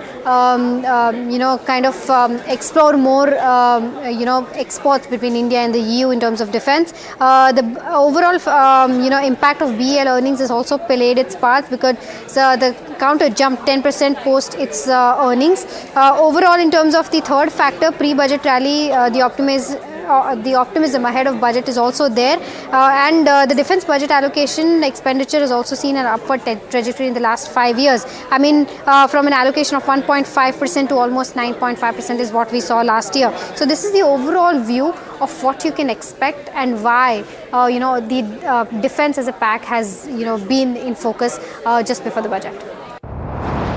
Thank you so much, Mahima, for that. And viewers, rupee has hit an all-time low against dollar as continued weakness in foreign capital flows and corporate rush to hedge against further depreciation. Now, Indian currency has dropped to 91.99, eclipsing its previous all-time low of 91.96 hit last week. Now, sustained outflows of foreign capital, rising geopolitical uncertainty and increased risk aversion has kept the emerging market currencies under pressure, leading to the rupee touching an all-time low. However, India's economic survey suggests that the rupee has become merely a victim of the geopolitical uncertainty that has gripped almost all the global markets lately.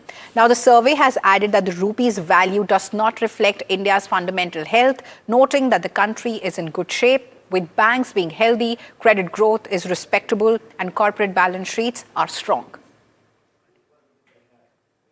And viewers, the record-breaking rally in precious metals is continuing thanks to a wave of safe haven buying as geopolitical and economic tensions rise and after the latest US Federal Reserve policy signals. Now, gold prices have jumped again. Spot gold rose 2.1% to $5,511 an ounce after briefly hitting a fresh record of $5,591 earlier in the day. Remember, gold had already smashed through the $5,000 mark for the first time on Monday and has now gained over 10% just this week. Silver is also not that far behind. Spot silver has climbed 1.3% to $118 an ounce after touching a record $119.34 earlier. Now, part of silver's momentum is coming from investors looking for a cheaper alternative to gold, plus ongoing supply shortages and also strong momentum buying. And if you look at the bigger picture here, the surge has been massive. Gold is up more than 27% this year. And on top of that, a huge 64% jump in 2025. And silver has also rallied more than 60% so far this year. Precious metals clearly remain the favorite safe haven as global uncertainty keeps rising. And viewers, Top Court has put the hold, on the university grants admissions. Now, new regulations amid widespread protest, especially by the general category students. Top Court has said that, the regulations must be re-examined, flagging complete vagueness in the rules that make those prone to misuse. And also, during the hearing, CJI Kant has lamented that society has not been able, to do away with the caste-based discrimination. And, even after 75 years of independence, the Chief Justice, has said that, and I quote, that in a country after 75 years, all that, we have achieved to become a classless society, are we becoming a regressive society? And worst thing which is happening in a ragging is that children coming from south or north, and northeast, they carry their culture. And somebody who is, alien to this starts commenting on them. Now, now, you have spoken about the separate hostels, and for God's sake, there are intercaste marriages also, and we have been, in hostels. So my colleague Nupur is sharing more details on this crucial story. Well, the Supreme Court, in a big development, has stated the new UGC regulations brought in recently by the central government. The top court, while issuing notices to Centre, UGC and several other authorities, have sought the response to the petitions filed challenging the new regulations. The top court has expressed concern and has said that we do not want to return to a regressive society. The country has endeavored in the past 75 years to cultivate a casteless and a classless society, and these regulations are vaguely, the language of these regulations are vague and have the potential to be misused. The top court also flagged concerns about the haves and have-nots within the reserved category and said what happens when they face discrimination by persons from affluent backgrounds within the reserved category. Also, the top court expressed concern about the discrimination faced by students from Northeast who come to North India to study in colleges. It also expressed concern about students coming from South India. They also say, the top court said, may face such kind of discrimination. The top court said we need all comprehensive guidelines and regulation to ensure that they align with the realities of the country today. And it went on to say that these regulation as they stand have the potential to further divide the society on caste lines, and that's why it has for now kept the entire regulation in abeyance. And the next hearing on the case is on March 19th. The Supreme Court has asked the Centre to explore whether there is a need to appoint expert committee to look into the languages of these regulations and also have sought a response on several contentions raised by the petitioners in their petition in the top court.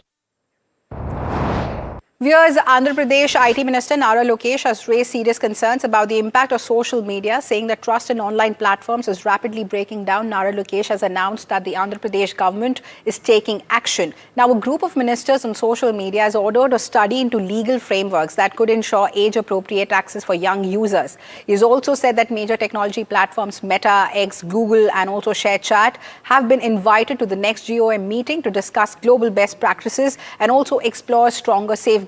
Now, in a post on X, Nara Lokesh has said that children are slipping into excessive and relentless social media use, affecting their attention spans and also education, while women continue to face constant online abuse. Now, issues that he said that can no longer be ignored.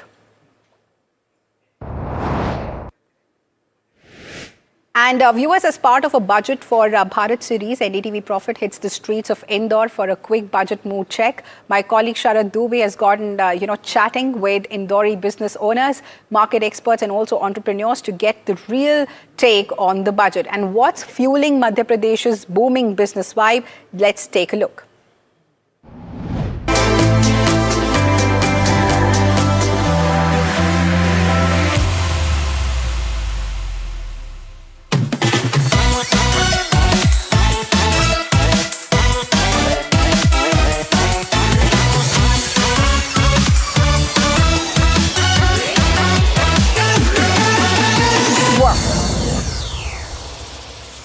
NDTV Profit is in Chappan in Indore, and we'll be getting to a lot of new shops to eat.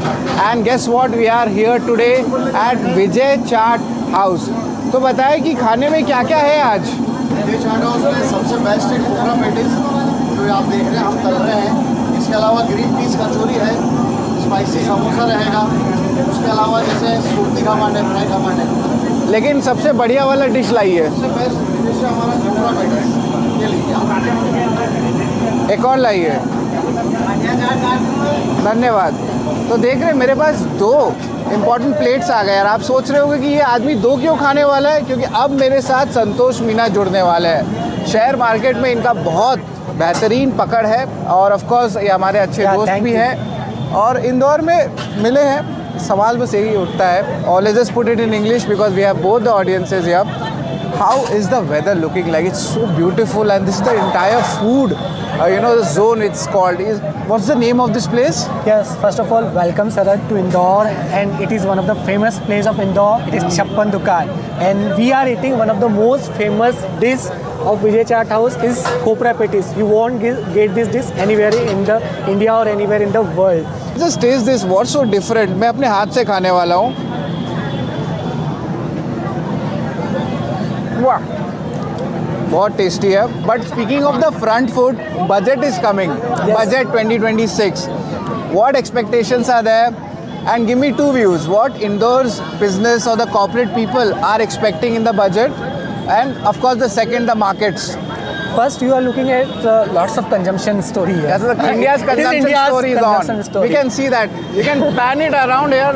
खच्चम खच भरा हुआ है. So, और संतोष, fundamentals तो आप करते हैं, technicals भी करते हैं, और हमारी ऑडियंस को निफ्टी बैंक के भी जो इम्पोर्टेंट लेवल्स होते हैं 2026 के एंड के, वो क्या हो सकते हैं, वो बताएं. On a conservative note, I believe 30,000 should be closed in Nifty. It will be tough to say when it will be crossed. I believe अगर first half में या first 2-3 month में correction आता है, तो I believe that will be a great buying opportunity क्योंकि market is ready to rally. Once FIs will come, market will get momentum, especially large cap. Right. And which sectors you are bullish on for 2026? So first is, as I said, consumption, especially discretionary consumption, because of the lots of benefits government has given.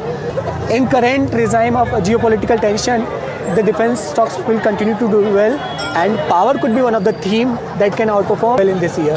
Thanks a lot, Santosh, for joining us and giving your entire views. Let's get in Rohit Goel. He's a 4th generation entrepreneur from RK Foods, and this is the dal industry which you are doing the business from. But before that, we just showed the audience Johnny hot dog. Very interesting, but it doesn't look like the shape of a hot dog. What is the story behind it? You can say it is a desi hot dog. One of my most cherished memory from my childhood. All right, that's pretty interesting on that. We'll have a taste on that. But speaking about business also, how is it the opportunities have changed in Madhya Pradesh for the last 5 years and now? Madhya Pradesh is among top 2 producing states in pulses. And Shivraj Singh Chauhan ji, who is our current agriculture minister, was our chief minister. So he has promoted so much to our dal industry, like in all sense, providing subsidies for plants or providing NSP to our farmers so that they can produce more pulses. Our government is already working on Atmanirbhar for pulses, like they are promoting more and more agriculture production so that we don't need to depend on imports. Siddharth Kulwal is here with us. Hi Siddharth. Hi. So he's also a businessman in the agri space, and time and again I'm keeping on saying Madhya Pradesh is so important in this space. Yes. But we spoke a lot about food, anaj, soya, whole day. Apart from this, what else is there for the viewers who are looking at NDTV Profit? Where are the non-food places where people look at for? So religion is one important place here. On one side is you have Omkareshwar, and other side you have Mahakal. A must visit Jyotirlings. But in your industry as well, the business circles, not only the agriculture part, there's a textile element also in Indore. What are the industry expecting for the budget? Keeping the domestic consumption strong, government is making ensure that industries are doing their businesses, but let's hope that something comes out on the tariff part. All right, so tariff also is a major issue. Budget, we already speak about it, but tariff is an issue, especially in the textile space. You know, one more issue which is there is this beautiful jalebi. I'm not able to get my hands off it. It's really very tasty. And that's all, folks, for Indore. Viewers, the last rites of Maharashtra Deputy Chief Minister Ajit Pawar, killed in a plane crash, were held with full state honours at Baramati in Pune district. Ajit Pawar's wife and Rajya Sabha MP Sunetra Pawar, along with his 2 sons Rohit and Jay, performed the last rites as a sea of supporters gathered at the cremation ground to catch a last glimpse of their leader. Thousands of people gathered for Ajit Pawar's last rites, chanted Ajit Dada Amar Rahe, when his mortal remains, draped in the national flag, were brought from his village Katewadi to the Vidya Pratishthan ground.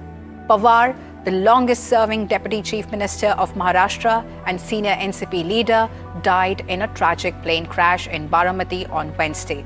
Union Ministers Amit Shah, Nitin Gadkari, former Union Minister Sharad Pawar, and BJP President Nitin Nabin attended the 66-year-old Nationalist Congress Party NCP chief's funeral.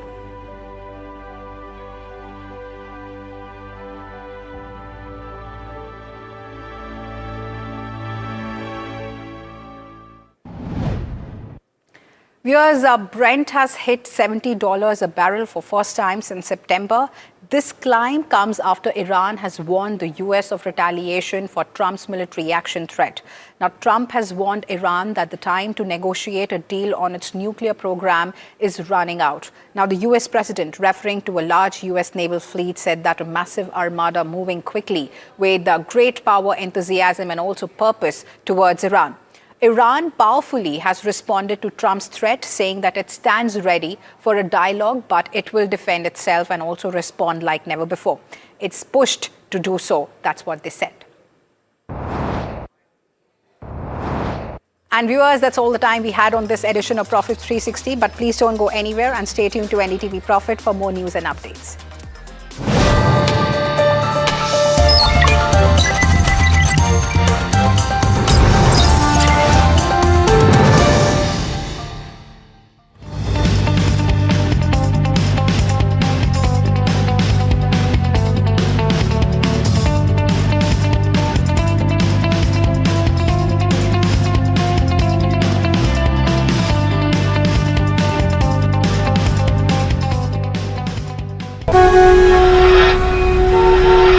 On 1st February every year, hope becomes a question.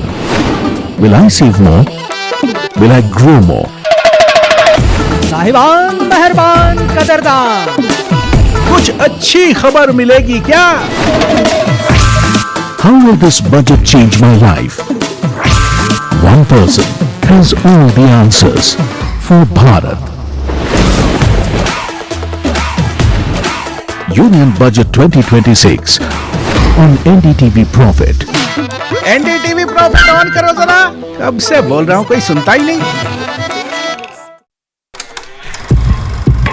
लोग कहते हैं कि जिंदगी एक film की तरह होती है, लेकिन मेरी जिंदगी सिर्फ एक फिल्म नहीं, एक ब्लॉकबस्टर फिल्म है। बचपन से पता था मेरे सपनों में दम है, आगे नहीं सबसे आगे जाना है, स्टार नहीं सुपरस्टार बन के दिखाना है। नाम मिला, फेम मिला, प्यार मिला, I was not just running, I was flying। सबकी जुबां पे बस एक ही नाम, यो यो हनी सिंगर।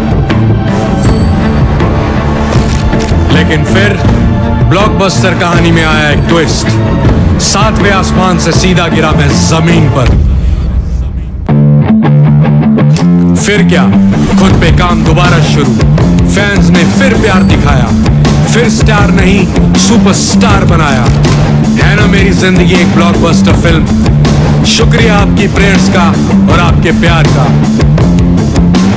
कॉन्सर्ट्स तो आपने बहुत देखे होंगे, but this is gonna be concert of a lifetime, क्योंकि मेरे फैंस ही हैं मेरी विक्ट्री, मेरी हिस्ट्री, मेरी glory. So come and witness Yo-Yo Honey Singh.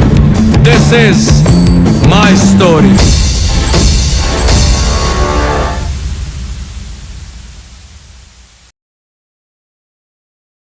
First February 2026. What will change? Will costs be more handy? Will my essentials get cheaper? Will my business grow bigger? Will I get richer?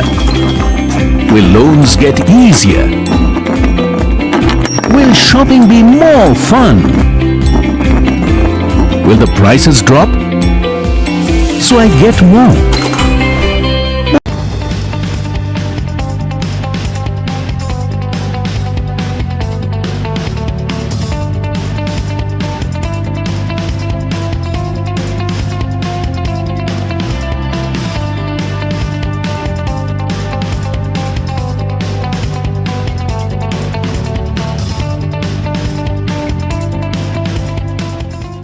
Agarwal Packers and Movers Limited.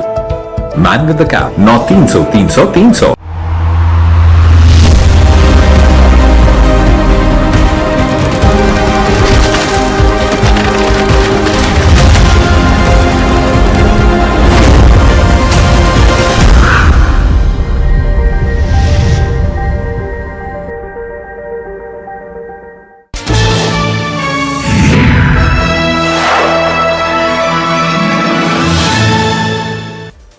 welcome to KYC, that is Know Your Company. I am Mahima Vachrajani, and the company that we're going to track today is a very interesting one. That is Vaibhav Global. Now, why have we chosen this company? Before I move on to tell you what the company exactly does, to understand as to how the India-EU trade deal will actually benefit the company going forward.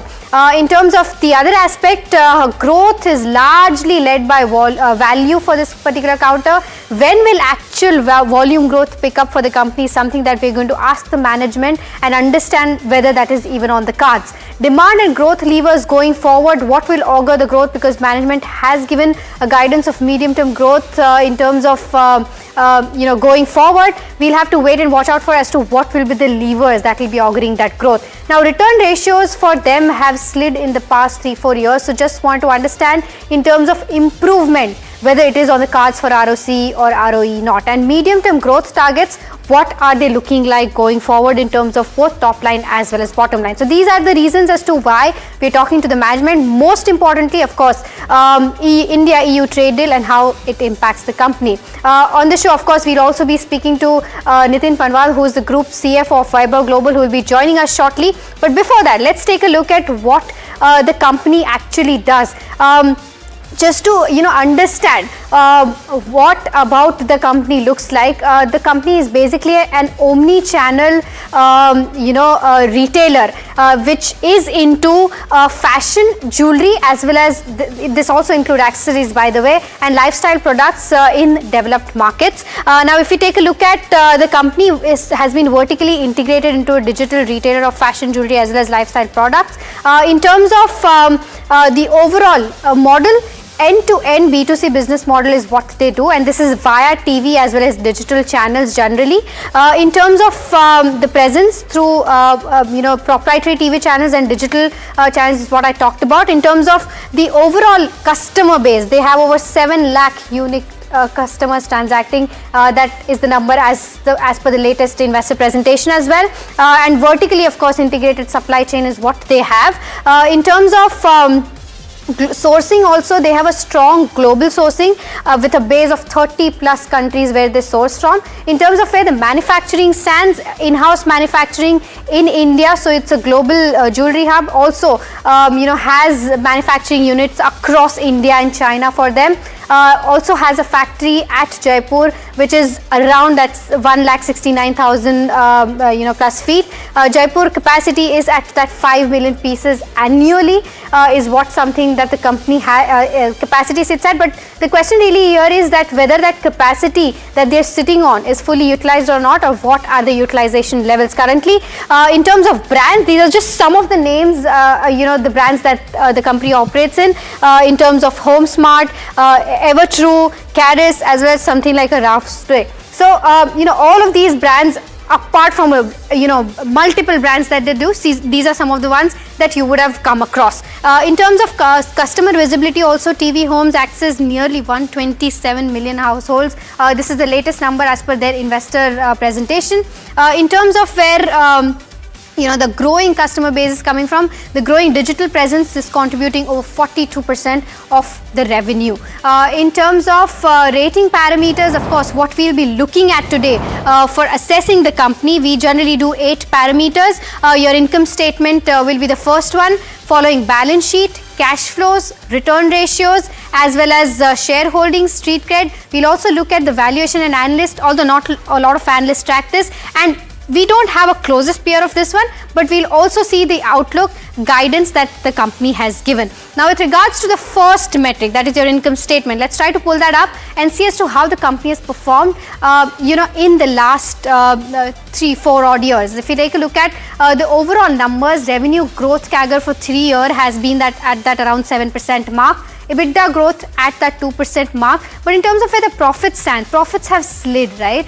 This, of course, as compared to FY24, FY25 has seen a growth. But as compared to where FY22 stood, from there profits have slightly come down. So the question really here is that since there has been a growth from FY24 to FY25, will that growth be sustained, and will the company be able to come back to where it was earlier in FY22 in terms of where profitability stands. In terms of where 9 months FY26 revenue stands, overall in terms of split, right now 58% comes from TV and 42% comes from digital for them.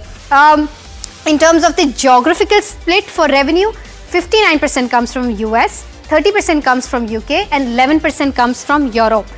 Next, in terms of the overall numbers as to how Q3 has panned out, overall a good growth this quarter. 9% revenue growth is what we saw at that 1,066 crore. In terms of where EBITDA stands, EBITDA growth stood at that 23.7% mark. Of course, marking revenue largely was led by a value growth and not volume growth. So we'll have to ask that question to the management. Margins also improved for the company. We'll also want to understand as to what has led to that margin improvement at that 12.7%. And net profit saw significant growth of 40.7%. But overall, I mean, if you take a look at how the segments have done, TV business revenue was up 7.7%, and of this, when we take a look at the volumes and value, volumes was down 1.5%, but value overall saw a growth in terms of where TV business stands at that 3.7% mark. That's the average selling price that saw a growth of around 3.7%. Similarly, in the digital business as well, revenue was up 11.2%, from which if you take a look at the volume numbers, volume did see a degrowth.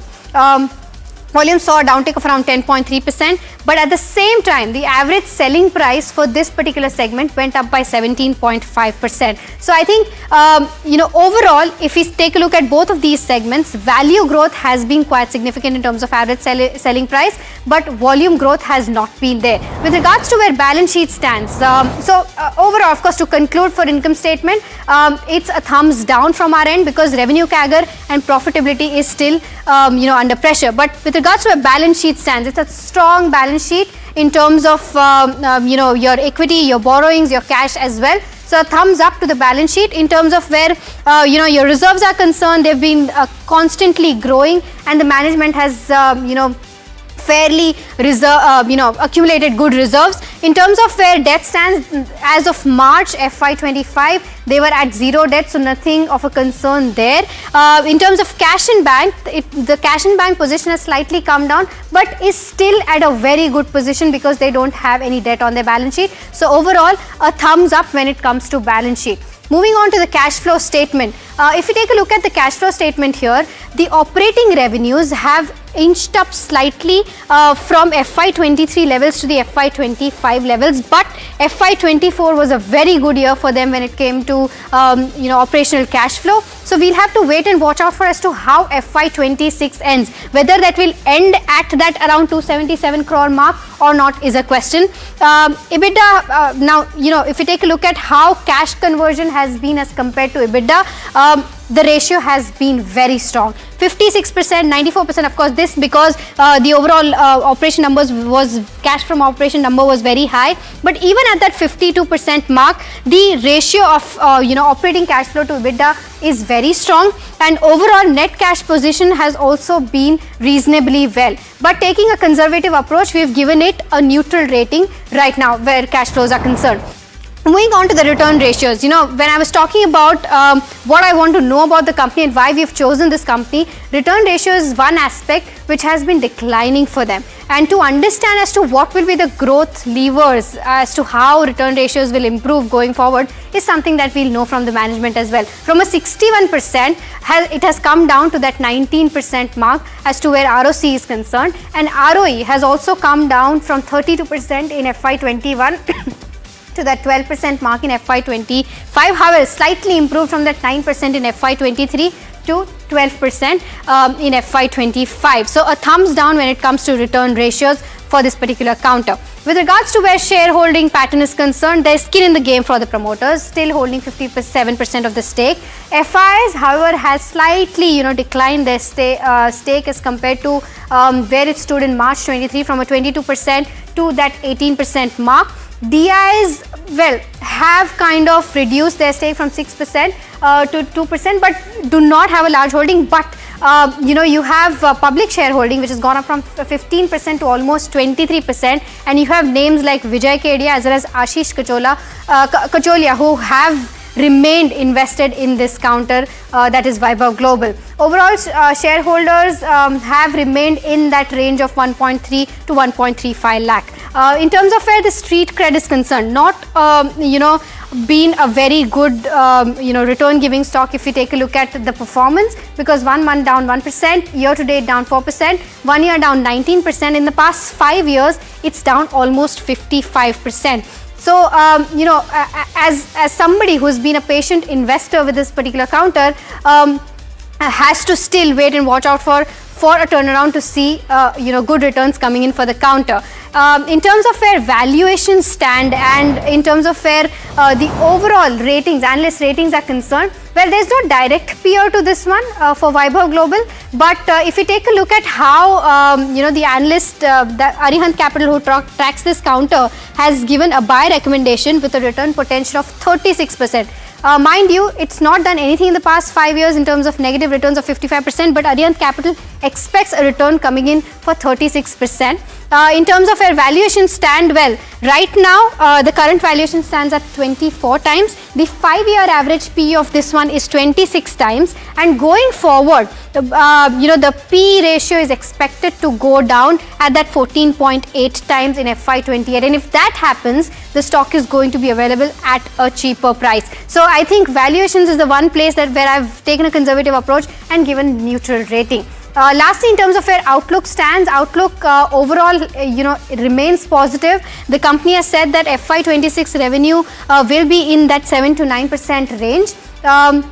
In terms of midterm growth, mid-teens revenue growth with steady improvement in margins is what they are expecting. And lastly, in terms of your EBITDA break even for Germany, they're still aimed for FY26. Although first half the Germany business did see a loss, so we'll have to wait and watch out for whether that happens by the end of FY26 or not. So lastly, this is the overall view as to how things have panned out for Vaibhav Global. But let's take a look at the total rating as well in terms of how all 8 parameters have stacked up. Income statement is a thumbs down for us. Balance sheet, strong and very well held balance sheet, thumbs up. Cash flow, a neutral rating and just taken a conservative approach here. Return ratio is definitely a thumbs down because they've been declining since the past 3 or 4 odd years. But for shareholding, it's definitely a thumbs up. You have skin in the game from promoters. You have investors like Vijay Kedia as well as Ashish Kacholia who have remained invested in the counter. Valuations, a neutral approach here, and analyst rating combined to this, because not a lot of analysts track this counter, and valuations right now as compared to 5-year average still not very cheap, but going forward will get cheaper. Outlook lastly is a thumbs up because overall management is positive with regards to where guidance stands. So the final rating for this company turns out to be 4 out of 8. So that's with regards to where Vaibhav Global. Now let's talk in detail about Vaibhav Global, with the company's group CFO, Nitin Panwar, joining us now. Nitin, thank you so much for taking out the time. My first question with you is with regards to how Q3 has panned out. It's been a good quarter for you. Just want to understand that this growth, from my understanding, is largely a value-led growth and not a volume-led growth. Just want to understand as to when do you expect volumes to come back on the table? Hi, thanks for having me. So past quarter, pretty pleased. We first time crossed 1,000 crore revenue in a quarter, 1,066 crore, 9.1% growth year over year, with a decent margin improvement around 170 basis points year over year. So pretty pleased with the performance. Volume is because the company plays with the wider product bouquet, that the around 30,000 different SKUs, and we follow the strategy, the consumer demand for which product is in correct trend in the market. So product price point moves from $5 to $40, $1,000. So right now, as you have seen, the lab grown demand is pretty high. So lab grown tend to be higher price point, and so consumer acceptance is over there. So we are offering continuously lab grown products to them. That is resulting the higher realization from the customer, but they say at the same time lower revenue growth, lower volume growth, but the realization is pretty high. So overall spend per customer is higher than our previous trend. And we expect that the offering to the customer will continuously play where customer is looking for product, like a year back, that customer looking more gold items, where they see a safe haven or investment items. right now more on lab grown, and maybe the other categories will thrive in coming time, but it will be a pure drive of a consumer need, or what consumer is looking for right now. And we anticipate that the overall revenue growth will continue to perform well. Around, we have guided this year 7 to 9, and next year around 9 to 11% we are guiding. We have a strong belief that it will continue to outperform our expectations. Nitin, just want to understand, since you mentioned lab-grown diamonds, just in terms of where lab-grown diamond prices are concerned, they've been falling. Does this mean that here also you will be focusing on volumes to make that mark in terms of where the top line stands? And how is this shift in terms of gold to lab-grown diamonds, and how does this affect your margins? Yeah. So lab grown normally is a higher margin category comparatively plain metal and other jewelry. And that's the same we have seen our this quarter gross margin improved say to 63%. And we see that the price is going down, but the product offering, we are continuously injecting new products from studs to bracelet to different sets, but continuously injecting new products to mitigate the customer requirements. Though the pricing falling, but the offering related to carat size and above item is continuously increasing. So demand is there. We have seen past quarter around 30% growth from lab-grown product, and share is increased to around 12.7% of overall business. So that's where we see right now the customer's demand is there, and it will continuously to improve our margins. Nitin, day before yesterday, India and EU signed a trade deal, which is called the mother of all deals. How does this trade deal have a positive impact to you, if any, of course, I would want to understand. And does this mean, if it does have a positive impact, does this mean that it will bring, more customers to you, or does it mean that cost for manufacturing and then sending these goods to the EU becomes cheaper for you? Yeah. So trade deal is always a welcome for all across the world in any country who does a trade deal. It gives more entry, removes all the entry barriers in the market. Right now, if I specifically talk about the jewelry, we operate our Germany business is directly impacted with this trade deal. 4% duties right now, which will be removed. I think the transition will happen in next, I think, across a year, but this will definitely help us to more easiness of trade and the duty reduction. Cannot guide on the margin improvement, how it will be, how much will pass on, how much will stay in our profit and loss account, but it will be definitely improve our company's overall per se in terms of customer demand or competitiveness of our product in Europe.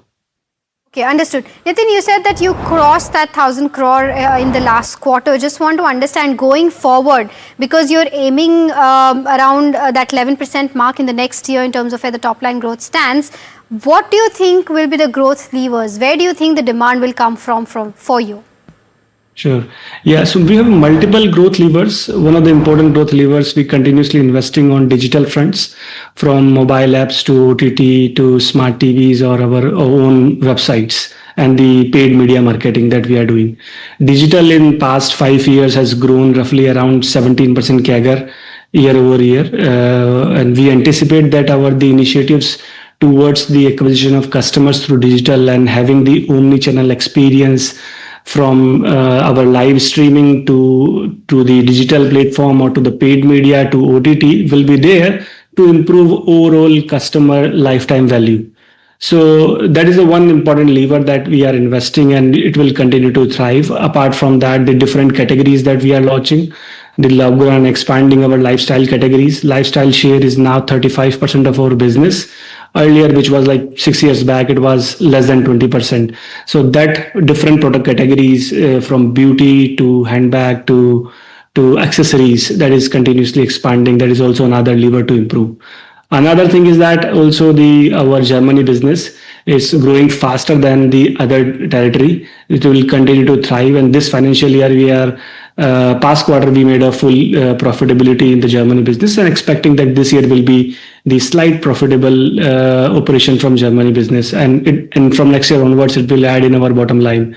So the digital Germany and the OTT expansion will be the key drivers for our growth in future. Interesting. Nitin, the other aspect, you mentioned that lifestyle products is now almost 35% of your overall revenue, right? How does this mix change from a long-term perspective, let's say 2 years down the line? And then do you think your margins will be able to improve from here on? Do you think the margins in the lifestyle business are better than your jewelry business? Margins is very close to lifestyle business, to business in lifestyle categories. And we are our midterm aim to increase the lifestyle business to 50% of total, as the customer acquisition and the repeat purchase and is high on the lifestyle categories. So that is the midterm target is half of the business size through lifestyle products. Okay, Nitin, you talked about the growth levers in terms of where the top line is concerned, but just want to understand in terms of your return ratios, right? Your ROA and ROC has been falling, but has improved as compared to where it was in FY23 and FY24. So that's a good sign in terms of where the positive momentum has kind of kicked in. Just want to understand in terms of the levers that will probably improve these return ratios going forward. And what is the range in which you will be looking at for your ROE and ROC to end by the end of FY26, by the end of FY27 as well? Sure. Yeah. Though we cannot guide the exact number, but our companies aim to increase the ROC to 25 to 30 range, and this just quarter ended on TTM basis. ROC is improved to over 20%, 21% just we closed, and we aim to improve to a 25 to 30% ROC in the business. ROE is also improved to 15% in the current quarter, as our profitability margin is improved. 40% year-over-year growth in PAT we have seen in past quarter. So that is driving to improve our ROE and ROC both. Though the capital efficiencies we are continuously building in our business, our net cash in the business is around $24 million after all the loans and advances. So good amount of net cash we have built up in business, and it will, because of the beautiful business model we have, pretty much all of the profit generates in the cash and also be distributed to the shareholders through dividend, will result into positive cash in the business and better returns ratio. Okay. With regards to your manufacturing facilities, what are the capacity utilization that you're sitting at right now? Yeah, pretty much I think 60 to around 70% utilization that we have, but we get the B2B orders from other European or different vendors we have. So not worry about the capacity utilization, and there's not a capital intensive also this jewelry manufacturing that is not required huge amount of capital. So easy to expand also once you have more orders from different territories. But the good thing is that this quarter onwards, we have started our casting manufacturing facility in America to fight against those high tariff situation. So the casting process is happening in America, and the later process is happening in India, which is helping us to benefit around these high tariff scenario. Though the overall cost is increased around 480 basis points, but still we managed to improve our gross margin by 30 basis points in America. Interesting. 30 basis points of improvement from the America business. But that this was going to be my next question to you, Nitin, that overall, because of this entire US tariff overhang, how has that impacted your business in terms of where demand stands and top line growth as well? And what do you expect going forward now that you have a casting manufacturing facility there? Do you think things to improve from here on? What's the view? Yeah, definitely. It was the last 1 year is most uncertain time where the multiple amount of tariffs and from 10% to 25 and then 50% increased. So pretty hard to always to fight against the pricing and the what margin that we should charge the customer. But the agility we have and operation around all the Asia locations is navigating and helping us to better management of this tariff scenario. And when the high tariff was implemented in India, then we started sourcing from China, Thailand, or the other country that we have a manufacturing and sourcing facility over there. But over the period of time, we have also started our manufacturing facility around in September time in US.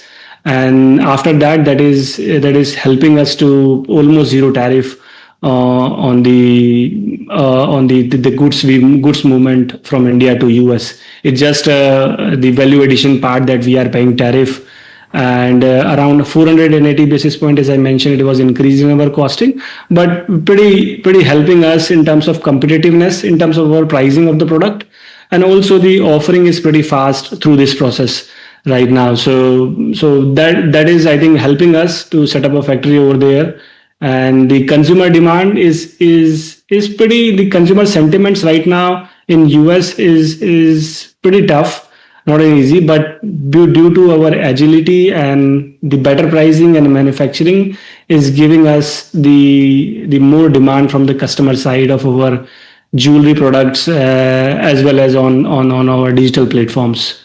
So we see that optimistic side on the mid-teens number, mid-single digit number from US perspective. Got it. Nitin, thank you so much for being so candid with your answers and, of course, taking out the time and speaking with us at NDTV Profit, and all the best for the future. But viewers, we're completely out of time on this edition of KYC.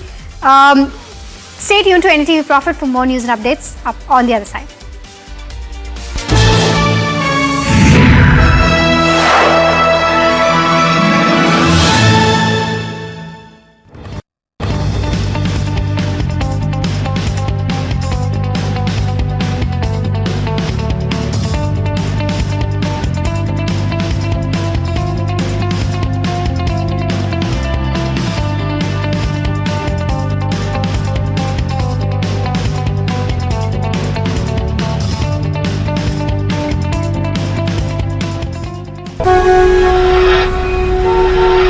On 1st February every year, hope becomes a question.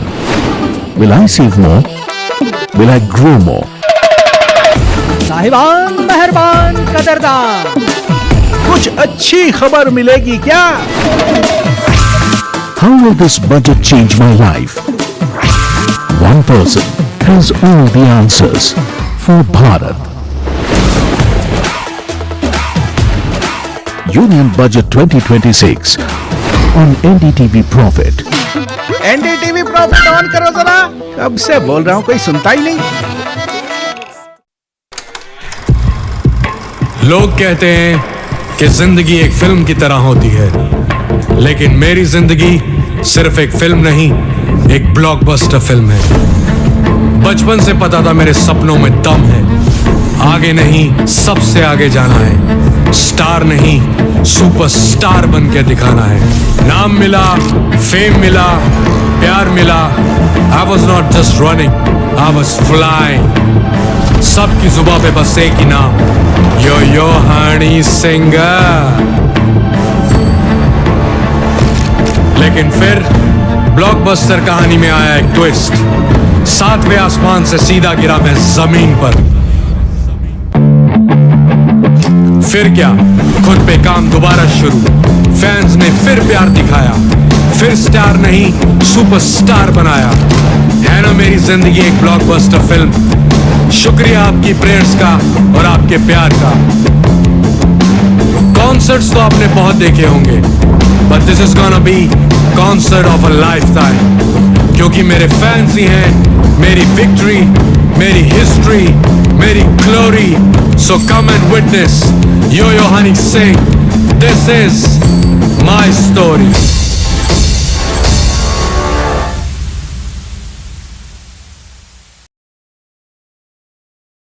1st February 2026. What will change? Will costs be more handy? Will my essentials get cheaper? Will my business grow bigger? Will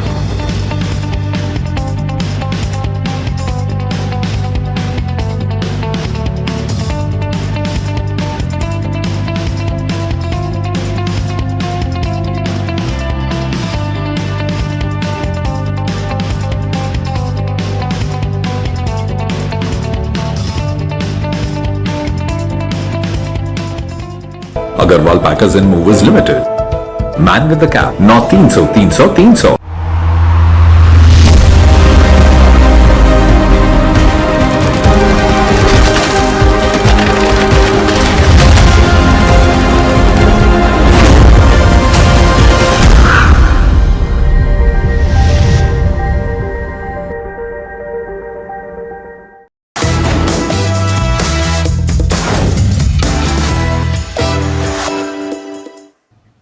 Hi, we're talking about Your Money Matters on NDTV Profit, and my name is Alex Matthew. Market cycles. Well, this is something that a lot of people talk about, but it's usually evident in retrospect. What am I talking about? Well, usually they say that equity markets work in cycles of 3 to 5 years. There's a boom, and there is either a time correction or there is a bust. The question is, with regard to small cap funds, are we through the worst of it? And this is, of course, the start of 2026. It's been painful, but are we nearing the bottom? That's a question that we're asking Santosh Joseph, founder of Germinate Investor Services. And Santosh, it's an important question to ask, particularly because a lot of people started those SIPs in the post-COVID period, and a large part of their portfolios started getting dominated by small caps, as a result of which the portfolio performance of a lot of people last year has been very, very bad. But can you explain this cycle and why this last year and the start of 2026 has been particularly painful? Hi, Alex. Markets themselves have been very weak over the last maybe 12 to 14 months. And within that, the small caps have really cooled off quite a bit compared to the market. In fact, many of them in the negative territory. Now, most of the investors who came in the last 4-5 years and what we would like to call the post-COVID years, they were lured to the way small caps were performing. In fact, if you look at the last 6 to 7 year history, but for a brief pause in 2025, bulk of the 4-5 years has been stupendous returns, to the point that even a year like 2020 when COVID hit us was a positive 25% plus in the small cap, which means the small cap index rewarded the investor far greater than just the market. Now, then, when you look at what has happened right now with a lot of SIPs, with a lot of flows, with a lot of invested interest, there's a general feeling that people want to be in the place where market rewards them the most, which is the small cap segment, without realizing that these are cycles. And I think you rightly pointed out that we have to understand that markets play out in cycles. Right now, what we are seeing is, after a very robust and strong cycle of performance by small cap, over the last 12 to 15 months, there is a bit of a cool off. The positive side is the people who are continuing, though they're seeing a drop in performance, they're accumulating more units. And even 2026, after we've started from Jan 1st to now, we've seen an equal amount of drawdown like the way we saw last year, which means that people are now getting to worry, saying that, did I do something wrong by investing in small caps?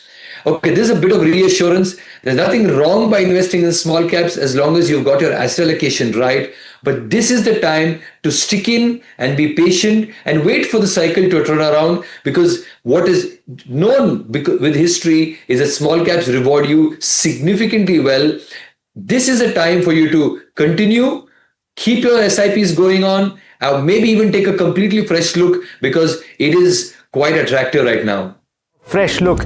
That's exactly the question that I'm asking, Santosh. Of course, for those people that have kept their SIPs going, kudos to them. And I hope that they're also looking at their asset allocation strategies to ensure that they're not over allocated towards one particular segment of the market. But having said that, the trigger for this conversation, at least for me, is the announcement last week that ICICI Pru mutual fund was restarting the lump sum inflows into its small cap fund. They took, at the time, what a lot of people counted as or looked at as a contra view when they said that we're stopping inflows. And they have assets under management at this point of just over 8,000 crore rupees, not very large. So therefore, if they're saying that the valuations have come off meaningfully, they're feeling comfort, is that a significant statement? I think it is a big statement for a couple of reasons. Number one, they called out saying that small cap and mid caps are overvalued, and therefore they put a hold to the flows. Number two, I think we also have to understand two bits of this issue over here. Number one, that even though the index of the small cap and even some of the funds, they have underperformed, please don't forget that the small cap individual stocks have underperformed far greatly, which means the correction has been very sharp, very deep and significant. Now you layer that with the amount of time that is this has transpired with, and even the valuation correction that's happened. On one hand, the stocks themselves are available at a far deeper correction right now. Time has passed by, valuations have cooled off. Therefore, I think ICICI Pru reopening right now is also a testament to the fact that you're better off today considering fresh investments for a long time than it was maybe a year and a half ago. Now, some of these things, to be very honest, is only in hindsight. We'd love to pick the bottom, we'd like to come off at the top, but it doesn't happen.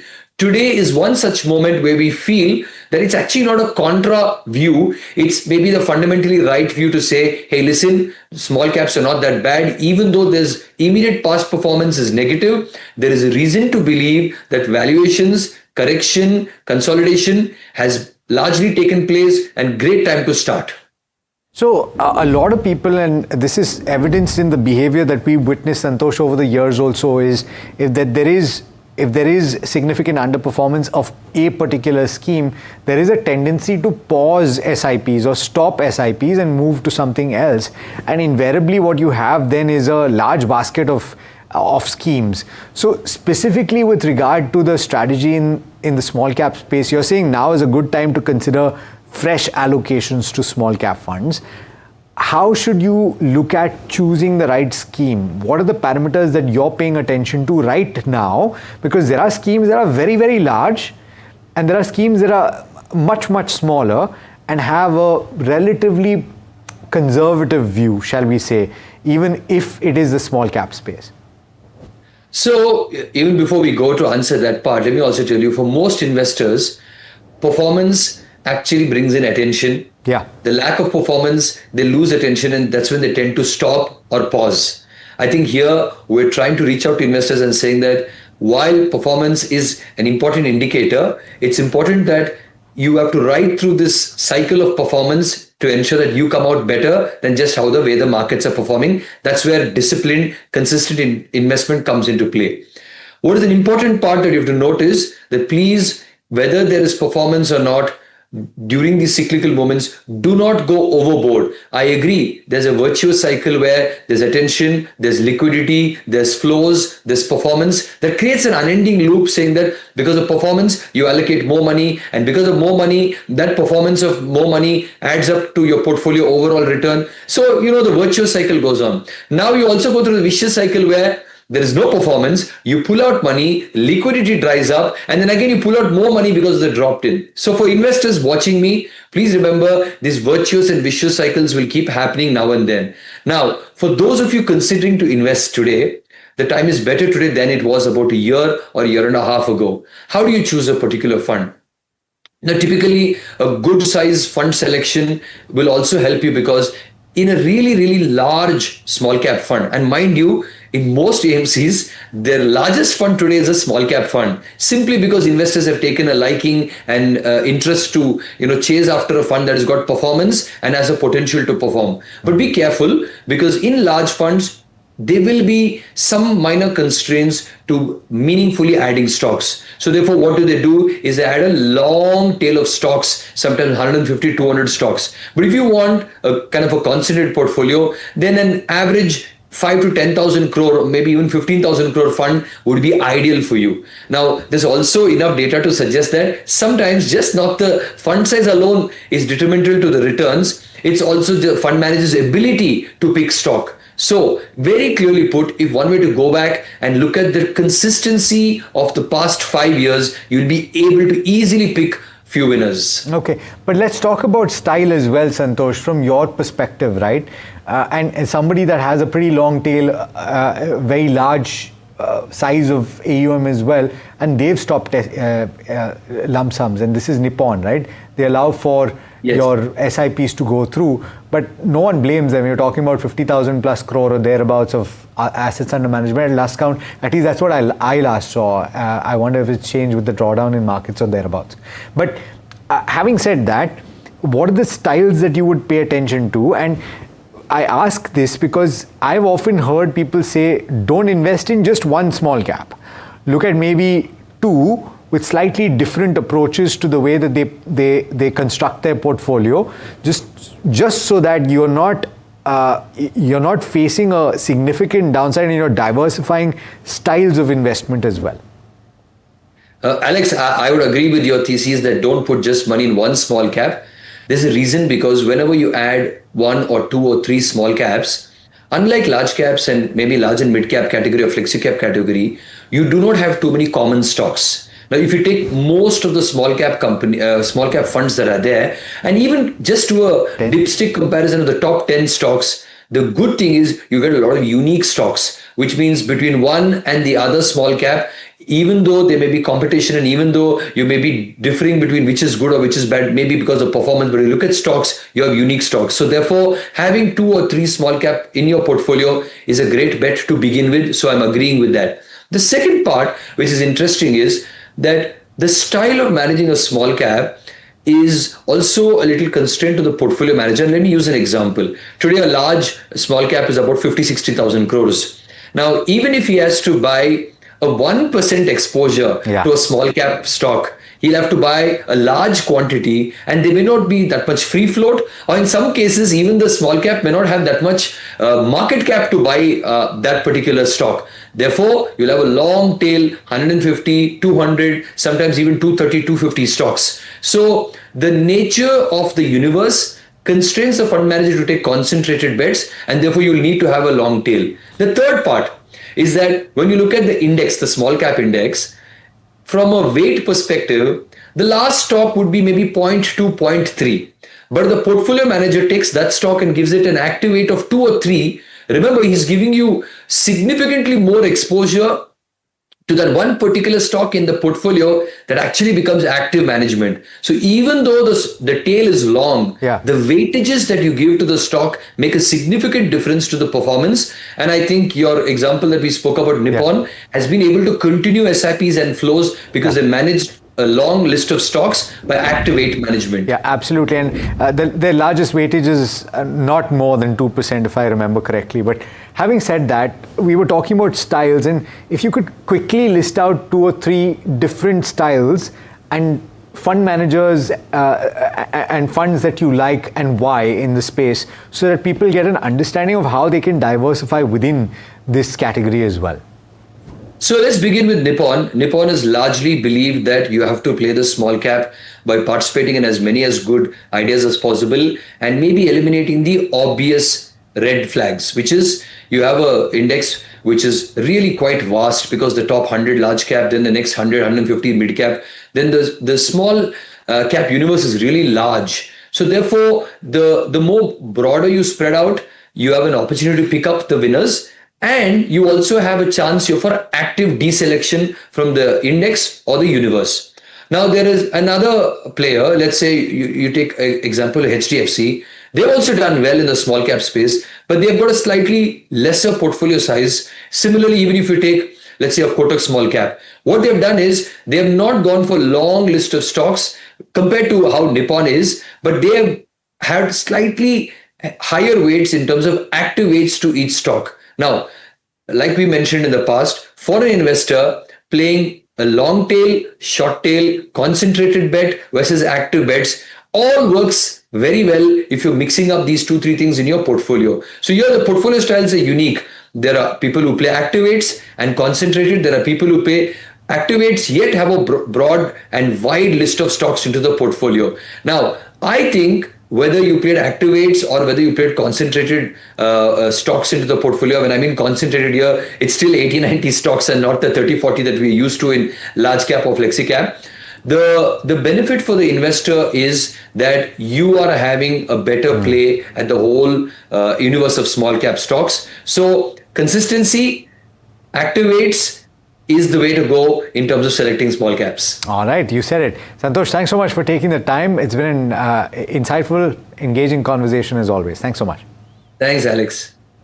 All right, now we've been getting a lot of questions about credit cards, and this is understandable because everyone wants to know which card to use to get the most possible points and whether or not their usage is appropriate. Now, we decided to have a more regular conversation on this program, and hopefully we'll be able to do it every week. Joining me is Ivor Soanes, who's editor, special features at NDTV Profit. Ivor, thanks so much for taking the time, and you study this very closely. We were talking about this. My first question to you, before we get into any of these card categories or points or anything else, if I'm new to the space, and if I'm looking for the best possible card, what should I bear in mind? How should I go about finding that first card? Well, thank you for having me, Alex. It's great to be here. Now, I guess the very first thing when it comes to credit cards, is that people hear about credit cards. They hear that, you get great rewards and they want to jump in immediately. They want to get the best card. Now, the best cards are the ultra premium cards.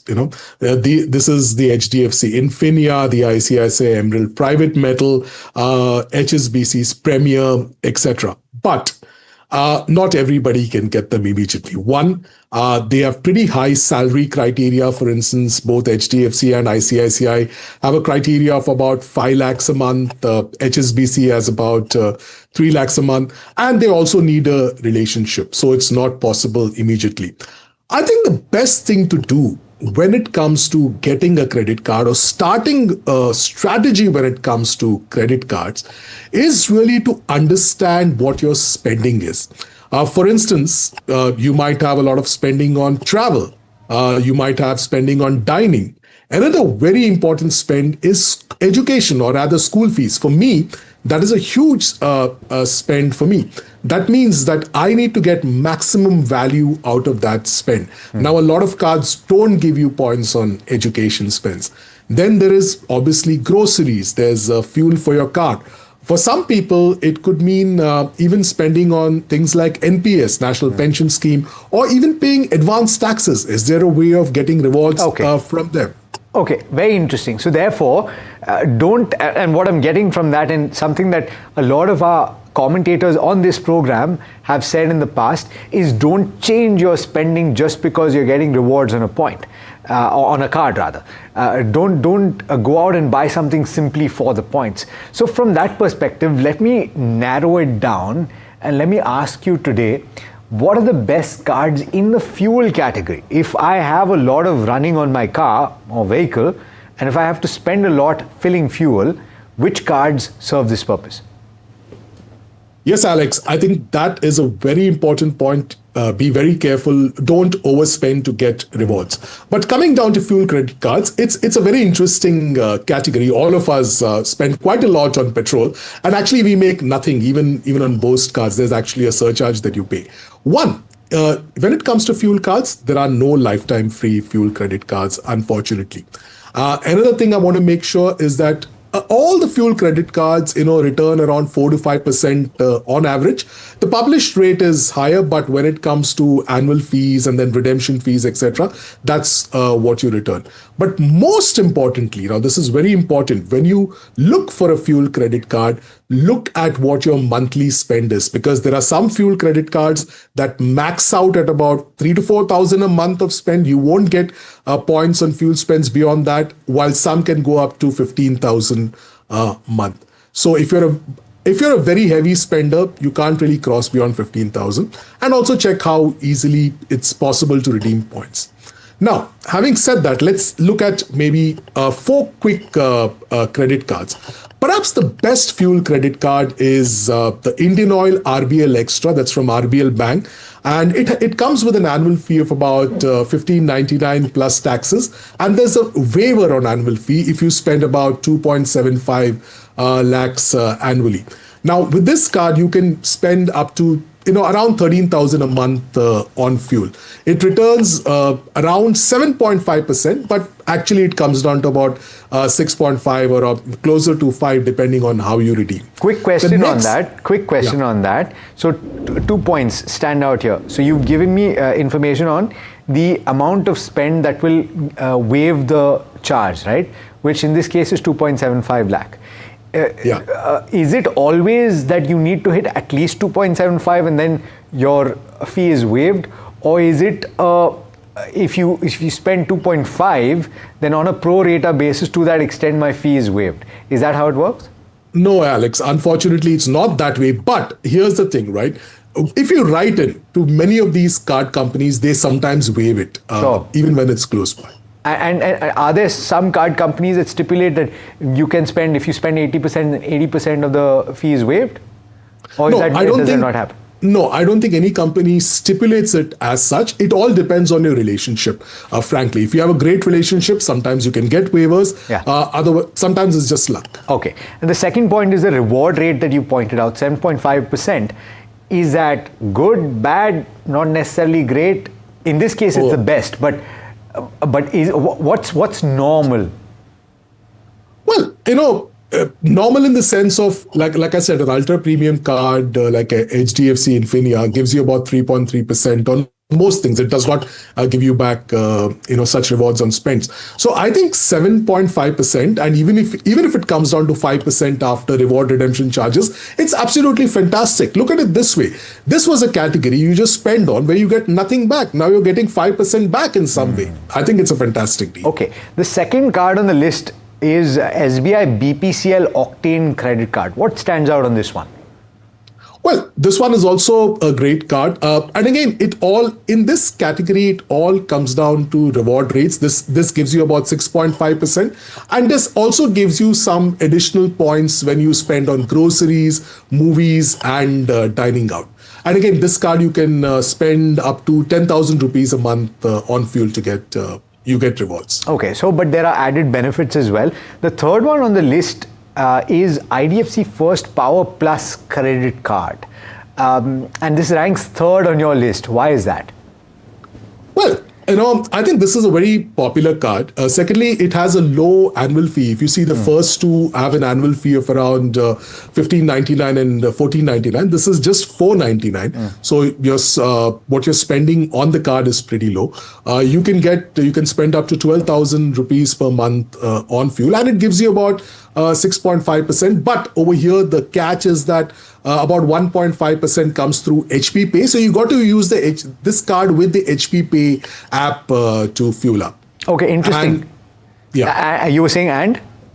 And the one additional benefit on this card is it gives you a little bit back on rewards, 5% back on groceries, up to rupees 2,000 a month. But it also gives you some cash back on when you recharge your IDFC First FASTag.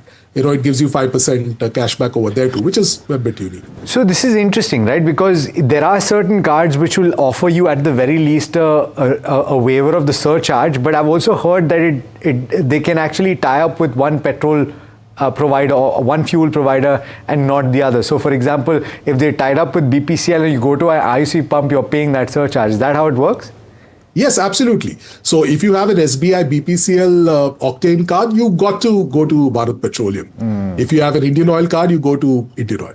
There's one more card that you've highlighted, which is Standard Chartered Super Value Titanium. And this is for all petrol pumps. So which is why this is something to look forward to, right? Yeah, this is something interesting. If you could keep this card if you are going to any petrol pump, but there's an issue with this card, which is that you only get a maximum cashback. You get there's a 5% reward rate, but you get it of a maximum of up to 100 rupees per transaction, which means that you can fuel up only up to 2,000 rupees if you do it. And this card you can only spend up to rupees 4,000 a month on fuel. Beyond that, you don't get any cashback. So this is a useful card if you don't have massive spends, and you can really use it at any petrol pump. Okay, and there's an honorable mention, if you can call it that. It's the Amex Platinum Travel, which, am I mistaken if I say, Ivor, that's not easy to get? It's not easy to get today. Amex Platinum Travel is no longer being offered, but there's a way to get it. In fact, some people get the Amex Platinum Reserve and then downgrade to Amex Platinum Travel. And Amex has some people have said that Amex will start reissuing this card soon. Okay, but what stands out about this? Why does it make the honorable mention? Well, it makes an honorable mention because, sometimes you may not want to use one of these fuel credit cards because you don't want too many cards in your wallet, because each card means that you've got to keep up with payment due dates, etc. Well, what's great about the Amex Platinum Travel is that all fuel spends, you don't get reward points in it, but it counts towards milestone spends. And milestones is where you really get points on Amex Platinum Travel. That's where the value is. There is a 1.9 lakh and a 4 lakh milestone. You can get a total of about 40,000 points plus a 10,000 rupees Taj voucher. So in any fuel spends at HPCL petrol pumps only, you can get, it counts towards the milestone part. So it's a very useful feature. If you don't have any other credit card, if you have the Amex Platinum Travel, you might want to consider it. Also, there are some other cards over there. In fact, some people use the SBI cashback card to buy vouchers. It's a convoluted way to do it, but it's possible. At the same time, some others use the Access Atlas card also to get vouchers. For instance, HP Pay, Indian Oil and all have vouchers. They get these vouchers and they fuel up. I have interesting highlights there. Thanks so much for joining me. Viewers, bear in mind that what we said at the start, you should not change your spending habits purely for a reward. And we've had conversations in the past where credit experts have said that you need to ensure that you're not paying interest on your credit card. Obviously, because these are interests that go up to 40-45% on an annual basis. It's extremely expensive. And so therefore you can use it as a line of credit, but make sure that you're paying on time and make sure that you're not maxing out your card, because that also has a negative bearing on your credit score. A good number is to follow around 40 to 50% of your total limits, and be pragmatic is the most important message. Of course, there are significant benefits to be yielded as well, and we've discussed a few of them. That brings us to the end of this edition of Your Money Matters. Thanks so much for watching. Do stay tuned. This is NDTV Profit.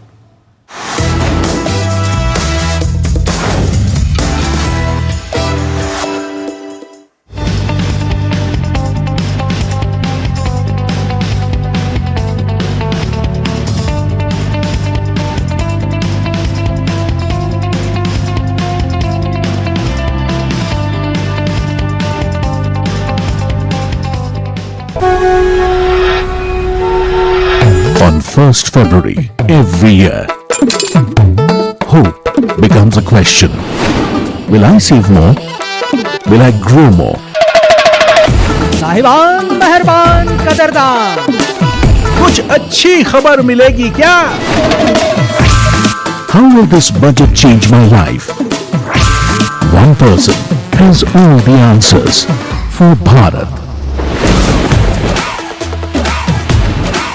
Union Budget 2026 on NDTV Profit.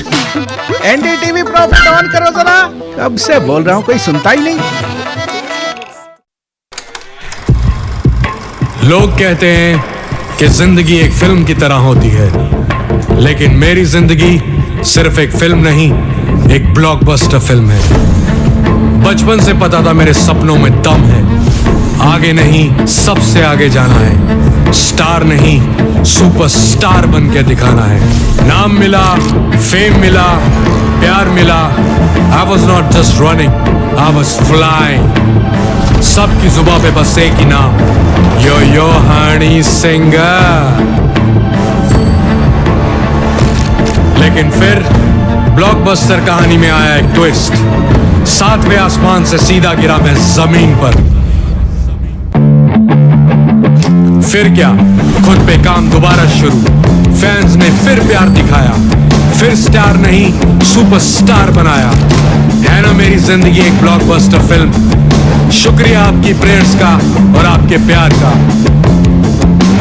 Concerts तो आपने बहुत देखे होंगे, but this is gonna be concert of a lifetime, क्योंकि मेरे fans ही हैं मेरी victory, मेरी हिस्ट्री, मेरी glory. So come and witness Yo-Yo Honey sing. This is my story.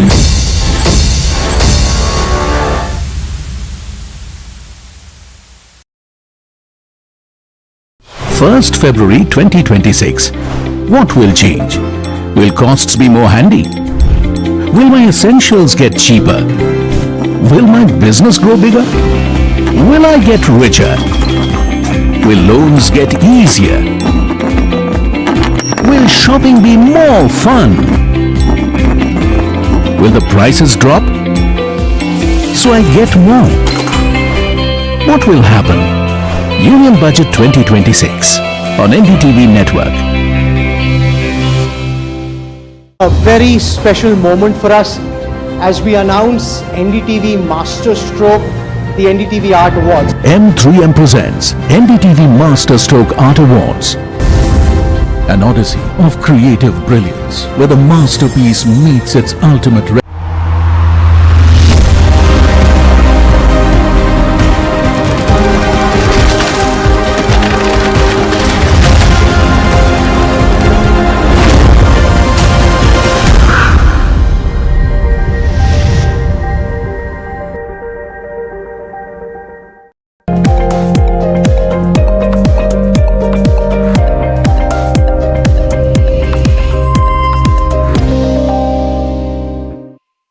I would love to understand from you, Bob, as you look at the world from your vantage point, if people in 2024 thought that it was a year of peak volatility, 2025 really came in as a bolt of surprise. And if people thought that 2025, starting from deep sea to Russia, Ukraine, to multiple other geopolitical and political events might be peak of volatility, boy, 2026 has started off on a strong footing too on that note. How do you see the world from your vantage point? Yeah, we very much agree that volatility has increased over the last several years. I'd go back to a memo that our founder, Howard Marks, wrote back in December of 22, which he entitled Sea Change. And I reference this quite a bit because I think it's very accurate in how it describes the macroeconomic environment. And what that memo says, in essence, is that a lot of the forces that drove sort of unprecedented level of prosperity and financial market sort of health over the last 40 years was starting to come to an end. And really the three forces that drove that were increasing population, globalization, and geopolitical calm. And as we sit today, all three of those forces have been disrupted. Certainly geopolitical calm, we don't have that. You're starting to see deglobalization instead of globalization. And then finally, you're starting to see population be a headwind instead of a tailwind. And the implications for the economy are really quite profound. Those three forces drove unprecedented declines in interest rates and very calm interest rates over that 40-year period of time. And I think what we can expect from here on out is much more volatility. And in fact, since that memo was written, that's exactly what you've seen. You've seen higher and more volatile interest rates, even with central bank rates declining in the last 18 months. Long-term rates have stayed high, and we anticipate that to be the case. So yes, we think the backdrop has become much more volatile, and we expect that to persist. How does a large institution decide between asset classes and make investment decisions in such volatile times, especially since tariffs are actually adding further fuel to fire, because it's no longer tariffs from the United States to a select band of countries. It now seems to be the world seems to be tariffed by the United States, right? So there are tariff tensions, trade tensions, and of course, as we said, heightened volatility. How do you guys think about investing or make investing decisions in such a scenario? It's something that we think about on a daily basis. And you're right, tariffs are going up all over the world. That's the surest sign of the deglobalization I referred to just a moment ago. And that will make for higher and more volatile interest rates. which should transfer value from equity holders to creditors in the coming years. We at Oaktree specialize in fixed income, primarily sub-investment grade fixed income, and I think that plays very much to our strengths.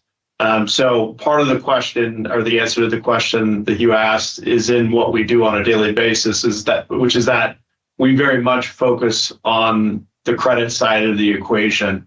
Within that, where we do our best work, or where I believe we do our best work, is in dislocations, environments where syndicated markets start to break down, and it requires alternative capital of the form that we have to step in and provide that capital to borrowers. We're starting to see that with increased frequency. There has been, at a surface level, a level of calm and relatively benign market conditions, but if you look below that, it's starting to show some deterioration in terms of credit conditions, and we think that persists and perhaps increases over the course of 2026. Wow, Bob, just trying to understand this. Would you believe, or are you trying to say that what will triumph in 2026 and 2027 maybe is fixed capital which is available on tap, fixed income which is available on tap, or could it be opportunistic fixed return capital like private credit, for example, which will be able to make the most of such times? So I think it depends a little on the path of the economy and of the financial markets. If we see a recession, which I think is entirely possible, there's really only one thing propping up most of the global economy at this point, and it's spending on generative AI. If that were to deteriorate or somehow start to decline, I think you would see a recession. If there's a recession, we'll have a very significant opportunity in opportunistic credit. If it stays largely where it is, the economy that is, and the financial markets as a resulting matter don't see a major dislocation, I still think the place to really focus is credit. It will be in different forms of credit, more performing credit. To your point, it could be direct lending, where we're going out to approach borrowers on a bilateral basis instead of through the syndicated markets. But again, it depends a bit on the path of the economy from here. But you do believe that equities, which had a great run, and led by U.S. equities in 2023 and 24, and even if 2025 U.S. equities were not top of the pile, but they certainly did perform. So 3 years of a return, high return generating equity return in the U.S. and some other areas, you reckon equities might not be the asset class of choice in 2026? It is the collision of two profound, almost tectonic shifts in the global economy. On one side, again, generative AI. And if you look at the outperformance of the equity markets, it's those names that are associated most with generative AI that have seen their currency, their stock go up pretty meaningfully. That's true. And on the other side, this volatility that I mentioned a minute ago in interest rates, there's a battle between those two. Again, in the last 2 years, the economy has largely been dictated by the strength of generative AI and the spending associated with that. I think 2026 we could see a reversal there, where you start to see the volatility in the market start to overcome that as people get worried about the return on that massive amount of spending that's gone into generative AI. And if that happens, I think equities could suffer as a result. Wow. And Bob, do you reckon that this would, equities at major economies suffering in your terms as a result would mean that equities across the world have a bit of a lame or a lean 2026, or could some markets like India, for example, which have underperformed almost all of 2025, both relatively and absolutely, and have growth up ahead. India could well be one of the fastest growing economies with 6.5%, 7%, 7.5%, depending on which way you believe it will. But let's say, or when the numbers show up. But would economies like that have markets which are outperforming? It's entirely possible, and I don't know the factors that drive a lot of different major economies. You mentioned India, and the growth and the strength in the economy here is astounding, and it is not as tied to generative AI as some of the other major economies. So it's entirely possible that you do see a decoupling of some form between what goes on in India or other markets and what you've seen in some of the developed markets.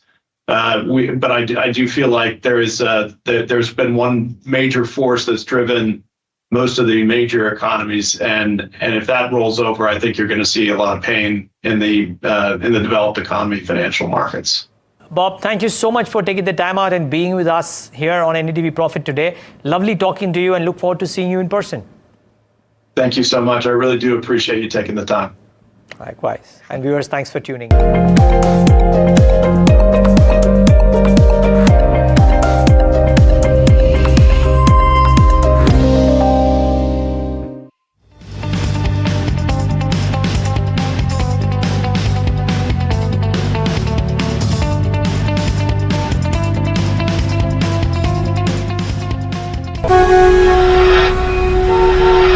On 1st February every year, hope becomes a question.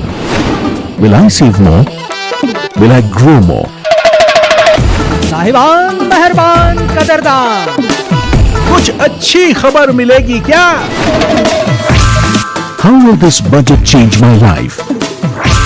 One person has all the answers for Bharat. Union Budget 2026 on NDTV Profit. NDTV Profit on करो जरा. कब से बोल रहा हूं, कोई सुनता ही नहीं. लोग कहते हैं कि जिंदगी एक फिल्म की तरह होती है, लेकिन मेरी जिंदगी सिर्फ एक फिल्म नहीं, एक ब्लॉकबस्टर फिल्म है. बचपन से पता था मेरे सपनों में दम है. आगे नहीं, सबसे आगे जाना है. स्टार नहीं, सुपरस्टार बन के दिखाना है.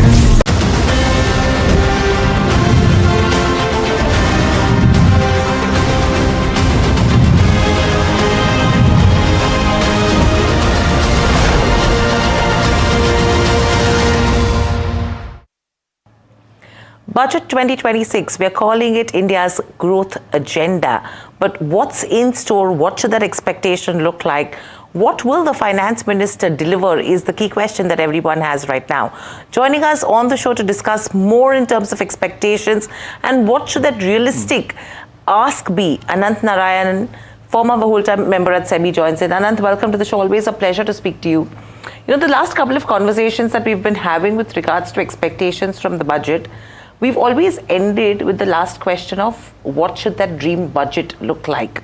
Let me start with that one with you. According to you, what should the dream budget look like according to you for an economist, for an investor, for a market participant, or for a layman? Thank you so much, Hiral, for having me. Always a pleasure to be here. I'll concentrate on two specific aspects, which I think are issues around taxation, which need to be addressed by India over the medium term. I'm not talking from the perspective of what's happening in the market right now. This is more medium term. I think there are two aberrations that we are living with, which are coming in the way of capital formation and investments. I think there should be no doubt that as a country, we need a lot of investment, both foreign investment and domestic investment. So far, the government has been doing the heavy lifting, but that should now shift to the private sector. So how do we get that? The foreign side. Do you know that India is a bit of an aberration in that we apply source-based taxation on investors, foreign investors, whereas the OECD recommendation and the global, most of the major markets follow a destination or a residence-based taxation. Okay. What this means is that the investor residing overseas is largely in other jurisdictions, taxed in his or her home jurisdiction, not at the place where he or she is doing the investment. In India, however, we say capital gains will be taxed here and by us and drawn from the earnings made by the investor. Now, we do have tax treaties. In theory, that's supposed to make life easier, but in practice, we remain an aberration because of the following reasons. Many foreign investors are exempt from paying taxes in their residence. If they pay a withholding tax here, therefore, that is money down the drain for them. Second, the way in which we determine capital gains is in rupee terms. So when you have rupee depreciation, there is a phantom gain in rupees, which is not there for the foreigner in his or her local currency terms. And yet they have to pay a withholding tax here. Finally, even those that pay capital gains in their domestic jurisdictions, they struggle sometimes to get a set-off from the withholding tax that they have paid here versus what they're liable to pay in their home jurisdictions. Our withholding tax is not necessarily conducive for their tax credits. All in all, we consistently hear the feedback that we are an aberration, we are an outlier in insisting on this source-based taxation, and that is coming in the way of investors coming in. Over the last few years, Hiral, you know this well. Correct. Both FDI, net FDI, as well as FPI have struggled. Yeah.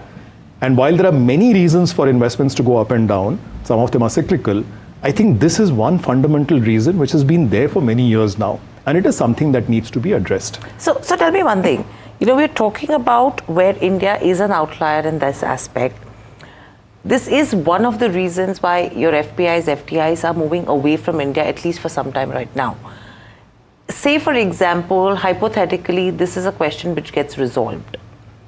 Do you think that will make them flock into India to that scale versus other emerging markets, in spite of where India stands in terms of valuations, in terms of opportunities? So Hiral, what you said is absolutely right. There is no one single factor which you can solve for and get a lot of flows to come in. But I think there's a lot of positivity about India amongst foreign investors. After all, we are seen as a high growth destination. Our fundamentals seem reasonably robust. We do have companies taking on risk and willing to take on risk. So there are lots of factors which are ticks in the right direction. But we have to remember the following things. One, we are competing with, again, some very, very strong countries for capital globally. A lot of people were worried that global investments will come down in the aftermath of the trade wars, etc. Actually, investments in 2025 globally did very well. Yeah. This is because of artificial intelligence and all those things. Now, there are plenty of countries competing for this. South Korea, Taiwan, even places like Indonesia, they're all competing for this. Now, if you have a significant negative in relation to other countries in one particular aspect, that of course impinges upon our ability to draw in durable investments. I'm therefore not suggesting that this is one panacea which will create all sorts of investment flows to come in. But I can tell you from the feedback that I have received personally, and this is a personal view, that this is definitely a factor which is being considered by investors while coming into India. Now, very quickly, there are objections against this as well. First, some of us might feel, oh my God, we are kind of letting the foreigners go away without paying any taxes, whereas domestics are paying taxes. That's not the correct representation. We are not exempting anybody from anything.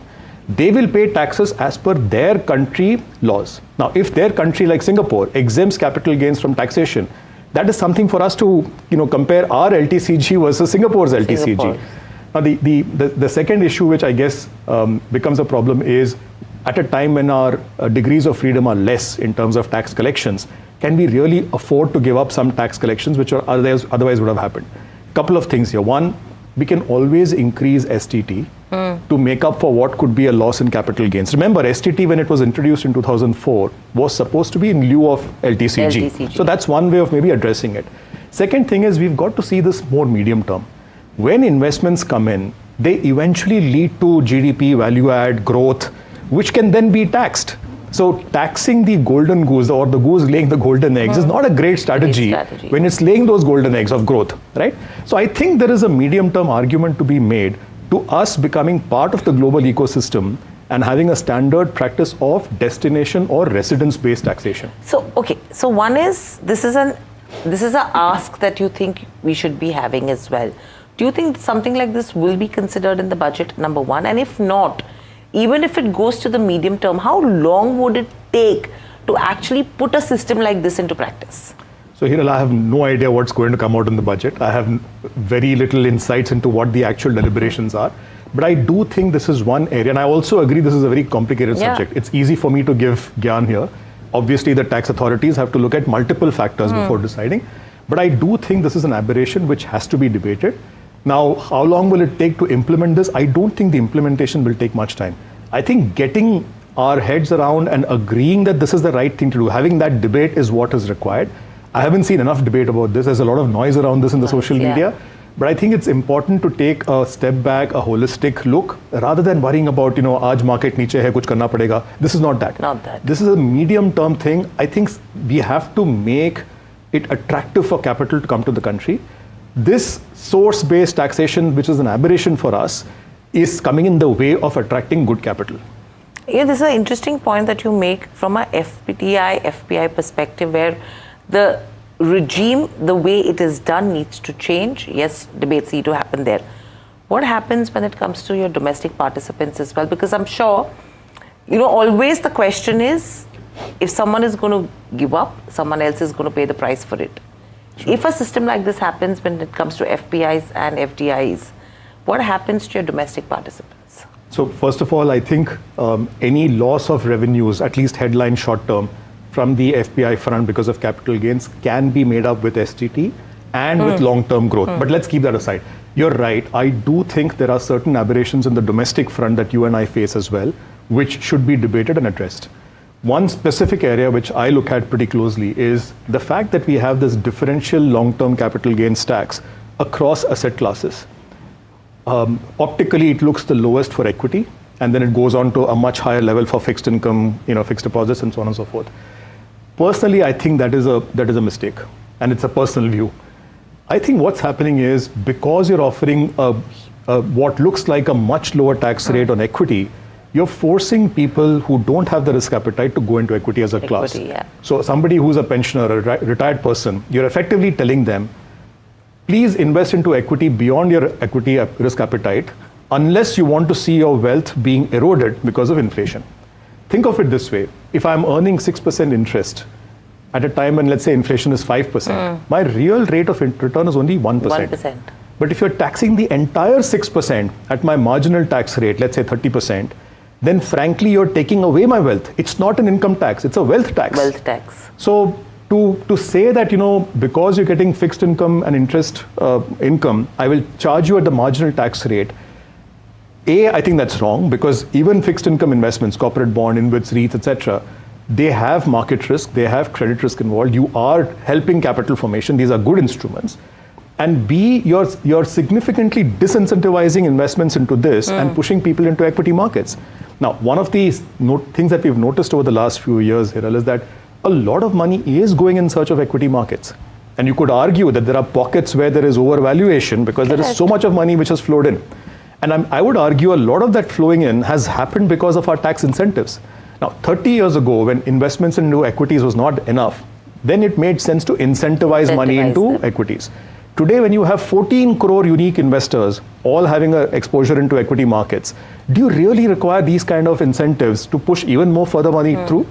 What I would much rather have is across asset classes, corporate bonds, InvITs, REITs, equity, we should have a uniform tax LTCG tax regime, and it should be uniformly low. Please don't bring equity higher and bring it in line with fixed income, because you want investments to happen. If it is uniform, then you and I can invest across different asset classes based on our risk appetite, rather than being forced to invest into something purely because of tax considerations. Today, tax consideration is a big factor into where we put our money. That should not be the case. We should be deciding based on a risk appetite rather than on tax considerations. So you're talking about a risk-agnostic taxation structure for the domestic markets, right? For participants. In that case, when you're talking about a base which is probably not as high, as low, could be average, according to you, what should that range actually look like versus what it is currently? What I would suggest is the following. By the way, the US has something similar. So what it does in the US is that up to a certain level of capital gains across asset classes actually is exempt from LTCG taxation. Okay. What I would argue is currently in the new tax regime that we have, up to 12 lakhs of income annually is exempt from income tax effectively. I would argue up to 12 lakhs of total capital gains tax across asset classes, LTCG, should be exempt from tax. Beyond that, the equity number that we have, 12.5%, I think is fine. Now, what are the arguments against this? Against, yeah. First argument against this would be, why should you tax, capital gains at a lower rate than income tax? Why would I pay 30% on income tax versus 12.5? There, I think the fact that there is no indexation happening on your interest income, on your overall capital income, which means that you actually have a wealth tax effect rather than a capital gains tax effect if you have a headline number. I think that's important. Second thing is, we want to incentivize people to take risk for capital formation, whether it's fixed income, InvITs, REITs, equity, all these are important. And we do want money to flow into all these asset classes. So I think there's a strong argument why investments should get a lower capital gains tax, and it should be asset agnostic so that people choose based on their risk appetite. What other arguments could be there? Again, the problem of, does it mean tax collections come down at a time when we have to put money into education, skilling, and defense, and all of that? Again, I think incentivizing investments in the short run will eventually lead to more capital formation, more GDP growth, more value added, and therefore more tax collections to come over time. There's a Laffer curve in economics where, depending on the taxation rate, you actually maximize your tax income. I think incentivizing investments in India would make a lot of sense over the medium term to ensure that our tax to GDP actually goes up over time. I think this is very interesting, a very pointed discussion that we've had when it comes to the budget, where we're talking about taxation in terms of FPIs, FDIs, and taxation when it comes to your domestic participants. And it does not really mean that it's going to be a revenue loss for the government if, we come into a system which is followed by global standards. In fact, probably, in layman's language, if I have to put it, your volumes go up. Absolutely right. Just for a layman to understand this better, your volumes in terms of go up, which in turn will automatically give you that tax structure, that quantum that you need in terms of your meeting the expenditure side as well. I think you hit the nail on the head, Hiral. I'll just add one more thing. Look, what is the ideal situation for capital flow? People come with savings, they put it into patient risk capital. You have entrepreneurs who raise this money, create new businesses, therefore create new jobs and savings, which again comes back into the capital market. You want this virtuous cycle to come. If you incentivize this leg where people bring in money and then entrepreneurs take out the money and create investments, this part of more earnings coming through grows even more. So in this virtuous cycle, this is the part of actual income being earned, which will eventually get you the taxes that you want to get. So long story short, we have no choice right now but to have investments come into the country, particularly as the world dynamics are changing with AI and robotics and new energy forms and all of that. We have to get the next, semiconductor fab, all of that coming through in India. We have to incentivize investments, both domestic as well as foreign. If we do that, I think our aspirations of becoming a developed country over the medium term, don't worry about what happens tomorrow, day after tomorrow. I think that will be met if you create a climate which is conducive to investments. I think the moral of the story is incentivize your investors, may it be domestic or your foreign investors, and that will get you the growth that you require as well. But thank you, Anand, so much for joining us. Always a pleasure to speak to you as well. So that was Anand Narayan, clearly talking about a very pointed discussion when it comes to incentivizing your FPIs and your domestic investors to achieve the growth that you need. And that's the growth agenda from his perspective. That's all that we have on this conversation. Thanks for watching.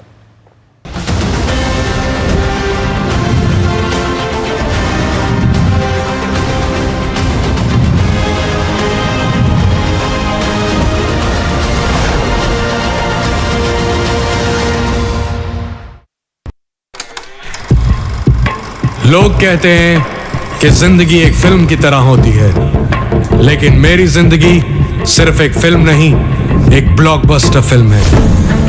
बचपन से पता था मेरे सपनों में दम है, आगे नहीं सबसे आगे जाना है, स्टार नहीं सुपरस्टार बन के दिखाना है। नाम मिला, फेम मिला, प्यार मिला, I was not just running, I was flying। सबकी जुबां पे बस एक ही नाम, यो हनी सिंगर। लेकिन फिर ब्लॉकबस्टर कहानी में आया एक ट्विस्ट। 7वें आसमान से सीधा गिरा मैं जमीन पर। फिर क्या, खुद पे काम दोबारा शुरू। फैंस ने फिर प्यार दिखाया, फिर स्टार नहीं सुपरस्टार बनाया। है ना मेरी जिंदगी एक ब्लॉकबस्टर फिल्म। शुक्रिया आपकी प्रेयर्स का और आपके प्यार का। कॉन्सर्ट्स तो आपने बहुत देखे होंगे, but this is gonna be concert of a lifetime, क्योंकि मेरे फैंस ही हैं मेरी विक्ट्री, मेरी हिस्ट्री, मेरी glory. So come and witness Yo-Yo Honey Singh. This is my story.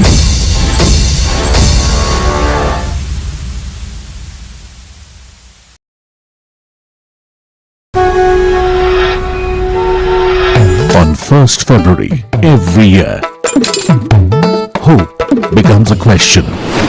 Will I save more? Will I grow more? साहिबान, मेहरबान, कदरदान, कुछ अच्छी खबर मिलेगी क्या? How will this budget change my life? One person has all the answers for Bharat. Union Budget 2026 on NDTV Profit. NDTV Profit on करो जरा। कब से बोल रहा हूं, कोई सुनता ही नहीं। A very special moment for us as we announce NDTV Master Stroke, the NDTV Art Awards. M3M presents NDTV Master Stroke Art Awards. An odyssey of creative brilliance where the masterpiece meets its ultimate recognition. NDTV bringing this subject for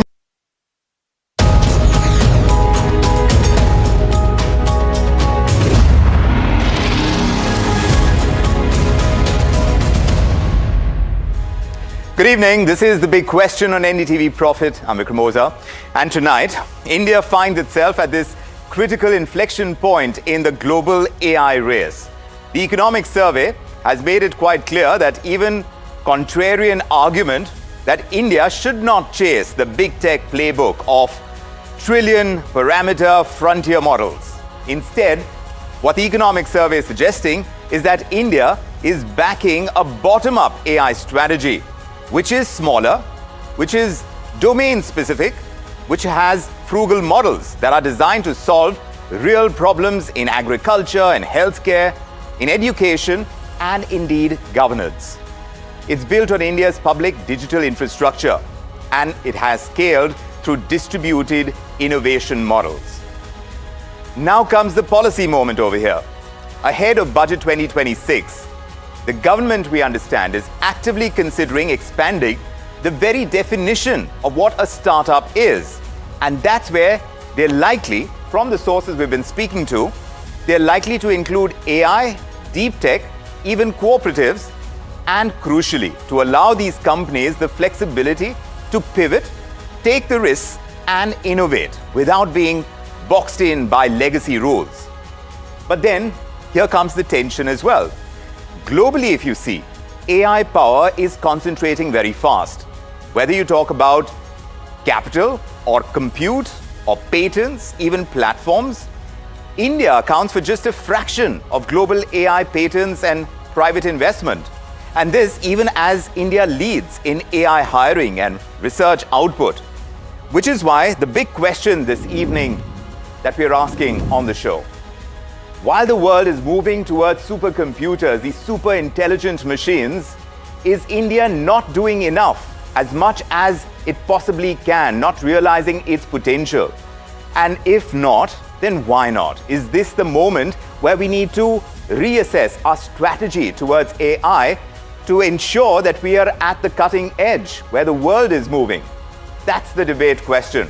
And we have a panel to address this question right away. Let me introduce you to them. Tonight on the show, we have joining us Raghuvamshi Thakur. He's co-founder and COO of Prodoc AI. With him, Sunil Goel, Managing Director at Global Hunt. Jonathan Mendonca is with us as well, co-founder and director at Human Studios India.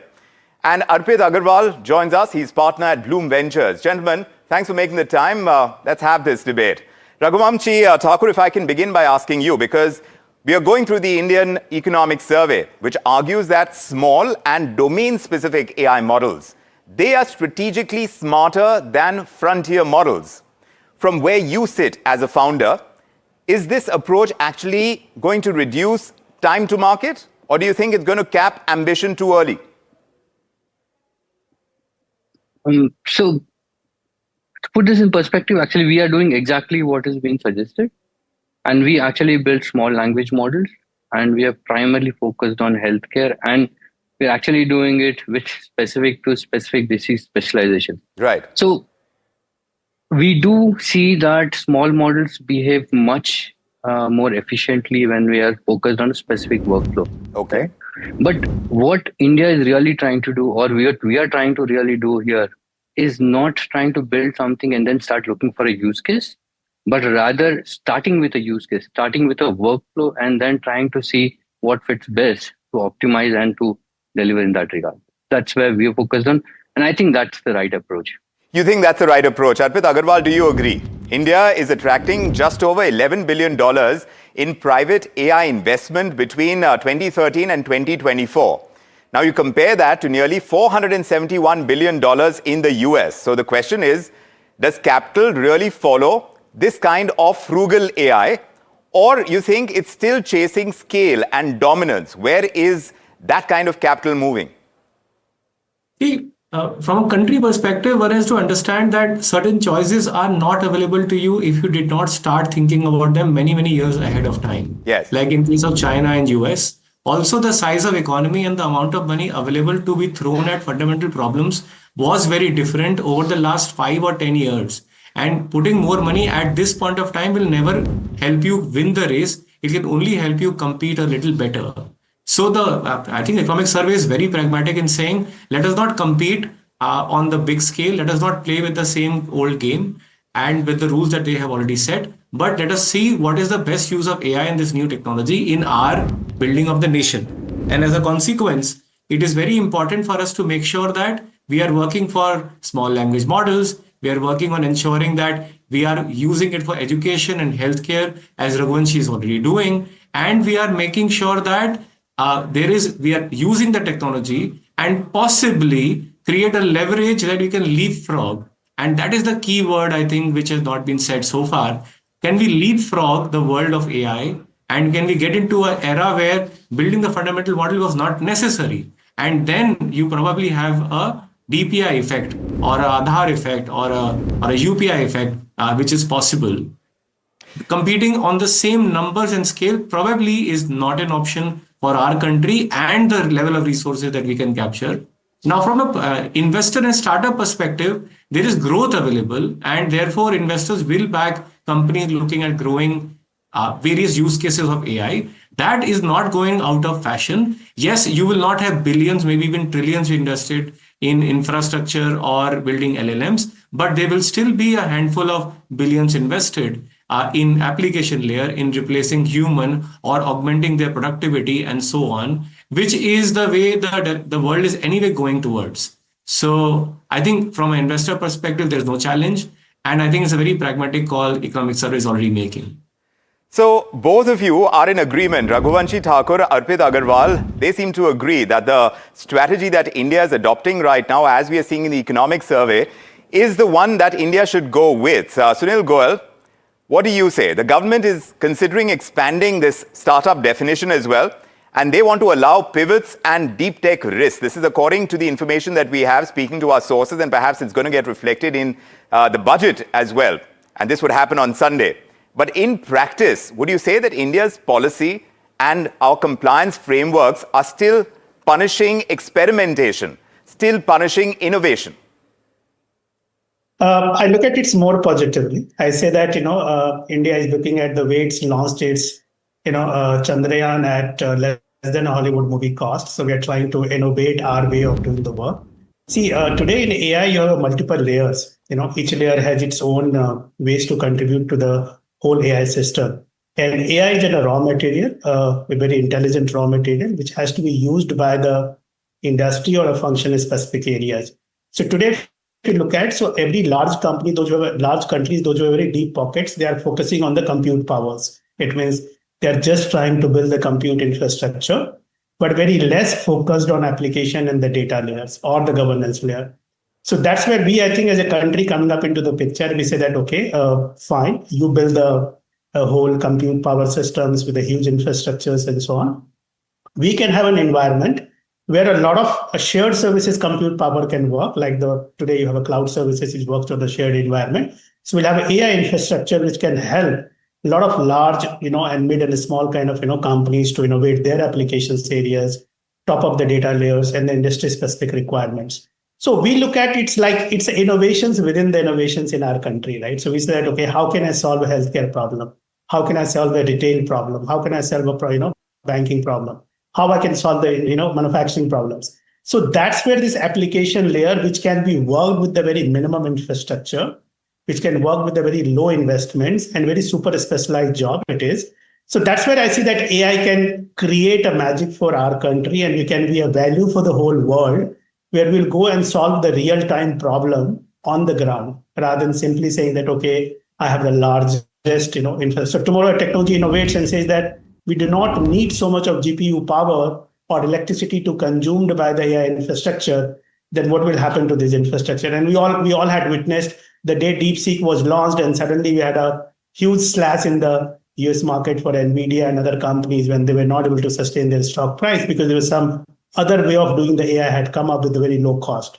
So I think that India is well positioned with its resources and the people what we have it in our country. A lot of STEM graduates, companies within that market. So for us, this is a step ahead. So I look at it more very, very positively. It's not a cost cutting or something, but it's like the yes, but we're talking about potential over here. And at a certain point in time, I was looking at manufacturing data that's coming through, and our potential over there has always been higher than what we've been able to do. So to not be able to miss out when this race is concerned in AI, do we need to aim higher? This frugal AI model, because of lack of infrastructure, or because where we are right now in the entire ecosystem, will our services sector be actually feeding into big tech? Jonathan Mendonça, this survey is warning against concentration of AI power as well in proprietary global platforms. From a creator economy and from a design perspective, do you think that dependence on foreign AI models already limits Indian innovation? So as Human Studios, we work on meaningful integration of AI into education systems with governments and with schools. And what we can see in this, the power of the model is not as important as how something is used. And I think R&D is incredibly expensive, but while engineers come up with the technology, it's the practitioners who think of the unique use cases. So when you hear people saying the future is going to change, but they don't give you an exact way in which it's going to change, it's because the engineers don't know. The answers are going to come from the grassroots, going to come from the global south, and is especially going to come from India. So while it's really expensive to build an AI model, like R&D is about $10 billion, right? And that's just in the making cost, not the operating cost. Our entire budget last year was around 600 billion. This would mean a 1.6% allocation of our entire budget towards developing an India-specific AI. And to put that into comparison, we spend approximately 4.5% of our budget on education. So to ask a country like India to spend more than 1.5% of our entire budget on something, there needs to be certainty. We cannot be taking bets, right? So there isn't going to be this one big AI. There are going to be many, many, many AIs that compete with each other, made by different countries. And if we look at the past, while India was not the first to launch into space, not the first to get a satellite into orbit, and definitely not the first to walk on a moon, right? When the time was right, as my colleague mentioned, ISRO's Chandrayaan-3 was able to launch much cheaper than NASA and at a fraction of the cost of even movies, right? So when they say a smart person learns from their mistakes, but a wise person learns from others' mistakes, I think what India is choosing to do really wisely is wait, see how things pan out a little bit. In the meantime, create opportunity for the masses. Right. And when the time is right, India will build its own AI at a fraction of the conceivable cost of what we can imagine today. But the way technology is moving, would that be too late is the obvious question. Raghuvamshi Thakur, India is leading when you talk about AI-related hiring globally. Yet, when we talk about India, it holds just 0.37% of AI patents. Does this signal execution strength, or do you think this is a worrying factor, the lack of intellectual property ownership? So, okay, yeah, so I just wanted to address a couple of things, what Sunil mentioned also before, right? Yes. So, when we actually talk about what we're building, right, we are in a market which is the most diverse, most complex, and extremely price sensitive, which means anything that you build here is definitely to sell anywhere across the world, right? And we are building with the global standards, so there is no, we're not cutting corners anywhere, right? So when we talk about building small language models, Vikram, we are not building only for India, we're building for the world.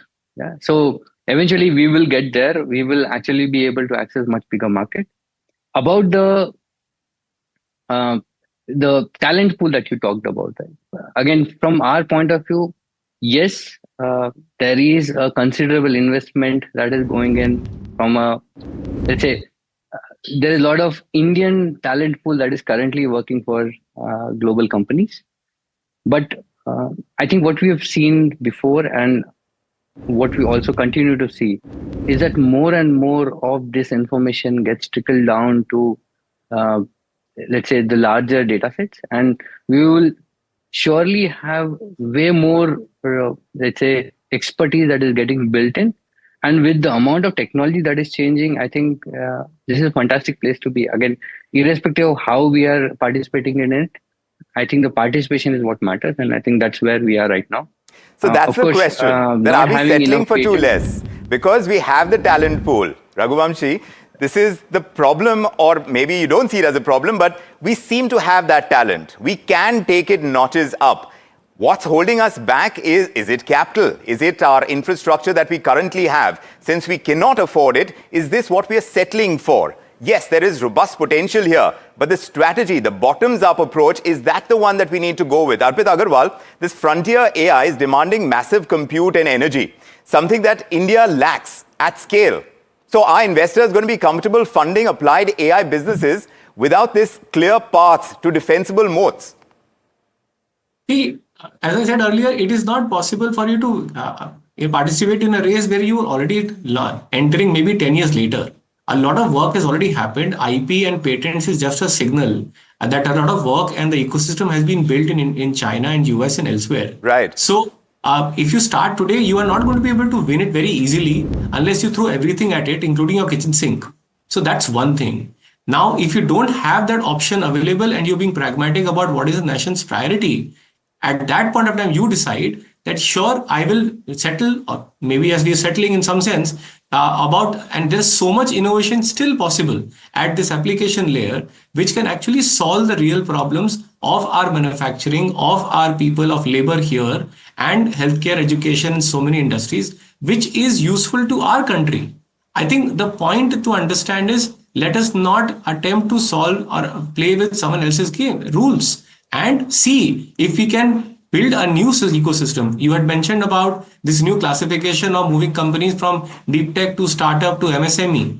I think those are the enabling regulations which will allow you to play a very different game that you are playing so far. Right. And the whole focus on deep tech allows you to make sure that it remains in nation's consciousness that innovation is important. And please understand, we are not a nation known for its innovation or its technology. In a very limited part maybe, but mostly as a services organization, our largest IT companies are services giants.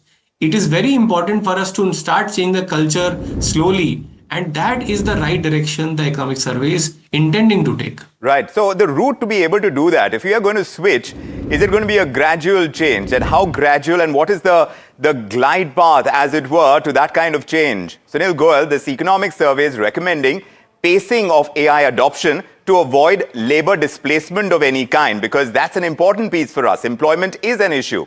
So is this pragmatic policy making, in your opinion, or do you think this is a dangerous slowdown in what is clearly a fast-moving global race? See, I believe that you cannot ignore technology by saying that, oh, I want to save this job because this is going to replace it. Rather, we can skill our people, we can upgrade it, we can look at the new avenues where, what are the interventions like technology can do it, and what are the interventions human can do it. from a policy perspective, I believe that controlling it like from a governance and like a regulatory perspective, like you have a lot of deep fake, which is a part of the AI, which gets used and which can have any repercussions further to it. Those areas are important to have a policies of misutilization of the AI.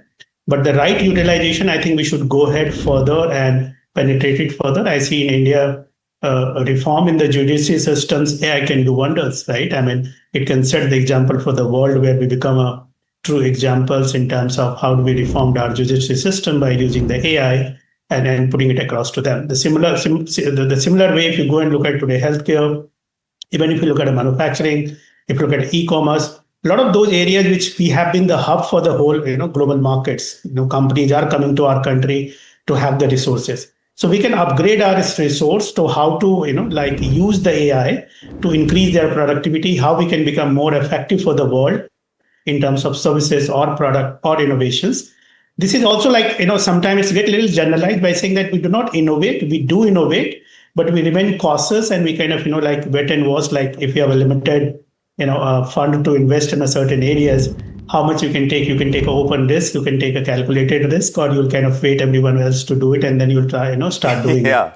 So that can have a different propositions, but Yes. I believe that we are well positioned to work a lot on application layers, data layers, and model development. Yes. Other than compute power, rest all is in our control. But the and point can is do that we can't just be well positioned. We have to make the move right now.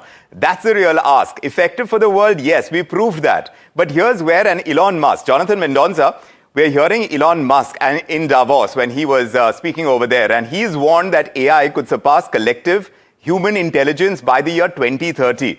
So now when we look at in the Indian approach, which is the bottom-up approach, does it prepare creators, does it prepare workers for that kind of future?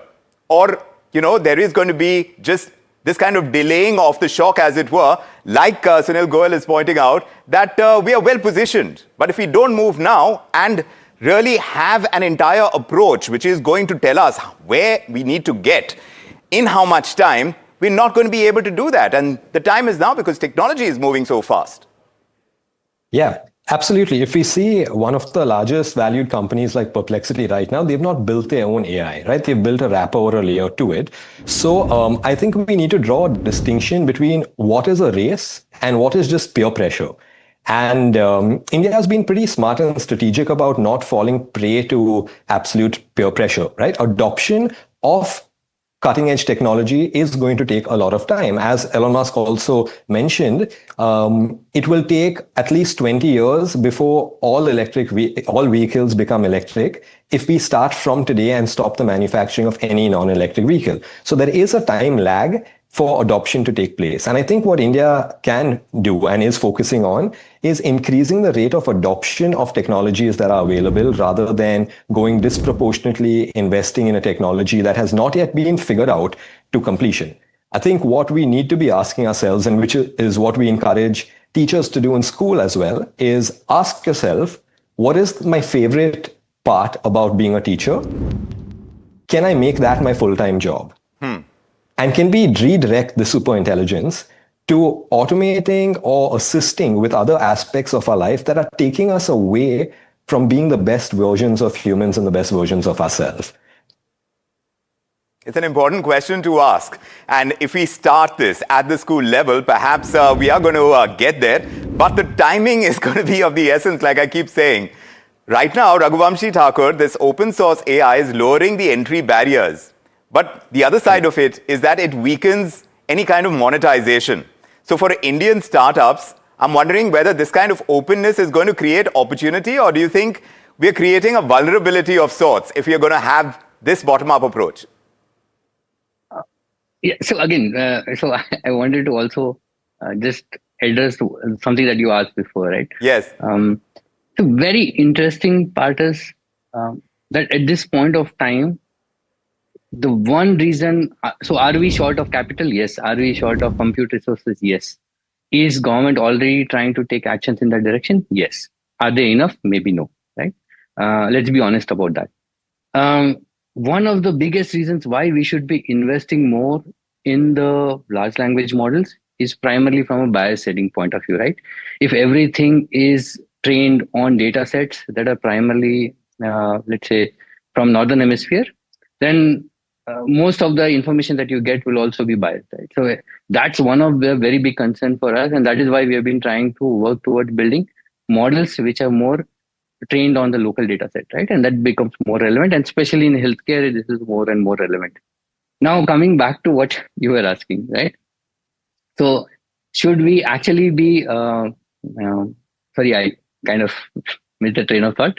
So, Vikram, can you just repeat the last part? Essentially, I was asking whether at this point in time we need to kind of move that much faster so that, you know, the kind of labor that we have, the kind of resources that we have at our disposal, we're able to do the catch-up job that much faster and have a total path for it. Correct. So, I think open source ecosystem is definitely a plus for us. Yes. It is not working against us, it's working in our favor. So, it's not a vulnerability, you're saying? Definitely not. Especially from where we are at this point of time. Okay. I think this is definitely a plus, right? For example, simple examples like voice models, the way they have been evolving over time, anything that you did a year and a half back is not relevant anymore, right? And open source ecosystem lets anybody jump into that and then build from there, right? So that makes the system more flat, more open. So this is definitely a plus for us. So that I think we should continue to contribute and become part of that ecosystem. Yeah. But meanwhile, Jonathan, if I was to ask you, because of your entire take on how this AI can reshape our creativity, the work that we do, and identity as well, then do you think should India optimize first for the kind of economic growth trajectory that we seem to be aiming for, the Viksit Bharat dream, or do you think this is going to be about human resilience? So if you look at the past 25 years, India focused heavily on economic development. Correct. The next whole era needs to be on social development because it's not about change. Change is never a bad thing. When the rate of change happens faster than the way society evolves, that is something to be concerned about. So what India is not focusing on is the reimagining part. What would a reimagined work life look like? What would a reimagined school look like? What would reimagined economies look like in the future? Right? And our biggest strength is our people. So we need to stop thinking about how people are an impediment. Think about what investment in people is going to help India leapfrog and operate by completely different metrics. Play by our own rules and leverage something that almost no other country has, a workforce of so many people who are able to live in this new paradigm or this reimagined world much better than the rest of the world, right? It's a way for India to get back on the map, okay, the way that we used to pre-British era, right, where the world would look to India for a lot of answers. Yeah. And I think, I think only when we are able to take that role of playing the reimagined society or play the leaders of the reimagined paradigm, will people start looking to us again? Correct. So coming back to, Yes, indeed. So that's where I was getting at, because 5 years from now, if investors are looking back at India's AI strategy, and 5 years is not too far away, of course, projections by Musk are about 2030, but even earlier than that, if we are to look at India's AI strategy as it stands now, which all of you seem to be endorsing, are investors going to look at it as a disciplined, a differentiated kind of approach, or is it going to be seen as a missed window? Sometimes when we look at our manufacturing, that's what it tends to be, and that's really the heart of the debate tonight. India is not trying to outspend the world on AI. It is trying to outdesign it, for sure. And the economic survey is making the case for usefulness over dominance. Inclusion is being put over speed, and resilience over any kind of hype, like we discussed, the peer pressure. Now, whether that proves to be strategic foresight or is it going to be cautious restraint is going to depend on what Budget 2026 is going to deliver. We're going to be watching out for that, whether they speak on capital towards AI, compute, talent, the policy follow through, all of that is going to be very closely watched. So thank you, my great panel, for joining us with your perspective. Raghuvanshi Thakur, Sunil Goel, Jonathan Mendonca, Arpit Agarwal. Thank you for those sharp and deep perspectives. And that's about all we could pack into this edition of The Big Question. They keep rising as we race towards Budget 2026. The economic survey is out. We are going to decode it even further as the evening wears on. But for the moment, from me, Vikram Moza, and the entire team, good evening.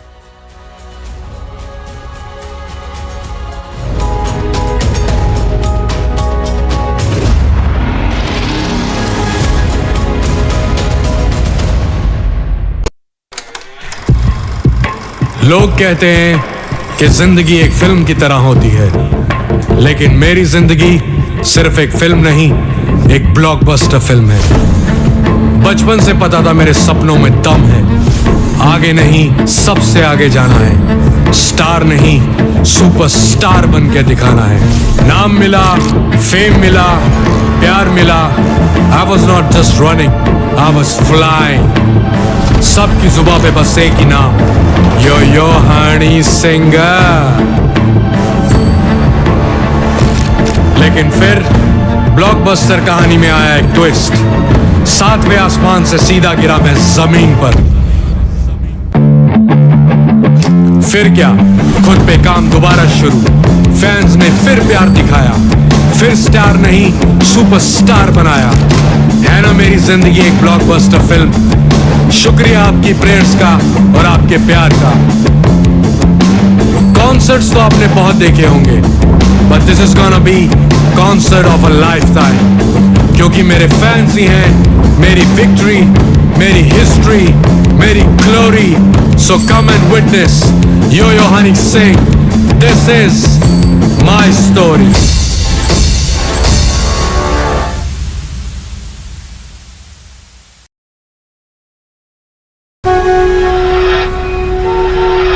On 1st February every year, hope becomes a question. Will I save more? Will I grow more? साहिबान, मेहरबान, कदरदान, कुछ अच्छी खबर मिलेगी क्या?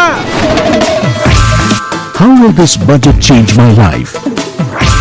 One person has all the answers for Bharat. Union Budget 2026 on NDTV Profit.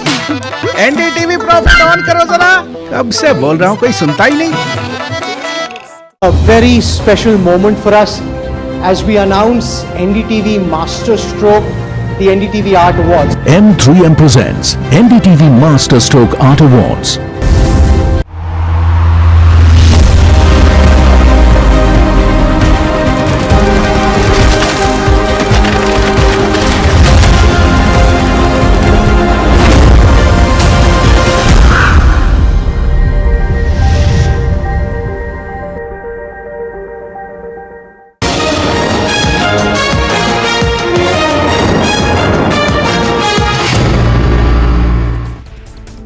Hello, good afternoon viewers. You're watching Market Express on NDTV Profit and I am Himakshi Bahugna. Let's take you through the key market action, big movers and also top business stories after the closing bell.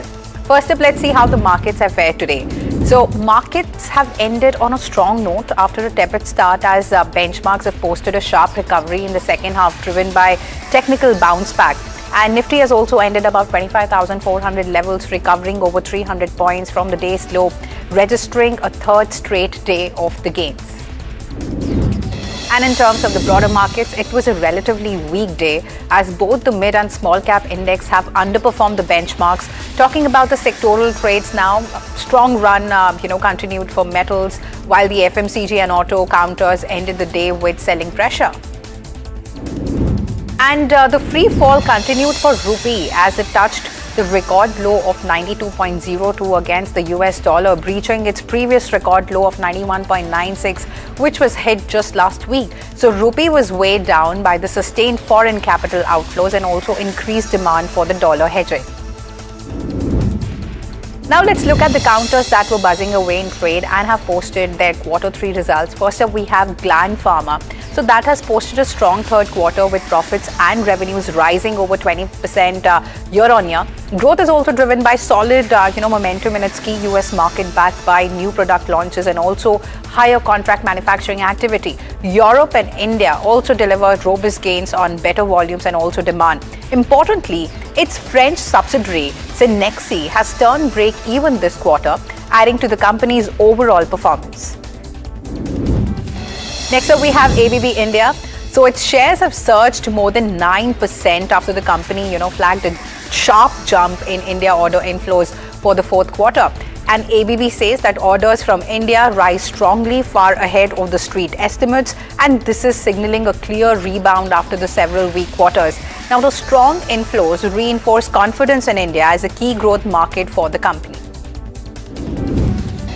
Let's look at some brokerage notes now. Brokerages are turning cautious on Maruti Suzuki after a weaker than expected third quarter. Citi, Jefferies and Morgan Stanley they've cut target prices, citing an EBIT miss and also margin pressures from the commodities. While all the three remain positive on volume growth and near-term demand, concerns linger over margins and also market share gains and the long-term sustainability of the demand. In fact, Nomura remains bullish on car trade, upgrading its rating to buy and also raising the target to 3026. Now, the brokerage is seeing some healthy growth and also strong operating leverage, driving margins, with revenue expected to grow at 21% annually over FY 26-28. Now, market shares, have gains and also increase the digital ad spending in the PV industry. They're also expected to further support growth, while the initiatives in OLX could, provide additional momentum to the company. Next up, we have KPIT Tech that has reported a mixed third quarter with revenue largely flat sequentially, but profitability is taking a hit here. Margins and also net profit have declined, and this is weighed down by the one-time impact linked to labor code changes. Now, excluding this exceptional item, the underlying business remains steady, though near-term margin pressure stays in focus. Next up, we have Canara Bank that has reported higher profits in its third quarter with a strong year-on-year increase. Asset quality has improved further as both the gross and net NPAs have declined sequentially. If we talk about the core income growth, so that remains muted while operating profit rises to a healthy pace. Provisions stay largely unchanged, aiding the overall earnings visibility. Next up, we have SBI Life that is under pressure in trade as investors had hoped for an upgrade in the guidance. Industry margins remain tight while profit booking adds to the selling pressure. Now, despite the decline, the company continues to operate in a strong life insurance market with steady demand. Another stock that was buzzing away in trade was Piramal Pharma that has posted a challenging third quarter with revenue slightly down and also net profit turning into a loss. Now, the slowdown is largely due to CDMO order delays and regulatory issues and also inventory destocking. Now, while operating margins were under pressure, early signs of recovery are visible since October. Now, consumer healthcare and also hospital generics remain steady, and this is supported by strong growth in power brands and also complex products. Next up, we have Vodafone Idea that has laid out its roadmap at the analyst meet, aiming for double-digit revenue growth and also tripling the cash EBITDA over 3 years. And the company is planning a 35,000 crore of debt raise and also will hold off, on equity infusion for now. Promoters remain fully committed while a tariff hike is, seen as critical for achieving financial targets. And analysts are also noting growing ARPU, but also continued, subscriber losses, suggesting the company is at a key inflection point. Next up, we have Ajmera Realty reports a dip in third quarter numbers with revenue and net profit down year on year. EBITDA also falls and margins narrow slightly. The results reflect ongoing pressures in the real estate sector, though the company continues to maintain a healthy operating margin above 30%. Let's look at some more brokerage notes now. Jefferies is maintaining a buy on L&T, keeping the target at 4,715 rupees. The brokerage also expects strong order flow and also improving execution to support the growth. Margins in the engineering and construction business remain healthy, even with a 20% year-on-year rise in the international E&C revenues. Management is also confident of crossing its 10% FY26 growth guidance, with a key trigger coming from the unveiling of a 5-year plan in May 2026. And US shares of National Security Depository, or the NSDL, hit a near 6-month low after the company has posted a weaker third quarter. Now, profits have fallen sharply. While if we talk about the revenue and operating performance, so they have also dipped sequentially.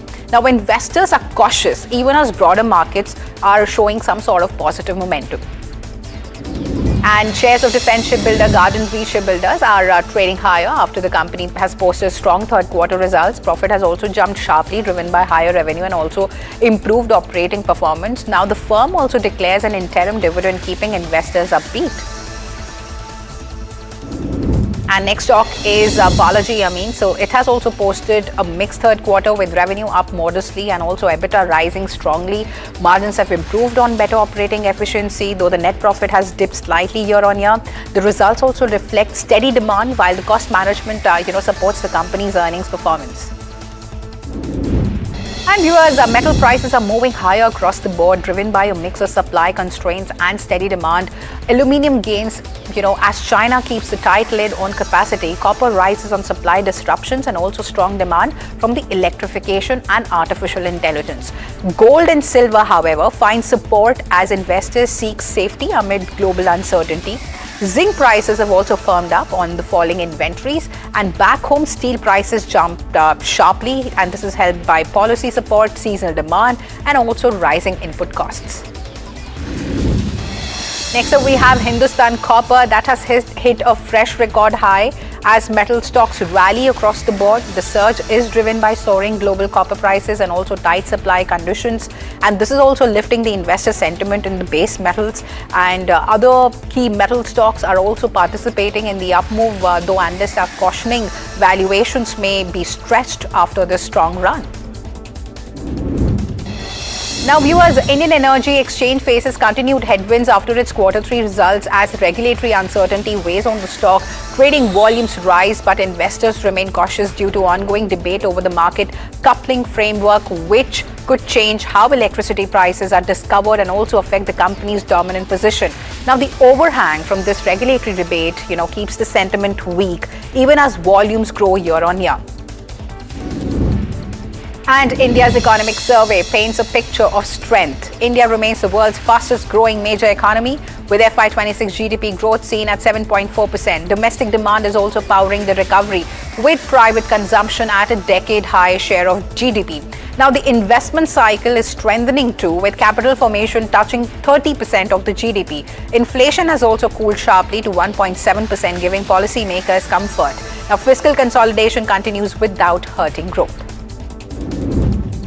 And while the macro picture looks solid, the survey also lays out how India is recalibrating its external strategy. The economic survey says that India's expanding network of the free trade agreements is emerging as a key pillar of its trade strategy. Now, deals have signed with the UK, UAE, Australia, EU, Oman, and New Zealand are helping, provide reliable market access amid this global uncertainty. Now, these agreements are encouraging the export-oriented firms to scale up production and also integrate deeper into global value chains. Now, the survey also underlines that competitiveness will increasingly depend on state-level execution, from infrastructure to regulatory stability, making states critical partners in India's export growth story. And even as India strengthens trade ties with multiple partners, talks with the United States remain crucial. So the economic survey says that the ongoing trade negotiations between India and the United States are expected to conclude this year, offering potential relief on the external front. Now, currently, Indian exports to the US face an effective tariff of nearly 50%, among the highest imposed on any country, and 6 rounds of talks have already been held, though progress remains gradual. The survey acknowledges global headwinds as well, slower growth, tariff disruptions, and also the capital flow volatility, but believes a successful trade agreement with the US could significantly reduce the uncertainty for India's exporters and investors. And beyond trade and growth, the survey also focuses on future of India's workforce. The economic survey places strong emphasis on labor reforms, stating that effective implementation of the 4 labor codes will be crucial for expanding formal employment and also improving social security, especially for women and the gig workers. Now, with employment structures evolving rapidly, the survey calls for flexible regulations and also dynamic labor policies. It highlights the need for targeted skilling, vocational pathways from the school level, and also stronger industry-linked training. It also proposes integrating platforms like the eShram, National Career Service, and also skilling the databases into a unified digital employment infrastructure. But alongside optimism, the survey also delivers a clear warning. The global environment is getting riskier. The economic survey strikes a note of caution on the global outlook, warning that the world is becoming less coordinated and also more vulnerable to sudden shocks. It flags a 10 to 20% of probability of cascading global crisis triggered by geopolitical tensions, leveraged AI investments, and also financial tightening. Capital flow volatility is also identified as India's biggest macro risk, with the rupee described as the punching below its weight. Now, the survey also warns about the rising fiscal populism in the states, high input cost, hurting the manufacturing and competitiveness, and also long-term risk to export the momentum. US Prime Minister Narendra Modi on Thursday have underlined the three pillars driving India's future: reform, perform and transform, as the economic survey was tabled in the parliament ahead of the union budget. Now, PM Modi has said that these objectives remain central as India embarks on the next phase of its development journey. He has stressed that the coming 25 years are crucial for realizing the vision of Viksit Bharat, with a self-confident India emerging as a beacon of hope for the world. Now, the Prime Minister has reaffirmed that the next generation reforms will propel growth, and also highlighted that India's democracy and demographic strengths are powerful assets on the global stage. And his comment signaled continued emphasis on reform momentum to sharpen the competitiveness, enhance ease of doing business, and also build long-term economic resilience. And several major dating and consumer platforms, including Bumble Match Group, Panera Bread, and also Crunchbase, have reported cybersecurity incidents.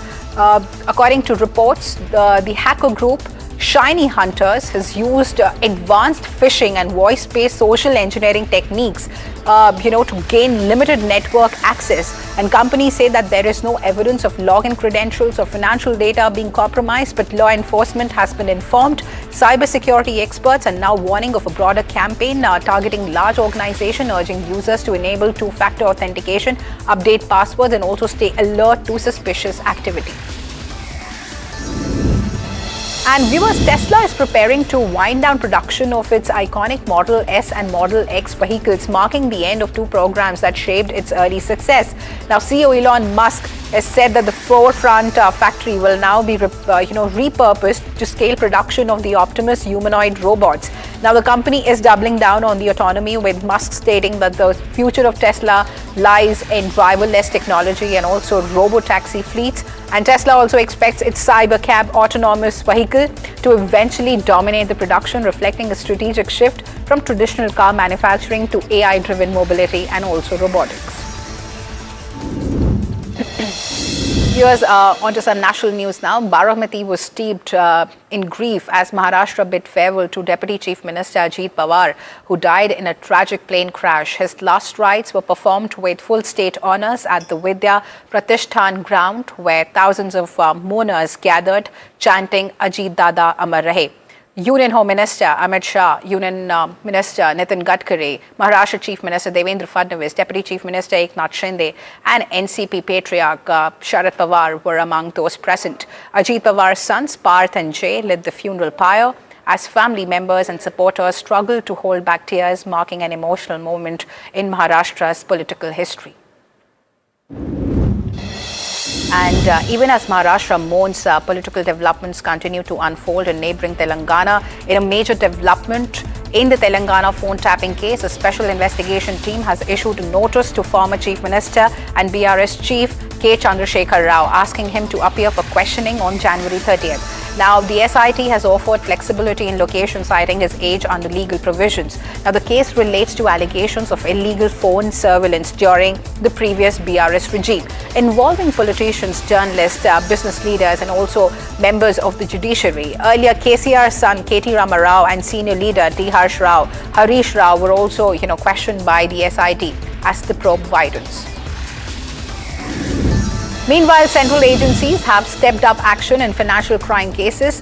The CBI has launched extensive search operations across multiple locations in Kolkata in connection with an alleged bank fraud worth nearly 1,000 crores. The raids are being conducted at the offices and residence of promoters of a city-based finance company. Now, the investigators allege that the company siphoned off funds after availing large loans from a public sector bank, submitting documents to secure credit but later defaulting on the repayments. And the alleged diversion of the funds have occurred between 2014 and 2020. Central forces have been deployed at raid locations as the probe intensifies. And in some tragic news from Kolkata now, the death count in the fire near Kolkata on January 26 has risen to 21, with 13 more bodies found from the gutted buildings, while 28 people are still missing, raising fears that the number of fatalities is likely to increase, the police said today. Now, the authorities have imposed prohibitory orders in the area, restricting the public movement ahead of the proposed visit by leader of the opposition, Suvendu Adhikari, and also other BJP leaders. Now, the devastating fire has reduced 2 godowns to ashes and also a manufacturing unit of a Momo company at Anandpur in South 24 Parganas district close to the city. Now, officials said that DNA mapping of the 21 recovered bodies or body parts is likely to begin on Thursday to establish their identities. Whereas senior officials from the United States, Denmark and Greenland have begun discussions on a new framework deal over Greenland aimed at addressing American security concerns in the Arctic without crossing Denmark's red line on sovereignty. Now, the talks come after President Donald Trump has announced a potential framework agreement pledging to hold back tariffs on the European nations opposing U.S. efforts to increase its presence on the strategic Arctic island. Now, Denmark and Greenland have made it clear that they are open to expanding cooperation but not to ceding control. Now, the negotiations may also involve revisiting the decades-old U.S.-Denmark defense agreement governing the American military activity in Greenland. And while Washington looks to expand influence in the Arctic, tensions are also rising sharply in the West Asia. The European Union appears poised to impose fresh sanctions on Iran's Revolutionary Guard following Tehran's deadly crackdown on nationwide protests. Now, activists are saying that more than 6,300 people have been killed in the unrest, and the move comes as the U.S. ramps up pressure, deploying warships, including the USS Abraham Lincoln, to the region, and also warnings from President Donald Trump of possible military action. Iran has responded with its own threats, raising fears of escalation across the Middle East. Now, meanwhile, economic pressure is mounting, with Iran's currency falling to a record low of 1.6 million rial to the dollar, further deepening domestic unrest. And viewers, Vietnam and the European Union have upgraded their relationship to a comprehensive strategic partnership, Vietnam's highest level of diplomatic engagement. The announcement was made during a visit to Hanoi by the European Council President Antonio Costa. Now, as both the sides seek to stable the partnerships amid growing global trade uncertainty. Now, the move places the EU on the same diplomatic footing as major powers like the United States, China, and Russia. Now, leaders on both the sides have stressed the need for predictable cooperation, especially as US tariff pressures reshape global supply chains. Now, trade ties between Vietnam and the EU are already anchored by a free trade agreement signed in 2020.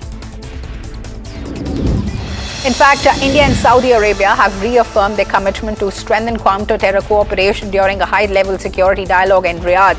Now, both the sides have condemned terrorism in all forms, including cross-border attacks, and also reviewed emerging threats globally.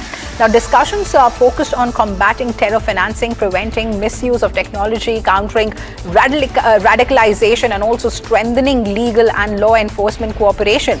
Now, the meeting was held under the framework of Strategic Partnership Council, signaling deepening security collaboration between the two nations. And on to some sports news now.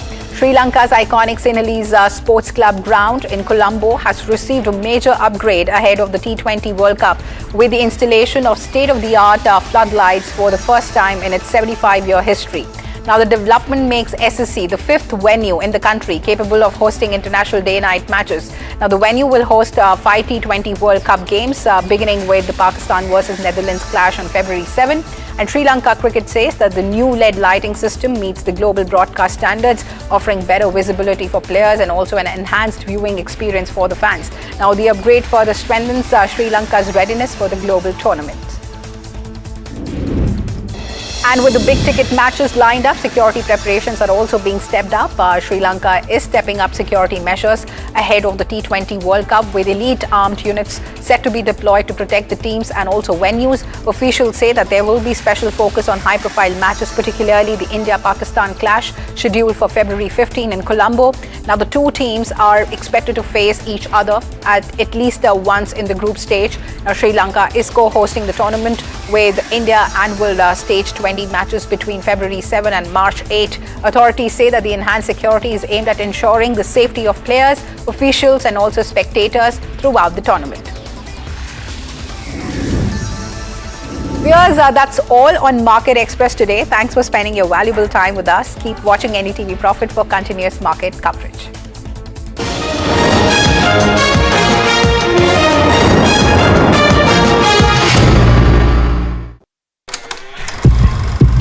लोग कहते हैं कि जिंदगी एक film की तरह होती है, लेकिन मेरी जिंदगी सिर्फ एक फिल्म नहीं, एक ब्लॉकबस्टर फिल्म है।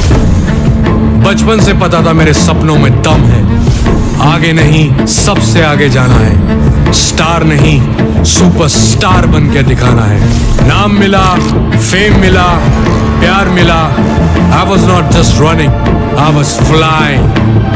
सबकी जुबां पे बस एक ही नाम, यो हनी सिंगर। लेकिन फिर ब्लॉकबस्टर कहानी में आया एक ट्विस्ट, 7वें आसमान से सीधा गिरा मैं जमीन पर। फिर क्या, खुद पे काम दोबारा शुरू, फैंस ने फिर प्यार दिखाया, फिर स्टार नहीं सुपरस्टार बनाया। है ना मेरी जिंदगी एक ब्लॉकबस्टर फिल्म। शुक्रिया आपकी प्रेयर्स का और आपके प्यार का।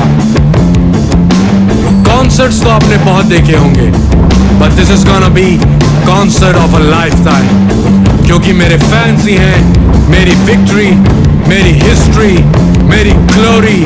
सो come and witness yo Honey Singh, this is my story.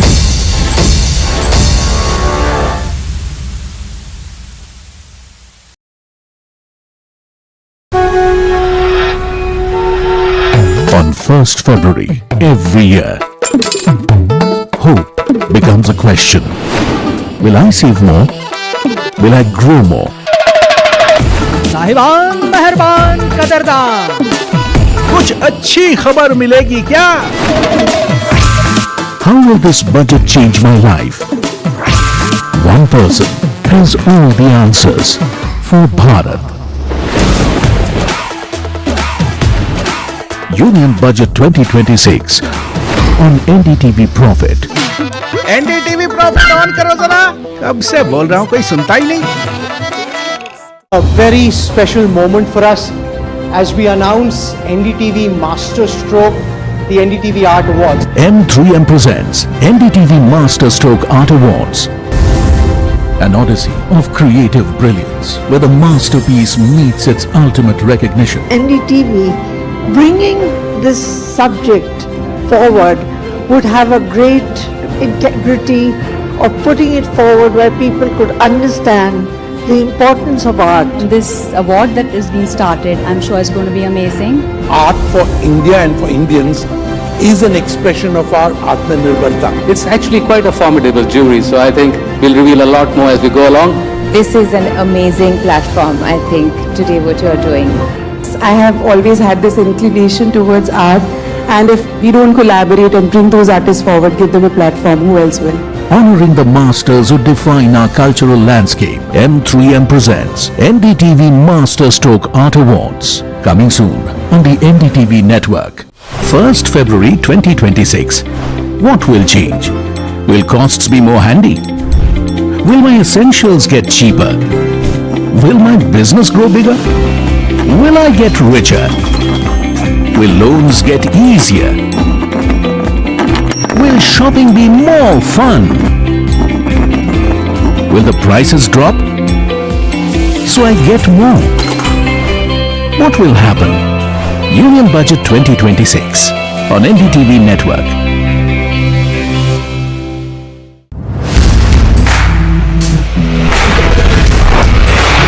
Alright team, our new water show is ready. Now we need a promo. Something cool, something sharp. Well, I'm sure we'll be having outstanding reviews, solid suggestions. Expert advice. The latest trends. It's a lot simpler. We'll help people make the right auto decision. It's got the cool stuff, geeky stuff, serious stuff, all of it, so that you can discover, decide and drive. I'm Siddharth Sharma and I am your Automate.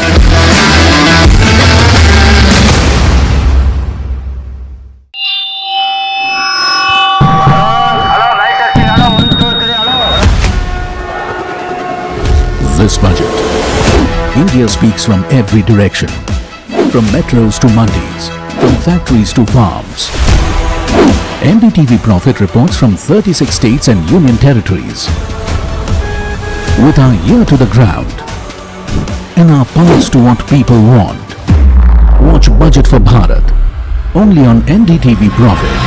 What Bharat wants, what Bharat expects. We are listening before the Finance Minister speaks. Budget 2026, the growth agenda.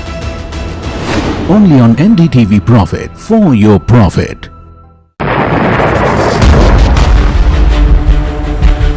Budget 2026 isn't just about numbers, it's about direction, it's about growth. And at NDTV Profit, we are tracking it from the ground up. We bring you market-moving insights with the most credible voices. It's about your wealth. We bring clarity that will define your financial future. From the heart of the capital to the pulse of the streets, we decode the budget for you, for your profit. Budget 2026, the growth.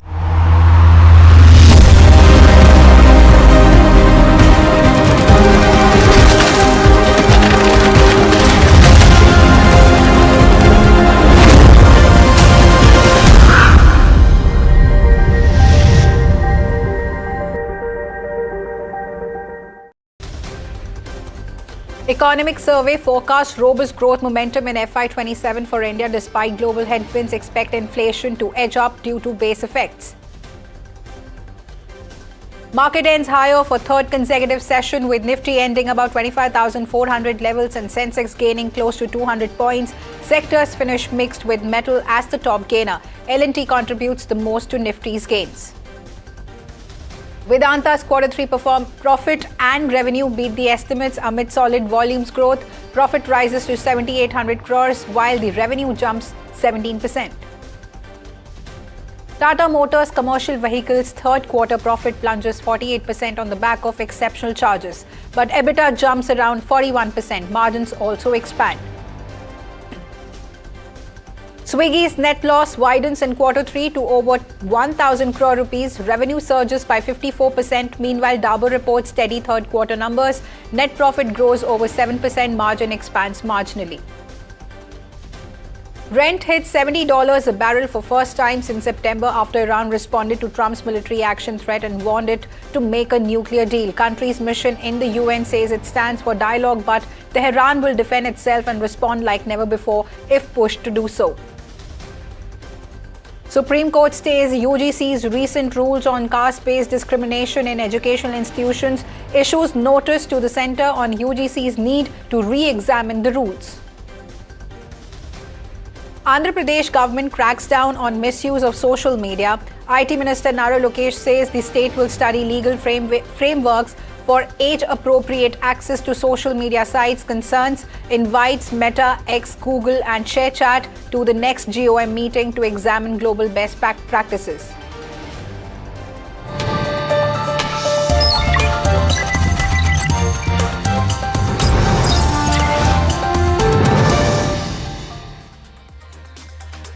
Hello and welcome. This is Profit 360 on NDTV Profit and I'm Himakshi Bahugna. Along the next half an hour, we'll bring you the latest from the markets as well as national and international news.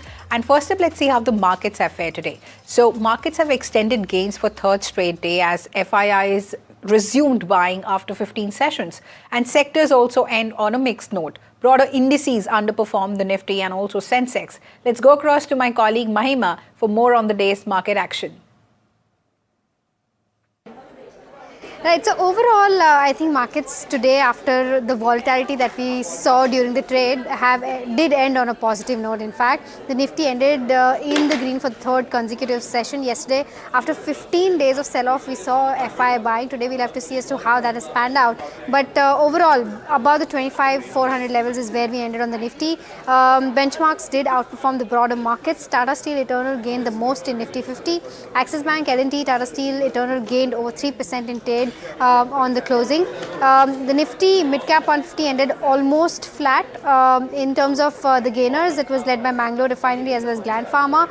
Gland Pharma, of course, on the back of its numbers. Nifty small cap 250 ended almost flat, slightly in the red, which was the rally was led by Hindustan Copper, locked in upper circuit, and GMDC. Five-star business as well as Balaji Mines fell the most in the small cap 250.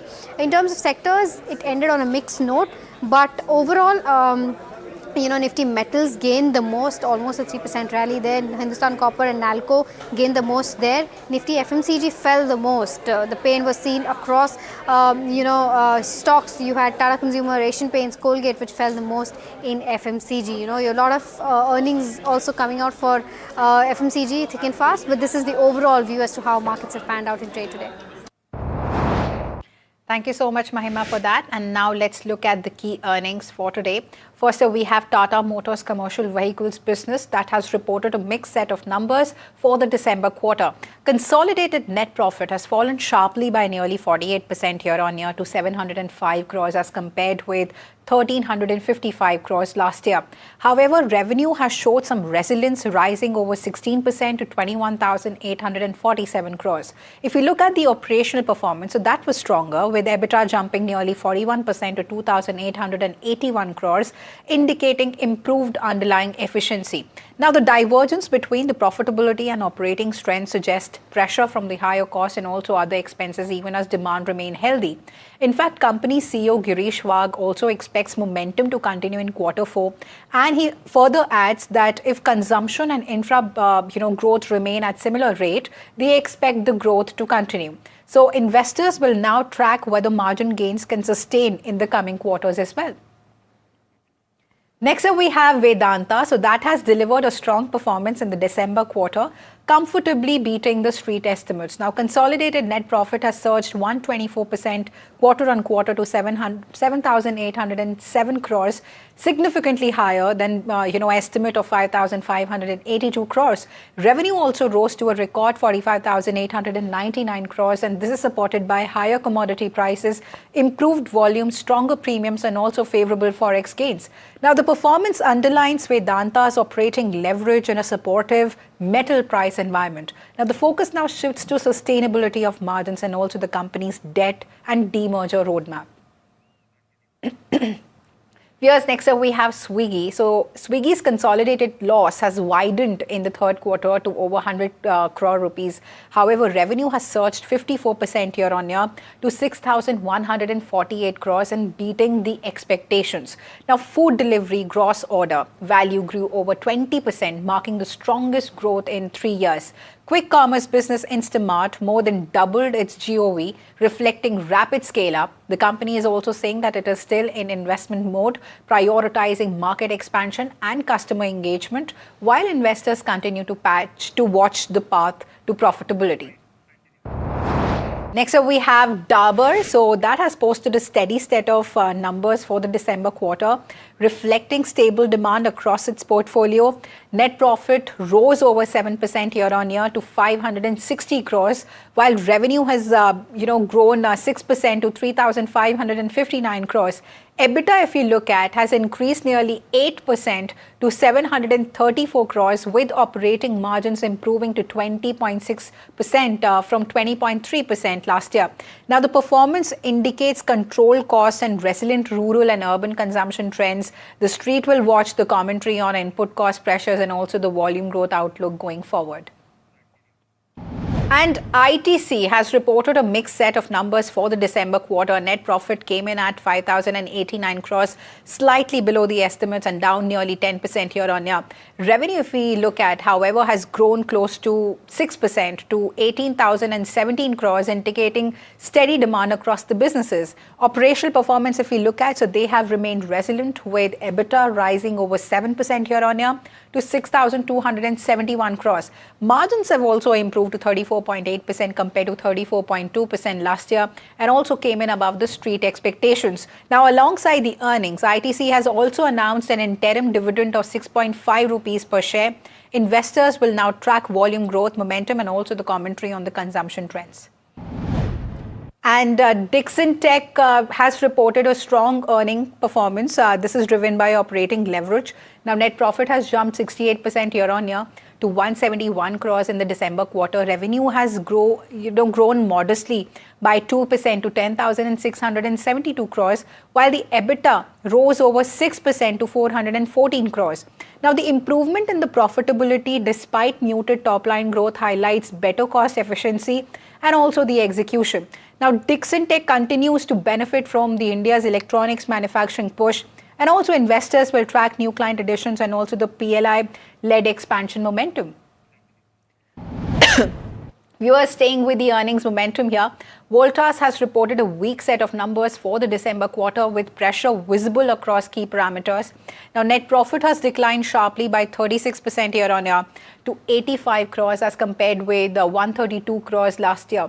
Revenue has slipped marginally by about 1% to 3,071 crores. Operating performance, if we look at, it has weakened with EBITDA falling over 10% to 177 crores, while margins have contracted to 5.8% from 6.4% a year ago. Now, the company indicated that a one-time cost of 26.5 crores linked to new labor codes has further impacted the profitability. Now, the street will now closely watch demand recovery and also margin improvement over the next few quarters. And viewers, budget expectations, strong order book and steady Q3 earnings keep the defense stocks upbeat. Experts believe that while the overall fiscal stance is likely to remain steady, the composition of government spending on defense could shift meaningfully. Mahima, my colleague, is here with more meaningful takes. Right, so basically, Jeffries did come out with a note with regards to what the expectations are, where the budget stands. Overall, defense capex allocation is going to be a key monitorable with regards to where budget stands. India's defense capital spend falls around 13% year-on-year in November 25. The defense capital is up 57% YOY in April to November 25 versus FY26. Estimates growth of around 13%. India depends, India kind of deepens also its international defense ties to enhance export opportunities. In year to date, India's defense exports at 87% of that $3.3 billion FY26 target stand. HAL is going to be the top pick, followed by BEL according to them, and then data patterns. Moving on with regards to where, what are the triggers with regards to why you can expect an uptick in terms of where budget stands. Overall, stocks have skyrocketed ahead of budget 27. The sector also witnessed broad-based buying, but today it did, of course, see some sell-off. Nifty Defense has extended gains for last two trading sessions. Today, of course, however, it did see some profit booking, but overall has gained over 5% in last two trades. Data patterns, BEML, Solar Industries were top gainers. In terms of factors behind this, of course, India-EU Defence Pact has concluded a defence security agreement which could, further, explore more, exports between India and the EU in terms of defence. The overall, impact of BEL earnings has also played its parts because the counter jumped 10% post its earnings. Overall, in terms of the third factor, pre-budget rally, the optimism ahead of budget is also there, and the defense budget allocation expenditure has also seen an upward trajectory in the last 5 years. I mean, from an allocation of 1.5% to almost 9.5% is what we saw last year. So this is the overall view of what you can expect and why the defense as a pack has been in focus just before the budget. Viewers, rupee has hit an all-time low against dollar as continued weakness in the foreign capital flows and corporate rush to hedge against further depreciation. Now, the Indian currency drops to 91.99, eclipsing its previous all-time low of 91.96 hit last week. Now, sustained outflows of foreign capital, rising geopolitical uncertainty, and also the increased risk aversion kept this emerging market currencies under pressure, leading to the rupee touching an all-time low. However, India's economic survey suggests that the rupee has become merely a victim of the geopolitical uncertainty that has gripped almost all of the global markets lately. Now, the survey has added that the rupee's value does not reflect India's fundamental health, noting that the country is in good shape with banks being healthy, credit growth is respectable, and corporate balance sheets are strong.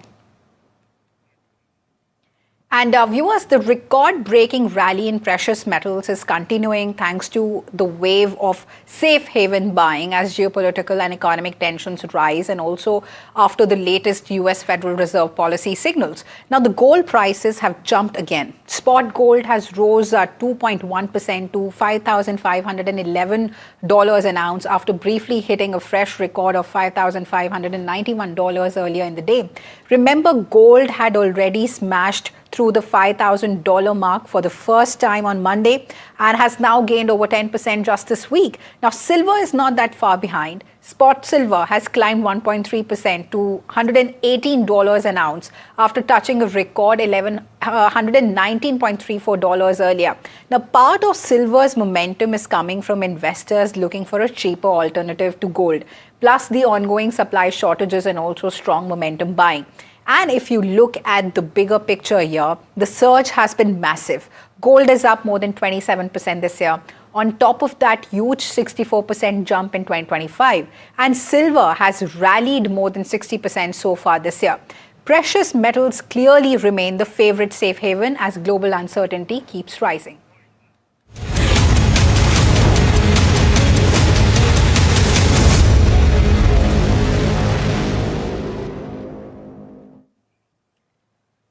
And ahead of Union Budget 2026, Finance Minister Nirmala Sitharaman tabled the Annual Economic Survey 2025-26 in the Parliament.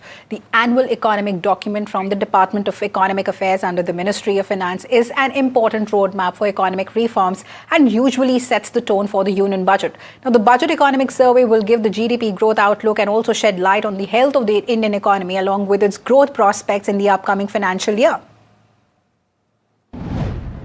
Welcome to this very special conversation, and we have with us at NDTV Profit the man of the day, Anant Nageshwaran, Chief Economic Advisor. Welcome to this very special conversation, sir. In fact, I would like to start, by asking you about the growth outlook, because that's one of the key takeaways of economic survey. That for FY27, the range is elevated to between 6.8 and 7.2%. And in fact, for the medium term as well, you have elevated and raised the, projection. How confident are you to sustain this growth momentum going forward, given the, uncertainties, especially the tariff uncertainties in mind? We have factored in the tariff uncertainty, and yet we have gone ahead and projected the medium-term growth rate of 7%. So we are quite confident of achieving this number on the back of the domestic reforms and the various free trade agreements we have been signing, which will all become operational in the next 10 to 12 months with the different countries and regions, and also the enthusiasm with which states and the union government are pursuing economic reforms at this stage. So these factors put together, and of course the very healthy state of the Indian financial system at the moment, all these factors have given us the confidence to be able to elevate and upgrade India's potential growth from 6.5% to 7%. Sir, as you rightly pointed out, and during your briefing also, a series of FTA has been signed by India, and the recent one is with European Union, and that is going to open access to the larger market. We are talking about 27 countries. The survey did mention about the India-US deal as well, hoping to be closed soon this year itself. What led to that confidence in the survey? Is this are you being optimistic about it, or is there any rationale behind it? No, we are expressing the hope that it will be done. So we don't have any crystal ball, nor are we saying we attach a particular probability to it. It's a hope that we have expressed.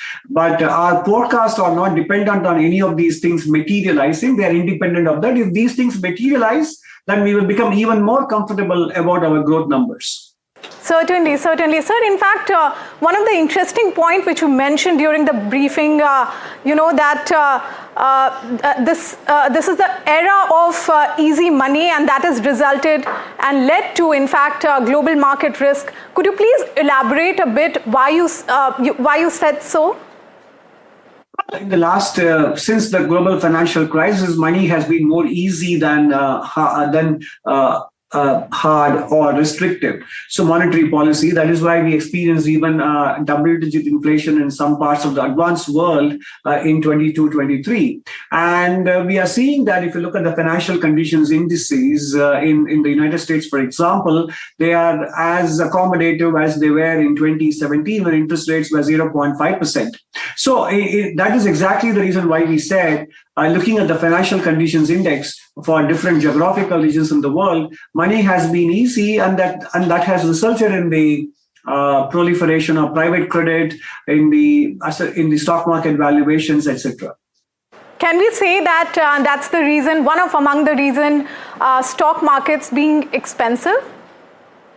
It's one of the factors definitely that has been driving the stock market valuations in the developed world, for example. On the foreign investment, sir, in fact, we do know that it's tepid due to, elevated uncertainties. And in fact, I wanted to ask that survey has been talking about deregulation. In fact, the last survey did touch upon that subject. And there are a lot of emphasis from the government side as well on, easing compliance, decriminalized provision, which has been there for a very long time. How are you seeing that? And in fact, do you see that all those, measures, especially towards deregulation, is going to attract the foreign investment? Yes, definitely. I think timing may be influenced by a lot of factors beyond our control, but we continue to do whatever is in our control, and deregulation is one of them.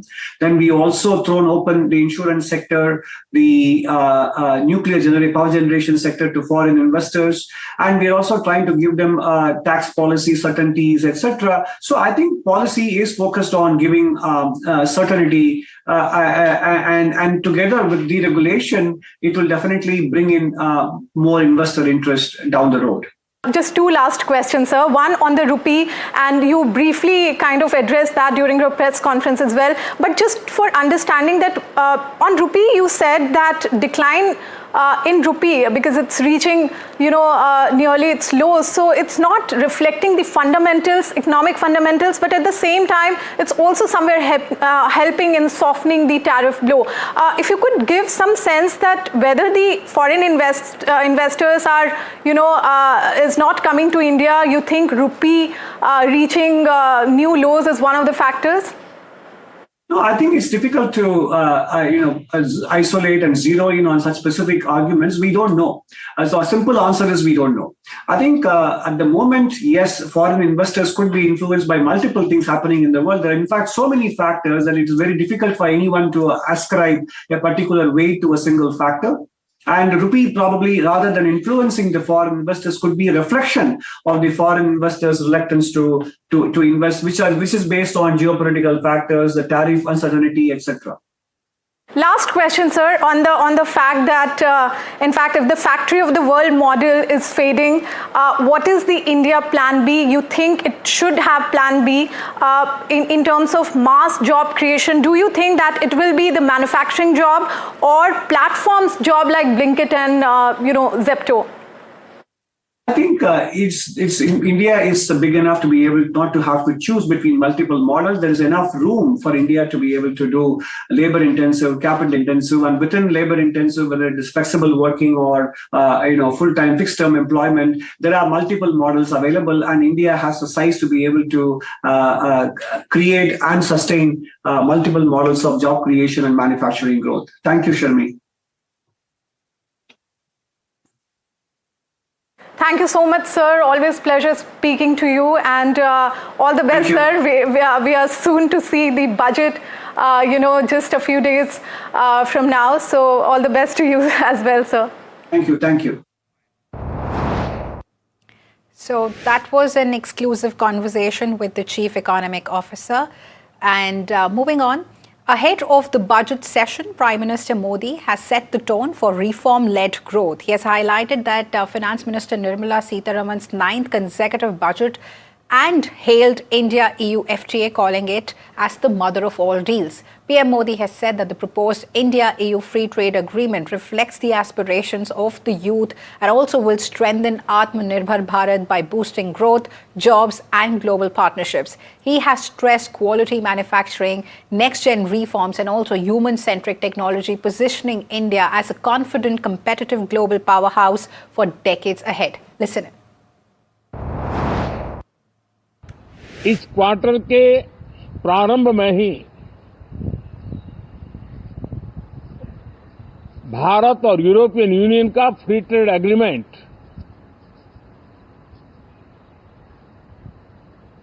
आने वाली दिशाएं कितनी उज्जवल है, भारत के युवाओं का भविष्य कितना उज्जवल है, उसकी एक झलक है। ये free trade for ambitious Bharat है। ये free trade for aspirational youth है। ये फ्री ट्रेड फॉर आत्मनिर्भर भारत है। And viewers, it's day 2 at Wings India 2026, one of Asia's largest aircraft showcase in Hyderabad. And NDTV Profit gives you a glimpse into some of the most interesting conversations there. Let's begin with Sunny Guglani, head of Airbus Helicopters for India and South Asia. Now, in a conversation with my colleague Danish Anand, Gulgani spoke on how India is an ideal country for helicopters. He said that he sees tremendous potential of choppers for public service delivery here in India. He also attributed the growth of the helicopter manufacturing to government support. Let's listen in. The real growth potential actually lies from using these helicopters as a tool for public service delivery. So what I mean by that is using helicopters for emergency medical services, using helicopters for disaster response. That is where we see a tremendous potential in the country. And now that we will have a made in India helicopter, I think it fits quite well. So very lastly, in order for the growth of this sector, what sort of policies do you expect from the central government so that this particular segment can grow in India, and especially the way Airbus has plans, so that it could be like a win-win situation for the company as well as for the government? So you see, the government has already been very supportive, and whatever growth we have seen in the last couple of years, it's thanks to their support. And I think all the stakeholders now realize that helicopters are a crucial tool for nation building. And echoing Gulgani's take on India's helicopter landscape, Jürgen Westermeier said that sourcing is a success story in India. He established his point by underlining the transition of just 0.5 billion sourcing volume from 5 years ago to 1.5 billion today. He also said that the growth is evident in the manufacturing of complex aerospace parts in India. He also projects to deliver 120 planes a year in the next decade. Listen into a portion from that chat as well. Sourcing is a success story here in India. 5 years ago, we had 0.5 billion sourcing volume, which was only also very capable engineering and digital services. Today, we have 1.5 billion, where more than half of it is really manufacturing. And today, we are manufacture in India very successful up to complex aerostructure parts like doors, which are highly complex, and we will increase this to around 2 billion in the next 5 years. And we will increase also the depths of sourcing. We will look into raw materials, composites, so a really super interesting market for sourcing. This supports our production, and we have a backlog of 1,250 aircraft today with India. And this means in the next 10 years, average 120 aircraft per year, so more than 2 aircraft per week. Viewers, we'd also like to get your attention on a conversation with Salil Gupte, the president of Boeing India and South Asia. He spoke especially on Boeing's investment in India in line with President Trump and PM Modi's vision. He has explained the plan to industrialize Indian aerospace through higher sourcing. And most importantly, he has commented on India-US bilateral ties on grounds on tariffs in the aviation space. Let's listen into that commentary as well. our investments in India are all part of the joint vision of the Prime Minister and the President of the United States. We know that there's a lot of talk right now about tariffs and trade. The reality is both of those leaders issued a joint vision last February, less than a year ago, talking about how there's a joint goal of the two nations to industrialize Indian aerospace. And we are the leaders in doing that. And so we have made significant investments in doing that. We will continue to do so. As it relates to sourcing increases, you've noted that our production rates have gone up on the 737 and the 787. As those rates go up, naturally, you will see an increase in sourcing from India and all of our suppliers around the world. We don't necessarily put targets on that, but it's simply a natural flow of production increase. Sorry, and very lastly, India and US are currently in talks for a bilateral trade agreement. If that goes through, how will it, change India's aviation market? Well, we very strongly believe that aviation and aerospace should be a zero for zero tariff environment. In other words, there shouldn't be tariffs applied going either way on them, or duties, simply because it's so critical to transportation infrastructure and it's critical to defense. With that, viewers, it's a wrap on this edition of Profit 360. But please don't go anywhere and stay tuned to NDTV Profit for more news and updates.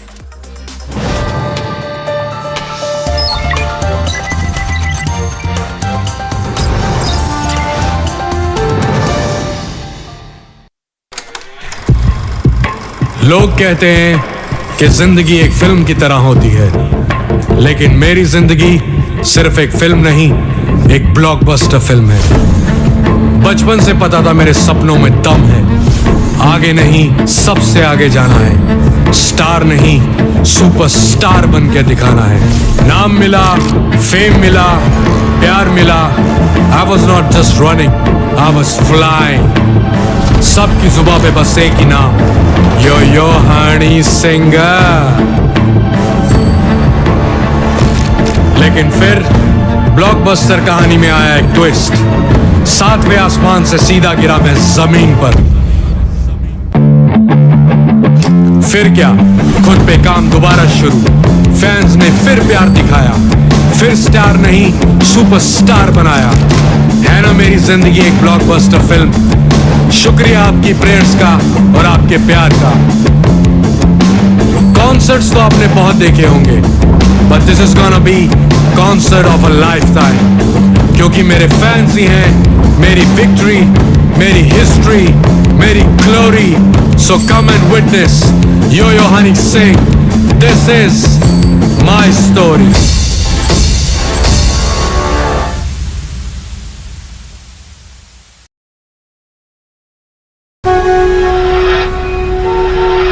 On 1st February every year, hope becomes a question. Will I save more? Will I grow more? साहिबान मेहरबान।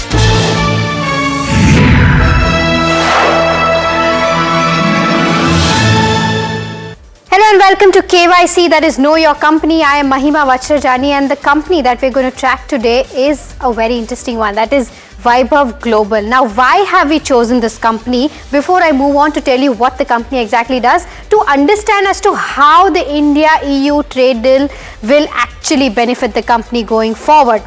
In terms of the other aspect, growth is largely led by value for this particular counter.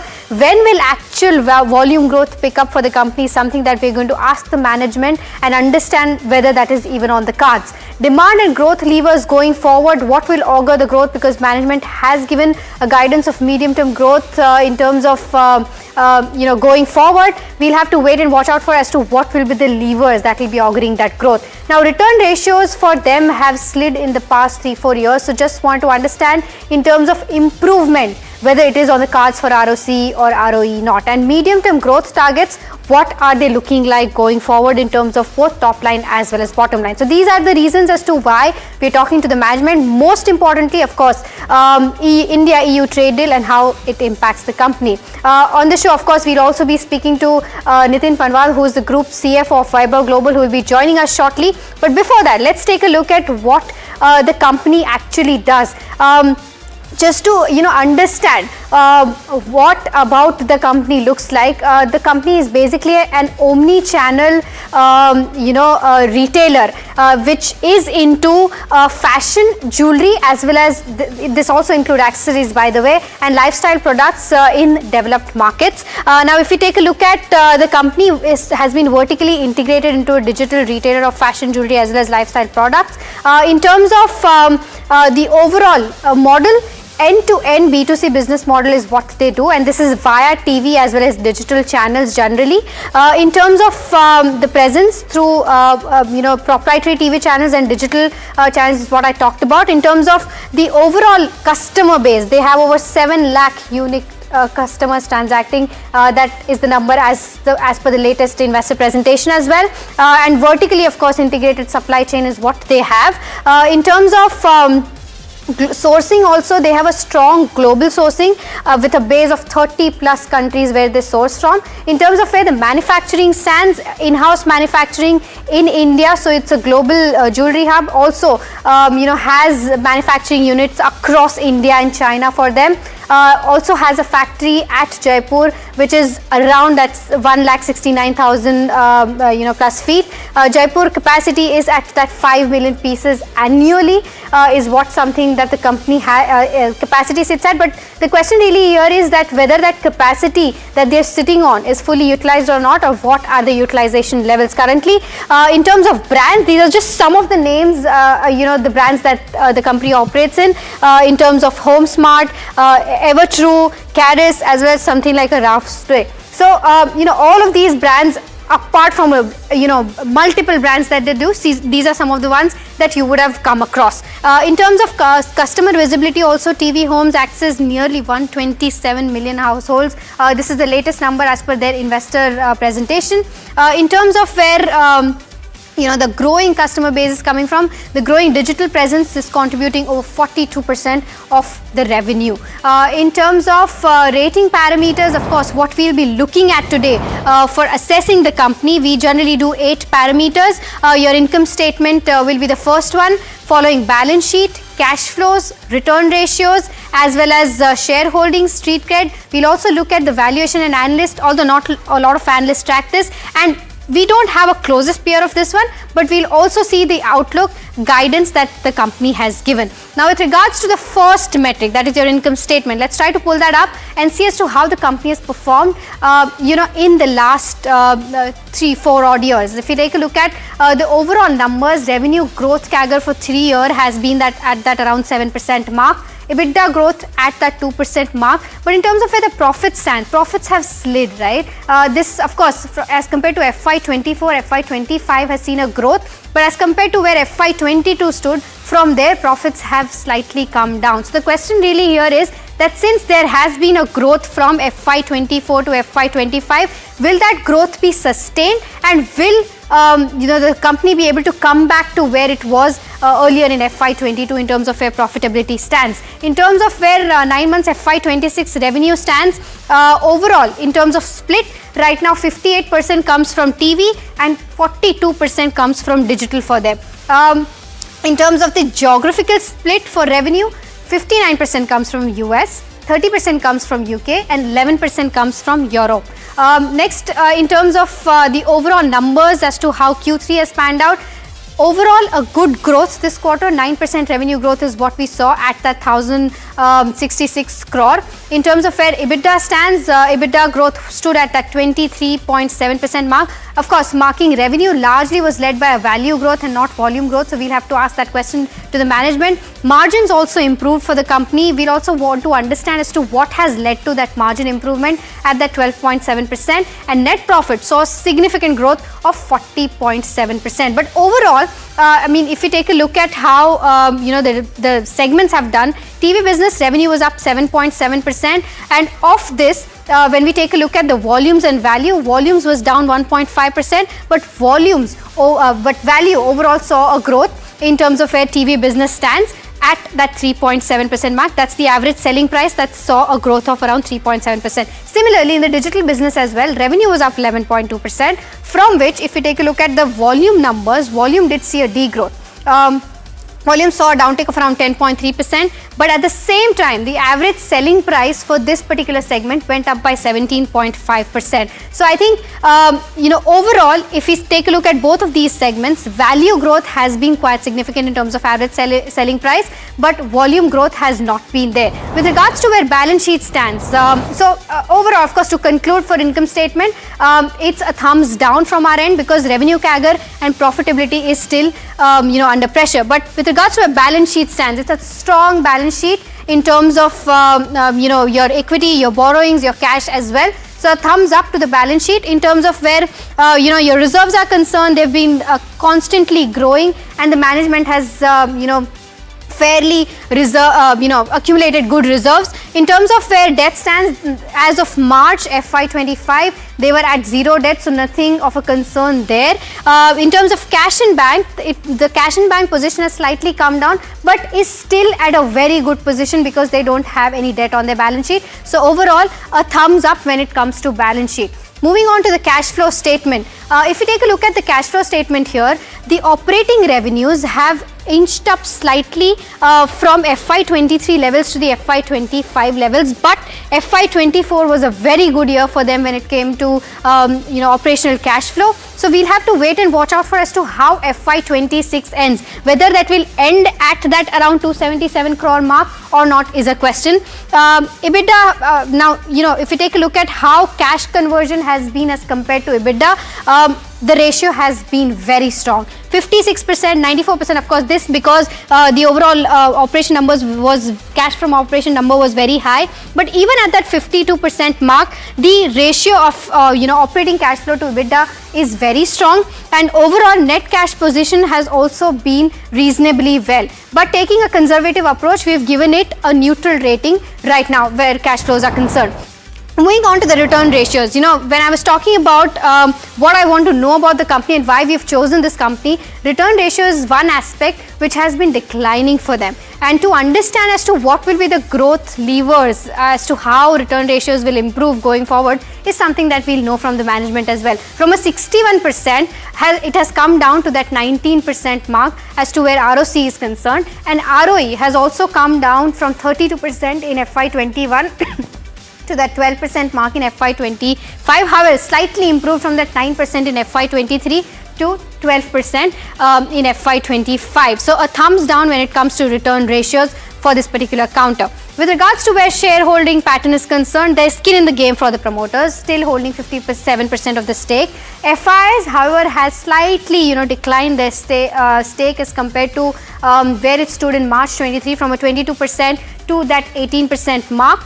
DIs, have kind of reduced their stake from 6% to 2%, but do not have a large holding. But, you have public shareholding, which has gone up from 15% to almost 23%. And you have names like Vijay Kedia as well as Ashish Kacholia, who have remained invested in this counter, that is Vaibhav Global. Overall, shareholders have remained in that range of 1.3 to 1.35 lakh. In terms of where the street cred is concerned, not been a very good return giving stock if you take a look at the performance, because 1 month down 1%, year to date down 4%, 1 year down 19%. In the past 5 years, it's down almost 55%. So, as somebody who's been a patient investor with this particular counter, has to still wait and watch out for a turnaround to see, good returns coming in for the counter. In terms of where valuations stand and in terms of where the overall ratings, analyst ratings are concerned, well, there's no direct peer to this one for Vaibhav Global. But if you take a look at how, the analyst, the Arihant Capital, who tracks this counter, has given a buy recommendation with a return potential of 36%. Mind you, it's not done anything in the past 5 years in terms of negative returns of 55%, but Arihant Capital expects a return coming in for 36%. In terms of where valuations stand, well, right now, the current valuation stands at 24 times. The 5-year average PE of this one is 26 times. And going forward, the PE ratio is expected to go down at that 14.8 times in FY28. And if that happens, the stock is going to be available at a cheaper price. So I think valuations is the one place where I've taken a conservative approach and given neutral rating. Lastly, in terms of where outlook stands, outlook overall, it remains positive. The company has said that FY26 revenue will be in that 7 to 9% range. In terms of midterm growth, mid-teens revenue growth with steady improvement in margins is what they are expecting. And lastly, in terms of your EBITDA break even for Germany, they're still aimed for FY26. Although first half the Germany business did see a loss, so we'll have to wait and watch out for whether that happens by the end of FY26 or not. So lastly, this is the overall view as to how things have panned out for Vaibhav Global. But let's take a look at the total rating as well in terms of how all 8 parameters have stacked up. Income statement is a thumbs down for us. Balance sheet, strong and very well held balance sheet, thumbs up. Cash flow, a neutral rating and just taken a conservative approach here. Return ratio is definitely a thumbs down because they've been declining since the past 3 or 4 odd years. But for shareholding, it's definitely a thumbs up. You have skin in the game from promoters. You have investors like Vijay Kedia as well as Ashish Kacholia who have remained invested in the counter. Valuations, a neutral approach here and analyst rating combined to this because not a lot of analysts track this counter, and valuations right now as compared to 5-year average still not very cheap, but going forward will get cheaper. Outlook lastly is a thumbs up because overall management is positive with regards to where guidance stands. So the final rating for this company turns out to be 4 out of 8. So that's with regards to where Vaibhav Global. Now let's talk in detail about Vaibhav Global, with the company's group CFO, Nitin Panwar joining us now. Nitin, thank you so much for taking out the time. My first question with you is with regards to how Q3 has panned out. It's been a good quarter for you. Just want to understand that this growth, from my understanding, is largely a value-led growth and not a volume-led growth. Just want to understand as to when do you expect volumes to come back on the table? Hi, thanks for having me. So past quarter, pretty pleased. We first time crossed 1,000 crore revenue in a quarter, 1,066 crore, 9.1% growth year over year with a decent margin improvement around 170 basis points year over year. So pretty pleased with the performance. Volume is because the company plays with the wider product bouquet that the around 30,000 different SKUs, and we follow the strategy, the consumer demand for which product is in correct trend in the market. So product price point moves from $5 to $40, $1,000.